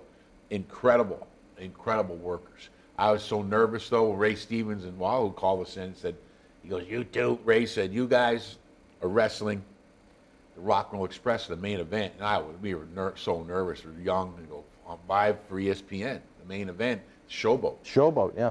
And that's when I flew over to Tatanka. Anyway, that whole deal. And we were there for that whole time. And Steve Kern called, and then we left Minneapolis and went to Florida. And I think the first time I met Pat was either at Krabby Bill's. We were dating at the time. My wife came in. We drank with him a long time. Or it could have been, then the next time we got invited to Hulkster's house. Oh, okay. And at Hulkster's house was the Bushwhackers, Greg the Hammer, Shane, Vince McMahon, oh wow, Pat Patterson, the whole gang, Hulkster's house, and we were just Florida Championship Wrestling. We were like, must have been blown away. Oh my God, I was speechless. You know what I mean? That's when Knobs did his infamous Hulk Hogan impersonation and floored Hulkster. Oh, does he do a good one? Oh, he does, yeah. Oh, really? Let me tell you something, brother. Knobs goes off the thing, he spits and everything, and they were like, holy shit. They did his imitation for him that time, and we all partied together and met him. But Pat would hang out at Krabby Bill's with so a lot of other guys. Krabby took care of the guys. Great old restaurant. Krabby since passed away. And sat and talked to Pat a long time. And then we ended up, from Florida heading to, WCW after we did our thing with the Steiners. But we're in WWE. Like I said, us and Undertaker came up pretty much right at the around the same time, yeah. Yeah. And then, Pat was the booker then. And was always, took care of me and Knobs. Was always a close friend. Could go to him, because I knew from talking to Ray, he knew a genius in wrestling psychology and that kind of stuff. And the funny stuff, that French Canadian accent. you know, that Pat had in the stories. And he, you know, we'd rib back and forth on different things, but nothing but good stuff. It's sad to see him go. The last time I saw Pat was at Rocky Johnson's. At Rocky's. There was actually me, Jimmy Hart, Hulk, Luke of the Bushwhackers. I met them coming in, so we all talked a little bit. Then we all walked in together, and then I saw Pat. And how was he at that point? I could tell. I saw him. The last time, God bless him too, we were at the big event in Tommy's thing in LaGuardia. Okay, and me and Knobs were sitting here, and then Pat was next to us, and then on the other side of us was me and Gene Oakland. So all of us got together, and then me and Knobs drank with me and Gene in the bar that night, you know, and it was like probably 2 weeks or a month later, he passed away. And Pat was ribbing me and Gene, but I could tell, I would talk to Pat about something, and I could tell that, you know, when you get older, what is that, like Alzheimer's or something? Alzheimer's, yeah. Like, you know, you're slipping a little bit, like his memory, but he's skipping this different subject or talk about something else. And I couldn't realize it at the time, because you don't. You're just like, oh, you know, just to change a thought or something like that. But a classic thing that happened later, because me and Gene had his infamous martini there, and me and Knobs drank with him all night. And Jimmy Hart comes up, hey, baby, and goes, and we're laughing. Me and Gene goes, 75 without booze, 75 with booze, or 70. What were they, 70 or 75? Him and Jimmy Hart. I think Jimmy's was a little older, believe it or not. No, I think they're the same age. Oh, the same age. Okay. Either 70 or 75. I think it was 70. But we laughed and pissed our pants because then Gene was laughing, and you know, and then we lost Gene after that. Yeah. But Pat riddled Gene, and they were telling stories because they were together from the get-go. Oh yeah. From way back, you know. And I know Hulk took it really hard, because me and Gene was a great guy. You know what I mean? I'm sure Hulkster, I know he was one of like a sidekick to Vince McMahon, and brought up Stephanie and Shane. They came up with Pat, and he was there for, you know, 30, from the 80s. Early 80s, till he was still doing things till now. Yeah. But at Rocky's, at the funeral we went up, and it was sort of funny. I didn't get to talk to Pat till after, but Pat made a little speech there at Rocky Johnson's. You know, the what do you call that? You know, celebration of life. It was at a big church type thing, and I laughed because Pat walked up first, but he walked and sat down at the piano. I go, oh my God, I don't know Pat played the piano. I thought Pat was gonna like play a song and say for Rocky or something like that.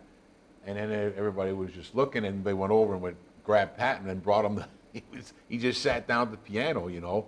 So I didn't realize it till after that. I could tell he was having he made a speech, and it was sort of funny, but saying, you know, different things there. But didn't he kind of cut a promo with something? Yeah, it was. Tony Atlas was telling me, yeah. Me and I, that was funny to us, but I mean, Rocky would have been laughing at it. But he was saying stuff back and forth. But then after I talked, I'm on my way out. I said bye, talked to Dewey, The Rock, a long time, and because I didn't see him for years, and to pay our condolences, because like I said, they lived above us when he was a kid, him and Rocky, his dad, and his mom, Leah Maivia, and we lived downstairs.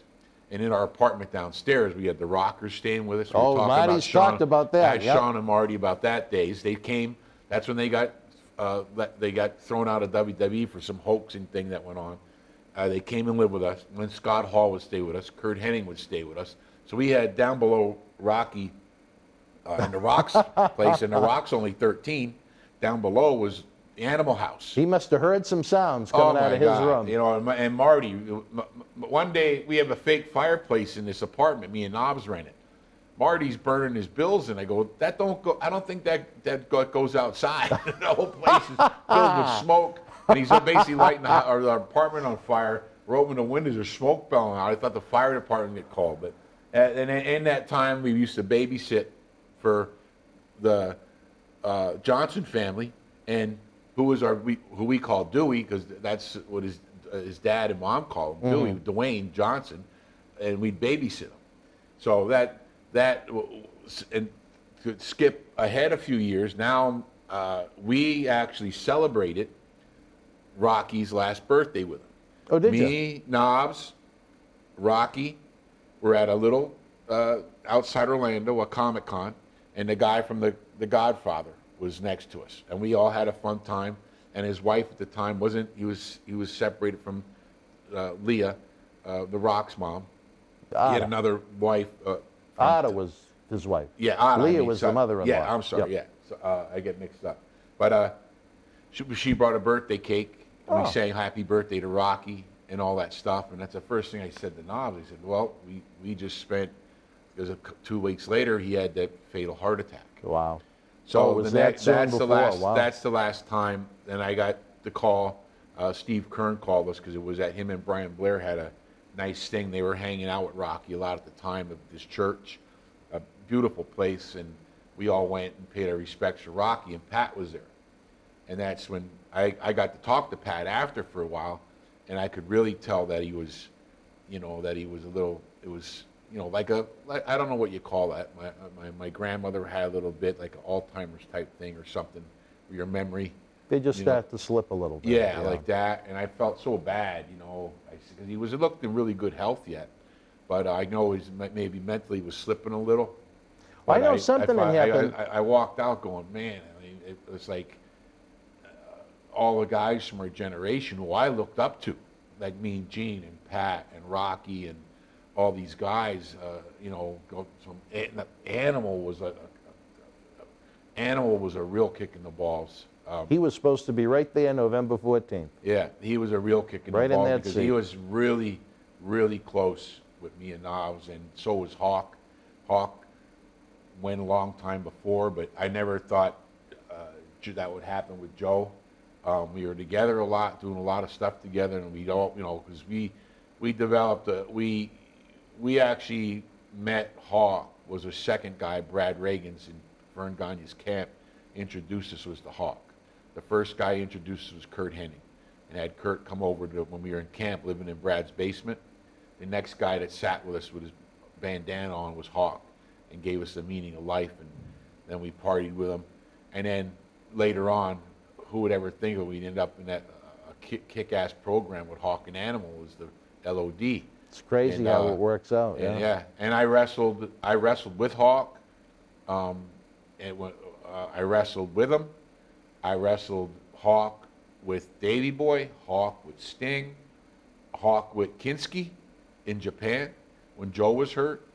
When they did the what the hell? Kinski was a big, strong guy in Japan, yeah, and we were going over for New Japan at the time, so we did a whole angle in Japan with Kinski and Hawk as filling Animal's place as a Japanese road warrior. So, right now we're talking about Pat, but when I left there after I saw Pat, I go, Jesus, the guys that I looked up to, and from Jimmy Snuka to Pat and Gene and Joe, and it was really gets you when it's a generation closer to you, like Joe was, and guys like that. You know what I mean? Not someone you looked up to, but a peer, yes, a friend. When it's like what's happening in my family now. I got to leave here and go to PA for a funeral after on my way home. I got to stop in Allentown, but you get to an age where the older generations start falling off. And I never thought that because Pat looked in great shape.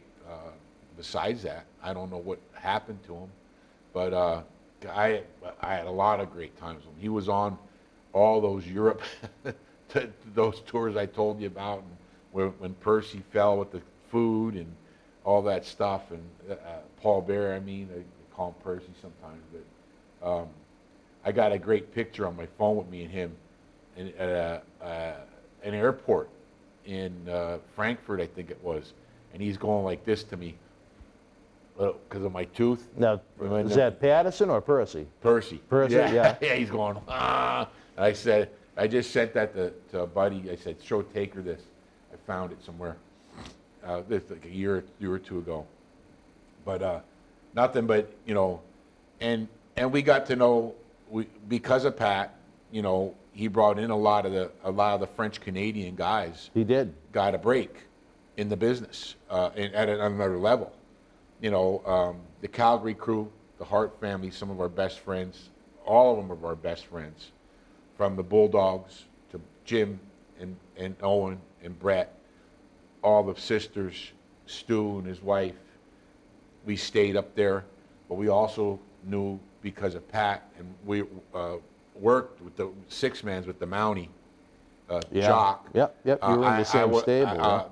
Raymond had gone on to, he was the French-Canadian commentator. When Still there now? Oh, he is? Oh, yeah. Wow, he's been there It's a hell of a run. He's been there 30 years doing that thing.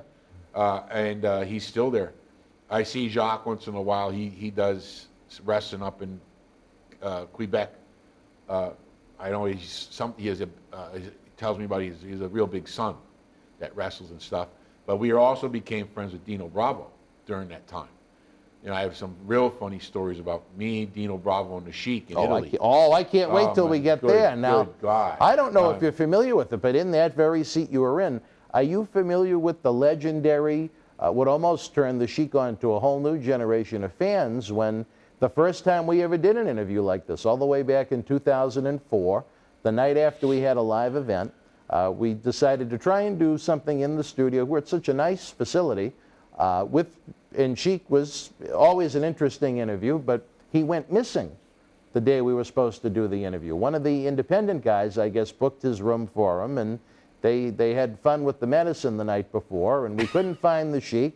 Sheik showed up several hours late with no teeth, yelled and screamed and spat on me, and he would describe humbling, and I really wasn't sure what that meant at the beginning. I know. I've heard that.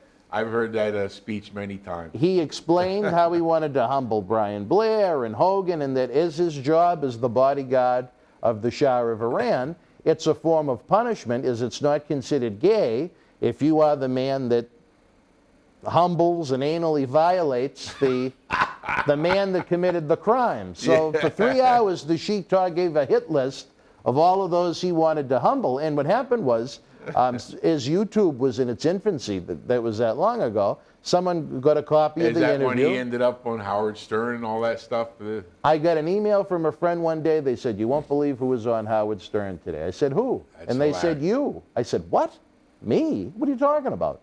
They said, "They're playing clips of the Sheik talking about raping Brian Blair." I said, "Get out of here." I looked at the views on our website, which might be 300-400 a day. It was up to 17,000. It's almost like what Marty did for you here. Just in a completely different way, though. Yeah. There's no murder that I know of that took place with the Sheik, but just a lot of anal violation and intent of anal violation. Yeah. I heard that interview done many times. It was crazy. It's been seen by millions of people on YouTube. It's been heard by millions on Howard Stern. I just wish we sold millions. But from the first day in the 80s when we met the Sheik, we had instant respect with him, and we didn't even realize it, because his first words were, "I'm the coach of your coach," and which is true. Yeah. The Sheik was the real deal. When he came after with the Shah and fled Iran, he was an Iranian Greco-Roman champion, and he came to University of Minnesota, and Vern Gagne was totally into that type of thing, and that style of wrestling in Minneapolis is all about that. And I don't know if you heard stories from even Larry the Axe Hennig to Ric Flair to Ricky Steamboat, what that camp going through Vern Gagne's training camp was like. And me and Knobs went through that. And Brad Reagans was our coach. And Brad still is one of the main reasons we had made it in the business, because he took care of us, and we were me, Knobs, and one other guy were the only ones left in that camp after a few weeks. Wow. You know what I mean? That it was brutal. The worst thing I was through ever in my life. Really? Yeah, that's how it was. And I could go on and on about that. But the Sheik knew that we lived in Brad's basement. We made it through the camp. We drove the rink truck for almost close to a year. Yeah, he drove the AWA ring truck. The Sheik drove the rink truck. Larry the X-Hennig drove the rink truck and refereed. Go figure that.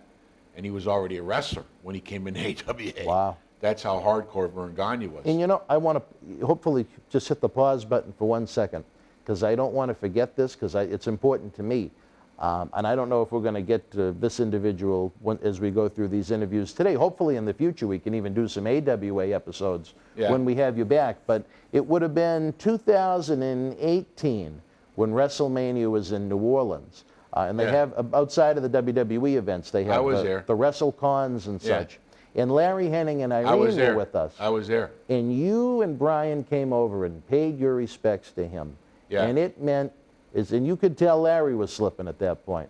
But even then, it meant so much to him. He had tears in his that eyes. you guys came over. And Irene, you talk about if you were going to create a movie and cast the perfect Mrs. Santa Claus, it would be Irene Hennig. Sweet woman. One of the nicest human beings I've ever met. I Irene did not Hennig. know that you're the same. You brought them in. I had no idea. That was the last thing Larry ever did with wrestling. And I'm so glad we did it. Ellie, Jim's, DeAmble's wife, came and talked to me a long time. And I go, "Where's Jim?" He goes, "Well, he signed it." So she walked us over. And I said it, and she said that Larry was, because I made it a point to come see them, because Larry and Kurt's mom knew. And I also talked to his son a lot. Mm-hmm. I just gave him a drunk voicemail the other night, funny one, but we did go over there, and it was hard. It wasn't easy, because that's one of the first times I've seen both of them since Kurt's funeral. Oh, really? Yeah, Wow. I haven't seen them. That's a long time. Because we really until last year about this time. Ken Anderson ran Minneapolis, and we got to go back to Minnesota. But since we left there, except for when we went back with WCW or WWF, we didn't get back much, where we broke in the business. So I was just glad. It was almost like we talk about me and Gene. I got to see the acts and spend that time with them, and Kurt's mom, before he passed, because it was right after that. I don't know how long, but it was not long after that. He passed the same day as my grandmother did. Yeah. Which was kind of odd too. Yeah, it was December of 18. Yeah. But it was really nice. Not just you, but I remember X-Pac came over, Bill Eadie and Barry Dasso came over. Well, and it was relatively... Barry was a Minnesota guy, and really close with Kurt too. Bill's a great guy. Bill and Barry are great guys. Love them. Good friends of ours. They're greatest guys on earth. X-Pac was close with Kurt. He was a Minnesota guy too. And he lived there. Yeah. But I actually met X-Pac. I think he was from St. Pete. He trained with Malenko. Boris Malenko, right? The first time I met him was the Sportatorium. Oh, okay. We were doing a show, and he was with Brett Sawyer. Okay. And he was, I think he was 15 or something like that. And he started training and messing around. I mean, he said he's training for wrestling. He's bigger now, but at that time, a 15-year-old kid, I go, holy shit, he was a small little guy here. He was slight. But I mean, it's 15 years old. I think that's how old he was. Really young. He wasn't really a kid then. And Brett Sawyer said, we said, hey, nice to see you. Good luck and all that at the Sportatorium. We were wrestling there for Florida Championship Wrestling. That was probably, I don't know how old he was. He's now, but that was maybe in 88, 89 when we met him. And I know that he moved and was tight with Kurt too. So I know they did their bit together. So, another sad deal. It was my daughter's birthday. That's why I remember the date. Of course, February 10th. And I brought when Kurt passed in and we were 03, yep. running. We were. Kurt called us all that night, but for some reason the guy that ran it put them all. We were all in Pinellas County across the bay. Mm-hmm. Put Kurt up on the opposite side of the fairgrounds, which is probably an hour and a half from where we're at. If he would put him by the airport, I was right in that time in Safety Harbor, right across the other side of the bay, 15 minutes away. But it was real far, so we said we'll see it tomorrow. You know what I mean? And then when I had my family because of the fair, my wife was going to take the kids while we did our show stuff all day, and take them through the fair while we were there. And I pulled up and see one of our good buddies that I don't know if you remember them guys, was Jim Price and Schaefer. They did like a gimmick as the bowlers, and Kurt took them under their wing. They were in camp when we were already going after in WCW, and we see him when we come through Minnesota. We got to know him, but I see his name's Jim Price that was with Kurt all night that night, and he left and went home crying as I pulled up to the fairgrounds at the Tampa Fairgrounds, and my family's in the car. I roll the window down. I go, Price. He walks up slow, bawling his eyes out. I go, what happened? What's wrong? He goes, Kurt's dead. And I went, I knew he wasn't kidding. I almost had a heart attack. My wife started crying. You know, it's like you're up. It's my daughter's birthday. They're going to go to the fair.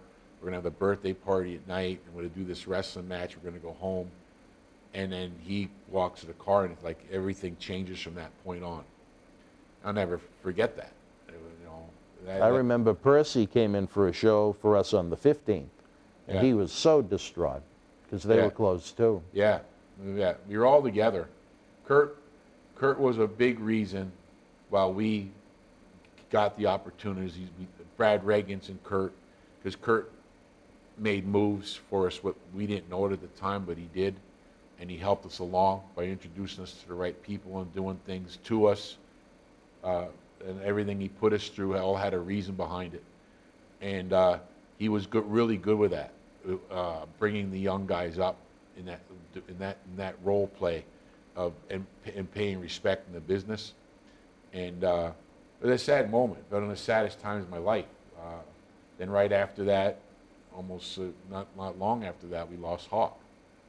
You know, he was 03 too, yeah. Yeah, and we're talking about very close. I mean, Hawk lived. He didn't live in Minneapolis no more. I knew his wife Dale that he remarried, and they lived on right by Luke on Indian Rocks Beach. There, we were talking about where I met Pat the first time. Right on that area, there was an area that was back in the '90s. We called it Bushwhacker Beach, and Hawk and Brutus and the Bushwhackers. That's guys we'd all meet, and it was basically right on the beach on the ocean. We called it Bushwhacker Beach. It was a meeting place to party. And we'd drink and party all day, then end up going to Krabby Bill's, and who knows what happened after that. You know, you'd walk back home after 3 days of being awake as a zombie. The good old days, ask Luke when he comes on about Bushwhacker Beach. But oh, definitely, yeah. But that was a bad year for friends. For losses. Yeah, close. Hawk Boss Man passed away, I think, in 03. Me and Hawk were ready to do like a little radio show. Me and him together, and Niles was some other thing he was up to. I think he was with Hawk's show or something. But me and Hawk were hanging. He'd call me in the morning. It was tough, very tough.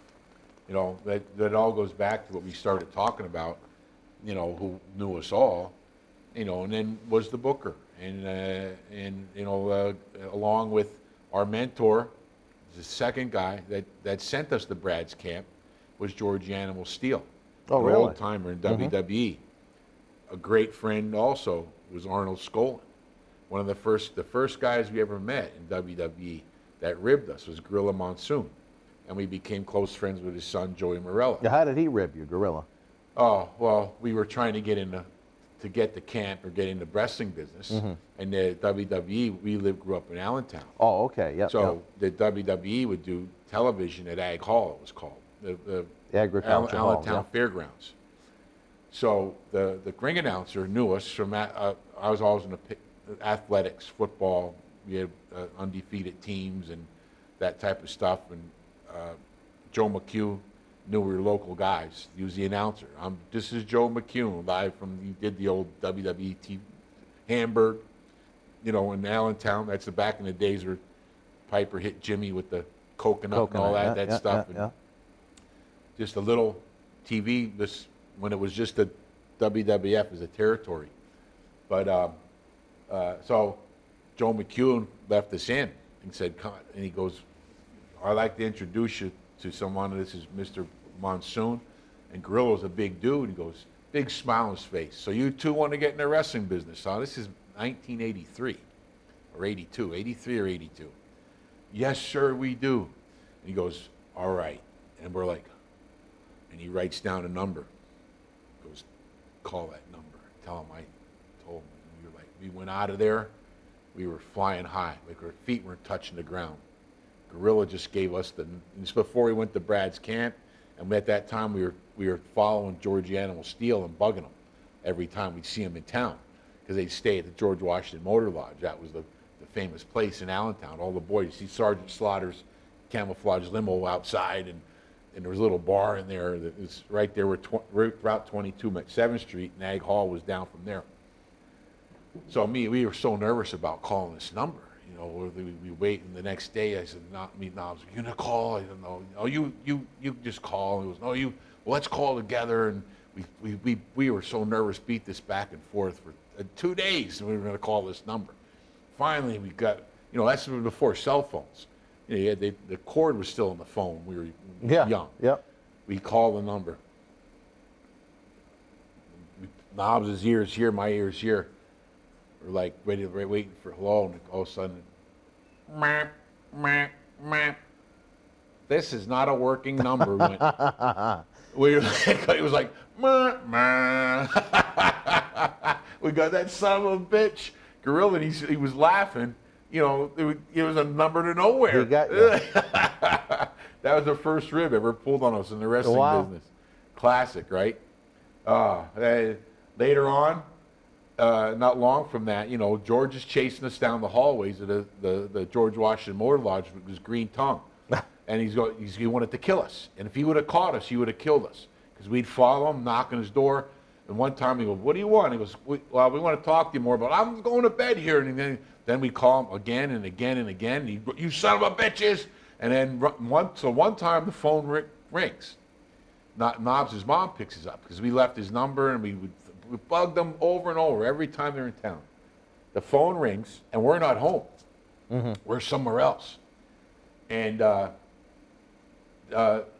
we get back, and Knobs' mom goes, "George Animal Steel called. He wanted you to come down right away." And we're like, "What?" We missed it by hours, not knowing. The next week, we got with him. He goes, "You two are lucky. You didn't show up." He had Bob Orton, the Sheik, and Jimmy Snuka waiting for jump us. Really? He goes, "These fuckers won't leave me alone." They were gonna have the Sheik stretch us and stuff. You know what I mean? Old school way. To teach us a lesson. If we would have came up, they were going to get us at the hotel, because we were bugging the shit out of them. So George goes, "I'm tired of you two bothering me. If you're serious, and I'm telling you, if you're serious, there's only one place to go to make it in the business. If you want to prove yourself, you think you got it." And he goes, call Brad Reagan's at Vern Gagne's training camp. And he gave us Brad's number. Wow. And we went, and we were so serious about it. We were trained with our hometown buddy, Matt Millen. And he just left Penn State and won the Super Bowl with the Raiders. He's a captain of the Raiders defense. He ended up with 4 Super Bowl rings. Wow. He's best friends with Howie Long, commentate all the years. He was our hometown guy. We went to high school together. He was a couple of years older than me and Knobs. His brother was our age. So we had Matt Millen, out of that thing, call Brad. when we all were together in a room. And we were at Matt's house. He had a gym, a Raiders gym at his house, because he won a Super Bowl with the Oakland Raiders and the LA Raiders. They went back and forth. Then he went on to San Francisco, won a Super Bowl, and his last one was with Washington, the Redskins, which ain't the Redskins no more. What are they called? The so Washington Matt football called, team? Yeah. Matt Millen called Brad, and then we said, "Hey, Brad," he goes, "Hey," and Matt, they talk, goes, to make sure we got a square deal, that we weren't getting ribbed again. But Matt talked to Brad for an hour, and then we were all set up for the camp and everything, and Matt hung up, and we go, "What's wrong?" And Matt looked at us real serious. He goes, and we were about Miles was maybe 320. I was maybe under 295 pounds at that time. I had my max bench in college was maybe 520 pounds, a lot back in the day. Wow. We were working out hard, heavy, in the gym. Matt Millen looked at us and goes, after talking to Brad, he goes, "You two need to be in better shape." Like we went, "What?" We were working out, and he said, "No. Don't worry about your muscles right now. You're big enough. You need to get in cardiovascular shape." Because what Brad said, you got coming to you, you're not going to make it if you're not in shape. So then we started running, and still, no matter what we did, didn't prepare us for that thing, because a 2-mile run in the morning, and then you're married to a log, a 180-pound log that you had to do squats with. Oh, jeez. And flip the log up and down. A log, a tree. Yeah. And then not long after that, because we were up at 5 in the morning, and we were on Olympic mats, doing 60 arm drags, 60 hip tosses on Olympic mats. Wow. Back and forth, round robins, amateur wrestling, and by noon, you were swallowing on the concrete by the shower in puke, throwing up, shaking, and convulsing. And as time went on, every day of that torture, all these bodybuilders and these guys, because the thing of the muscle, they were crying, crawling out of there. They would never be seen again. Never be seen again. And then, and that back in the day, Sheik and Brad would suplex those guys through the shower. They were showing up by the hordes. We can make it wrestling, and Vern Gagne would weed them out right away. You know what I mean? Because bodybuilding did you wrestle? Never. Were you a football player? No, we're bodybuilders. They would light them up. I seen them crying like babies. That it was bad, very bad. And I had 3-a-day football behind me. I had amateur wrestling behind me. Knobs just got out of basic training. Oh, really? And he was in the Army, and it didn't touch that. Wow. We didn't get off those Olympic mats for almost 7-8 months until we earned the right to put that ring up, and it was a big deal. But on them Olympic mats, when we were swallowing our puke and crawling, then Vern Gagne, Billy Robinson, and that would show up and go, "So you want to wrestle?" And we were like, he couldn't move, and they would get down the mat and do the Stu Hart to you, and then stretch you, submission holds for an hour at a time, one after another. "Do you want to quit?" And you're screaming. "No, you want to, why you quit now? You can take you," Stu Hart called it, "take you to the mountaintop, to the threshold of your pain, where you either leave and quit, or the next thing, one more quarter inch, your arm's going to get snapped, or your knee's going to get dislocated. And you just take it and take it. And you couldn't do anything because you were jellyfish, for what Brad put us through. Just did round robins for 2 hours, hip tosses, arm drags on the mat, 50, 60 at a time, 500 squats. Wow. And a lot of them with a log, where you squat with it, you couldn't even walk. To go to the bathroom, I remember we were living in Brad's basement. You couldn't sit down on a toilet. Your legs wouldn't bend. They were so sore and thing. You were screaming, crying. You'd have to fall back onto the tank with your legs stiff to get to sit on a toilet. It was very bad. That's what that was like. And George Steele sent us there. Later on, and then we ended up with Kurt. Later on, in life, after Kurt's gone and everything, somehow me, Ricky Steiner, and Knobs ended up on the tour of Nova Scotia together, and we drove together because we were tight. Us and the Steiners became tight after we did that. It was a historic bonding. Ole Anderson threw it in place on a whim. But when we meshed, and it got over huge. And we were bonded for life after we did that run with the Steiner brothers. We ended up with Ricky. Ricky was older than Scotty because Scotty went into was trained different. Went in with Jeff Jarrett, and they became buddies. Ricky was an amateur. They were both amateur wrestlers at the University of Michigan. George Steele George sent me to Brad's camp. He approached me because George, you would think, why are these guys listening to a guy that chased Miss Elizabeth around and ate turnbuckles? You know what I mean? You never had to take a bump with it, but it was a huge gimmick. The whole Cyndi Lauper, the whole big thing, it was huge. We didn't have to do nothing, just act that out because he looked that part so much. But he was a very smart man. He was. Very smart man. Ended up wrestling a football coach in Detroit, school teacher. He approached and Ricky Steiner said, when we get into wrestling, you need to go to Brad Reagan's camp. And Ricky went through it. He was in the camp with Leon, after Kurt and Ricky Steamboat and all them. The next camp, I'm talking about Van Vader. Vader, because we had to wrestle Vader. After that, he was already a class or so ahead of us. But Ricky was already down in WCW. But Kurt got him too. And there was an infamous story that, where Ricky was almost an inch of his life. Somewhere North Dakota, Kurt locked him in the car, like 17 below zero. Oh, God. And he woke up frozen. I don't know how he saved his life, but he woke up after sleeping a day in the car, but probably like infants do to survive, But the same thing, and we were like talking about it, and it was like how our, careers were sort of the same. Him coming out of a, great amateur wrestling career at Michigan, and George sending him to Brad, and after us almost getting murdered by George, and from chasing around and ribbed by Gorilla, we ended up at the same place. So back to Pat and back to the Sheik. When we arrived and met the Sheik the first time in the 80s, Sheik actually came up to us and said, "I'm the coach of your coach." Serious like that. And from that time on, it was me, Knobs, and the Sheik with either Sid or Mike Rotundo.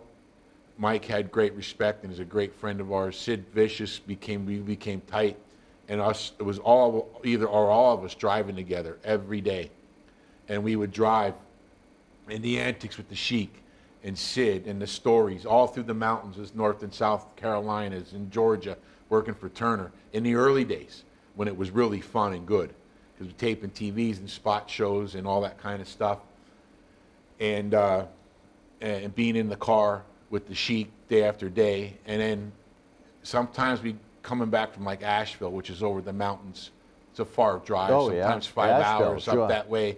In Knoxville, up to Johnson City, we'd get back into town, and the Sheik would call his wife. She's a Minnesota girl. Carol. Carol, he's a great woman, and he called Carol. This is at 2, 3 in the morning, and Sheik would call, go, "Hey, honey, Bubba, I had to bring Nasty Boy home. Maybe shish kebab? We come? Okay, love you." And Sheik would, thing like on the pay phone from the gas station or something. Go, "We go eat." And so we get there 3:30. We drive all night in the morning. We come into Sheik's house in Atlanta, and beer's out, and there'd be a big tray of food mounted with rice, shish kebab and hummus, the Middle Eastern that Carol learned to make, along with some, mixed in with some of the like Minneapolis food that he liked from there, and the whole table was filled with food. 3:30 in the morning. Wow. And we'd eat and drink and laugh at Sheik's house with Sheiky Bubba until the sun would come up. And then in the morning, the sun coming up, you look, there's Sheik out in the back thing with his clubs. And he's twisting his thing, and he got the clubs going. He's out in the back porch, and he's doing these things from and he told us stories that he never told anybody else. I sort of got upset with them kids, the two guys from, they did the thing for Netflix. Oh, they make me sick. Them Oh, two guys. I'll tell you a story about the time me and the Sheik got stuck at their house in Toronto. Well, wait, let me finish Oh, go first, ahead. because they upset me because we were on a show and Sheik purposely asked for us to be part of the show. Mm-hmm. So we were doing a loop. We were with Jim Kelly's golf tournament. We went over to the Niagara Falls Comic Con. We had a couple spot shows up through Toronto. Would you guys come? We said it's for the Sheik.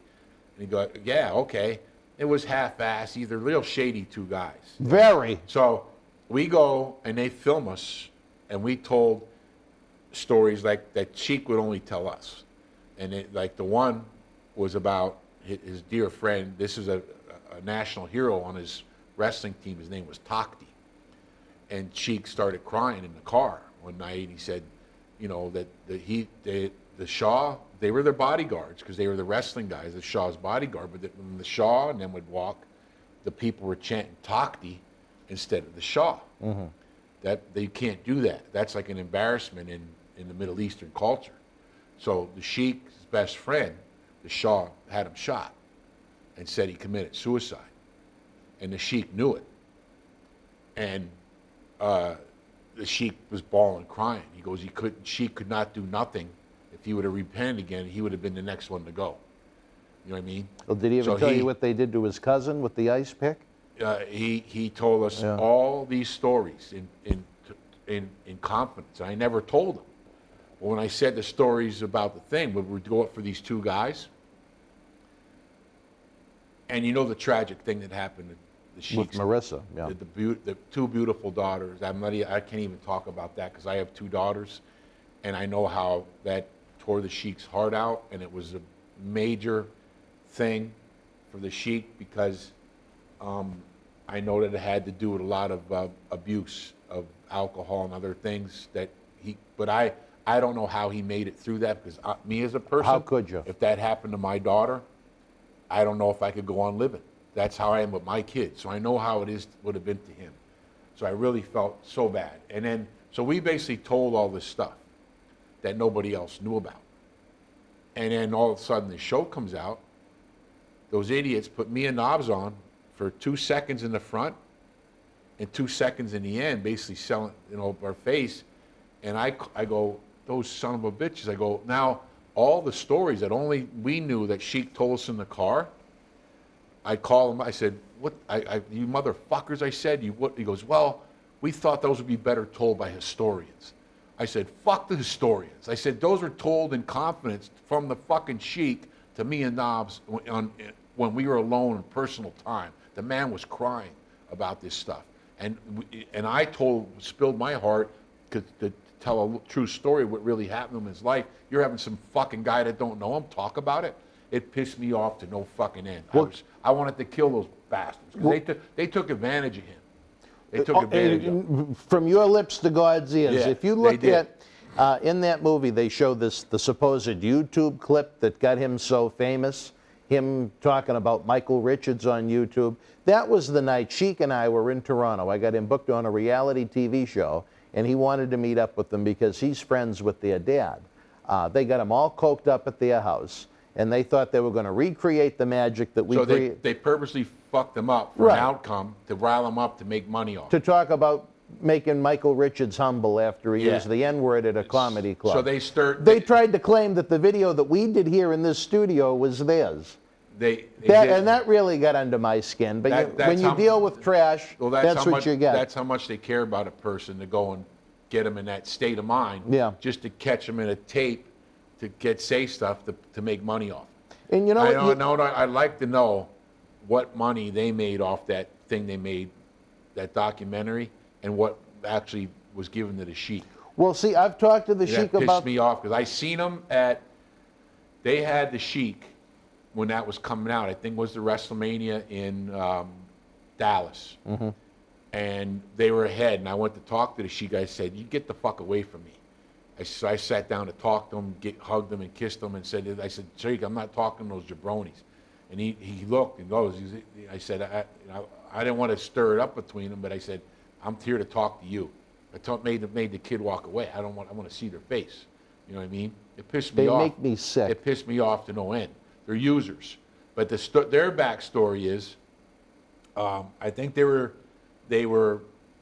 their father or somebody lived at the same time when that was all going on and had acquaintance with them in Iran. Yeah, they were very they were very good friends. But these kids took advantage of that situation, okay?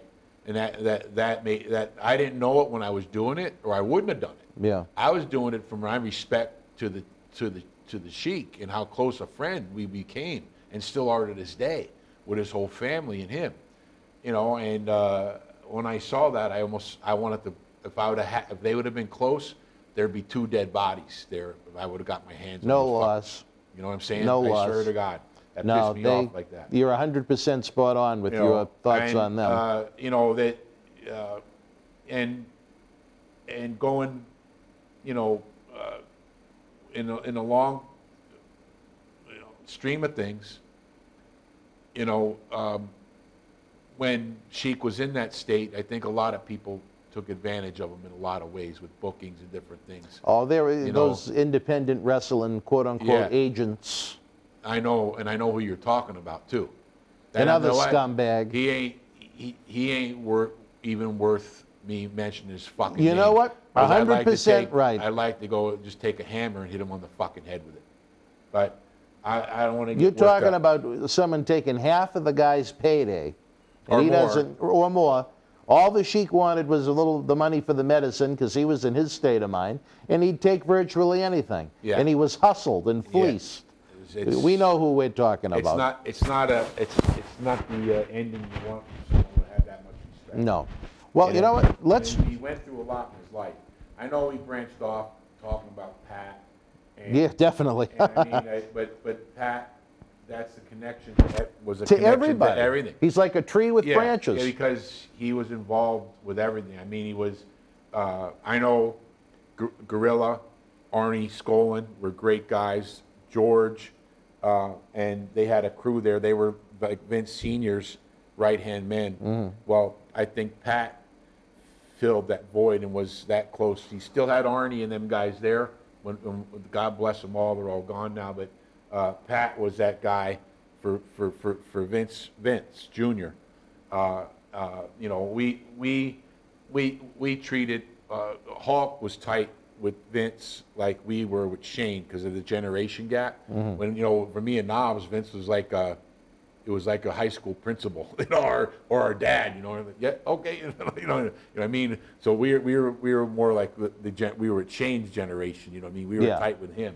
So, but I know the influence and that booking style and what Pat ran in those early days, and those were times that'll never be again. No. The wrestling business, as we know it, is no more. It's no more. It's there, but it's all become, all the companies that are out there, it's just become television production and pay-per-views. And them same guys I'm talking about, I just told another, I think I was at Rob in Philly, I did an interview, and the same guys that I'm talking, George and Gorilla, and I'd listen to them talk, and they say they saw this boom, but they were young in the business after the Gorgeous George era, 13 channels of TV and oversaturation of wrestling on television. Now there's 700 channels on TV, 5 companies putting a lot of content out there, and they would say, things are, when the end is when, not the end, but the business has changed, or it's never going to be the same after when it comes down to pay-per-views and television. I go, back in the 90s, what are you guys talking about? Well, you don't realize it when I think about it, and I go, what did it come down to? Pay-per-views and television. They saw that because they came off that tail end of the dip after the Gorgeous George era. When you're oversaturated with 13 channels, now there so many cable companies that need content. You just got to keep making TV and rewriting for the same people and over and over. I'm glad to see that there's more companies, because the worst thing I think that happened to the business was the descent of WCW. Not only was, Turner needed content, was a great boss. He needed content for his television stations, and he loved wrestling because wrestling drew all his viewers from CNN to TBS to Headline News. Everything he put out was all drawn in the Southeast by putting wrestling on those shows. Wrestling and Andy Griffith. And it's still and it's still used to this day by the WWE and stuff. They can use it as a giant leveraging piece, because if you want to get a cable station over, put a wrestling show on. They go get on the wrestling show, and then the shows before it and after, then they glue to them and they grow. You know what I mean? And it's a proven fact. You know what I mean? Wrestling's been used in that way in television since its conception. Right, since its infancy, way back when there were 3 channels, when they were on the Dumont network, taken out of Chicago, when TV first came into existence. I remember seeing the original Saturday morning and growing up in Whitehall is a suburb of Allentown, the morning TV show thing. It was with the backdrop, Piper's Pit, with the with the banana and the coconut with Jimmy was the biggest thing. And that was a hot angle. Then when Jimmy down this, because Knobs used to run buses down to the Spectrum. Oh, did he? 15. You know what I mean? He forged his mom and dad's name and rented a bus and sell tickets. He was like his own little promoter. Oh, wow. He'd go down to Spectrum with a keg of beer in the bus. And then when Jimmy jumped off the cage, the whole 9 yards, with Morocco, all the guys, and Baron Cicluna and Dominic DiNucci, all them old time, names that kids wouldn't even know today. You know what I mean? It was nuts, crazy. The Spectrum was a great building. Yeah. Great building. Great revenue. Great building, great city. And that's another thing I don't like seeing is the old, I know it's progress, but some cathedrals are sacred. Like the old Boston Garden. The Boston Garden. The new one's a dump. How about Soldier Field? Yeah. I mean, I know there was the United Center, but they built that for Michael Jordan. But when we were at the Pavilion with WCW, and then we were at the Rosemont with WWF, it was a whole different monster. That was an atmosphere. It was an atmosphere. That was like Animal House. When you're in these big, new, cold buildings. It's like going to a BJ's. It's hard to pull those people in, because when you're really got the psychology and you learn the business, it's like being the maestro of the orchestra, the conductor. You got those people, if you want them coming over the railing. It's how we used to incite riots, into the people, and it can be done in the right atmosphere. It's very hard. You know what I mean? I know it was fun, like for Wembley Stadium, that kind of thing, but it was such a different deal. I compare it to probably almost like what the kids are doing now with these TV screens, and they got to put on a show, with nobody there. With no one there. When we were young, there was only 50 people in Florida, and then with the little spot shows we did, and that's how you learn. Right. But I can imagine, as you grew into the business, learned the psychology and knew what to do, how to do it, to make people do and yell and scream and want to attack you and stuff. It's the bigger the building, the harder it is. You know what I mean? But we still got the job done, but there was nothing like those old... Different atmosphere. The Garden. I mean, I took in Pittsburgh, I did it in Boston too, and almost got killed. I think we wrestled Owen Hart and Coco Beware in Pittsburgh. And some kid had penguins. He was over the railing throwing. I went and snatched it off him, and I put it like this, and people are like, he's going to hold up that jersey in the ring. You know what I mean? It was a wrestling Coco and Owen Hart. And I took the Penguins jersey. Now, the Penguins are what's the Pirates, the Pittsburgh's team? The Pittsburgh Pirates for baseball. No, hockey. Penguins. The Penguins. And then Boston is the Bruins. The Brewers. So I did it. I did it first in Pittsburgh, and I took it. and the people think this. So next thing I took it and I pulled Knobs' pants and wiped his ass with the jersey. Then we put it down, we wiped our feet, and here comes the people. Really? The hockey fans over the goddamn thing. The cops could have beaten them off. We were in the ring with the chairs, and then we just went right into the match. I hit Coco in the head with a chair, and we just started beating him. It was a madhouse. When I did it and did the same thing and took the Brewer, the Boston thing, because it's, you know, it's a cathedral hockey. Yeah, yeah. Same with I would never do it in Philly because it's too close to my home. We did that Broad Street Bully match. Right. The Broad Street Bullies were my heroes when I was a kid with the Flyers. But I did it in Boston. They yelled at me so much with the ass thing with Knob. Don't ever put something as wipe your ass. And so we spit on the thing and we stomped on it, and that was we were barely made out of there alive. I think we were wrestling the Rockers that night. Wow. It was insane. I mean, we had to get snuck out. There was a big wooden ramp made out of like railroad ties in the old garden up here. And you drove up that thing and would get dropped off in there, and then they would take your car down and park it. Right. I don't know who built this thing. It looked like the damn something out of Batman or something. It was a giant ramp. And you had made out to of walk these through huge the logs. concourse to get to the locker room. Yeah, but once you're in there, same as it's the Madison Square Garden, you're in the cathedral of hockey. And a lot of the hockey fans, the back in paper wrestling fans, and they had the jerseys. So once I said, that's the last jersey I'm going to decimate. The fans wanted to murder us. I mean, they wanted to kill us. The only other time we had to get snuck out was when it's Madison Square Garden. I'm almost certain it was a time it was Sarge and Macho Man.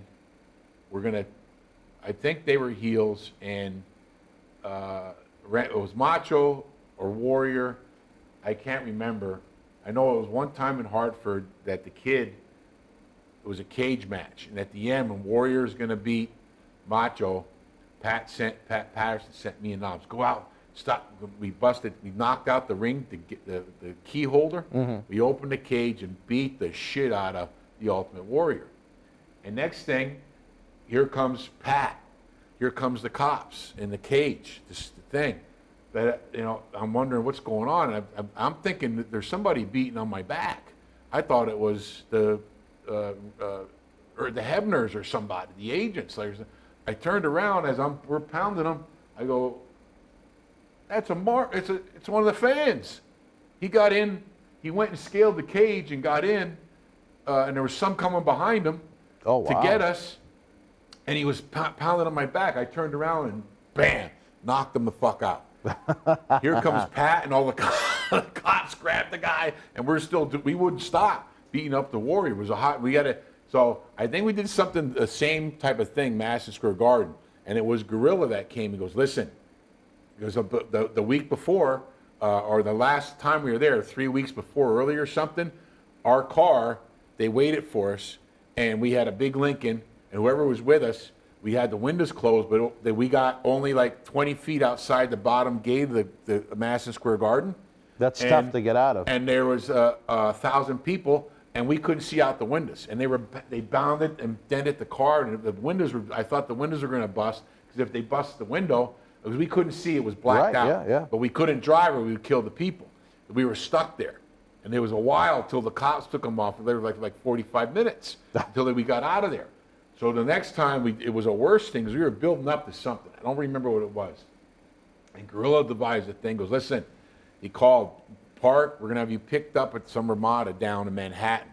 Park your car there, it's arranged. We're going to drive you in, sneak you into the building, and then afterwards, we'll get you out. And we barely made it out of the ring, whatever we did. I forgot, we did the same. It was the same building up with this Macho Man and Warrior thing. And where we attacked them, left them laying or something, but Pat Patterson threw us into the mix, which was huge for us. Yeah. There's a great match that's still on there, which we did the lead up to go for Macho and Warrior into Wembley to work on that main event. Oh, the tag match on the USA Network. Yep. Yeah, we did a tag match with them. And that was to build up the heat between Mach and Warrior, and that was filmed at Wembley over in England. That we did live TV from there across the United States, but to go into their big match at Wembley Stadium. SummerSlam 92, yeah. So this is how Gorilla got us out of there. He goes, the ambulance crew, we grabbed our bags, no shower, and we dove, goes, lay down on your stomachs and put us in there.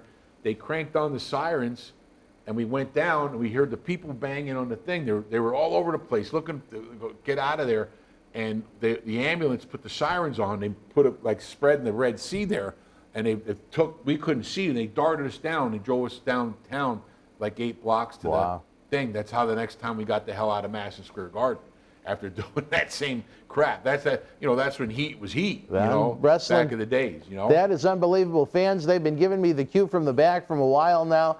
Again, we remember the Tell them to kiss our ass. Nasty boys are on here. The late, great Pat Patterson. This is for Pat and Paul. And our urn-bearing buddy from way back. We started together back with us and Undertaker, and he became his manager right there. The holder of the urn. Any final thought about the late, great Pat Patterson before we go? A man that did it his way, like his karaoke song. Oh, he had a little thing he used to do, like in the French Canadian thing. But you know what those son of a bitches did to me and Knobs? It was Pat, Dino Bravo, and I think an old timer, Angelo, not Randy's dad. Savoldi? No, one of the guys from Thing. So we go. They were all, when we get up to Montreal, they all speak French, and I said, well, how do you say, like when we were in Europe and stuff? Well, how do you say? We asked Pat and Dino. Well, how do you say hello, or how you doing, or welcome in French? And he went, whenever you see somebody, just say tabernacle. Okay, so we learned this tabernacle. We come in and go, tabernacle, and then people look at us weird. And, here, and this is years later. I never knew it until I think Jacques brought us up in 2002. We wrestled Jacques and nice guy, his old, well, not Raymond, the other guy, Frenchie. Pierre? Yeah, he really good guy, a stocky guy. Pierre Roulette? We wrestled him and Jacques during the world's their Super Bowl in the Alouettes Montreal Stadium at halftime. Oh wow! You know what I mean? I come in and tabernacle, and then it wasn't until then that somebody goes up. You know what you're saying to the people? I went, what do you mean? And this is like 10, 15 years later. After they told us this, me and Niles have been saying this to all the French Canadian people. They go, it's like, go to hell. It's a very bad, like almost the worst curse word you could say, or kill your in the language, something like that. I'm like, those son of a bitches, that fucking Pat. You were saying it nice and friendly. Yeah, and the whole time we're coming in and they're sitting there giggling, Pat and Dino and all them, and we're going tabernacle, whatever the fuck tabernacle means. They wanted to kill me and Niles for saying it up in French Montreal. Put it that way. So that's the last thing I could say. God bless them. God bless. And he'll be missed. God bless Paul and Mean Gene and everybody else. That's Rocky was just recently, and like I said, the one that, their generations are. I think Pat was 2 generations ahead of us. Rocky too. Mean Gene also was really old school, but the one that really got me and Knobs hard was Joe, Animal. Because he's not. We're going to be talking about him as the show goes on. Like I said, November 14th, he was supposed to be sitting in the chair you're in right now. Wow, that sends chills through my body. All right, wrestling fans, another great episode with one of the great superstars of this generation. More to come. Until we speak again, folks, you and yours, be well, stay healthy. And be nasty. What he said. We'll see you soon. Wrestling fans, I'm Dan Marati. And this is the man of the hour, Leo Rush. It was all over BostonWrestling.com and our social media. But Leo, brother, they got to check out some of this merch.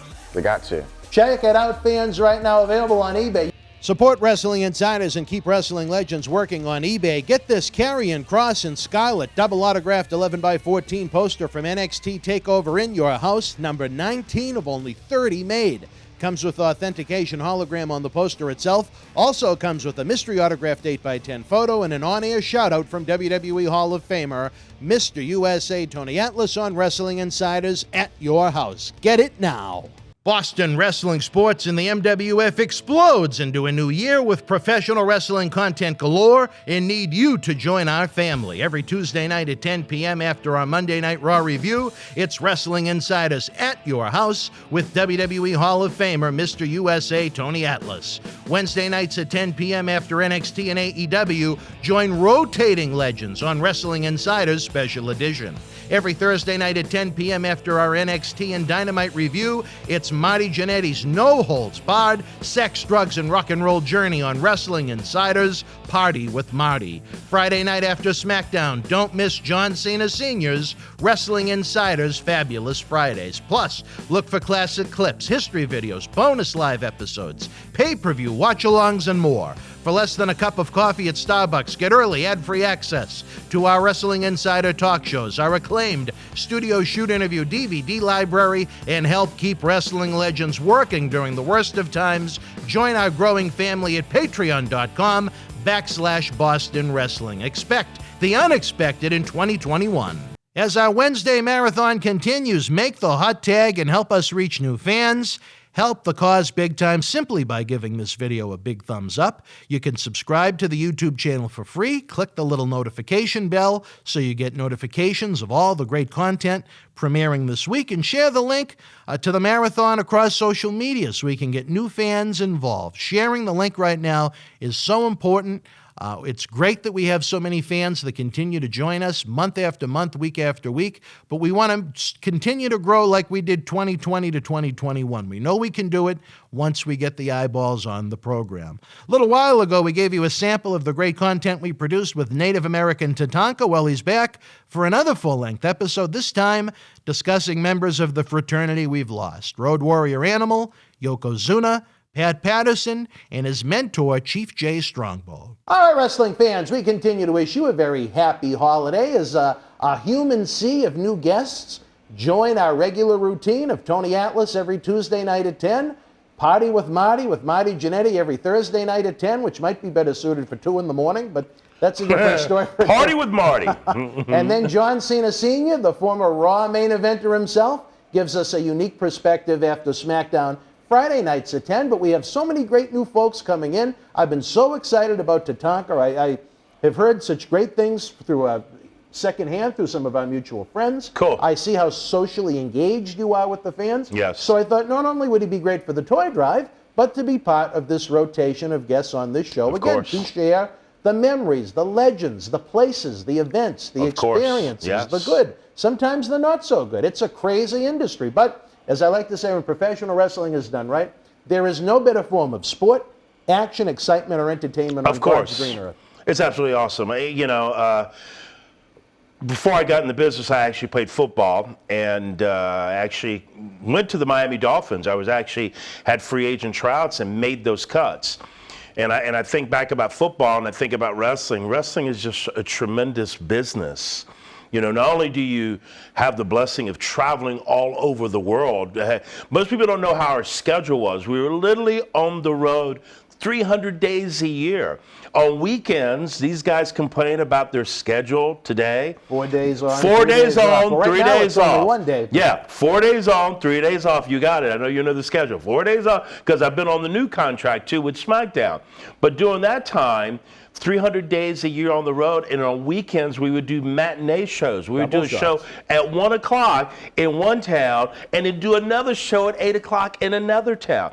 I literally wrestled about 500 times a year, not including if you were being used on TV by Vince McMahon. You would wrestle at least twice. Everyone always talks about Tatanka, the undefeated streak, the 2-year undefeated streak. Goldberg, 173-0. When we finally figured out and we started talking to everybody, actually I probably went close to like 1,000-0. Because I went 2 years that undefeated. Was 2 years, right. 2 years undefeated, And so it's you crazy. You mentioned the double shots, and then sometimes at those longer TV tapings, you'd work 2, 3, sometimes even 4 times. Oh, yes. You 2, 3 times, and you could work a 4th time if you're working the very last match, which is a dark match. Which a dark match, you got paid very well. So you wanted to be on the dark match because you got paid to the house. You know, you got a percentage of the house. And during that time, it was always sold out, always sold out. I'm very excited, too. I got 2 tremendous sons. I have 4 kids, two tremendous sons. Our son, who is 11 years old, is a 2-time Florida State wrestling champ, 2020 grand champion, meaning he won 4 tournaments in one wrestling season from 2019 to 2020. So he is dominating. He is dominating. Dominating so much that high schools were already recruiting him. He's only 11. They were already recruiting him a year and a half ago. Wow. That's how good he is. And our other son, we're talking about football, Joseph, I just found out 2 days ago before coming here, not only did he make the Hernando All-County team, but he was picked as the GC8 Defensive Player of the Year playing football. So I got 2 boys that are just dominating. No, I tell you, I saw some of those posts on social media about it. It looks like, I'm not as familiar with your son with the amateur wrestling, but I've seen the football picture post that you've put up. Yes. And it looks like he's going places. Oh, he's going places. How old is he? He's just turned 16. He's a Turned 16. junior. Okay, same age as my younger one. So Okay. GC8 Defensive Player of the Year. Wow. That means he's the best of all the defensive players in 2 different conferences in Florida where we're at. So 2 different counties in Florida where I'm at. So it's tremendous. He's already had colleges already interested. But the other great thing about him too, he has a 4.0 GPA. Wow. And this morning, before I left, our son was leaving at 6:30 this morning, going in to practice the ACTs, preparing for the SAT, so he can dominate. But he's doing a 4.0 because people are already talking to him. College is already interested in him. Are they playing high school sports down in Florida? Yes, I was so concerned about his junior year because of this crazy COVID situation. Thank God my son had his championship wrestling match, which was in February of 2020, and then that's when he won grand champion and he won Florida State wrestling champion, gold medal, but it was right February 17th, I think was the date. As you know, the next month is when COVID hit. The next month. And in wrestling, it's been very, very hard. It was all shut down, All the serious people, and I'll tell you, I don't care what you're chasing out there or what you're doing or what your career or what you're going after. Just because the world shut down, winners don't shut down. Winners find a way. You have to find a way to win, to fulfill the dream, to accomplish whatever goal. So a lot of the kids were wrestling right in their garages with mats on the floor, bringing in coaches. I've done the same thing too. We're wrestling all over, but finally we've been able to get into a lot of the MMA dojos, which they've been open and they're doing temperature checks because you can't get in the schools. The schools are shut down because of COVID. But you find a way. So we found a way with wrestling. We found a way working in MMA dojos.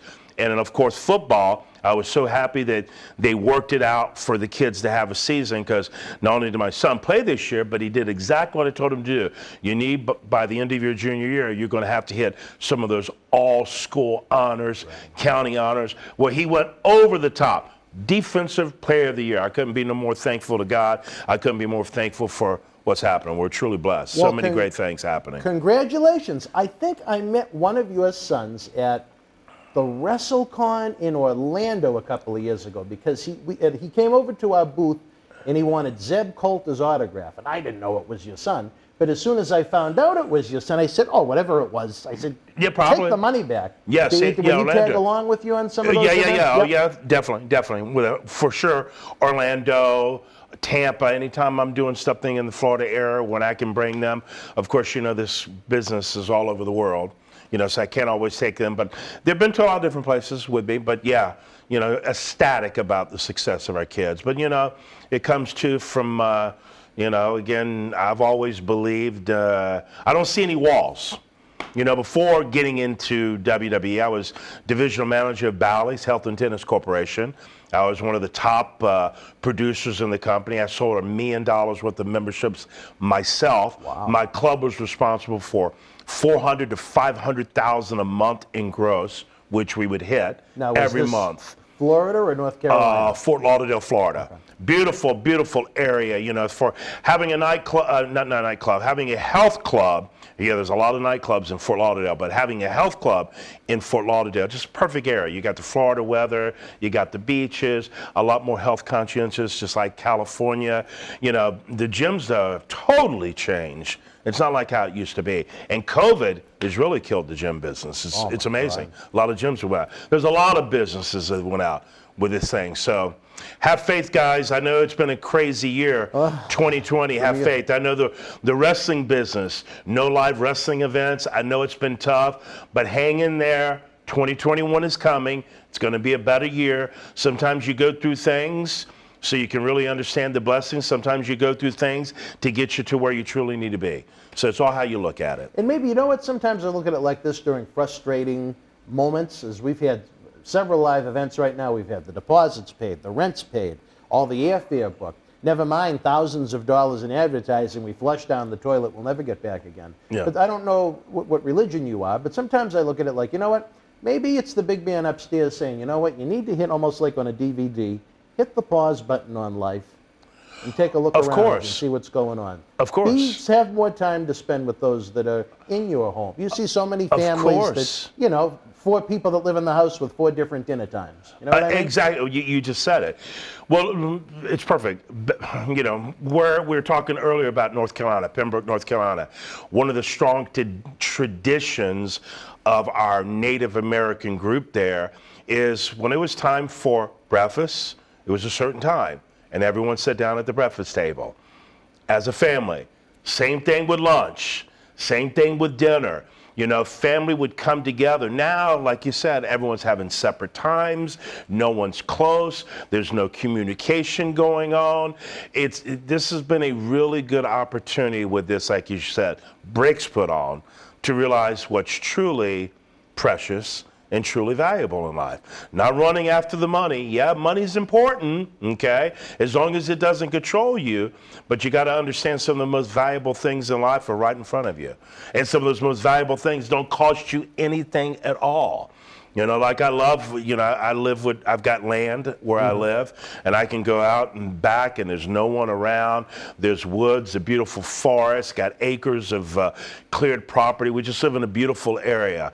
And it's just so peaceful just to look around, to see an eagle every once in a while, a lot of hawks, just to see all the creation and just see the beauty that's all around you. So many times you're running, you don't even realize all the great things right there that you can really enjoy if you just take the moment just to sit back, take a deep breath of air, and enjoy.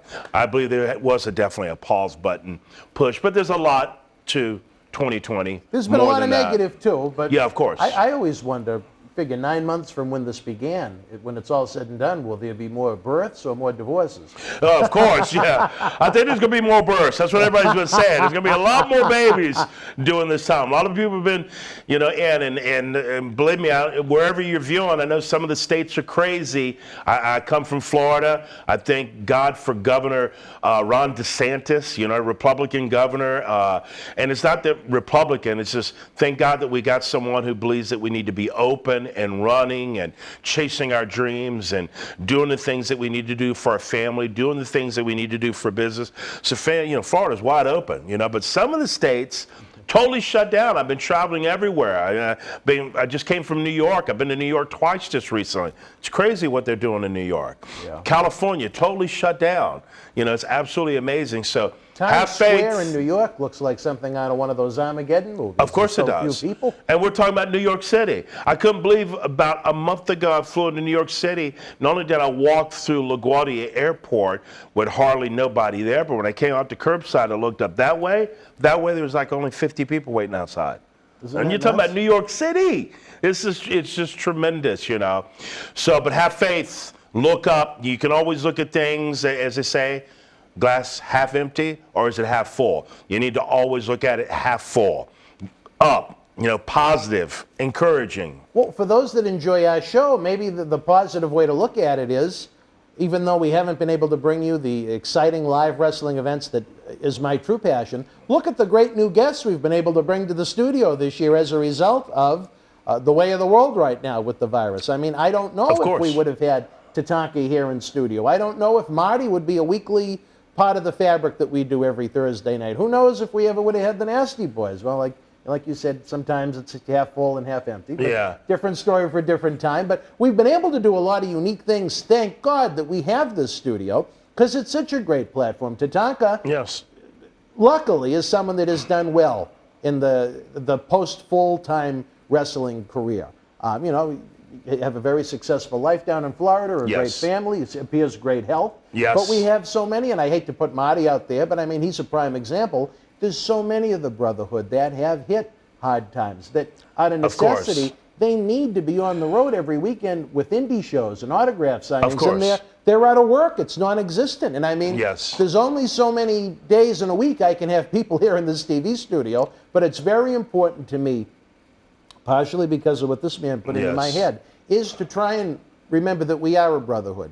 There's a course. lot of craziness that goes on. Sometimes there's professional politics that go on in Of wrestling. course. But at the end of the day, it should be that brotherhood that looks after each other. And if this studio can help these guys through some hard times, doing very easy work. I mean, you know, it's not like anyone has to get into a wrestling ring and, you know, Exactly. bump and lump and so on and so forth. You come talk, share some memories, Yeah. sign some autographs. If the restaurants are open at night, eat, drink, and be merry. Yeah, well, what I've seen, just like we were talking earlier, your ratings are way higher now with what you're doing. Yeah. I've been doing these virtual since this COVID has started.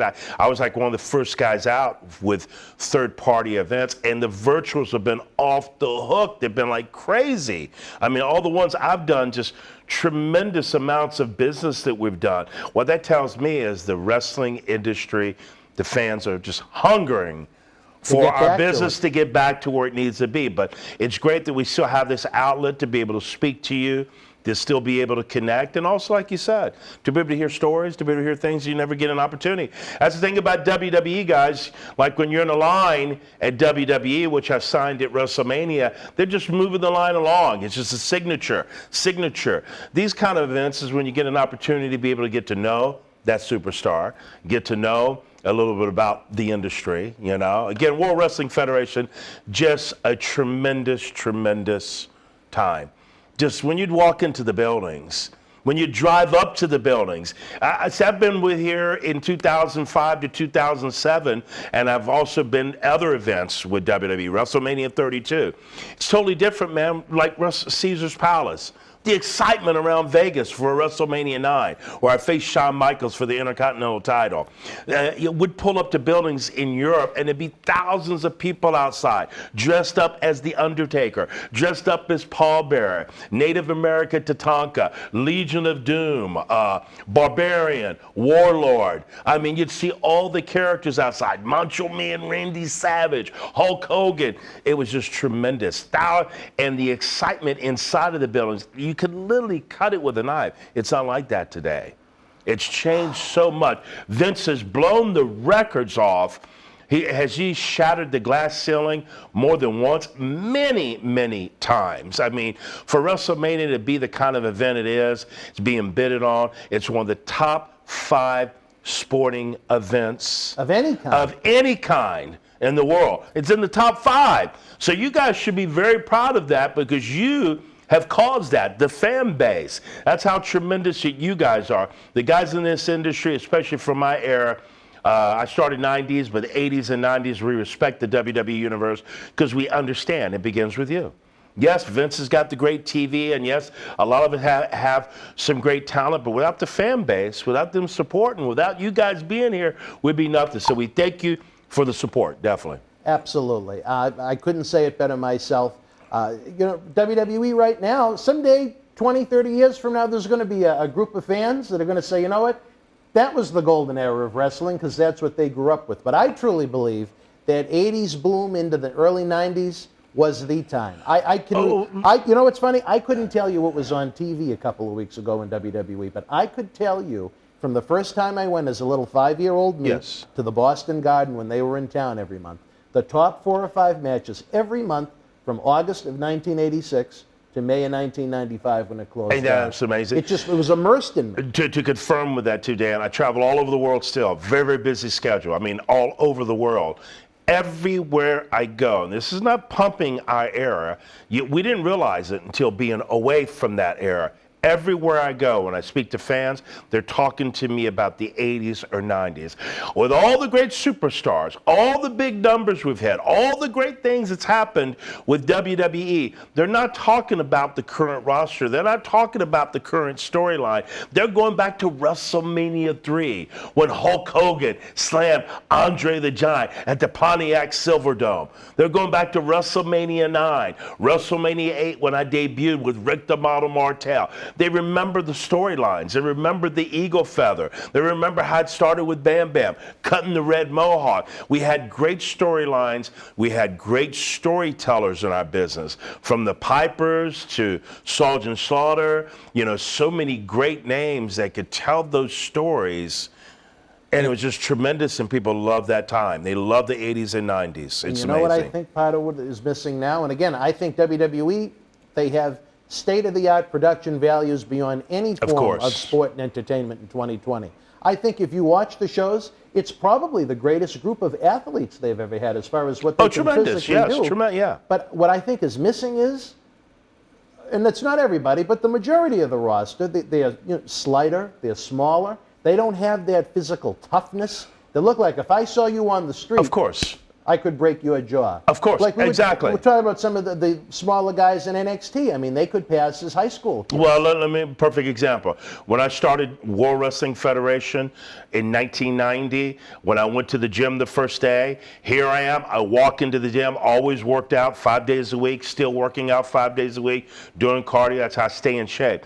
I walk in the gym. Here's Legion of Doom, okay, Hawk and Animal. They're taking 405 on the bench press, doing reps. It was singing, ka-cling, ka-cling, ka-cling, ka-cling. I look over here, here's Jimmy Superfly Snuka. Whole stack, tricep, boom, boom. Look over here, here's Ultimate Warrior, shredded. You know, here's Hogan, here's Warlord, Barbarian, Hercules. I mean, just monsters. Everybody, when I came in, was 275 minimum and on up. Now you got guys that are less than $200, less than 200 pounds.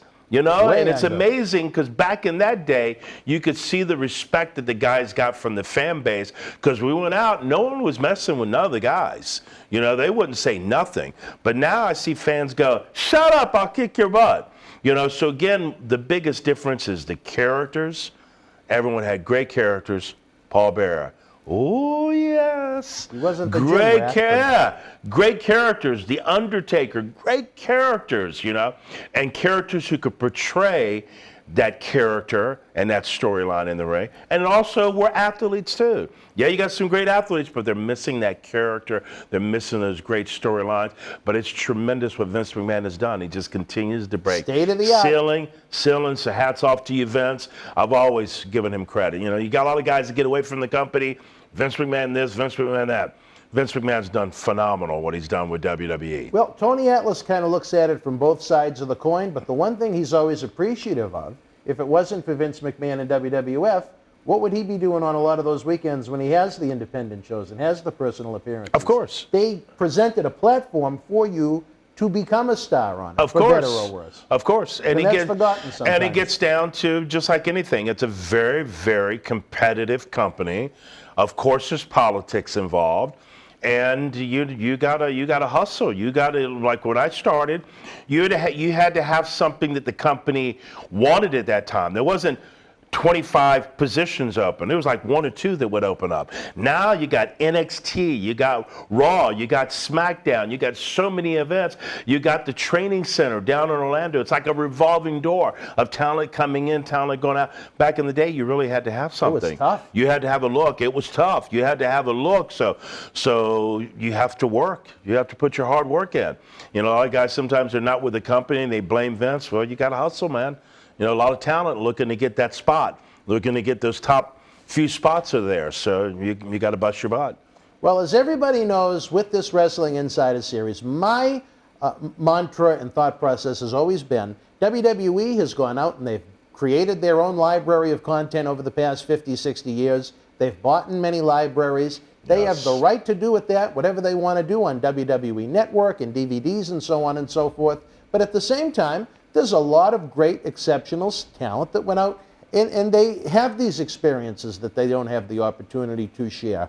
That's why I think this show is a great platform. As you know, I love to break down guys' time, particularly in WWF, because that's where most of your requests come from. But before we get to that point with Tatanka, you guys had messaged me particularly about two individual people, and I want to talk to you about that. One of which, as we're taping this, passed just a few days ago, the late, great Pat Patterson. Your impressions of the man, what he meant to your career, his involvement in what you did during your great time in WWF. Well, when I started, yes, we missed Pat. So, again, heartfelt sympathies out to the family or anybody who is part of the Pat Patterson family. But just tremendous when we started, because it's not like how the WWE is today. The WWE today, you have 20, 30 people in creative. You got all the agents. You got so many people. When I started, it was Vince McMahon, Pat Patterson, and Chief Jay Strongbow. That was it. You had Caesar, which is Vince McMahon. That was his nickname, Caesar. And you had Pat Patterson, and you had Chief Jay Strongbow. You had two wrestlers, Pat Patterson, who was that very successful babyface. He would slap the ring and rub his hands to it when it was that time for comeback. Again, fired up. It's time. It's on. It's on like Donkey Kong. You get ready to get your butt whipped. So you had two successful wrestlers being able to help other wrestlers to be able to get that story portrayed to the wrestling fans. Now you got so many people, you don't have that closeness. I mean, I remember I see the book behind me with Lex Luger. I remember when I sat down with Lex Luger, the storyline with Lex Luger, it was just Vince McMahon and myself who talked about that. Sitting down at a TV building, just me and him alone. Not 50 people, just Vince McMahon and myself. So those are cherishable times, because you're speaking with the genius himself, Vince McMahon, and you're being able to put input and just talk to him one-on-one. You don't have that. And I think that far reach is maybe the reason why, because the company's way bigger now, of course. It's a monster. Sure. So Vince McMahon's had to, he's not on the forefront, not so easy to be spoken to. Yeah, he can be spoken to, but there's so many others to speak to before them. But Pat, just tremendous. I mean, everyone knows Pat was responsible for the Rock character. I mean, what he's done in the industry is tremendous.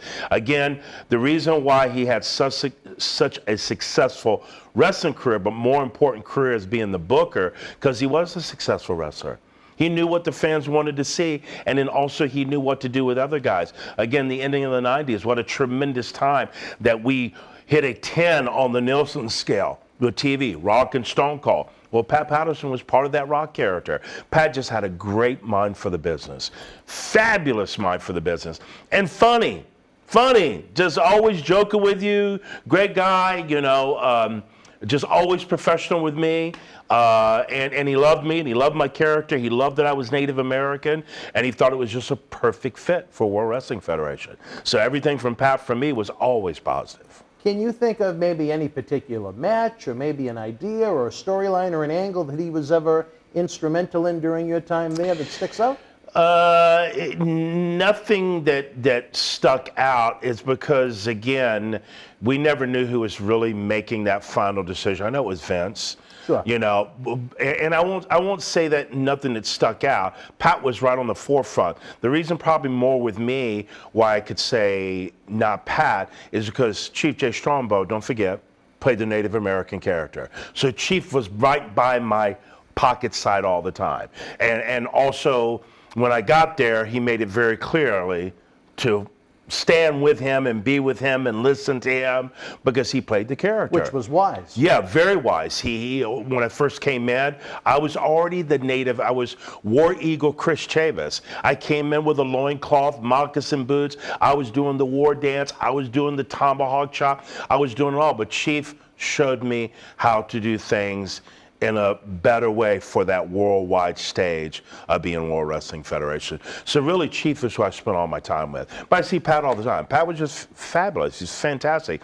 Just a great mind in our business that's been lost, a very creative mind. You know, not everybody's creative like that. Pat Patterson was very creative like genius, that. I think. is Creative safe to say. genius, you got it, definitely. And you can't say genius about everybody. no, A lot no, of no. creative people in our industry. Of but course. That's a creative genius. A creative genius, you got it, definitely. Did you ever hear him sing My Way? No, I never heard him sing You My never Way. heard him? Wow, no, you must be one of the few. and you know what? And the reason why that, and the reason I know that right now, is because so many people have been talking about that since he passed. I didn't know that. Yeah, at the I don't know if you're familiar with the Cauliflower Alley Club, but Yes. every year we have the reunion out in Vegas, and the times he would come, he'd love to get the microphone and croon away to everybody eating dinner. That's tremendous. You know, I wouldn't say he was exactly Sinatra, but he was pretty good. Yes. He was pretty good. Yes, he was good. Yeah, Pat had a good voice. Well, Yeah, he I had a tell good you voice. this, if I had a hat on, I'd tip it to the man for everything he contributed to course. this business. It was sad we had Jerry Briscoe with us a few times in 2019, and we had to pick him up at the WrestleMania Hotel Yes. to go to the appearance. And he was saying at that point, now this is April of 19, the last time 19. there was a live WrestleMania, and he said Pat couldn't even leave the room. He was feeling so ill at the point. So, Oh, really? yeah, it was sad, but you know what? Just the guy, you talk about the nickname that they gave Hulk Hogan, the Immortal Hulk Hogan. Yes. It's an immortal man. I mean, not only what he produced in ring, but look at everything he helped produce that you guys have enjoyed going back to, I think he joined the company in the early 80s. Early 80s. Oh, Yeah, yeah, it was yeah. definitely early 80s. Yeah, he was part of that whole time coming from the 80s all the way through the 90s. And like I said, it was only Vince, Pat, and Chief Jay Strumba. That was it. That was kept it. it simple. I mean, we had agents, but agents weren't as much as involved as how they are now with the creative aspect. It was Chief, Pat, and Vince talking. And then it would come from there, and then they would portray, this is how we want to do, and off to running. It was all three of them pretty much. But Chief really spent special time with me since, again, I was Native American Perfect. with the Native American character. I think they've oversimplified it. I think they make it too complicated with so many people It is. involved in making the meal. Of course too it many is. chefs. Of course it is. It's too complicated. One of the biggest things that you can hear from talent is, even when I was there in 2005 to 2007, you know, I went for a one appearance. I went to do the, if you remember, the Eugene Gold Invitational, you know, match when he had that issue with him and Kurt Angle. Well, they picked a perfect place to do it. They were actually doing it from which casino was it? They were doing a casino in Connecticut. Mohegan the Sun. Mohegan Sun. Yeah, okay. Mohegan Sun. So they always would invite a local. Well, Mohegan Sun, Native American lands, Perfect. sovereign lands. Well, that's where Tatanka showed up, you know. But there was so much talent there, you know. What was happening was, talent would have great ideas, but there were so many people who were involved in creative. You could bring a great idea, but you know, there could be maybe 4 or 5 that love it, but then you could have 3 or 4 that didn't love it, and it would just not go anywhere. So I think they have made it harder, instead of being so simplified as it was before, that we could just sit down and talk and have a talk, and then just, like Vince would say, let's go with it. It's just like when he asked me to get the name Tatanka. It wasn't Vince McMahon who did that. He sat down with me and said, listen, I respect totally that you're truly Native American from the Lumbee tribe. We don't want to do anything to offend your great heritage. He said, why don't you look for a name, wrestling name? So as I started looking for names, Native American names, to give you a perfect example, everyone knows a movie with Kevin Costner. I've met Kevin Costner, Dances with Wolves, okay? Well, in that movie, if you see him, there's a lot of, like Kevin Costner's name, Dances with Wolves, because natives will name you to the characteristics that they see in your life. In the movie, he was dancing with the wolf, chasing with the wolf. The natives were watching him. The wolf was chasing him, he was chasing. But also, the other person in the movie, the lady, stands with a fist, because she stood up, knocked someone out. So there's normally 3 or 4 words. Well, as I did more research, I came along this, again, Lakota name, Sioux name, that was a name for the word buffalo, and it was Tatanka. And I went, oh my God, what a perfect name. Because the fans, it's not stands with a fist or dances with wolves. They can't share that. Right. But I went, Tatanka, Tatanka. So when I went back to Vince, Vince says, did you find a name? I says, yeah. I said, Tatanka. He says, I love it. He says, what does it mean? I said, buffalo. He says, great, we're going to run with it because you're going to run over all your opponents. That's exactly what he said. Because a buffalo, boom. And that's what you You did. ain't going to stand the buffalo. You're going to run flat over you. And Right. that's exactly what happened. Vince ran with that. Tatanka, buffalo. You know, that's how simple it was. We were talking about simpler earlier. Everything made sense. Rick Martel, taking the eagle feather. Everyone knows you might not know Native American history, but you know, don't mess with a native's eagle feather. That's sacred to them. It made sense. Simple, made sense, and for real. Today they try to go so far and make it so complex that people can't emotionally get tied to it and truly believe it. Back in our day, I remember when IRS, Mike Rotunda, ripped up my headdress by ringside, and Chief Jay Strongbow came out. He beat Chief Jay up and had me tied up in the ropes. I remember that when we finally got out of the ropes, and I came to Chief and I had him in my lap, and I had the feathers, and I reached up with this loud screech cry. When we're looking by ringside, people were literally crying. Literally crying by ringside. And that was in Mass. Somewhere in Mass is where that, I can't remember where that was at. I think we did TV. Somewhere close to here for that actual time when my feathers got tore up. People were literally crying because it made sense. A sacred headdress given to him by his ancestors, totally destroyed because IRS says, I got to pay a gift tax. Don't you know that natives don't pay tax, IRS? It was just a great storyline. Yeah. So simple, keep it simple. I can't wait to break down those times in your career as we move forward with the series. But the other gentleman that the folks had asked about is one, he was a big part of the WWF back in the first year you were there. Passed away just a little after my birthday in his own, Road Warrior Animal. Oh, God. Animal was just, I got to spend time with the Animal. I always spend time with Animal. Just like I told you, Legion of Doom just hit it off with a lot of the guys. Animal and Hawk, I mean, they were just two fantastic guys. I mean, just, you know, great characters, great for the wrestling business, looked the part, tough ass, didn't take no crap. You know, and Animal just, it's sad to say, it was just a shock, you know. I've been out on the road and been seeing him, been autograph signings, and everyone famously taking that picture with the shoulder pads on, okay? And all of a sudden hearing that Animal passed away, it was like, wow. You know, it was really shocking to see him pass away. Just a great guy. Animal was a great guy, and that tag team signified a big part of our wrestling history. He was supposed to be in that seat November 14th. Wow. Yeah, what a shame. You know, that's, again, that's the reason you cherish life, you know, but, you know, to miss him is just a great part of history gone in our business, you know. I mean, history lives on forever. Sure. But actually being able to reach out, will. Reach out and touch it. That's one thing, too, I love about the WWE today. The WWE, one of the greatest things that we've had and what Vince has done. People didn't understand it then. Some people want to get paid more money, da-da-da-da-da-da-da. But the WWE Network, it's absolutely tremendous. You were talking about how you bought all the archives. Yep. It's tremendous because you can go on there. I can't tell you how many people I've met all over the world walking up, a 5-year-old coming up to my table. You're my favorite superstar. Now he's 5 years old. He's 5 years old. Now, I know he wasn't there in 1990, but that's because of the WWE Network. So thank you, Vince McMahon. He's a visionary. You know, he sees ahead. He knew what he was going to do.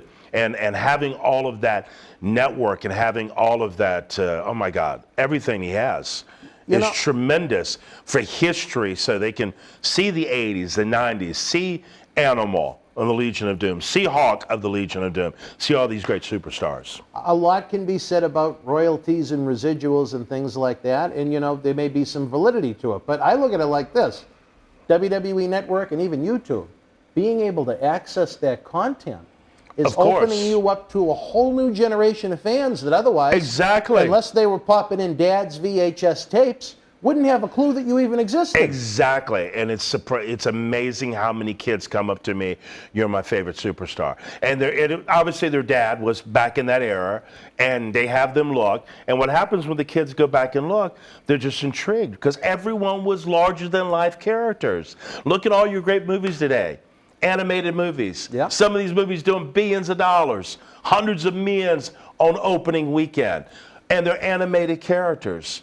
You know, how many times do you see Rocky Balboa on? Every single week, all over the United States, Rocky 1, Rocky 2, 3, 4, 5. You see all of the movies. How many times are you in the movie? You've seen it. Yo, Adrian, I did it. Yeah. How many times have you seen it? But you know why? Great story. Great. Let's ask Great Quincy story. Rustani. He can recite that movie from beginning to end. There you go. It's part of the fabric of their life. So you want to see a great story. So that's what's so great about, again, the WWE Network. They bring back a great era of wrestling, 80s and 90s, with superstars like you just mentioned, Animal, even Pat Patterson. I'm sure they got a lot of his footage from back in the day too. Tremendous babyface. And even his commentary when he couldn't pronounce an S. Oh, yes. You know, I think more than just the network too, the whole Legends program. Your action figures have been a great success, and they're out there for a lot of the guys. Tremendous. The video games that the kids play. That's what the little one that we sent the shout out to earlier, well, that he hasn't seen yet. But I mean, you know, there's a kid that a few times, you know, I come in conversation with him. I'm amazed that he'll pull out a wrestling name like Demolition. Yeah. He's like, I know who Demolition are. And I mean, Bill Eadie finished up at Survivor Series 1990 before you were even in the company that long ago. And to him, you know, he's familiar with who they are because of those platforms. Of course. Well, what's tremendous what Vince has done, and Vince knew it too. You know, it's like when I was there with another great superstar, Dusty Rhodes, that we missed. I forget, it was probably, when was that? It was Old School Raw. And if I remember right, that was 2010. We did an Old School Raw. Dusty Rhodes was there, and a lot of the legends were there, and Hall of Famers were there. Vince knows, because even then, when we were there, they were doing like a 3.0. That night, we did almost a 6. It doubles. I mean, I don't know if you guys understand how powerful that is. You know, to double the ratings in one. So that's why Vince has done what he's done. This called nostalgic or Legends contract. Like my action figure with all the superstars, my first Elite that came out, all the superstars, all the TV time they're having currently. When my last Elite, which is sold out, when it went for sale and started selling, it was on the list of the top 10 action figures. Wow. Top 10 being sold currently of all the guys at that time. I was on the list several weeks in the top 10. Now here's my TV. I was on TV 2005 to 2007, 2010, but not like I was in the 90s where every single weekend. The red and the blue. Yeah, every single weekend, every Saturday morning, every Monday Night Raw, every Saturday, all these guys, but my action figure's selling in the top 10. So it's tremendous, again, what Vince has been able to do with all those guys from that era. And merchandising for him has been tremendous, because all the legends, their stuff sells out. And for action figure aficionados, it's safe to say right now that you have a more 1992 themed Tatanka coming as a Target exclusive. Oh, yeah. With the white tights. This is really cool. If you guys have been following social media, my company and myself have been posting it. They're coming out with the WWF Legends Elite Collection, Series number 9. I think Series 8 is in the store now, exclusive at Target. It's actually in my debut ring gear with the white tights that I wore at WrestleMania 8 with Rick the Model Martel at the Hoosier Dome in Indianapolis. We had 80,000 there. It was tremendous. Actually, I had my tribe, my dancers and singers, and one of the chief, Ray Little Turtle, was actually there. They actually came out before me. So again, I'm coming with my original ring gear. It's tremendous. It looks fabulous. They did an awesome job on my figure. I mean, they put you in a laser machine, but some guys just, when they get done, it doesn't look like it. Mine, it's not because it's me. They just did an awesome job with mine. Mattel has done a fantastic job with that Mattel's done a great job. You know what I'm thinking already? In my brain, as we're talking about this, I'm thinking, you know what? Once those hit the stores, we should stock up. And even in a worst-case scenario, we have them ready for the 10th annual Paul Bearer Holiday Headlocks Toy Drive next year, and hopefully we can have you back even before then. Because I think these series of interviews are going to go over great, even if, you know, it's sad to talk about some of our friends in the brotherhood that we've lost, but there are great memories and experiences. Of course, of course. Is there anything with Joe that maybe stands out to you? A fun trip, something in the locker room, a certain match? Never got to work. Of course, I was babyface Right. for Joe. Just, Joe was just one of those guys, man. I got more closer with him in the later years. You got to understand our schedule then, 300 days a year. We were always friendly. We were always talking, all of us. I mean, we were a true family during that time. I mean, the World Wrestling Federation, I'm sure you've talked to the guys, we're a very knit family. We were very tight. You mess with one, you mess with everyone. It was totally different. It's not like how it is, and I'm not saying they're not family today, but it was truly a family. And Joe and Hawk, man, they were just stand-up guys, man. Stand-up guys, tough guys in the business. And Joe just had a great heart, man. Just a great guy, just a great superstar. We're just going to miss him, man. Just a great superstar. And again, as you Great know, legacy, tag team champions. I mean, WCW, WWE, everything that they've done, even before their career, everything they've done. I mean, as far as tag team industry, you're talking about one of the biggest tag teams in the professional wrestling industry. And much more of a surprise, you hate to say it, than Hawk, who had his problems over the Yes, years. of Joe, course. When we had Joe in before, he was never a drug guy, No. an alcoholic, No. a No. drinker. He was a clean living human being. Of course he was. He loved God, he loved Yes. his family. Yes. And then just to see that, I think he was away on an anniversary trip with his wife, too, when it happened. Wow. Just such a shame. It's a shame. Yeah, it is a shame. And to think that he was excited about the idea of potentially becoming a regular on the show. He Of course. seen some episodes, and Yeah. again, November 14th, because of it didn't make a difference now with coronavirus, but God willing, he would have been here in this seat sharing his memories and experiences too. And that's why I think this series is so important, folks. Again, when we have our live premieres, to my right, the fans sometimes they type and chat their certain thoughts, like Slick Rick, Maria Davis, Tina, Will Cortez, all of our regular friends. The super chat button is always open to help keep the lights on. Yeah. But we want to know what you think about the different legends we discuss. We want to know who you want to hear us talk about. If you're not joining us during the premiere, in the description box below, same thing. Tell us what you think of the episode. Tell us who you'd like us to talk about more of, less of, certain questions, certain stories, because in the end of the day, like we've noted before, if we don't have these folks watching us, you and I are going to have a pretty quiet day. A great story with another, Hall of Famer that is gone. Spent a lot of time with him. Great heart, big guy, soft heart. Rodney Anoa Yokozuna. I was able to, just like I said, with Hawk, spend a lot of time with him when we went out to do a special event with Dennis Rodman when we went to Australia. I don't know if you remember, early 2000, I was out there with Dennis Rodman and that's right. Mr. Yeah, Perfect. right. Yep, I was on that tour. I wrestled One Man Gang. We had great, and we were selling out all the buildings in Australia.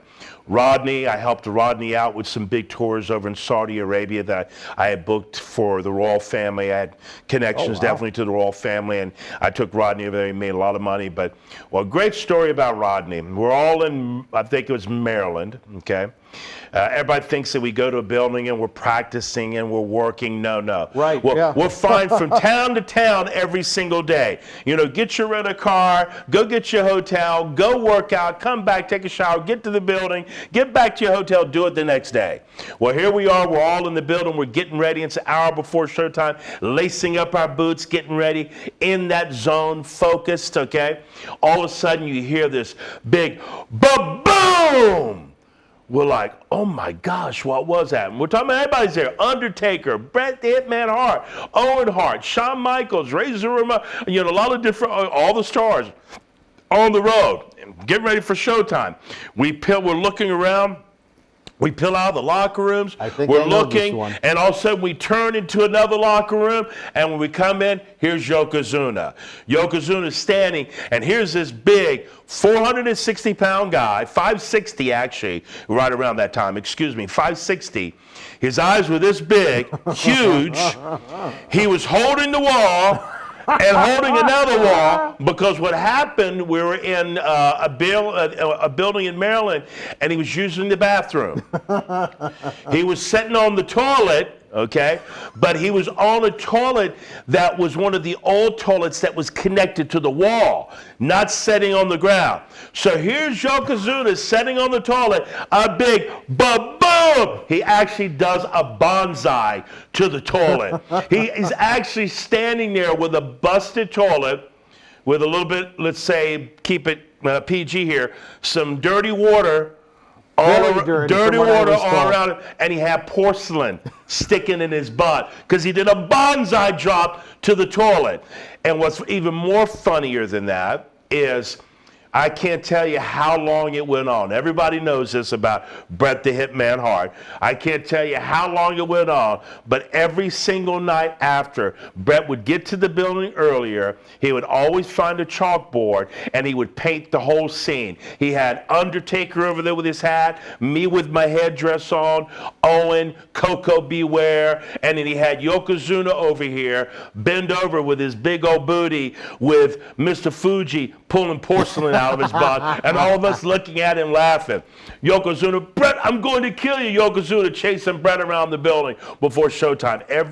I can't tell you how many weeks Bret did that. He did it for weeks. He drew it on the bulletin board for weeks. It was Yoko was just a great guy. I don't remember who told me that story. It might even have been Percy if he was there for it, but I remember Taker was there. I howled the first time I heard that not only did the poor toilet break, but it was after the actual movement. And that was, oh, yes, exactly. Was he clothed at least, or no? Paul Bearer was there because Paul Bearer was there because Undertaker was there. Right. Because Undertaker, I remember how Bret drew it. Undertaker with his hat on, me with my headdress on, Bret over there with his glasses on, all of us laughing. It was just a tremendous, tremendous time. But that's how we were. We're really family.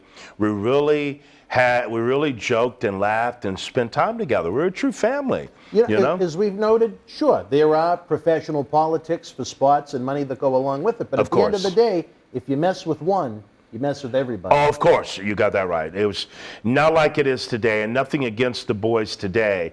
It was just a special unity with everyone there. And the thing about the guys then was we would come to a building and some guys, they would like to go out and do their thing. But the thing that we noticed with all the guys during that time, when it was time for showtime, it was time for showtime. Everyone from the beginning match to the ending match knew exactly how to build that show. First match knowing what to do, not what not to do, meaning try to do everything in the first match. How many times do we see that? Wrestling fans, I could tell that, Dan. Everyone knew how to build that matchup that night for the explosion of the main event. It was just tremendous. Or the explosion of Rodney's toilet. Oh, yeah, of course. And that was a big kaboom! I wish I got a chance to know him better. I'd only met him a few times when I was younger. Rodney had a great heart. Just laughing, joking, I spent time with him and his family out in California, with all the Samoans. When you go to have a meal with them and spend time with them, they have bowls about That's a meal. Bowls about this big. So you talk about food. When you go around, you better get your share because ain't going to be no second time around. Samoan brothers can eat, all of the whole line, all of them strong. Not because they're working out in the gym, they just naturally been gifted by God, tribal, strong. I mean, I've been to Hawaii. I've taken my wife, and we went to Hawaii, went to all the islands. They can just climb right up a tree, like it's nothing. Yeah. Normal person can't do that. It's just tremendous. So just that whole heritage, like again, Rikishi goes, Samoan dynasty. It truly is a dynasty. It is a dynasty. Again, fans, that's what this series is all about. The memories, the legends, those that are still with us. Unfortunately, those that have passed. The great times, the good times, even some times that maybe weren't so good. We're going to try and reflect upon it all, not just with Tatanka, but all of the great guests we have coming in and out of this studio. Again, one of the great ways you can help keep the show on the air is the Patreon. You get early, ad-free access to every episode, along with our extensive studio shoot interview DVD library, and it costs less than a cup of coffee at Starbucks. You're helping keep wrestling legends working. Not everybody has done as well as this man. As we've seen with Marty and Tony sometimes, you're really doing a good thing by supporting these programs. And I can't wait to start to break down the career of Tatanka in the WWF when the man joins us in the next episode. That's a subtle hint that we're running out of time, folks. Until we speak again, you and yours, be well, stay healthy. Good night. Good night. Wrestling fans around the corner, around the world, I'm Dan Marty. And I'm Mr. USA WWE Hall of Famer Tony Atlas. The road to WrestleMania has begun. Wrestling fans are looking to add to their man caves. You got to see what we have in the eBay store. Check it out. Support Wrestling Insiders and keep wrestling legends working on eBay. Get this limited edition WWE NXT Johnny Gargano personally autographed 11x14 comic book style poster, a great addition to the collection of any Johnny Wrestling or NXT fan direct from WWE. Also comes with a mystery autographed 8x10 photo and an on-air shout-out from WWE Hall of Famer Mr. USA Tony Atlas on Wrestling Insiders at your house. Get it now. Boston Wrestling Sports in the MWF explodes into a new year with professional wrestling content galore and need you to join our family. Every Tuesday night at 10 p.m. after our Monday Night Raw review, it's Wrestling Insiders at your house with WWE Hall of Famer Mr. USA Tony Atlas. Wednesday nights at 10 p.m. after NXT and AEW, join rotating legends on Wrestling Insiders Special Edition. Every Thursday night at 10 p.m. after our NXT and Dynamite review, it's Marty Jannetty's No Holds Barred Sex, Drugs, and Rock and Roll journey on Wrestling Insiders Party with Marty. Friday night after SmackDown, don't miss John Cena Sr.'s Wrestling Insiders Fabulous Fridays. Plus, look for classic clips, history videos, bonus live episodes, pay-per-view watch-alongs, and more. For less than a cup of coffee at Starbucks, get early ad-free access to our Wrestling Insider talk shows, our acclaimed studio shoot interview DVD library, and help keep wrestling legends working during the worst of times. Join our growing family at patreon.com/Boston Wrestling. Expect the unexpected in 2021.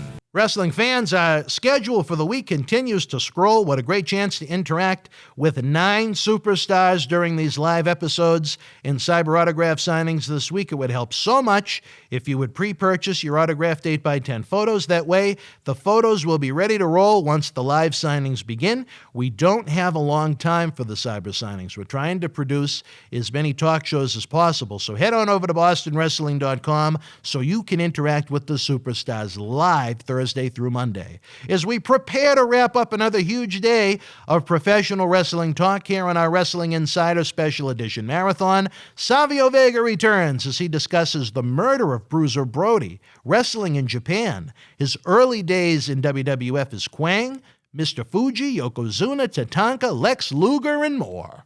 All right, wrestling fans, welcome to, I guess, what we'll call the official debut of Savio here in studio. He joined us for the 9th annual Paul Bearer Holiday Headlocks Toy Drive. We did a special episode as a tribute to the late, great Pat Patterson. But as we continue our mission to keep the great professional wrestling legend, veterans and legends working here in this studio, Savio could probably be here, as I noted to him, for maybe the next 10 years, trying to break down some of the great places, experience, memories, legends, promotions, promoters that he worked with. Yeah. I think we're going to have a great time. We got a lot of great content we're going to cover.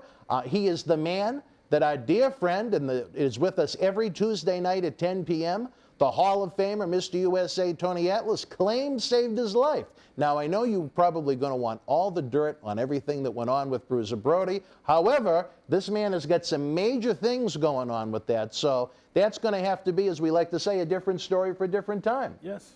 But as we can, don't worry, we get there. We'll get there, baby. Yes. And I tell you this, I look forward to that because that was, when I was just a little guy, one of my absolute favorites when I started watching wrestling. Me too. I will never forget opening up the Pro Wrestling Illustrated magazine, because there was no internet or anything like that. And I was, if he died in '88, I was 7. Wow. And in the same, just within 2 weeks, Adrian Adonis died in a car crash, and the Brody murder took place. And it was like, you know, as a little guy, I was astounded. And like I said, we can go deeper, but I was there. It's still a headache for me. I love Brody. Work with him. Well, I worked with him when I was a security there in Puerto Rico. I started. Young, huh? I was doing already martial arts and doing some wrestling, quiet. Nobody knows in the wrestling company, you know. And when Brody arrived in Puerto Rico, I was there as his security. Then I have the chance to work with him. I have the chance to him be in my car when I drive him from San Juan to the Ponce area, South area. The Carlos called me, say, hey, can you pick up Brody? I'm like, what the hell? I mean, they're here in San Juan, which are 5 minutes from him, and I gotta go 40 minutes to pick him up to go to the other side. But I'm happy. I'm happy to do it. You know, I was just pissed with the office, but I mean, boys, by that time, no experience and stuff like that. But I was happy. Pick up him, pick up Dula, and get in my car. Last conversation that I have with Brody, I was driving him from Ponce, and we finished, relaxed, couple of beers, and he said to me, T, you have good talent. Don't stay here. You could go to the States and make more money. And I'm like, good, great. You know, so I say, well, later, because I translate, looking into the picture, a lot of things in my head, I said, well, I want to talk to him later to teach me or help me how to get to the States, you know? When this shit happened. I don't know if I don't want to certainly cross the line with what we discussed beforehand, but could you say maybe just a couple of personal thoughts of what you thought of the man, Bruiser Brody? Great guy. Okay. I mean, to me, a lot of people said, oh, he was dead because he was maybe a shooter or whatever in the ring. He don't want to work with somebody. His situations happen. I don't know. I wasn't there. I can't say. But to me, my file, like I said before, I have to talk about my file. And my file says that he worked great with me. Even in Puerto Rico, I remember we working in Moca, which is to the west side area, TNT against Bruiser Brody. Oh, you worked him in a match? Yeah, okay. We work in a match, and we work in Japan too. Oh, really? Yeah. Oh, I didn't know that. Okay, yeah, really? One of the biggest tournament that Baba did, that was my first time in Japan. Abdullah took me there. That's when I don't know if you see the picture, that's the favorite side kick that I give Giant Baba to the chin. The only you guy. Connected with Giant Baba's chin? I got. Oh, you're going to show me that picture at some point. I got the video. The video I got of the it. picture. Wow. I will show you. Now, see, I'm not all that familiar with your career in Japan, so that's going to be interesting as this series develops. These, you know, everybody loves to hear about the WWF and the WWE stuff, but I mean, look at the personalities and the memories and the legends that you dealt with all over the world. Yeah. So that's going to be really cool to get into. But I'm working also on the book. Look at all these books we have here. You found the perfect place to promote it. Yes, I will. I will. So hopefully Savio is going to be with us for the long term. I get a great vibe off of what we've produced with him already. He's a man with a heart, as he's really tried to help out with the Paul Bearer Holiday Headlocks toy drive, and anyone that tries to help honor this guy's memory, they're a friend in my book. But, thank you. Oh, geez, I guess they didn't like what we said. Firecrackers. But a lot more to come on Bruiser Brody in his book and some other great projects that he's working on. But I don't know whether I should be happy or have a little heat with you for saving Tony Atlas, because if you saw how often the Tony Atlas calls me, maybe it would have been better if it was done with an 88. Because I tell you, when you get 7 or 8 calls a day from Tony, when you're trying to make video magic happen here at the studio, you're ready to rip your hair out. You know what I mean? Tony is a man that I think it's safe to say he likes to talk. Yes. Oh, yeah. I hear one time, this is not bad against women, but say, women could talk 50,000 words a day. 50. I said, well, some other people talk 100. And I think Tony is in that level. He's 150. He's 150.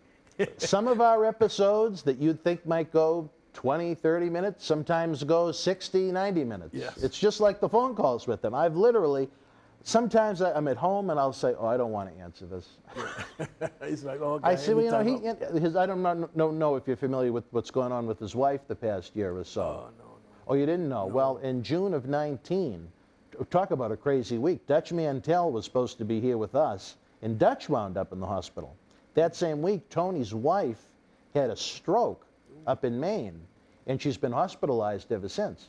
They took her, she's unable to work, obviously. They took her Social Security check, so she gets $40 a month now. And then with coronavirus, Tony lost all of his wrestling bookings and very few personal appearances to be had. So this talk show, it helps him a great deal. Not only that, but are you familiar with his artwork?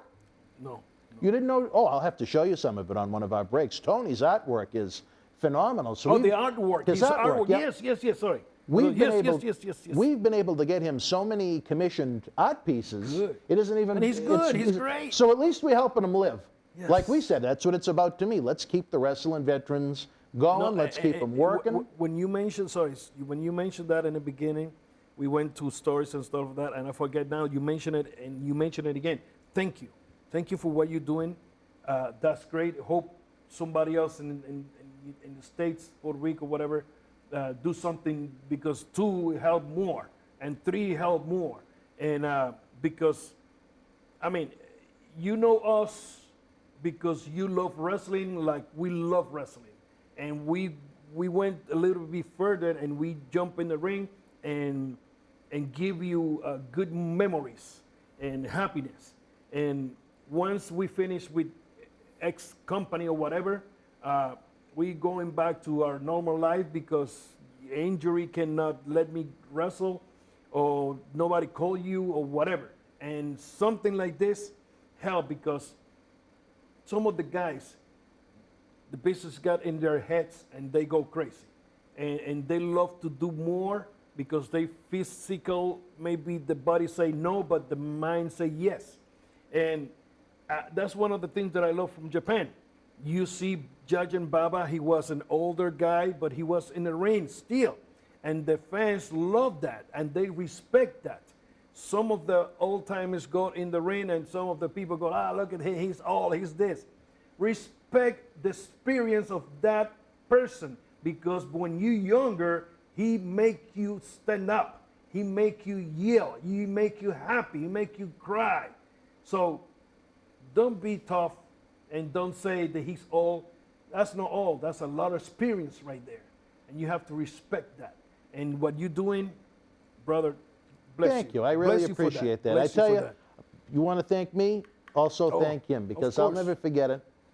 I'll tell the story since he's passed now. I don't know if he'd want it said while he was still living. But I don't know if you're familiar that his wife battled cancer 3 times. Yes, I remember that, yes. And because WWE didn't offer health insurance, he had to leave the industry to go back into mortuary science, which he had a degree in, because it offered health insurance. Imagine Paul Bearer, the real WWE superstar, working at a funeral home. It's a true story down in Mobile, Alabama. He went through $400 grand to try and save that woman's life. And she withered away, and she passed away. Man. And you know what? And you know how hard that was for him to sit there and watch that? But you know what? I think it's another great way we can honor his spirit by doing these types of talk shows, by being able to extend the guys a platform to share their experiences, their stories, earn a little extra income. And like we said, WWE, they bought all the video libraries they bought. They're entitled to tell wrestling history any way they want to. They're entitled to do that. It's their content now. But that doesn't mean there aren't a lot of great legends and veterans out there that have very interesting, unique stories to tell themselves. Like we mentioned earlier, will there ever be a Bill Eadie and Barry Dasso 3-disc WWE DVD? Wow. Probably not. But think of the vault of knowledge and experience that just those two, and I mentioned them because they've been here in the studio with us before. They're great people. I wrestled them in Puerto Rico. Really? When they're still in WWF. Billy and, that's right, because didn't Monsoon have a piece of it? Monsoon was part owner of that company. And Bill and Barry went down? They went there. I didn't know that. Was judging Warrior and me, TNT, against those two guys. Great match, easy night. Was a big show. And man, it's like I told you, that's why Stone Cold and me, we have such a great chemistry in the ring. Because we don't knowing him, he was wrestled with Atlanta, Texas, Florida, in that area. You just never came cross paths. And never, because I was in Puerto Rico. Right. And but I was wrestling with Scott Hall, wrestling that area. Alpha Sika come from New York area. Ray Candy coming from Louisiana area too. and such other peoples. In Redneck, Dick Murdoch, yep. Murdoch. He was Booker. You have from Tennessee area, Eddie Gilbert, his dad. Hot stuff. Hot yeah. stuff. I mean, work with many guys. So when I got together with Steve, we put that experience that we don't know each other to work. You still put the puzzle pieces together. And we know how to do it with blind our eyes, close our ears, close our mouth, close whatever you want, and we put it together. And we put it together is, whoa, magic. Then from there, they signed him, and we wrestled all over the United States, I don't know how long.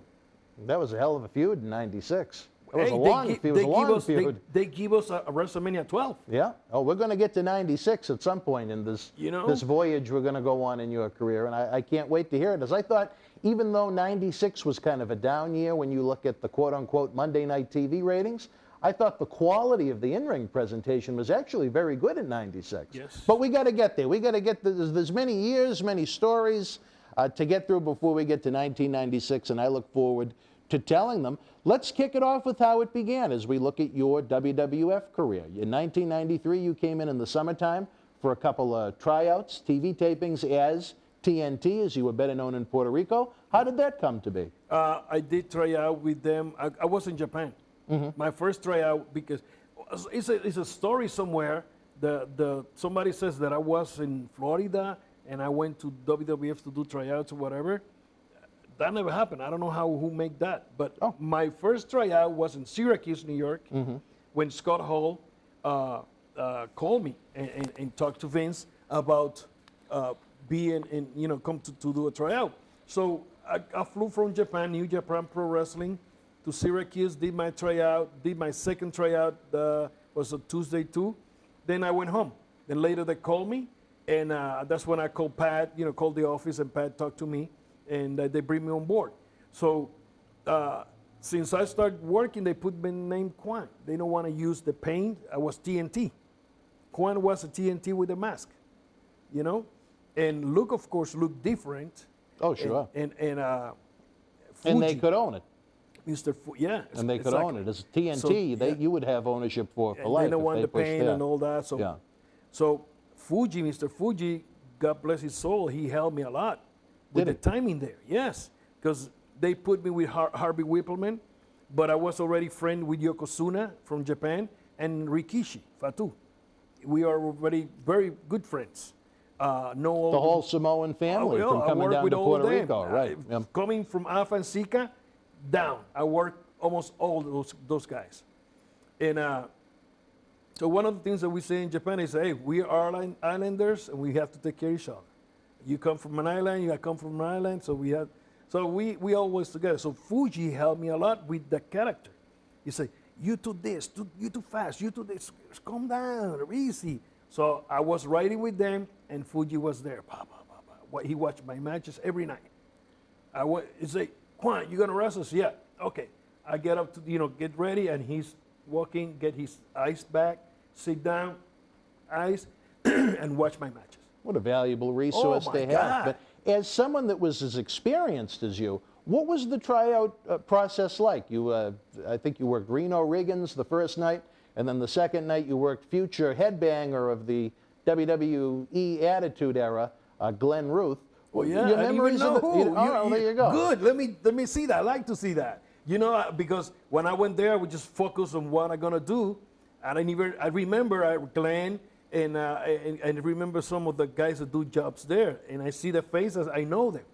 So when I did my tryout, I come back in the dressing room and backstage, and here comes Scott Hall and chopped me right in the chest.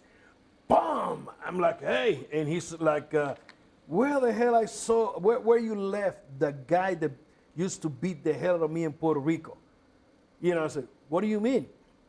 That tryout was a garbage. I want to see the heel. I want to see the guy that beat the hell out of me in Puerto Rico. I'm like, I'm try to be humble. No, I want to see the tough guys. Okay, so tomorrow you got to work again. So tomorrow I let the TNT come out, and we're more vicious, more blah blah blah. That's the guy that I want to see. And so they hired me a couple of months later. But do you think it was almost a test having a guy with your experience do jobs to a couple of enhancement guys? Maybe. Just I to don't see know. what your attitude no, but was like to it? I was there in focus on that I know already the business. I understand the business. Of course, I understand 20 years later better than back, but I know I have to do that. So no problem with me. Let's do whatever I have to do. And whoever comes to WWF have to do a job. Nobody leave out of there if you don't do a job. Right. Maybe you go over and left the company, but you're gonna lose money. But and happy to do that. I love the character of Kwang because, like I said, it was a TNT with a mask. The way they let me work, I did the miss. Then later they cut the miss because the canvas got damaged. A lot of cleaning to do. Yeah, and I have to do if you see pictures, I do the mist to the outsides, to protect the canvas. So we cut that part. But the character was strong, loved the character.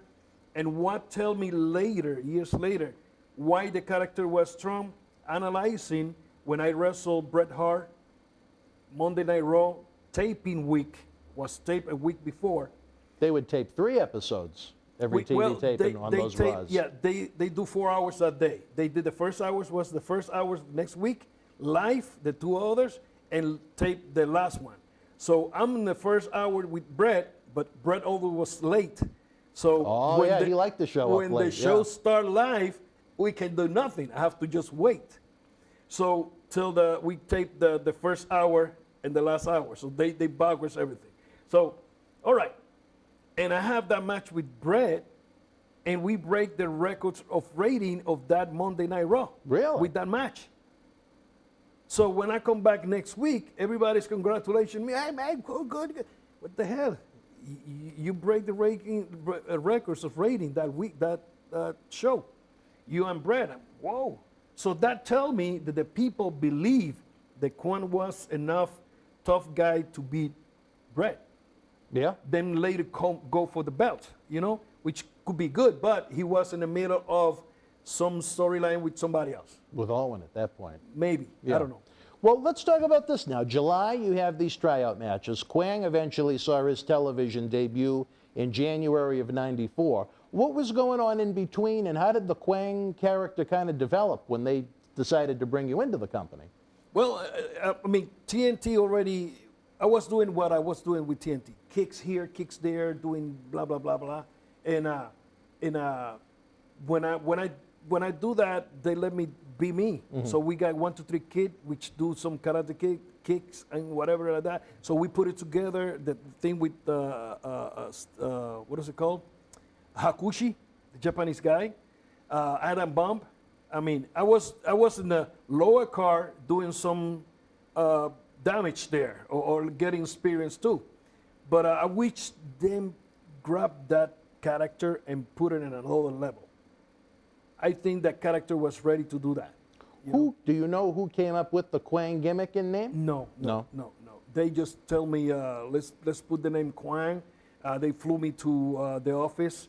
We do some things there with the mask or whatever to do a little opening show or a little opening week video. By week, yep. Yeah. And we did something with boards and we do blah, blah, I don't know what the heck. They use a little bit, then they switch, they start making better and better. But I love that character, man, to be honest, because it was me. One of the funny things is they say, well, we're going to put you a mask and your name is going to be Kwang. And I say, okay, Kwang. This is going to be like an Oriental guy, yes. So I said, well, I need a mask in where you cannot see my eyes because I'm not Oriental and nothing. Right. So they did a prototype mask, one of the girls there. I saw the picture the other day where you could see my eyes and whatever. I say, no, we need to do something darker and better. So they make this mask. I sent to the mask to Mexico to make better masks and a lot of things. But I love that character, man, to be honest, because it was the TNT. But have great matches with 1, 2, 3 Kid. oh, beat the hell out of each other. I mean, we don't hurt each other, but we touch, you know, with the martial arts and stuff like that. Some great stuff as Yes, 94 went that's on. good. What kind of a contract were you offered? In 93, they didn't have the downside guarantees that would become infamous nowadays. Was it the typical, well, we'll bring you in for every TV taping at $150 a shot, or? No, they give me a contract, 150, starting. 150 grand Yeah. minimum? Yeah. Downside guarantee? Yeah. In 93? Yeah. Really? Yeah. Oh, that was virtually unheard of. You did pretty good for yourself. Yeah, they take care of me. I don't know, maybe they have some plans, and down the road they change. I don't know. That's their. But I have a good contract with them. Now, was it for a certain amount of years, or? The whole year. I was booked all the time. It was a one-year contract? No, that was 3 years contract. 3-year contract. Okay, so that took you through 96. Yeah. So they take care of me. They take care of me. I mean, I did what I did. Then they switched the TNT. I mean the Savio Vega, and I continued. Then we renewed the contract. And, What? Yeah. And I mean, like I say, maybe they could give me more, of course. But by that time was too the court stuff with Vince. Remember? About steroids, and the company spent a lot of money. They were in lawyers peril for a long time. Yeah, we'll get there as brother, the was a point story where continues. We pry that he come clean. Let me ask you this. Quang, beyond the great vignettes, when you first came on the scene in WWF, as we mentioned during our Pat Patterson tribute, it was almost an emergency. Ludwig Borga broke his ankle, I believe, in a match with Rick Steiner at Madison Square Garden in January of 1994. Beyond WWF needing you right away to make a Royal Rumble debut, which was your on-television debut, even though you worked beforehand, you were put into main event spots on the house shows. A lot of nights it was you and Yoko, who was the WWF World Champion, working Tatanka and Lex Luger. Memories of those early main events that you had on the house show loop. You did it right here in Boston in January of 94. Worked this area many times. When the new Boston Garden was open, if you're not wrong, that also happened in Chicago Bulls, the Chicago Bulls building. We are the first one to wrestle there. In Boston, it was the second event. Yeah. Oh, there was a band that opened the new building. Okay. Who was it? Okay. But you guys, WWF was the What's the second second? event ever in the new Boston So Garden to me right now. we were the first one. And you worked Bear I worked that night. Who? Bear, Godfather. Or Was- Karma oh, at yeah. that point, yeah. Was him? I remember in Chicago was Atom Bomb, if I'm not wrong. That was a dark match for SummerSlam, but we'll get to that point. Yeah, but you guys opened the United Center in Chicago. Yeah. So what was it like? I mean, again, coming into a new territory, new gimmick. You were no longer TNT. You were now Quang. Now all of a sudden, you're in the main event of these house shows with the world champion, your old buddy Yoko, working with Luger, who was attempted to be groomed to be the new Hogan, and Tatanka. Yes. Don't know Lex and Tatanka. Trust, of course, Yoko, and we come with the same book under their arm. You know, we coming to work hard for the company, and I always learn back in Puerto Rico the try to be the best match of the night. Doing that, I mean, the fans gonna be happy because their money is there, and they put that money there, and they're gonna be happy because at least they see one match. They care about the fans, and I always work inside the ring to try to get the fans happy and leave happy. If they leave in talking, I love they talk about my match, you know. And but working with those guys, everybody very professional, everybody nice, clean, good stuff, and we work for the company. We don't work for me, so I work with the company, and we did great matches, man. Great match. What did you think about Luger? There was a guy, they tried every trick to try and make him the new Hogan. They had the whole bus tour the previous summer when he went around the country in the red, white, and blue to get ready for Yoko. And, you know, if you looked at an action figure or if you looked at an 8x10 photo, you'd say, wow. Great. But then when it came time for those actual matches, it was almost like indifference. Yeah, well, I compare it, great guy. I mean, attitude, he's good. And maybe for the business, he have different attitudes or whatever. All we have that. But I compare it to him with a peacock. Peacock? What do you mean? You know the pickup. No, I know a peacock, but how do you compare him to a peacock? You see the pickup when open, the feathers Oh, look okay. beautiful, but when sing go, so don't give you a nice song, you know. So it's like it looked good, nice, but the working was like different. It's like hard to break, you know, to work or whatever, you know. I was with Luger many times, you know, good times, him and Davey Boy Smith. Yeah, they wound up teaming about a year or so later. Yeah, it was the Allied Powers. And I went to them, and the motherfuckers train heavy, you know, good. And I learned how to do some works too. And but in that, it's like I say, they put a lot of money on him, but it's the same happened with rock when they tried to push rocks through the throat of the people, and the people start going sucks. And the people went sucks. They don't want it because they tried to push it so hard. So the smartest stuff was turning heel. And it worked well. Of course, when turning heel, he's gonna be a babyface. With Luger, I know his debut was before you joined the company, but I don't think he was necessarily over when they positioned him as the narcissist Lex Luger either. I thought they had a fighting chance as a babyface because he had, on paper, all of the look and the, like I said, if you were going to groom an action figure, what would you want it to look like? Him. Is guys that are made for the company, and he was made for Atlanta company. Yeah. WCW.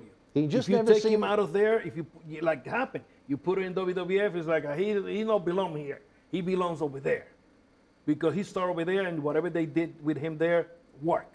And when he went back, same thing after he left WWF. But we'll get to that point as the journey continues. What about Native American Tatanka? This is a guy that I thought had a fantastic look. Yes. I thought he was well spoken. I thought he had a very colorful gimmick that people seemed to like and resonate with. Big. It just, for whatever reason, he never seemed to get that main event push. What do you think was missing in the Tatanka presentation that kept him from being maybe an upper mid-card guy from a guy that could have been elevated to the main event? Maybe more head on the character, more work on the character, because if a booker wanted to push somebody, or maybe the owner want to push somebody, they're gonna push it.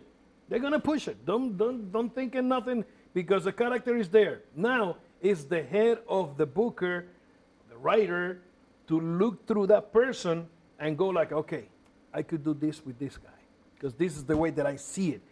This is what I do. I see you, so you know wrestle, so I'm gonna put you in a position in where you're gonna be either a buyer or a lawyer, or a nasty manager, something with that position of look like a lawyer type, you know? And I'm gonna put heat on you, but you're not gonna wrestle, but you're gonna give me at least 5 minutes with the babyface to get a good house, to get a good story. So you need to look through that. So Chris, they push him heel one time. They did turn him heel in '95, right? But from '92 to '94, he had a very long undefeated streak. They really pushed him strong, but never to that main event level, though. To move to another level. Yeah. Well, but that's when they have to make the adjustment. Okay, I don't like this because I don't know why. There's something here. Let's keep that here. Let's try this and let's try that. And from there, you put somebody over. And especially during that time period where steroids were such a hot topic in the company because of the Vince McMahon trial that was coming up, that wasn't a guy that came off that had that big, you know, he was normal. Up look. He was in good shape. Wrestler. He was just thick. He looked wrestling. Yeah. Because we are training. We training. I mean, we arrive in whatever city, and we either from airport go eat, hotel, straight to the gym. From gym, hotel, shower, and building. And that was our routine. And we train, 4 times a week. Every week. Some of the guys work out more. You know, you got Sid Vicious, what a body. Tall, big guy, strong. Look body, you know. And legs, I mean, oof. I remember one conversation one time was Bulldog and Lex, and I was there with them, and here come Bulldog. Lex, how long you know eat a hamburger? And he's like, Burger King. He said, like, man, wow, I didn't even remember. Years. Wow. Years. Took it seriously. Oh. Dedicated. Look here, look that body, brother. I mean, oof. You need to dedicate, and it's a lot of money. You can be on all the stuff in the world, but there's still a lot that goes along with it Oh, to yeah. get that action figure type look, so to speak. You know what I found interesting as I was preparing for the interview? We mentioned during your tryout in July of '93, you worked Reno Riggins and then Glenn Ruth. Fast forward to your actual televised, at the TV taping debut. It aired after the Royal Rumble in '94. But January 10th, '94, the first TV taping you compete at is Quang. Guess who you went over on? Who? Reno Riggins. Reno Riggins. Isn't that something? Wow. The first man you ever opposed in a WWF ring? Blonde guy. I'm sure when whoever was putting the jobbers together that night, the enhancement talent, I'm sure it wasn't even a thought in their mind, but I just thought it was kind of funny that, isn't it funny how things come full circle sometimes? 6 months beforehand, you were TNT putting him over trying to get a job. Now it was his job to elevate you and make you look good in your TV debut. Wow. Crazy. At what point did you find out you were going to be with Harvey Whippleman? Oh, they just tell me there, he's gonna be your manager. Just say, hey, here, he's gonna be your manager, because I'm not talking. And You needed somebody. Yeah. So he was there with me all the time, you know. Then they switched me to Fuji. Harvey was on the road, just in the beginning, few matches here or there. They keep him at home. And Fuji was the one. Then I was in charge to put we call it the diaper, to Yokozuna, the black. The thing that went around his tights? Sorry, you got choked. That's okay. Yes, I was the one in charge, because they had one of the girls doing it, one of the make the customs, she was doing it. And so it was another ticket that they say, okay, let's teach Savio, Quan to do it, because he's on the road. Fuji, you know, he was already older to do it. Kind of tough for a guy. That was my job. Yeah. I said, okay, baby, let's put your diaper on it. And we put that on Yoko. And you changed Yoko's diapers. I did. I sleep with that man, protect that man. That was my crew, man. That was the good times. In early '94, when you started traveling on the road, who were your companions? Was it Yoko? Or? No. Before, when I started here was Scott Hall. Razor, okay. Yeah, Razor. They put Razor with me, and I see them all the time with the map. Okay, we go route this, and we go the maps. Yeah, maps. That's when I realized, okay, it's better you buy your own map, because you're gonna be by yourself anytime soon. So I one time we stopped in this convenience store. We stop all the time, and I went straight there to get my map. I picked this map. I still have that map with me at home. And I said, oh, this one here. And I start mark where we're going to wrestle. Then when they give us the papers with all the towns and all that, I just mark and start looking around. You already had learn how to, get the rental cars, the hotels, and start signing cards to get discounts and stuff like that. So we talk, the boys talk. It's like, hey, go to such and such a rental car. They're going to give us blah, blah, blah percentage. So everybody goes there. What about this hotel? That hotel is booked over here. We book, we help ourselves.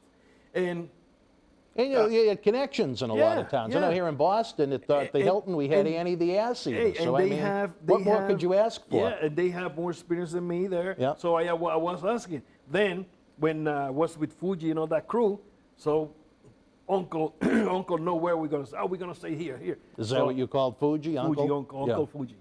And I just call, get my reservations, and sometimes he just call, I got 5 rooms already, so we book.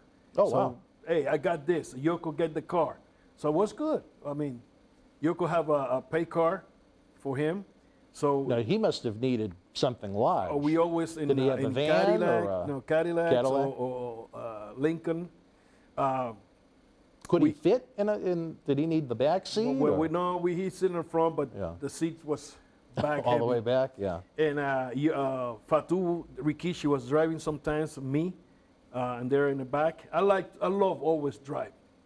You like to do the driving? Oh yeah, I like to do the driving, and here come Fuji always sit down in the car.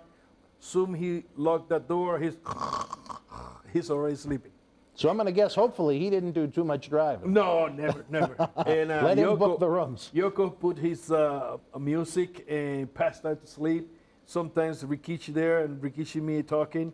Sometimes in a car you got the 3 babies sleeping, and I just drove. You know, I know where we're going, so nice. I learned fast. I got my map, and one time story was Uncle Fuji in the back. Fatu next to me, I was driving, and Junior says, we are close to the town. We are in town, but I don't know what exit. And he said, Uncle. He said, yeah, where's the exit? Just like that. And Fuji just sit up and say, right here. Like that, right here. And Junior just went at me. I was, easy, watch out. So when we got the exit, and Junior and me, we look at each other. He know, of course, 40 years in the road, he know every exit, he know every, it's right there. Telling you, he just wake up and you could ask Fatu. You could ask him. Uncle just get up right here. And we just turn right there. And then went right back to sleep? And they're not because we arrived at the building, whatever it was. But he just right there, he just right here. We are like, what the heck? But he knew. Well, think of the time he spent in the WWF, my gosh. And everything was He probably driving. knew those cities like the back of his hand. Everything was driving, no airplane by the time. Yeah, right. And then when it was just Northeast territory, there was no flying. So he, again, like the back of his hand, he knew those cities and so on and so forth. Exactly. So you had some good travel companions and probably a lot of fun. One of the good beginning was in Louisiana, Mid-South. Dick Slater, his girlfriend, which she was half Puerto Rican, Oliver Humperdinck and me. We wrestled in New Orleans. Coming back is, let's go to Bourbon Street. So I hear about Bourbon Street, but I'm thirsty. They say, let's go to this bar. So I look in what to drink, and I see this Hurricane. So I said, give me one of those Hurricanes. Give me a big glass and just drink that like water. Thirsty. Say, hey, take it easy, that knock you out. I'm okay, I'm a tough guy. Give me another one. It's easy with that. I drink that.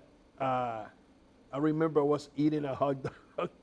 Next, I was sitting in the front of the door, knockout. The other time, I remember I was in a car. Oh my God, I threw up right there. Really? Oliver is like, oh my God, what are you doing? Get out of the car. And next day, headache. It was one of my first too much drink night. And were you a big drinker back then or no? No, I was a puppy. Just but tastes like orange, don't taste like alcohol, and look like Gatorade. So I just drink that like water. I'm thirsty coming out of the match, and my God, whoa! It hit you. Oh, knocked me out. It hit you. Knocked me out. All right, wrestling fans, these are the types of memories, legends, stories, experiences you're going to get here on Wrestling Insider Special Edition. We have Tony Atlas every Tuesday night at 10. We have Marty Jannetty with his Wild Party with Marty stories every Thursday at 10. John Cena Sr. in the Thunderdome that he has something on his head every Friday night at 10 after SmackDown. But with this Paul Bearer Toy Drive initiative, all of the great superstars come into this studio to share their stories. We went through an episode, Savio. We didn't even get through January of '94. How about that? We're never going to get rid of you. Well, you have to move to Boston. I don't know what we need to come back. We'll definitely need to come back. What do you think, guys? Well, I know definitely, fans, you're going to want to come back because next time, when we're joined by Savio, we're going to discuss Royal Rumble 1994 and more of the happenings going on with Savio when he was Quang in the winter of 1994. You're not going to want to miss it. For our new friend, Savio Vega, I'm Dan Marati. Until we speak again, folks, you and yours, be well, stay healthy. Good night. And definitely, this one is a mi manera o pa la calle. What he said. What a day. Remember, tomorrow, beginning at 2 p.m., we have the first of 4 live episodes and cyber autograph signings. Head on over to bostonwrestling.com, pre-order the autograph photos now, and share the links with wrestling fans on social media. Let's continue to build this up so we can do weeks like this all the time. There are millions of fans that hate WWE and sports entertainment right now, but will love these types of programs. Remember, we're back with another marathon, not tomorrow, but on Friday, with an all-day Marty Jannetty marathon, a no-holds-barred sex, drug, and rock and roll trip through the 80s and 90s, leading into his former tag team partner Al Snow's live episode Friday night at 8 o'clock. We sincerely appreciate you joining us today, tonight, or somewhere in between.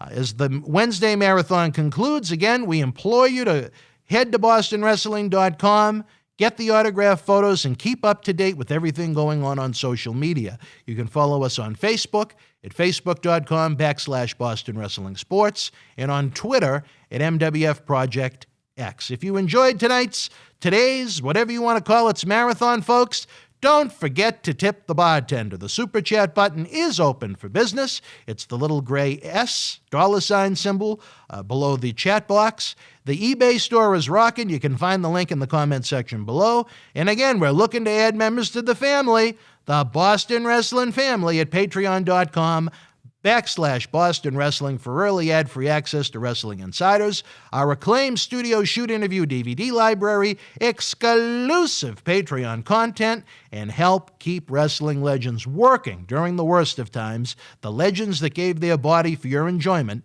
at patreon.com/Boston Wrestling. You can also help by giving us the big thumbs up on this video. You can subscribe to the YouTube channel for free. If you click the little notification bell, you'll get updates on premiere episodes all week, and share the link to this marathon across social media, again, so we can grow what we do and bring you more great content. Thank you again, fans, so much. See you tomorrow afternoon at 2 p.m.